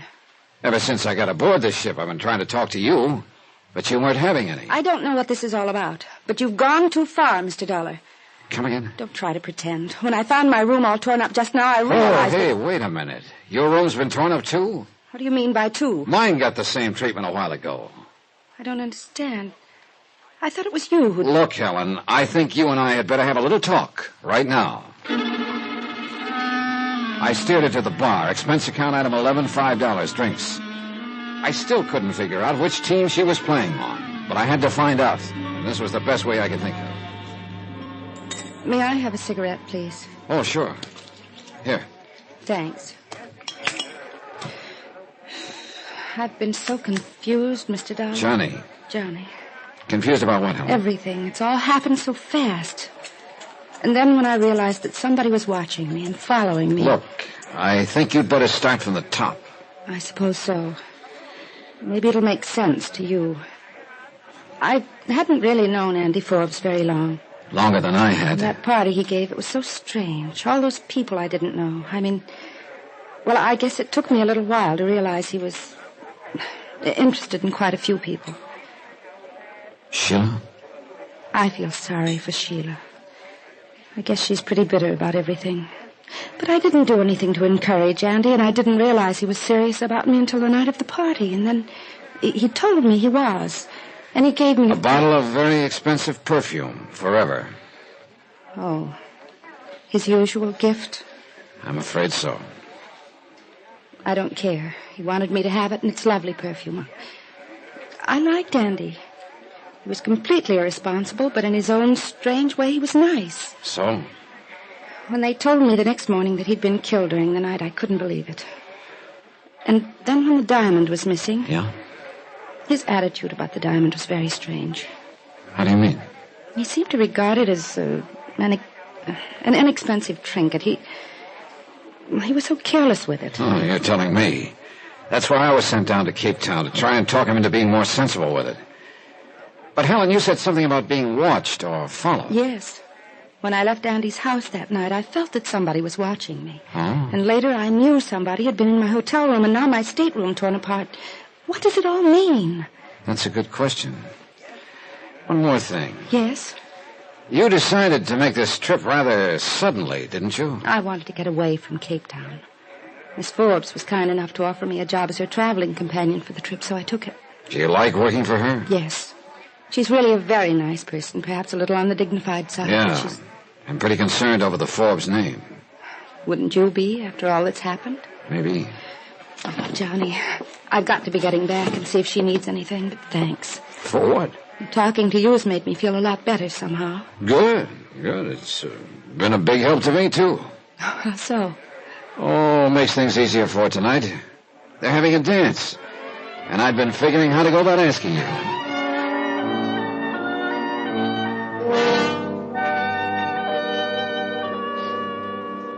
No, dear, there isn't a thing I need at the moment. Then if you don't mind, I'll go to my stateroom and change. Of course, Helen. See you tonight, Johnny. Right. Well, you two seem to be getting along pretty well now. Yeah, I guess so. I'm glad. I'm sure you realize by now that Helen couldn't possibly be involved in the murder or the diamond theft. I hope not. You are a very suspicious man, Mr. Dollar. It's part of my job, Miss Forbes. I still don't have any idea who's got your brother's diamond, and if I don't find out before we get to Dakar tomorrow, the chances are I never will. I don't see how you can be so sure the Star of Cape Town is aboard this ship. I wasn't sure until today. That cablegram convinced me. Cablegram? Yeah, it was addressed to Julio Biak in Cape Town. Biak? Isn't he the one who's under arrest back there? That's right. He was posing as a bartender at your brother's party. We think he's the killer. But apparently whoever sent him the cablegram was working with him and doesn't know he's been arrested. Well, I hope you can clear it up, Mr. Dollar, so that all this publicity will die down. It's been terribly trying. Yes, I imagine it has. I know Helen's felt the strain, too. She's been so nervous lately. Oh, if... If what? No, I was just thinking. If only Andrew had met someone like Helen sooner, perhaps none of this would have happened. Maybe not. Had I known she was coming to the party, I don't suppose I'd have tried to talk Andrew out of giving it. She's been the one bright ray in all of this. Oh, if only. But regrets are so futile.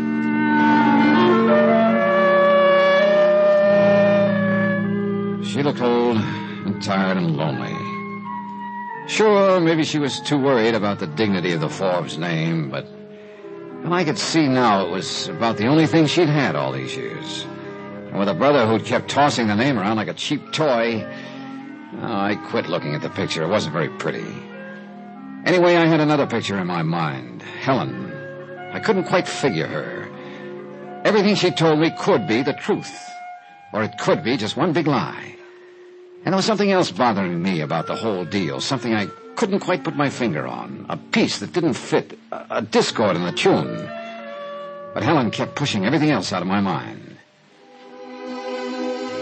And the feeling didn't change any that night. We danced. And then we went out on the deck. But all the while, one of my stock Confucianisms kept gnawing away at me. He who gets too interested in suspects is building up to king-size letdown. It's beautiful out here. The moon and the sea and the ship sliding along. It almost doesn't seem real. I know. I almost wish it could go on this way forever. No people, no places. There's just one thing wrong, though. What? That routine doesn't work for very long. I know. Johnny. Is there something wrong? What? You seem so far away, so preoccupied.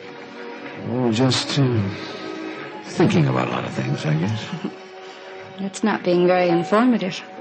I'm sorry, I guess I'm not feeling informative. It's okay. Sometimes talking isn't very important. You know, Johnny, the last few days have been a sort of nightmare for me. But tonight everything seems so nice. Why would that be, Johnny? Maybe I could make a kiss. Maybe you could. Johnny. I'm sorry, I'm not. Well, say now, if you two don't look just like a picture postcard. Hello, Mr. Stacy. Stacy? Yes, sir, I tell you, if they could put a picture of what I saw a second ago in all their travel folders, they'd double their business. How nice for them. You want us to run through it again for the proper camera angle? Johnny. Oh, come on now, partner. Can't you take a little joshing? Oh, I'll try, partner. The reason I've been looking for you two, we get into Dakar in the morning. Yes, I know. And you can have a barrel of fun in that town. So you've told us. What do you say we set up a little party? I can show you some places you won't believe. It sounds like fun. How about it, Dollar? Yeah. You can count me in, Stacy. Good. I'll see you in the morning then, bright and early. He means well, Johnny. Maybe. You don't sound very convinced. I don't know. Half of my job has always been sizing up people. Suddenly, I seem to have lost my touch. Meaning me? I didn't say that. If it's any help in sizing me up, what happened a moment ago? I meant that, Johnny. Mr. Dollar. What? Oh, excuse me a minute. Sure. Be right back. Yeah, what is it, Percy? That steward I was telling you about, Mr. Dollar? The one who delivered the message for Cape Town to the radio room? Well, where is he? That's just it. I don't know. You what? I can't understand it. I've looked everywhere. I'm worried. That's not good.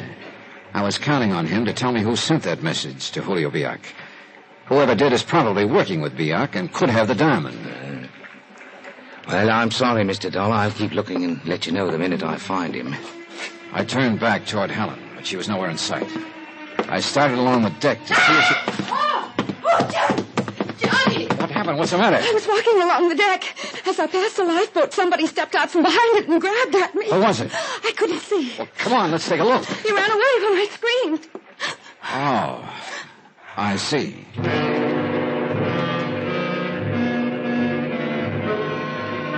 So there I was again. Was she lying or telling the truth? I took her to her stateroom and told her to lock herself in for the night. Then I went back to deck and tried for the umpteenth time to put the pieces together. But I didn't have long. Suddenly everything was noise and confusion. Almost by the time I got to the stern, the ship was circling, lowering a boat. 20 minutes later, they hoisted a body aboard. He was wearing a steward's uniform, and one look at the purser told me which steward it was. Yeah, my one good lead, gone.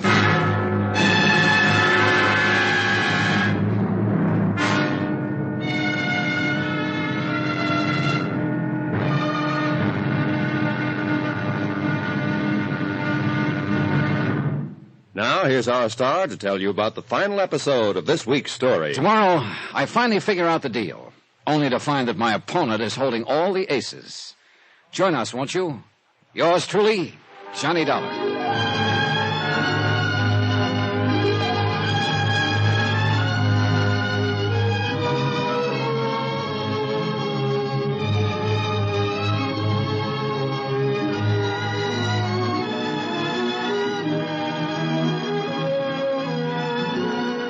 Yours truly, Johnny Dollar, starring Bob Bailey, is transcribed in Hollywood.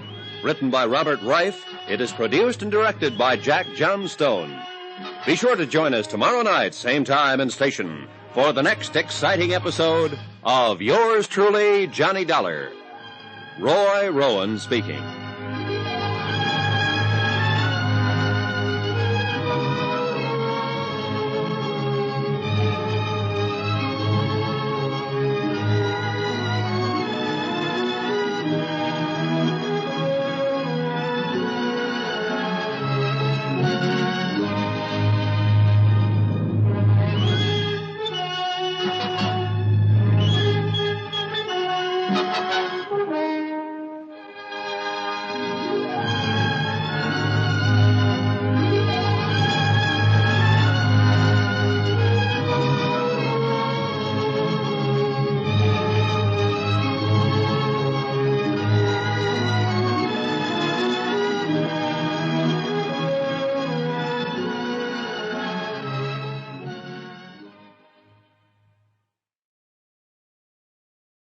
From Hollywood, it's time now for...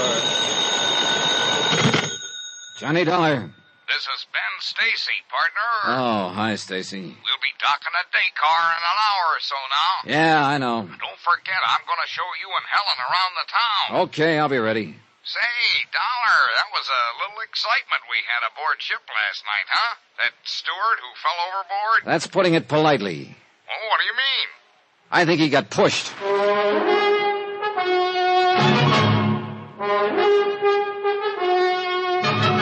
Tonight, and every weekday night, Bob Bailey in the transcribed adventures of the man with the action-packed expense account, America's fabulous freelance insurance investigator. Yours truly, Johnny Dollar.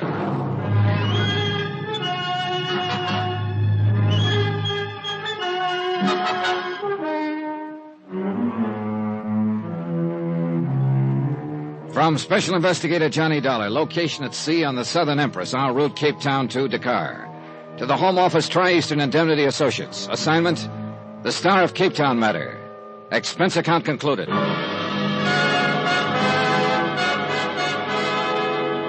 Item 12, 50 cents, room service on 2 aspirins. Right from the start, this whole deal had been a series of headaches. Headache 1, Andrew Forbes, international playboy and owner of the Star of Cape Town, insured for $150,000. Forbes was tossing that stone around like it was a cheap toy. He wound up murdered, the diamond missing. Forbes' probable killer, Julio Biak, was in a Cape Town jail at the moment, but his confederate was still on the loose. The steward who could have told me who the confederate was had been fished out of the drink, dead, last night. Now we were going ashore at Dakar, and whoever had that diamond could make it hard for me to find. It could be Stacy, the boy from the wide open spaces. It could be Helen, traveling companion to Agatha Forbes. And I knew if it did turn out to be Helen, it'd leave me kind of sick inside. Worst of all, it could be somebody I didn't even know about. Hence the aspirin. Stacy had asked us to meet him at the gangway at 10 o'clock, but he was nowhere in sight when I showed up. Pretty soon, Helen and Agatha Forbes came along. Good morning, Johnny. Hi, Helen. Miss Forbes. Good morning, Mr. Dollar.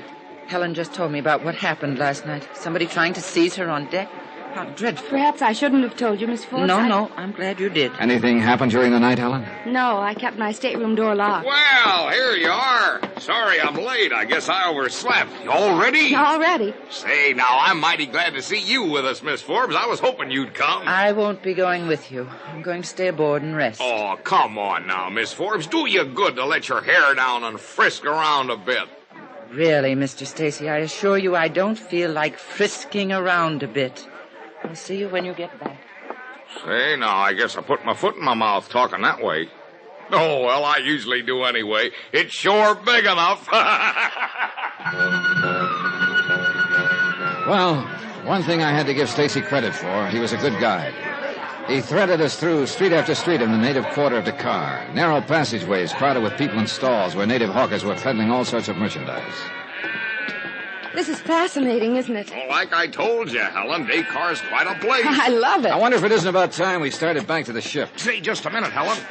I think there's a shop around here you'd be interested in. Silks, perfume, stuff like that. You interested? Sure. Well, let me get my bearings a minute. You need more perfume? Johnny, does it bother you that I still wear this perfume Andy Forbes gave me? If it does, I won't. Yeah, the shop I had in mind is right down the street. Come on. Stacy led us to the shop. Helen began trying on dresses and robes. This I didn't like. If she had the diamond, this was a golden opportunity to pass it along. But there wasn't much I could do about it. Then all of a sudden I realized that Stacy was nowhere in sight. I went outside and started along the street looking for him. Then I spotted a man following me, a native in a burnous. So I ducked down the next alley to shake him. But he didn't shake. Then I noticed that this was a blind alley. The native was closing in, and what he had in his hand looked strangely like a knife. Suddenly, a door beside me opened. Come on in, Dollar. Stacy. I said come on in. A gun in front of me, a knife behind me. I guess I don't have much choice. So, you had your stooge steer me here. I figured sooner or later you'd start looking for me, so I just thought I'd make it easy for you. Oh, thanks. Stick around, Hassan. I may need you. Very well. Hassan's a pretty effective persuader, Dollar. How jolly. So you're the boy I've been after, Stacy. Correction. You're the boy I've been after, Dollar. What are you talking about? A diamond called the Star of Cape Town. Let's have it. Oh, look, don't give me that routine. Forbes was knifed by your buddy Julio Biak in Cape Town. You killed the steward aboard ship to keep him from telling me it was you who sent the cablegram to Julio. Right, boy, Dollar. That should mean you've got the diamond. Smarten up, boy. You think I'd have arranged this little reception for you if I already had the stone? Wait a minute. You're the one who was doing all the room searching aboard ship? I'm the one. Now let's have it. I don't have it, Stacy, and I don't know where it is. Oh, you got a real sense of humor, Dollar. So has Hassan. Why don't you show him, Hassan? Very well. Oh. Hey, look, this isn't going to do you any good. It's not going to do your face any good either, Hassan. Hey, look, you... Don't try it, Dollar. I guarantee you'll get yourself shot. Now, look. So you're a nice, brave boy, but you're being foolish. It's no good trying to snow me. I got it all figured out. Just what have you got all figured out? It isn't in her stateroom. It isn't in yours. I searched them both again this morning before we came ashore. That's why I was late. You're talking about Helen? Who else? That's why I steered her to that shop to try on dresses. The little lady who owns it is a friend of mine. She'd have found the diamond if Helen was carrying it. Helen? Yeah, Helen. How do you know she had it? Process of elimination, buddy. She was the only one with Forbes before Julio got to him. I've been watching you and Helen like a hawk, Dollar. There's only one time she could have given you the stone. That was during that tender little clinch on deck last night, right under my nose. Right under? What's the matter, Dollar? Nothing. Yeah, what Stacy had just said popped the whole deal into place suddenly.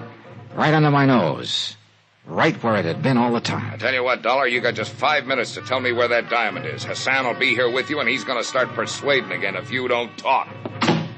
I had to get back to the ship somehow. That meant I'd have to do some fast talking. I looked at Hassan. I couldn't tell which was glittering more, his black eyes or the knife he held against my throat. One wrong word, and I knew he'd start carving. Hassan. What do you want? You come from the desert, don't you? Why? You're a long way from home. Ever get homesick? What do you mean? Oh, I was just thinking, with half the money from that diamond, you could buy yourself an oasis with all the trimmings. Do not worry. Stacy will pay me well when we get the jewel. Well, what's he giving you for this job? 3 goats and a new burnous? $1. Hey, easy with that knife. It's just that everybody who works for Stacy seems to wind up getting paid off the wrong way. The wrong... Take Julio Biak for one. The guy Stacy hired to get the diamond in the first place. He's roosting in the CAPETOWN jail right now. You lie. Oh, you can check on it. Then there's the steward who sent Stacy's message to Biak. He got shoved overboard. You can check on that, too.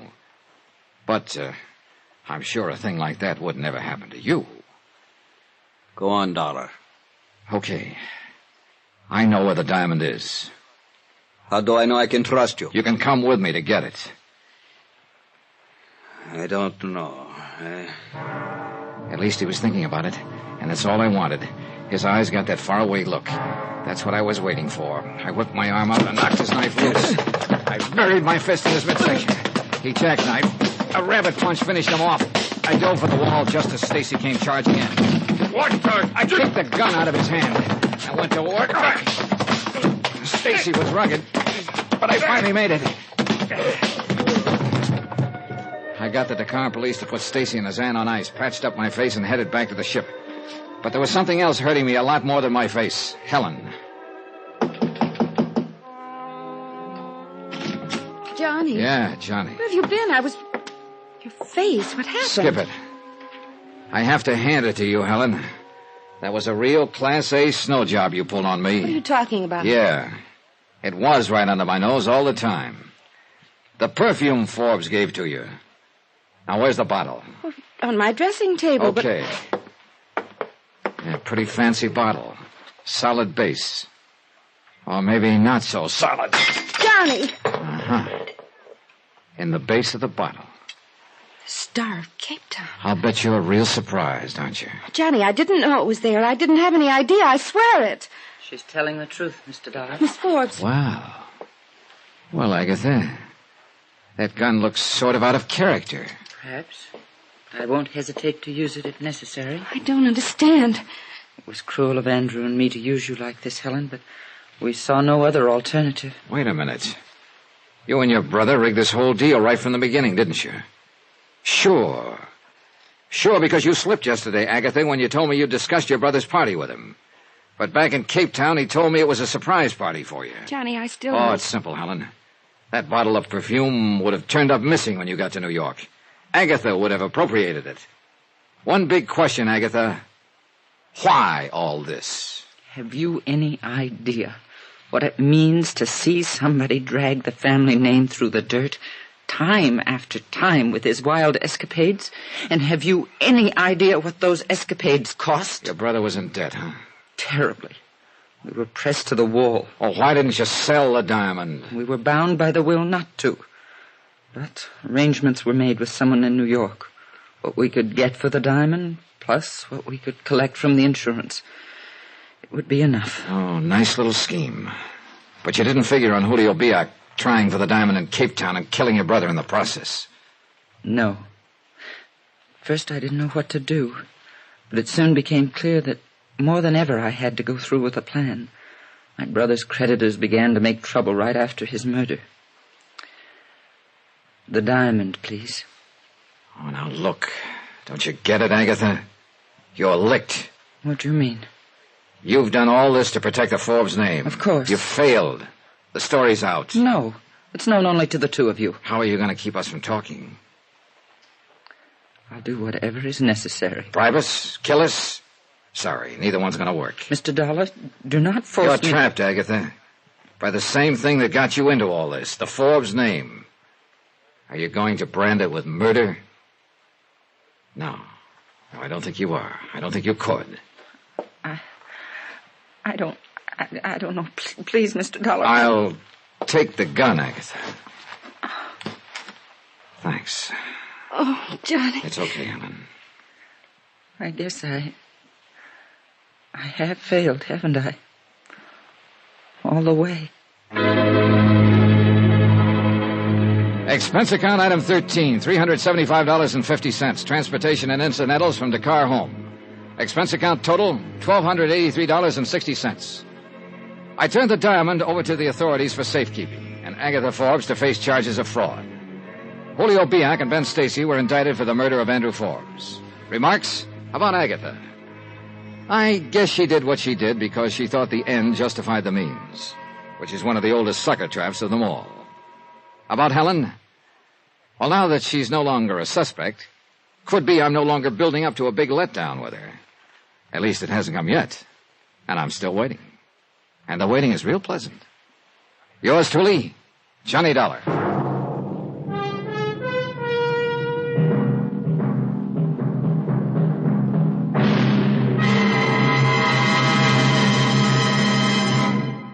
Now, here's our star to tell you about next week's story.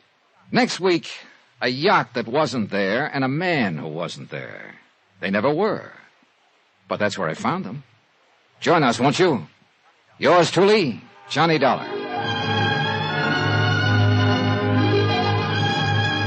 Yours truly, Johnny Dollar, starring Bob Bailey, is transcribed in Hollywood. It is written by Robert Reif and produced and directed by Jack Johnstone. Heard in this week's cast were Gene Tatum, Virginia Gregg, Harry Bartell, Chester Stratton, Marvin Miller, and D.J. Thompson. Musical supervision by Amerigo Marino. Be sure to join us on Monday night, same time and station, for another exciting story of yours truly, Johnny Dollar. Roy Rowan speaking.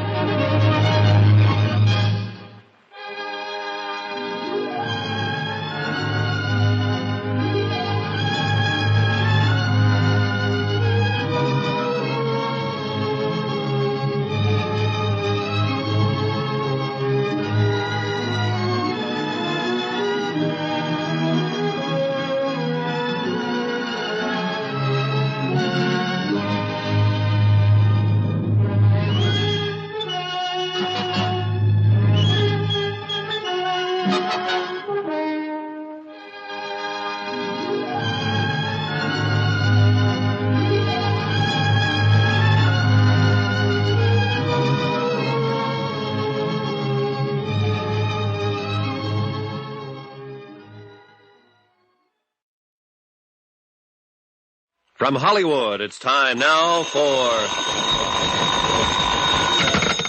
Johnny Dollar. Ralph Kearns, Johnny. Great Plains Guarantee. Oh, hi, Ralph. Johnny, you're 52 years old. I am? 8 months ago, you married a lovely 27-year-old girl. Now I'm with you. A month later, you took out a $50,000 life insurance policy on a chief of police's salary. I did, huh? And who did I name as beneficiary? Your beautiful wife. Who else? So, 3 days ago, you were shot to death. I had a feeling it wasn't going to last. And 24 hours later, your wife files a claim on the policy. My friends tried to warn me she was fast. Well, there's the setup. What do you think? The same thing you probably do. In that case, you got just 56 minutes to catch the plane. The town is Greensport, Missouri. And watch yourself. What do you mean? From what I hear, Johnny, it's a wide open town.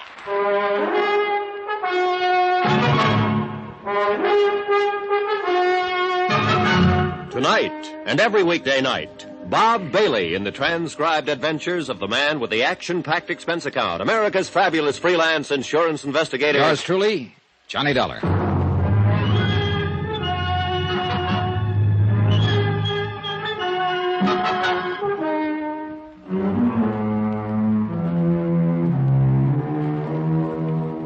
From Special Investigator Johnny Dollar to the Home Office, Great Plains Guarantee Company, Hartford, Connecticut. The following is an accounting of expenditures during my investigation of the Open Town matter. Item 1, $84.60, transportation and incidentals, Hartford to Greensport, and taxi to the Townhouse Hotel. I was hoping for a chance to shower and change, look around long enough to get my bearings, and then edge into the case gradually. But it didn't work out that way. The case was already there and waiting for me, right in the lobby of the hotel. All dressed up in a shiny black suit, squeaky black shoes, and a neater-than-neat little black bow tie. Oh, am I glad to see you, Mr. Dollar. Are you? Oh, indeedy, yes, I am. I just breathed a great big sigh. Relief, you know, when I heard you tell the clerk your name. That's how I know you're you know. You mean there's been some doubt? But of course you'll want to know I'm me, so... Well, I'll swear I had a card in one of these pockets. Well, maybe you could just tell me who you are, Mr. Potzer, Averill P. Potzer. I ought to have a card, though, to make it more official. Oh, never mind. I believe you. I must have given them all away. Don't worry, though. I'll get some more printed and see that you have one before you leave. Well, thanks a lot, Mr. Potzer. And now... Wait, Mr. Dollar. You want to talk to me, of course. Will I? Yes, I'm the agent here for the Great Plains Guarantee Company. I'm the one that sold that policy to the fellow that's dead. Oh, so that's it. Of course. He wasn't dead then, you understand. Oh, I'm glad to hear it. Feeling pretty lively, as a matter of fact, what with the new young wife and all that. I imagine so, but now just... Mr. Dollar, you've got to do something about that woman. Oh? Oh, she's driving me crazy. She wants her money, she says, $50,000, and she seems to think I'm carrying it around in my pocket. She's, kind of anxious, huh? I'll tell you how anxious. Chief Blake was shot about 2 a.m, and at 3 that afternoon, Marty, that's Mrs. Blake, was down at my office after a claim form. Yeah, I understand it was sent airmail special delivery. Well, she insisted on it. Made me take it straight to the post office as soon as she'd signed it. Pretty cold-blooded about it, huh? Well, I've heard Marty Blake called a lot of different things in this town at different times, but never cold-blooded. You follow me? I think I'm ahead of you. You'll know what I mean, all right, when you meet her. I can hardly wait. Man, oh man, wow.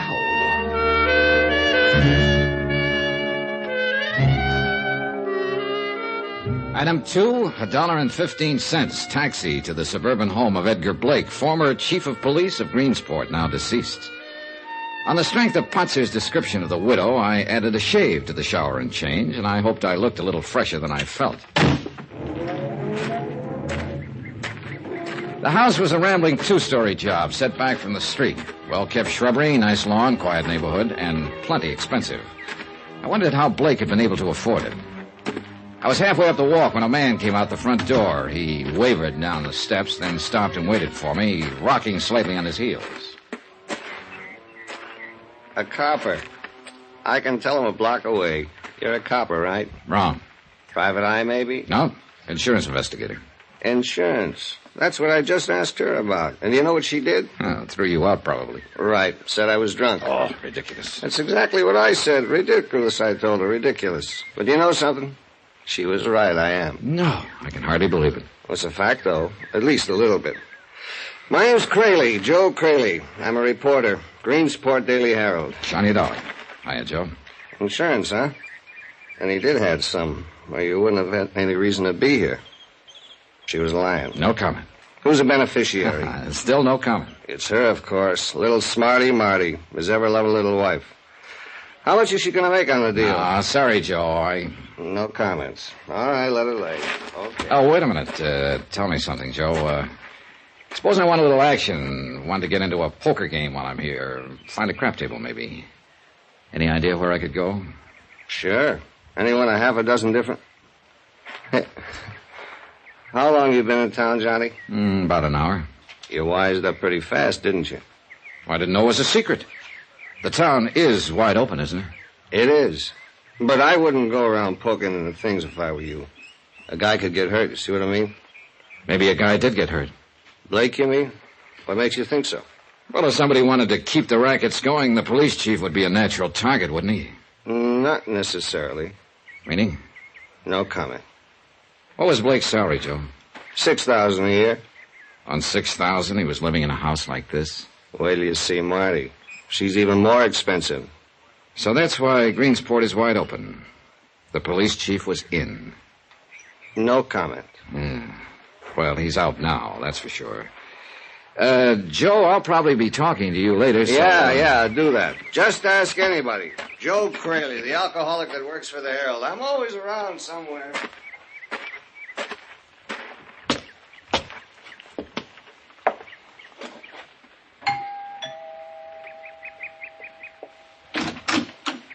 Well, how do you do? Mrs. Blake?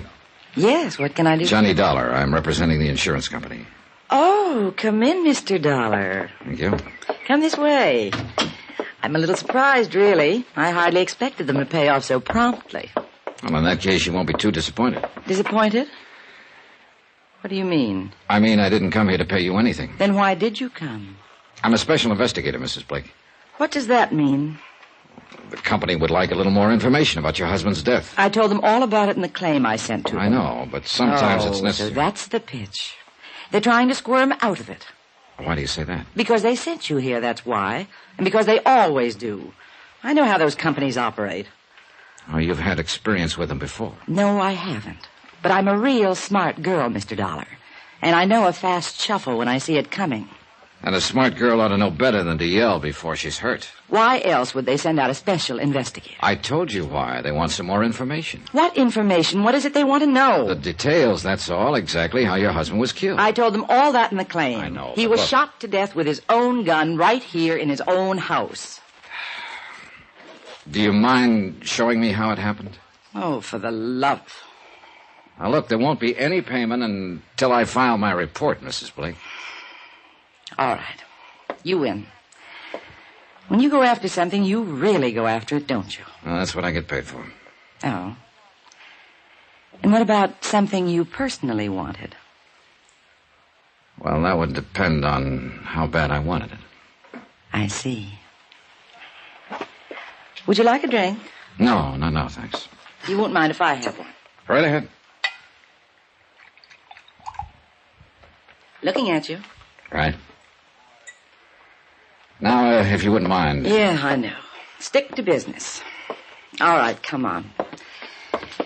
Happened over here by the stairway. Mm-hmm. I see. Right here. This is where he fell. This is where he died. His gun was lying on the floor beside him. Middle of the night, wasn't it? About 2 a.m, we'd been asleep. Why did he come downstairs? I heard a noise of some kind. It woke me up. I shook Ed and told him about it, and he came down to see what it was. He was armed? No. His gun was there on the hall table by the front door. Is that where he usually left it? Yes. Whenever he came home, he always took it off and put it there on the table. Then anyone who knew him would probably know they could find it there. Yes, I suppose so. All right. So, what happened? Well, like I said, Ed went on downstairs, and I walked out of the bedroom into the hall. Were there any lights on? Well, not down here. I turned on the hall light upstairs. Did you hear your husband say anything? No, all I heard was the shots, 4 or 5 of them. Then I heard someone run out the front door. And what did you do? I called out to Ed, but he didn't answer. Then I ran downstairs and found him lying here, dead. Did you get a look at the prowler, or whoever it was? No, it was too dark. And he ran out as soon as he fired the shots. How did he get into the house? The detective said he forced the lock on the front door. I guess that was the sound that woke me up. And then he used a gun that was inside the house that he may or may not have known was inside the house. That's what the police figure. All right. What do you figure, Mrs. Blake? The same thing, I guess. I don't know any more about it than they do. Well, I thought you might have some theory of your own. I'll string along with them. Uh-huh. Just an accidental prowler who got panicky and snatched up a gun that happened to be lying around handy. I guess that's about it. Any idea at all who the prowler might have been? Of course not. Do you suppose it could have been somebody besides a prowler? Somebody who came here for the express purpose of murdering your husband? Oh. Ed had a lot of enemies, of course, because of his job. But what about his friends, Mrs. Blake? What do you mean? Do you suppose one of his friends could have done it? I don't know what you're talking about. I've been admiring your watch. Real nice. Set in diamonds, emerald band. Must be worth around $2,000. Very nice. Well, thank you. And this house, the furniture, that car out there in the driveway. On a police chief's salary, Mrs. Blake. I wouldn't know anything about Ed's financial affairs. Who runs the rackets here in Greensport? What rackets, Mr. Dollar? Was your husband in on them? Sure you won't have that drink? All right, Mrs. Blake, play it your way. I thought the insurance company was probably convinced that I was the one who killed him. They're not convinced of anything yet. But they think I did it, don't they? No, but they think 24 hours is pretty fast for a grief-stricken widow to shoot a claim into the office. I am not grief-stricken, Mr. Dollar. So I've noticed. Do I have to be? Is there some clause in the policy? No, you don't have to be. You think I did it, don't you? I think there's a strong chance you did. Then I think you need a little straightening out. I'm listening. Why should I make it easy for you? Go see Dave Sherman. Talk to him. Dave Sherman? The city attorney. See what he says before you get all lathered up. See if he thinks I'm guilty. All right, I will. And then we'll talk.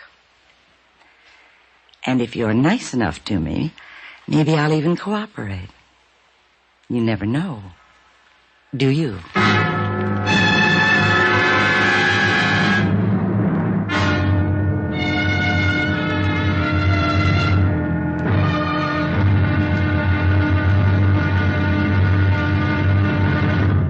Now, here's our star to tell you about tomorrow's episode of this week's story. Before I do that, please let me say thanks to all of you who are so kind about writing and telling us how much you like Johnny Dollar. It's very gratifying encouragement to all of us who are involved in production of the program, and we appreciate your letters more than you know. As always, I'll try to answer you promptly, but sometimes the mail does pile up. In any event, thanks. Thanks very much for writing. Tomorrow, a smash in the teeth opens things up and an airtight alibi gets air-conditioned. With bullets. Join us, won't you? Yours truly, Johnny Dollar.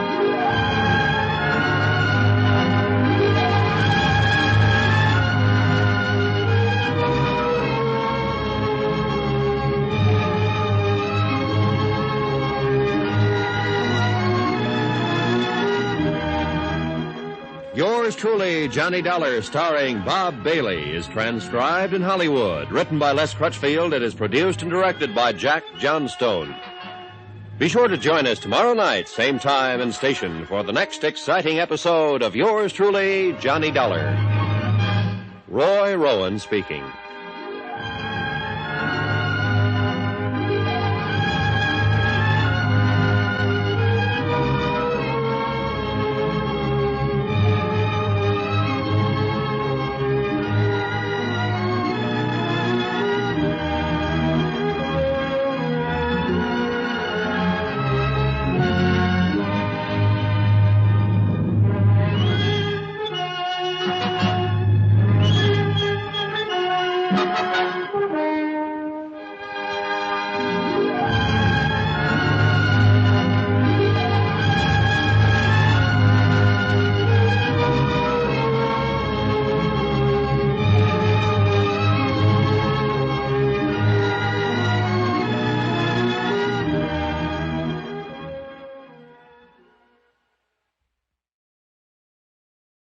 From Hollywood, it's time now for... Johnny Dollar. This is Dave Sherman, Mr. Dollar, city attorney. Oh, yes. I've been trying to reach you, Mr. Sherman. Yes, so my office tells me. It's the Ed Blake case, I suppose. That's right. Well, I've already told my secretary to make all the records available. It's not the records I'm mainly interested in, Mr. Sherman. I want to talk to you personally. Oh, why?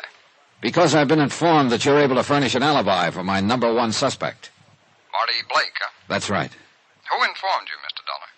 Marty Blake. Oh, the lovely widow herself. Right. Well, I guess we'd better have a talk. That's exactly what I was thinking. Yes, if you're dead set on lighting a fuse in this town, I may as well give you some matches. Come on over to the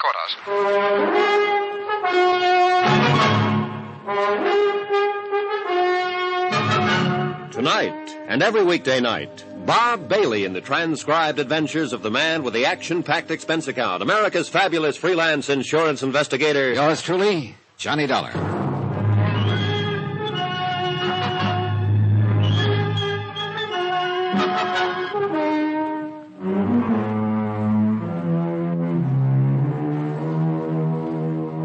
From Special Investigator Johnny Dollar, location Greensport, Missouri, to the Home Office, Great Plains Guarantee Company, Hartford, Connecticut.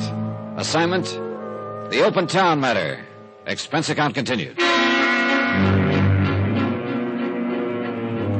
Items 5 and 6, 70 cents. A copy of the Greensport Daily Herald and a taxi fare to City Hall. I opened the paper and glanced over the headlines. Murder of police chief still unsolved. City Attorney's Office claims new evidence. Mayor Lyons demands action. I could feel for the mayor. My client stood to lose $50,000, life insurance payable to the dead police chief's widow, Marty Blake. So I wanted action, too. And I was hoping to get it from City Attorney Dave Sherman. Come in, Mr. Dollar. I'll have a seat. Thanks. When did you get in town? Early this afternoon. And you've already met Marty Blake. Well, that figures. Yes, it does, under the circumstances. Her husband has been killed. He carried $50,000 worth of insurance with my company. And Mrs. Blake filed her claim less than 24 hours after his death. So that's why you hot-footed it out here from Hartford, huh? Well, the company figured 24 hours was pretty fast action for a grief-stricken widow. No? I don't imagine Marty is grieving too much. No, she's not. She told me that herself. Marty's about 26 or 7. Ed Blake was in his 50s. Uh-huh.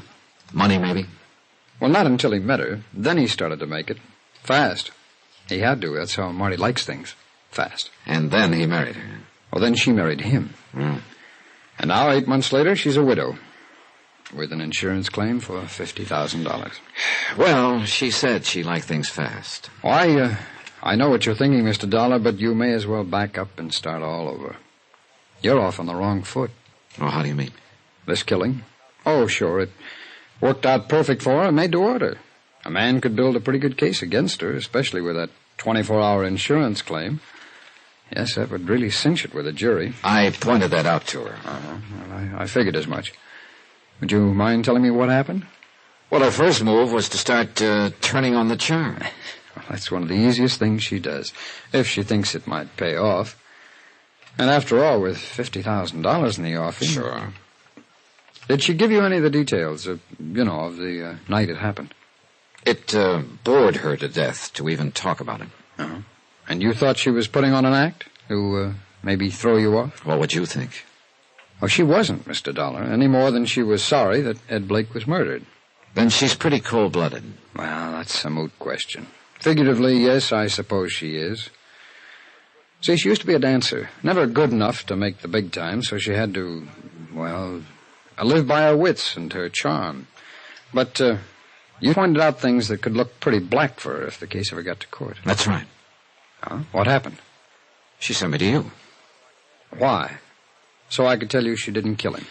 Well, it adds up, Mr. Sherman. Yeah, I know. It was late at night, the two of them alone in the house, her husband shot to death with his own gun. I know, Mr. Dollar, but not by her. Why not? That story about the mysterious prowler has been used before, over and over.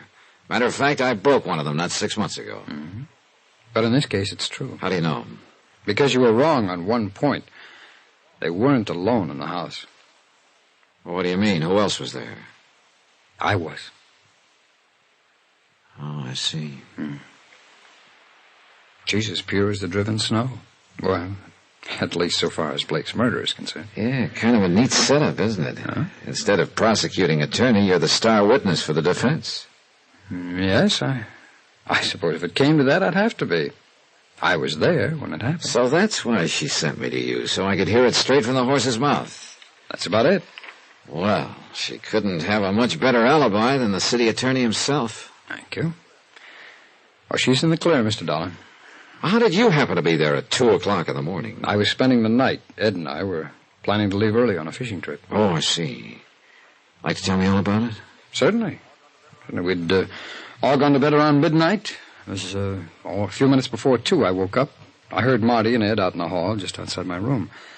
I opened my door, and just then Marty snapped on the hall lights. A second later, the shots blasted downstairs, 5 quick ones. Where was she standing at the time? By the door of her room, not 10 feet away from me. So you see, Mr. Dollar, she couldn't have done it. So, that's that. She can thank her lucky stars you were there. Oh, Marty's always been lucky. Have you known her a long time? 3 or 4 years. Ever since she came here to Greensport. You and Blake were pretty good friends, I suppose, huh? No, as a matter of fact, we didn't have too much use for each other. Oh? Oh, I know it doesn't make sense, going fishing together and spending the night in his home, but... Well, I know what you're thinking, Mr. Dollar. Do you? Yes, you're thinking maybe I need an alibi as much as Marty does. Well, it is that kind of an alibi. It works equally well for either of you two. Yeah, only I don't need an alibi. Blake and I had our little differences, that's true, but they weren't serious enough to be a motive for killing him. Maybe Marty herself could be a motive. In what way? How old are you, Mr. Sherman? 33. Why? And Marty Blake is 27. And a beautiful girl. Her husband was around 52, I believe. Wrong guess again, Mr. Dollar. I've known her too long, and what's more important, I know her too well. Meaning? Well, sure, she's a knockout. I was nuts about her once. She's, summer night, wild honeysuckle and a handful of stars, but there's one great big catch to it. And that is? She's got a built-in jukebox, hidden way inside of her, and when you put in money, it plays real pretty music. When you don't, nothing. Ed Blake found out. And still went on putting in money? He liked the music. Then that's why he got mixed up in the rackets. Police chief's salary was... Well, Mr. Dollar, you do get around, don't you? Was Blake running them, or just taking orders? Now, what makes you think there are any rackets here? Maybe it was just a guess. Oh, who told you about them? It's funny, I can't seem to remember at the moment. I just bet you can't. Suppose you answer my question, Mr. Sherman. Who's behind the rackets here in Greensport? Just a minute. Who did Blake get his orders from? Or was he the one who gave you wait a minute, Mr. Dollar. Just take it easy. Dave, I wonder if you'd mind going over that report on... Oh, sorry, I didn't know you had... No, that's all right, Will. Come on in. This is Johnny Dollar. Mr. Dollar, it's Mayor Lyons. Mr. Dollar? Mr. Dollar's an insurance investigator, Will. He's here to look into Ed Blake's death. Terrible tragedy, Mr. Dollar. We'll appreciate all the help you can give us. Well, so far, Mayor, I'm afraid that doesn't amount to very much. The only theory I had just blew up in my face. Oh? What was this theory? Well, Mr. Dollar suspected Marty Blake of the killing. Well, Dave, didn't you tell him that you Yes, he told me, Mayor. That's when it blew up in my face. Well, at various times in the past, Mrs. Blake might have been, as one might say, a bit indiscreet. But to consider her capable of cold-blooded murder is utterly unthinkable, sir. Particularly when she was standing just 10 feet away from the city attorney at the time. Well, yes, that's true, of course. Just what is the official theory on the shooting, gentlemen? Well, at the moment, I'm afraid we haven't any. I'll tell you, Mr. Dollar. When we find Shorty Wells, we'll have the killer. Shorty Wells? A local hoodlum. Blake got him sent up the river a couple of years ago, and Shorty swore that he'd get Blake for it, if it was the last thing that he ever did. Oh, well, now that's a fairly common threat, though, for a criminal to make. And usually it's nothing but talk. But Shorty was paroled just last week, Mr. Dollar. He was seen around town the morning before the killing, and we haven't been able to locate him since. I see. Wells did it all right. There's not the least doubt in the world. Yeah, it seems to add up, doesn't it? Yes, and we've got every available man on the lookout for him, but so far no luck. There's not even a trace of him. Tell me something, Mayor. Would Marty Blake know anything about the rackets her husband was tied in with? Rackets? Why, that's the most preposterous thing I... Well, it's no use. Mr. Dollar's been talking to somebody, and he's found out that our little city isn't as lily white as we'd like to pretend. Indeed. It's true, isn't it, Mayor? As I hear it, Greensport is a wide-open town. May as well admit it, Will. He knows it already. There's no point in trying to lie about it. All right. It's true, Mr. Dollar. But it's not wide open, as you put it. But there are rackets, as unpleasant as it may be to admit it. Do you have any idea who's back of them? I wish to heaven I did. What about you, Mr. Sherman? Well, if I had an idea strong enough to talk about, I'd be talking about it in court. What about this Shorty Wells? Was he in on them before Blake sent him to prison? Yes, supposedly, but he wouldn't spill a word about the setup at his trial. Afraid to, maybe, huh? Probably. Wells is the key to this whole thing, Mr. Dollar. The rackets as well as the killing. Find Shorty Wells, and we can wrap this thing up in 10 minutes. Then I guess we better find him.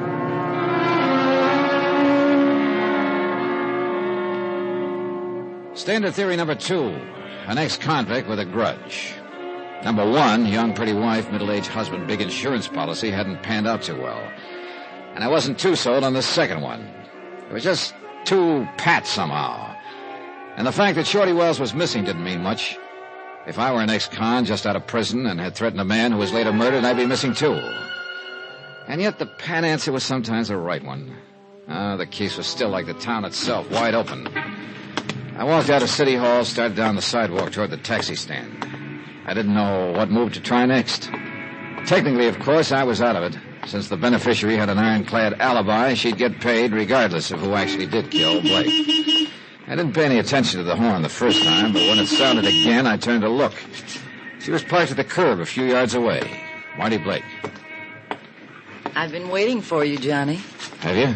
Yes. I wanted to talk to you. You didn't earlier. Well, I guess you just rubbed me the wrong way. You weren't very nice to me, you know. Sorry. You've talked to Dave Sherman, I suppose. Yep. He gives you an airtight alibi. Why didn't you tell me he was there that night when I talked with you this afternoon? I might have. If you'd been nicer to me. Oh, I see. You'd have checked it with him anyway. Yeah, I suppose I would have at that. Well, now that you know I'm not a murderess, maybe we can get to be friends, Johnny. You think so? You're still not being very nice. I am always politely respectful toward new widows, Mrs. Blake. At least until after the first week. I told you I didn't care about Ed. Who do you care about, besides yourself? Shorty Wells, by any chance? Shorty Wells? Who told you that? And you know him, huh? Of course I know him. As I used to know him. Where is he now? How should I know? What are you trying to pull if you think for 1 minute that you're... Get down, quick! Are you all right, Mrs. Blake? Yes, I guess so. Those shots. Johnny, somebody was trying to kill you. How do you know it was me they were shooting at? What? Maybe they were out to kill you, Mrs. Blake.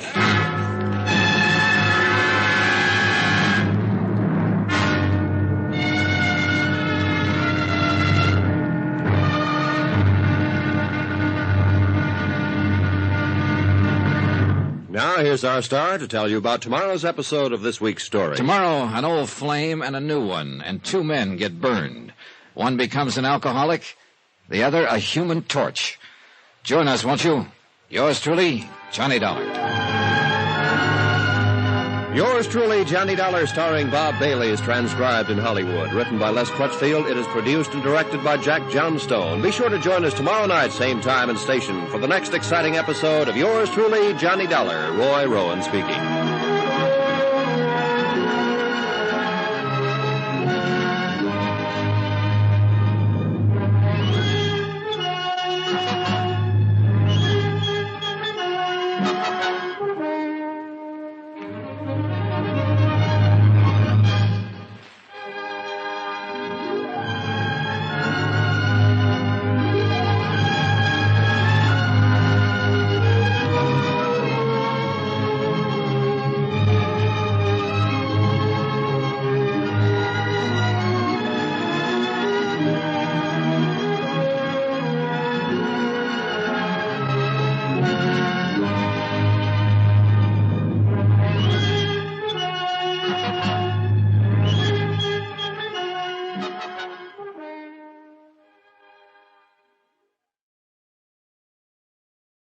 From Hollywood, it's time now for...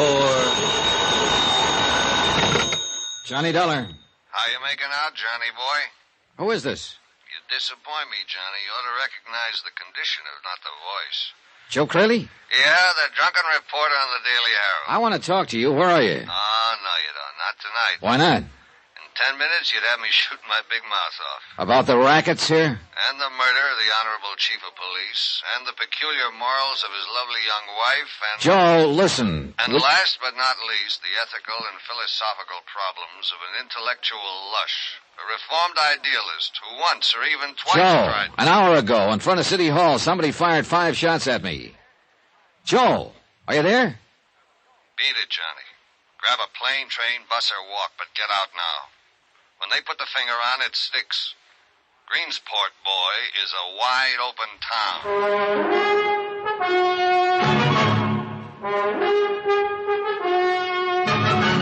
Tonight, and every weekday night, Bob Bailey in the transcribed adventures of the man with the action-packed expense account, America's fabulous freelance insurance investigator... Yours truly, Johnny Dollar.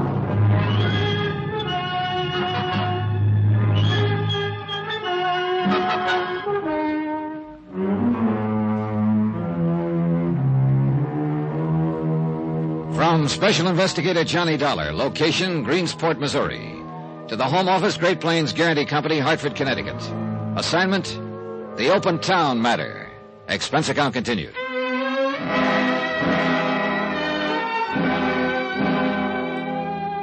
Item 7, $1.85, taxi to the home of the mayor of Greensport, Will Lyons. I'd decided to go straight to headquarters, so to speak. Joe Crayley, professional reporter and semi-pro drunk, might have been able to help, but I didn't know where to find him. So far, I had a lot of questions, no answers. Police Chief Ed Blake had been shot to death in his own home with his own gun. His young widow, Marty, and City Attorney Dave Sherman had been present and both told the same story. Mysterious prowler. Supposedly, the prowler was Shorty Wells, an ex-convict with a grudge against the murdered chief. But Shorty was missing, and the case was at a standstill. So I went right to the top, to Mayor Land's. Come in, Mr. Dollar. Come right in. Thanks. My wife is going out this evening, committee meeting at the Women's Club. We can talk here in the library, if you don't mind. All right, fine. Take a chair there. Yeah, well, Mr. Dollar, I will say it's a pleasure to see you safe and sound. Oh, you heard about the shooting, then? I heard the shots from my office. Then the acting chief of police phoned me a few minutes later. Well, does he know yet who did it? Not the slightest. There were no witnesses. At least none who cared to talk. Car took off at high speed and then just disappeared. Like Shorty Wells. Fine. I sympathize with your feelings, Mr. Dollar. I'd feel the same way if I'd been made a target of.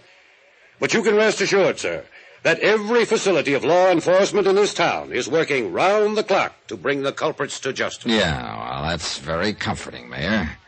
But actually, I'm not sure I was the target. What do you mean? Well, when I left you and Dave Sherman and came out onto the sidewalk, Marty Blake was waiting for me in her car parked at the curb. She'd been there about 20 minutes, she told me. Yes, but whoever fired those shots had the setup planned, worked out. And I don't think they could very well have planned it for me. Why not?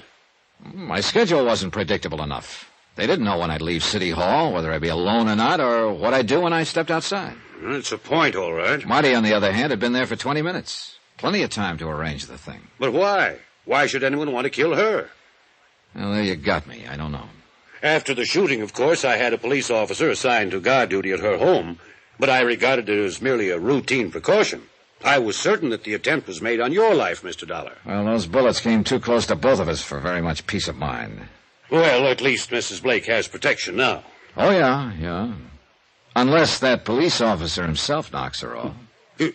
Well, you're joking, of course. Mayor, that's the worst thing about this whole case. I don't know whether I'm joking or not. But surely you don't think... And are you certain of which ones you can trust in the attorney's office, the police force, in your own department even? Not entirely, no. With the rackets as wide open as they are here, some of the men around you are bound to be involved. I know. It stands to reason. Every raid we've ever attempted has been tipped off before we even got started. Blake tried while he was alive. Dave Sherman tried. I even organized two myself. Told nobody about them. Brought in state police to carry them out. Same result. Say, what about Blake? He must have been in with the mob to live on that lavish scale he did. I suppose so. Dave and I suspected him at times, but we could never turn up any actual evidence. Were he and the city attorney friends? Ed and Dave? No, they couldn't get along at all. And yet, the night Blake was shot, Dave Sherman was staying overnight in his home. Yes, I know. I've thought myself it was a little odd. Dave says Blake had asked him to. Invited him to go on a fishing trip the next morning. A fishing trip. And yet they couldn't get along. I know. I can't explain it any more than you can. Any chance Dave Sherman was the intended victim that night instead of Blake? I really don't see how, Mr. Dollar, in view of the circumstances. Blake was killed when he heard a prowler and went downstairs to investigate. No one could have expected Dave to do something like that. No, I guess not. It was just an idea. I've thought of all kinds of outlandish possibilities myself, but it always comes back to the same thing. Shorty Wells. Yeah, the ex-convict who swore he'd get Blake when he went to prison. He was paroled just the week before, Mr. Dollar, and he was seen in town the day before the killing. And nobody has found hide nor hair of him since. Yeah, it adds up all right. But somehow I still can't buy it. Maybe it just adds up a little too well. 3/4 of the criminals who are sentenced make threats like that, but it's a rare one who carries it out. Rare, yes, but not unknown. Oh, true. I admit he's a strong possibility. But when I hit town this afternoon, I thought Marty Blake was a strong possibility, until the city attorney himself came up with an airtight alibi for her. Why did you suspect her, Mr. Dollar? Insurance. A $50,000 policy on Blake's life. His wife's the beneficiary. Well, I don't imagine $50,000 will last Mrs. Blake very long. Hey, tell me something, Mayor. Are she and Dave Sherman close friends? At one time, yes. In fact, Dave was pretty serious about her. But after she married Blake last year, Dave turned against her completely. I see. I don't think he'd risk an alibi for her out of friendship, if that's what you're thinking. Oh, I don't know exactly what I'm thinking. Mostly I'm just guessing. I've been doing that 2 years now, Mr. Dollar. Guessing, figuring, trying to spot the leader behind these rackets, not knowing which officials I could trust. Mayor, is Dave Sherman one of those you can trust? I'm not sure.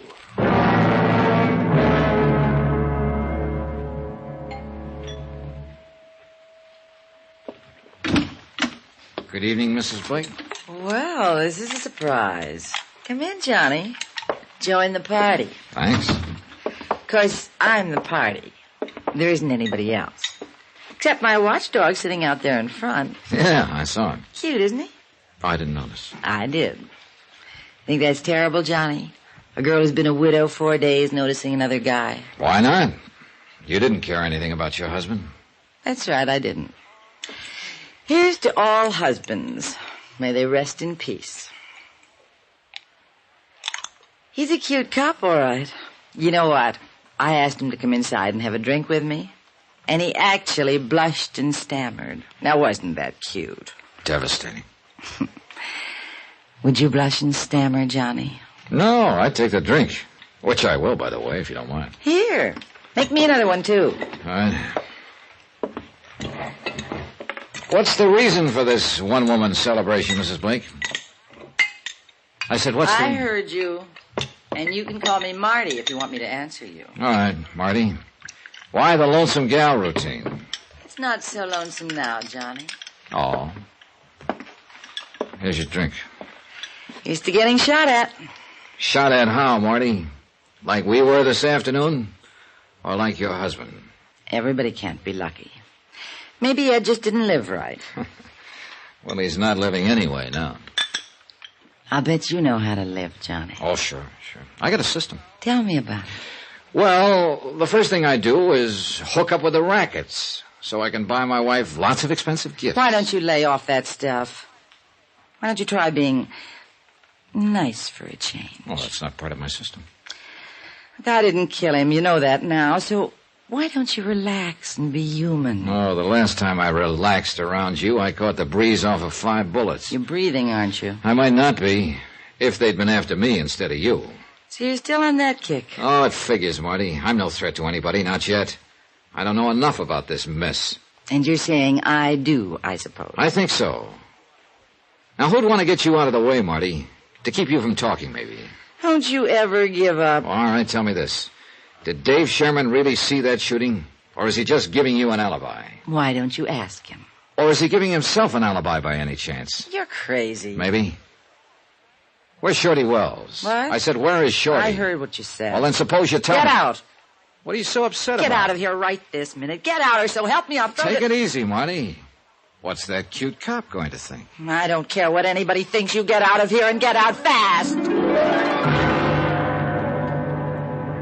Item 9, $14.40. Drinks, tips, and transportation for a local expedition in plain and fancy pub crawling. I was looking for Joe Crayley, disillusioned idealist and erstwhile reporter on the Greensport Daily Herald. I found him on my 3rd martini. He was on his 7th. How, Johnny? How'd you do it? Do what? How'd you find me? Called your paper. They gave me a list of your hangouts. I had 4 more to go. A reputation is a wonderful thing. Keeps you from staying off the straight and narrow. He's looking at you. Right. Joe, tell me about Marty. Tell you what about her? Everything you know. What for? She's got an alibi. Oh, yeah, I know all about it. But you still won't give up. Well, she hates champagne, but she always orders it. Why? Because it costs more. I see. She's every man's dream, Johnny. A pink and gold doll in spangled tights, and she's a 4-star tramp. She's an ex-dancer, isn't she? She's an ex-lot of things. Ex-girlfriend of Shorty Wells. Ex-girlfriend... Girlfriend of Shorty Wells? Sure. Ed Blake took her away from him. That's why Shorty threatened to kill him. Said Blake was framing him. Maybe he was, I don't know. Anything could have happened with the police they got in this town. Crooked? Is that what you're trying to say? Some of them are that. The rest of them are useless. Like that business with the gun. What gun? That Ed Blake was shot with. They found it lying beside his body, his own gun. They just assumed he'd shot it out with the killer. It was 2 days before they realized he'd been shot with that gun. That Blake hadn't used it, the killer had. Wait a minute. Do you think Shorty Wells and Marty could have planned the thing together? Johnny, I wouldn't put anything past that dame. Why do you hate her so much, Joe? Guess again, my friend. I don't hate her. I'm in love with her, always will be. Joe? Yeah, before she met Shorty Wells, she used to be my girl. Gives you something to think about, doesn't it, Johnny?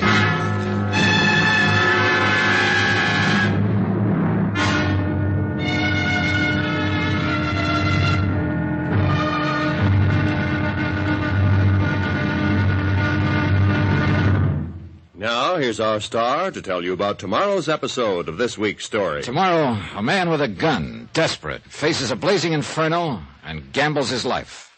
Join us, won't you? Yours truly, Johnny Dollar.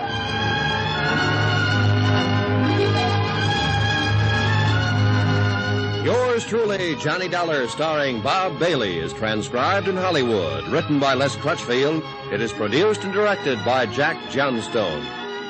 Be sure to join us tomorrow night, same time and station, for the next exciting episode of Yours truly, Johnny Dollar. Roy Rowan speaking.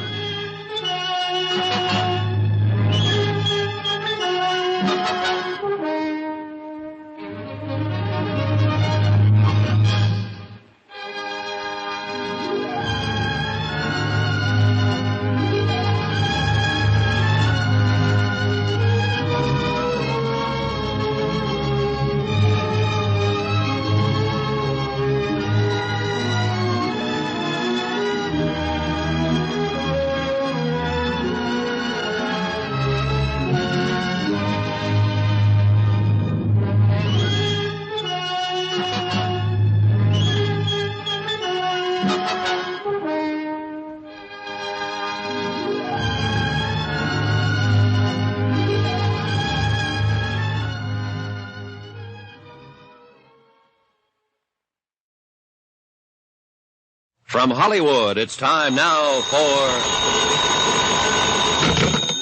Johnny Dollar. Hello? Hello. Johnny? Yeah, who's calling? Hello? Hang on a second, Johnny. Look, what the devil? Is that you, Joe? Joe? Sorry to keep you waiting, Johnny. I was trying to get all the dope on another phone. What dope? And how did you sober up so fast? There's a big story breaking, boy, and lush or not, I'm still a reporter. Then go somewhere and report. I'm going to bed. You want to bet? Now, look, Joe. Nobody sleeps in Greensport, Johnny. It's a wide-open town. Racket, shootings, a murdered police chief with a lovely widow. Sure, fine. So what's the big story? A fire, boy. House burning down. Flames 50 feet high. 3 alarms. Put your clothes on and let's get going. You get going. The only big story I'll be interested in is when Marty Blake is charged with murder. Johnny, that's where the fire is. At Marty Blake's.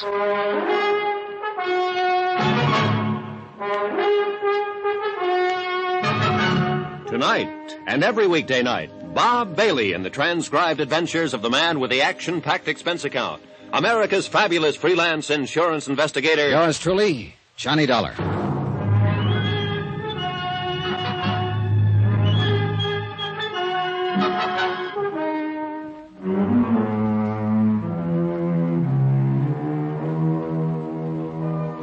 From Special Investigator Johnny Dollar, location Greensport, Missouri.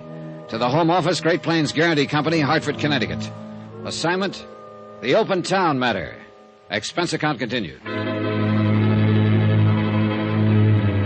Item 10, $1.50 for a breakneck taxi ride to Marty Blake's home. Its location marked against the night sky by a pillar of flame visible for a mile. The fire didn't make sense, so it fit in nicely with the rest of the case. None of it made sense. Police Chief Ed Blake, Marty's middle-aged husband of 8 months, had been shot to death in his own home with his own gun. And less than 24 hours later, Marty had filed claim on his $50,000 life insurance policy. She didn't love him and admitted it. Good case. Except for one thing. The city attorney himself was present at the time of the shooting and backed up Marty's story of a mysterious prowler, supposedly ex-convict Shorty Wells. But Shorty was missing, and the whole thing was just a little too convenient, too pat, especially in a wide-open town.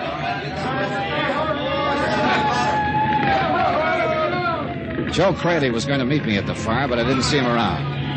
The flames had taken a strong hold, and the whole outside of the house was blazing. The firemen couldn't do much except try to control it, keep it from spreading, and to hold back the crowds that had collected on the street and lawns. Well, how do you figure this one, Mr. Dollar? Among others present was City Attorney Dave Sherman. Well, you wanted to get things stirred up. Well, they seem to be stirred, all right. Were you here when this happened, Mr. Sherman? No, this time I'm not a witness for the defense. I arrived after the fire engine. Yeah? What about Marty? She's all right. She got out before it really caught. She's sitting over there in my car. Then she was here when it started. Yeah. Alone? Well, so it seems.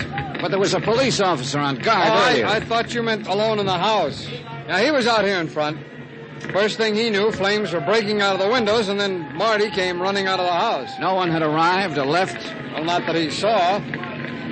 Well, you're still trying to tag her, huh? Oh, I'm trying to tag whoever is guilty. She figures, that's all. Not on the shooting. No, not with the alibi you've given her. Mr. Dollar, look. She was standing 10 feet away from me in the second-floor hall when Ed Blake was shot to death in the dark downstairs. Now, that is not an alibi. It is a fact. Oh, yeah, sure, I know. Unless, of course, I'm lying. All right, are you? Why? For old time's sake, maybe. You were in love with her once, Mr. Sherman. Oh, I could name 24 guys around this town who were. Once. Yeah. Shorty Wells, for instance. That's right. That's why Shorty threatened to kill Blake when Blake sent him to prison. He claimed he was being framed out of the way to give Blake a clear field. Go on. Well, Shorty's a hoodlum. He was guilty as charged, all right. But Blake was in on the rackets, wasn't he? Well, it would seem that way. Then there's also Joe Crayley. Marty was his girl at one time, wasn't she? Yeah, that's when he started drinking, when she threw him over. Why did she throw him over? For the usual reason. Somebody knew. Who? Well, me, I thought. Took me 3 months to find out that I was running interference for Shorty Wells. All right, so Joe Crayley took to drink. What did you take to, Mr. Sherman? Law enforcement. I set out to break the rackets in this town and get rid of hoodlums like Shorty Wells and all the rest of them. Yeah, but the rackets are still here. And I'm still trying, Dollar. Now, look, I want to get one thing very straight. What? Ed Blake's killing. It happened just exactly the way I told you. That story is true. Marty didn't do it. Maybe not. But she's in it some way. She's bound to be. Well, that's something I wouldn't know. Everywhere you turn in this case, you keep hearing about Marty Blake. Marty Blake. She's the one link that ties everything together. Well, maybe. That fire there. What's the story on that? Well, why don't you ask her? I left him standing there, staring into the fire. Staring into his own past, maybe. I didn't know. To me, it was still a puzzle, a question mark. And I didn't have the answer to him. Not much else, in fact. If he was telling the truth, Marty Blake couldn't have killed her husband. And so far, at least, there was nothing to show he was lying. I pushed on through the crowd of spectators, the thrill-seekers, the morbidly curious, followers of fire engines, and walked toward Sherman's car. Marty was sitting there alone, subdued for once and quiet. And she looked scared. Hello, Johnny. Get in and sit with me. All right.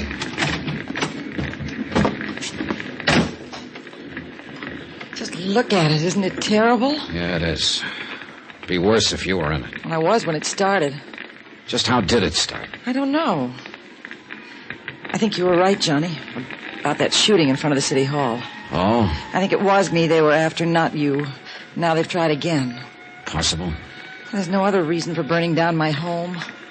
Who do you mean by they, Marty? Who? I don't know. Whoever killed Ed, I guess. If you know, you'd better tell me while you still can. If somebody is out to get you, if that's what's behind all this, then they obviously mean business. I don't know, Johnny. I told you that. Well, how about a guess, then?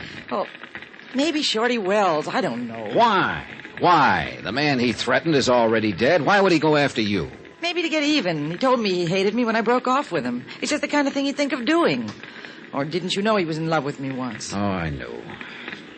I'm asking you, how did the fire start? I don't know, really. After you left this evening, I lay down on the sofa. I'd been drinking, as you know, and I guess I just, went to sleep anyway. No one else had been there after I left? No. Anyway, I woke up with smoke all around and flames and all. It was terrible, Johnny. I was just lucky I got out alive. You always were lucky, Marty. Joe, what are you doing here? How about it, Johnny? Are you glad I phoned or not? Oh, yeah, sure. Wouldn't have missed it for a million. Has she confessed yet? We can run a new headline on the Extra if she has. I can do without any remarks from you, Joe. Sure you can, baby. You're doing fine, just as you are. Get away from here and leave me alone. Can't do it, baby. I'm assigned to cover the fire. Gotta get all the angles. Human interest. That's you, baby. You are human, aren't you? You stupid fool. Financial angles, too. Got one there you might be interested in, Johnny. Did you know the house is heavily insured against fire? Yes, I know, Joe. I checked through the company report before I left the hotel. Oh, what of it? What if it is? Most houses are insured against fire, aren't they? Sure they are, especially by prudent people like you. People who think of everything. Oh, take it easy, Joe. Get him away from here, Johnny. Only you didn't think of everything, baby. What? It's too bad your car wasn't in the garage instead of sitting out in the driveway. Then all your assets would have been converted into cash. Nice, green, bloody cash. Get away from here. Get away and leave me alone. Why, baby? You can afford me now. You couldn't a couple of years ago. That's why you're tied up with all the other... What the devil? They came from the house. Well, there couldn't be... Ammunition, maybe. Yeah, your husband must have kept boxes of cartridges around the house. Look. There by the cellar door. Somebody's staggering up out of the basement. Johnny, look.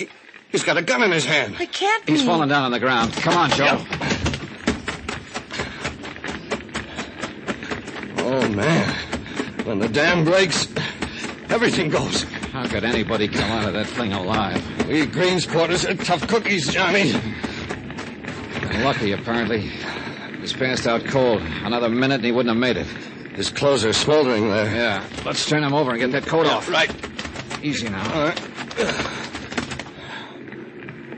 Oh, good Lord. What's the matter? This is the boy everybody in town has been looking for. Shorty Wells. Room 604. Greensport City Hospital. Time, midnight. The time when the pulse of living starts to slow down. The beginning of the quiet time, when the city sleeps and the nurses and interns walk even more softly. When a ticking clock becomes a drumbeat in the ears of restless patients. The time of crises, when battles for life are fought in silence and won or lost. A battle like that was being fought in 604, witnessed at the moment by myself and City Attorney Dave Sherman.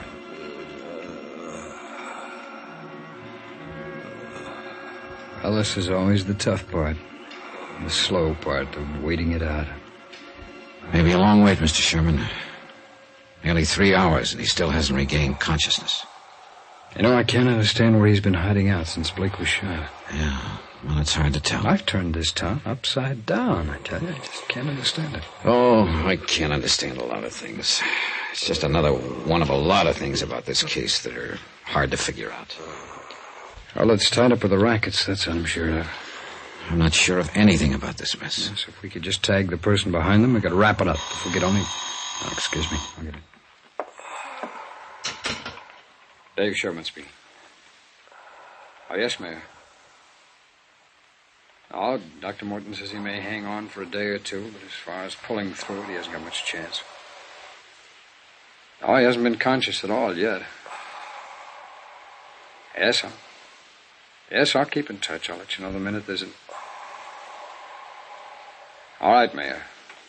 Good night. Real Lance, huh? Yeah. He's a real fuss budget sometimes. He ought to go to bed. Wait a second. Hey, he's trying to talk. Oh, false alarm again. Dollar, do you think he started that fire? Oh, I don't know. If he did, he got caught in his own trap.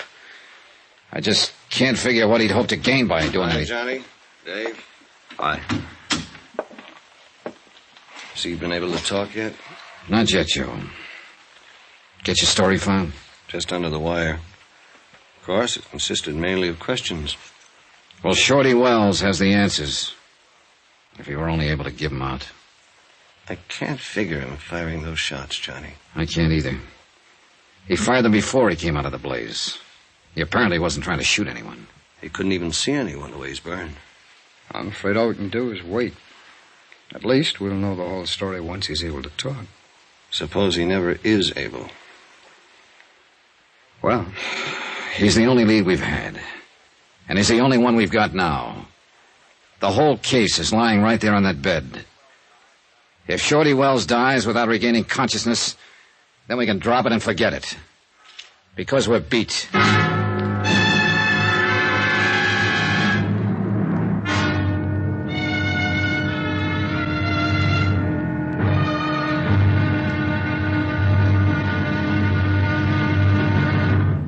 Now, here's our star to tell you about the final episode of this week's story. Tomorrow, death strikes again, lashes out violently, and mistakes its target. And a wide-open town blows sky high. Join us, won't you? Yours truly, Johnny Dollar.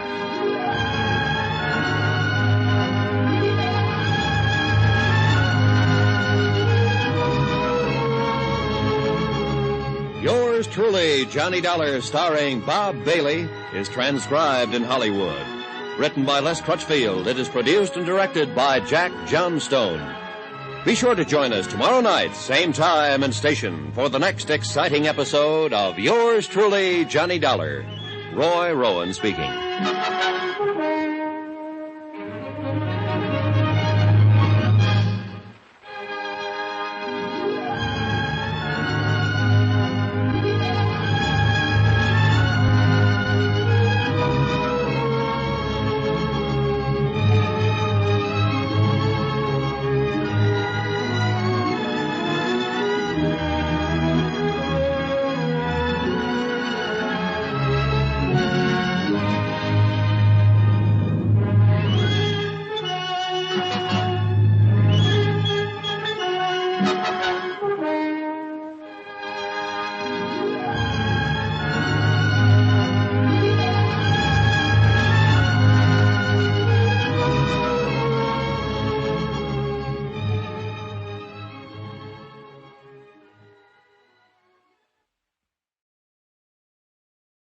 From Hollywood, it's time now for...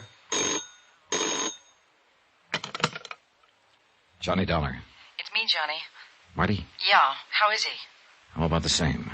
Dr. Morton just gave him another transfusion. Has he been able to say anything yet? He hasn't even been conscious. Why, Marty? Well, who's there with you? Joe Crayley and the city attorney. Look, Johnny, I've got to talk to you right away. All right, go ahead and talk. No, not on the phone. All right, it's room 604, City Hospital. Come on over. Not with them there. Why don't you come meet me? Because Shorty Wells is the key to this whole case. If he's able to talk before he dies, I want to be here to listen. Suppose I tell you I'm ready to talk, Johnny. Are you telling me? I'm in an all-night lunchroom right across the street from the hospital. Can you come over here? All right, Marty. I'll gamble with you. Be there in 5 minutes.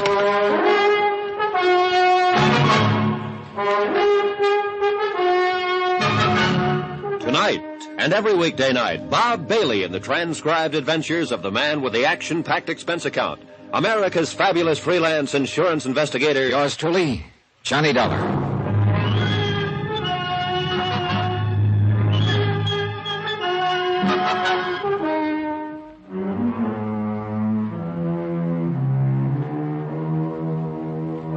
From Special Investigator Johnny Dollar, location Greensport, Missouri, to the Home Office Great Plains Guarantee Company, Hartford, Connecticut. Assignment, the Open Town Matter. Expense account, final page. I hung up the phone more puzzled than ever, and heaven knows the case had been puzzling from the start. Marty Blake, young widow of the murdered police chief, had been completely uncooperative and unwilling to talk. And now she was reversing her field. Why? Her house had burned to the ground earlier in the evening, and Shorty Wells, number 1 on the city attorney's wanted for murder list, had been found trapped in the flames. Maybe this had something to do with Marty's phone call. She'd been my number 1 suspect at first, since she stood to collect $50,000 as beneficiary of her husband's life insurance. But then the city attorney himself, Dave Sherman, had provided her with an airtight alibi, and I'd reluctantly let her off the hook. Now this. I didn't know what she was up to, and I couldn't afford not to find out. Something up, Dolly? Well, that was Marty Blake, Mr. Sherman. She's in a lunchroom across the street. She wants to see me. Oh, what about? She didn't say. Well, go ahead and talk to her if you want to, Johnny. I'll call you if Shorty starts to regain consciousness. All right, thanks, Joe. I'm sticking right here myself. This one I'm going to follow personally. Well, if you really want to break the rackets in this town, your answer is lying right there in that bed, Shorty Wells. I think you're right. If he's ever able to talk. And if your police laddies don't fall over their own feet again, the way they did on that gun business when Ed Blake was shot. That mistake was partly justified, Joe. It was the chief's own gun that was lying beside his body. It was natural to assume that he had exchanged shots with a prowler. Yeah, but 2 days to realize he'd been shot with his own gun. All right. They fouled up, I admit it. And the ones who aren't stupid are crooked. Every raid you try to pull has been tipped off from the I inside. know it. Even when Mayor Lyons brought in state police, the whole plan was tipped. Which you took great pleasure in pointing out in your news All story. right, and you guys, look now. I'll leave you two to settle this. Stick on this guy like a leech. And if he shows any sign of coming to and talking, let me know right away, will you? Yeah, we'll call it. Yeah. I'll see you later.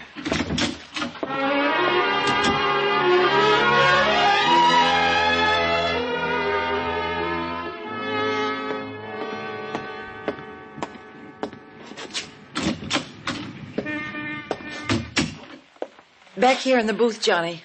Right. Well, what's on your mind, Marty? Sit down, Johnny. Here, come on. Well? The waiter's in back if you'd like some coffee or something. No, thanks. Okay, now what is it? What is what? You had to talk to me right away. How I talk? Johnny, I'm not too hard to take, am I? No, you're a pink and gold doll. Wild honeysuckle and a handful of stars. At least that's what a couple of guys said today. I don't care what a couple of guys said. What do you say, Johnny? I guess the description fits, as far as looks are concerned. And if that's all you want to talk about... No, wait, Johnny. I'm in the clear on this. You know that. The night my husband was killed, I've got an alibi nobody could shake, right? Well, I'm pretty well convinced you didn't pull the trigger, if that's what you mean. And you could convince the insurance company, too, couldn't you? If you would. Oh, yeah. Yeah, they'd go pretty much on my reports. But I don't see... Why don't we get this settled and over with? Why don't you be nice, Johnny, and turn in a real good report? Oh, so that's the pitch. Well, it's not a pitch. I didn't do it, so why can't you tell them so? Why don't we get some more answers first to a lot of questions? Explain a few odd angles, maybe. Like what? Like the fact that you heard the noise and woke up, that you sent your husband downstairs, that you turned on the light behind him and made him a perfect target for whoever held the gun. Johnny, Like the fact that you filed your insurance claim less than 24 hours after your husband was killed. Suppose we hear what Shorty Wells has to say before I make any report. What if Shorty dies without talking? Well, in that case, I guess you will be in the clear. Because right now, he's the only lead I've got. Now, if you'll excuse me. Johnny, make that report. Make it now. Sorry. I'll give you $10,000 out of the insurance. Oh, you are anxious, aren't you? I just want to get it settled. Sit down, Johnny, and let's talk about it. Yeah, Joe, what is it? Firemen I know just came by the hospital, Johnny. They found out why Shorty fired those shots just before he ran out of the blazing house. Why? That cellar door was padlocked on the outside. He had to shoot the lock off to get out. Then he probably didn't set the fire after all. Not if he was locked in the basement.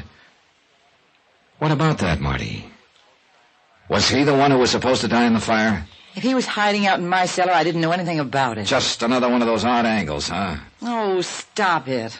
Johnny, by the way, what you want to see me about? See about? What do you mean? Well, yeah, the nurse said you phoned the hospital. Said you wanted me to meet you here.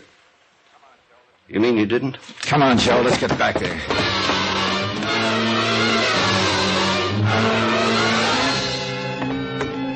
Sure, that's why she wanted me to meet her there, to get me away from that room. And somebody phoned and got you away. Elevator's coming down now, Johnny.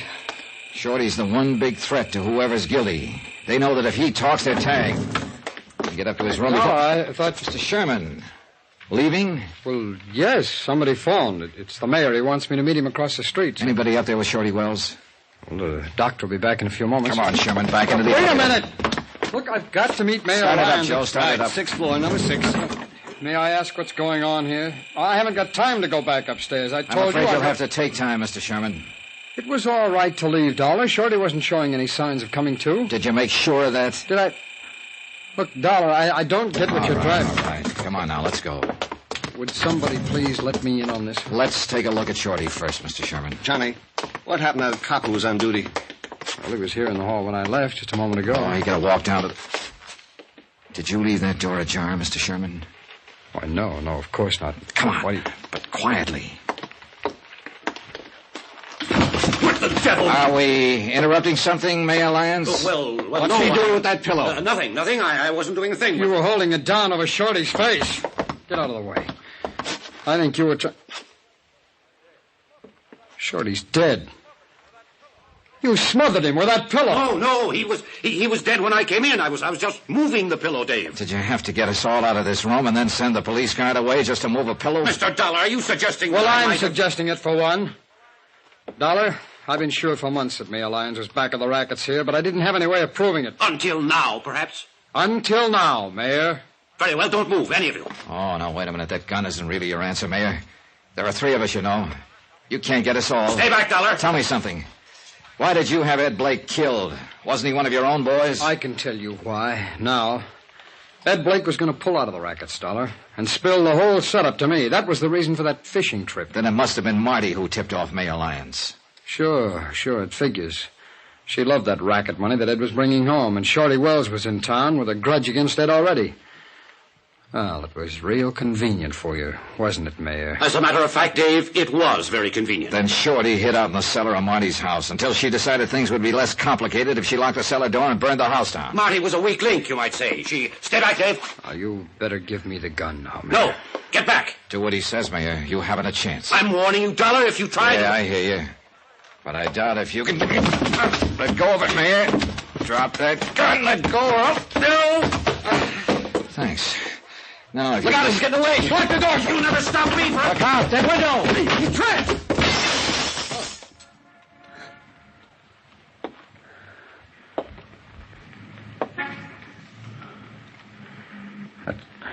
That's 6 floors down. Yeah. Well, he got out of being prosecuted. As a matter of fact, there's nobody left to prosecute. You want to bet?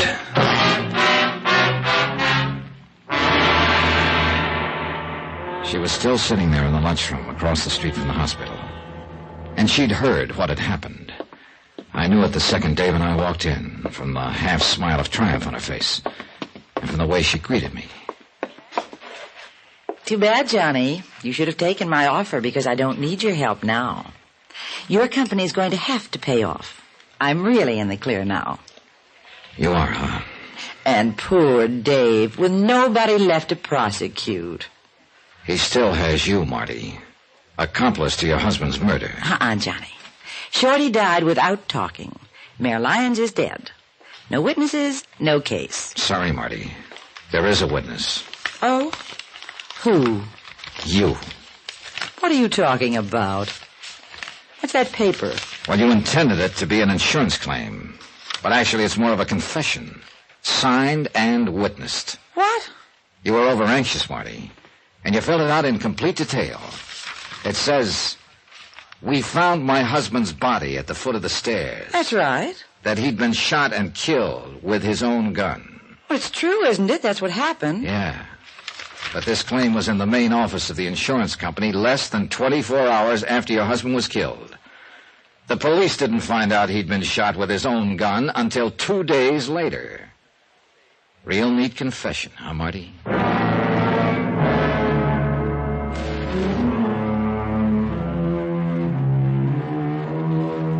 Expense account item 12, $310.45. Incidentals in Greensport and transportation back to Hartford. Expense account total, $516.20. End of account, end of report. Remarks? Marty Blake never was able to explain how she knew about that gun. She sure tried. Yours truly, Johnny Dollar.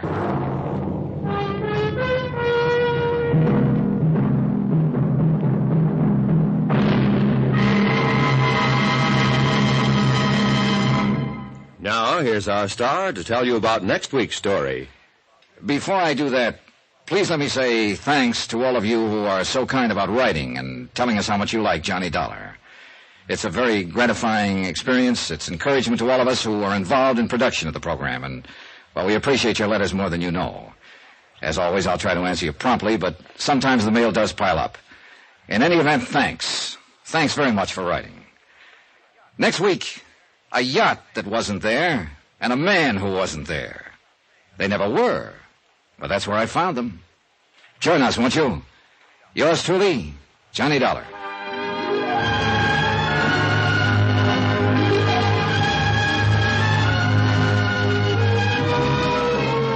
Yours truly, Johnny Dollar, starring Bob Bailey, is transcribed in Hollywood. It is written by Les Crutchfield and produced and directed by Jack Johnstone. Heard in this week's cast were Gene Tatum, Paul Dubov, Joseph Kearns, Stacey Harris, and Russell Thorson. Musical supervision by Amerigo Marino. Be sure to join us on Monday night, same time and station, for another exciting story of Yours truly, Johnny Dollar. Roy Rowan speaking.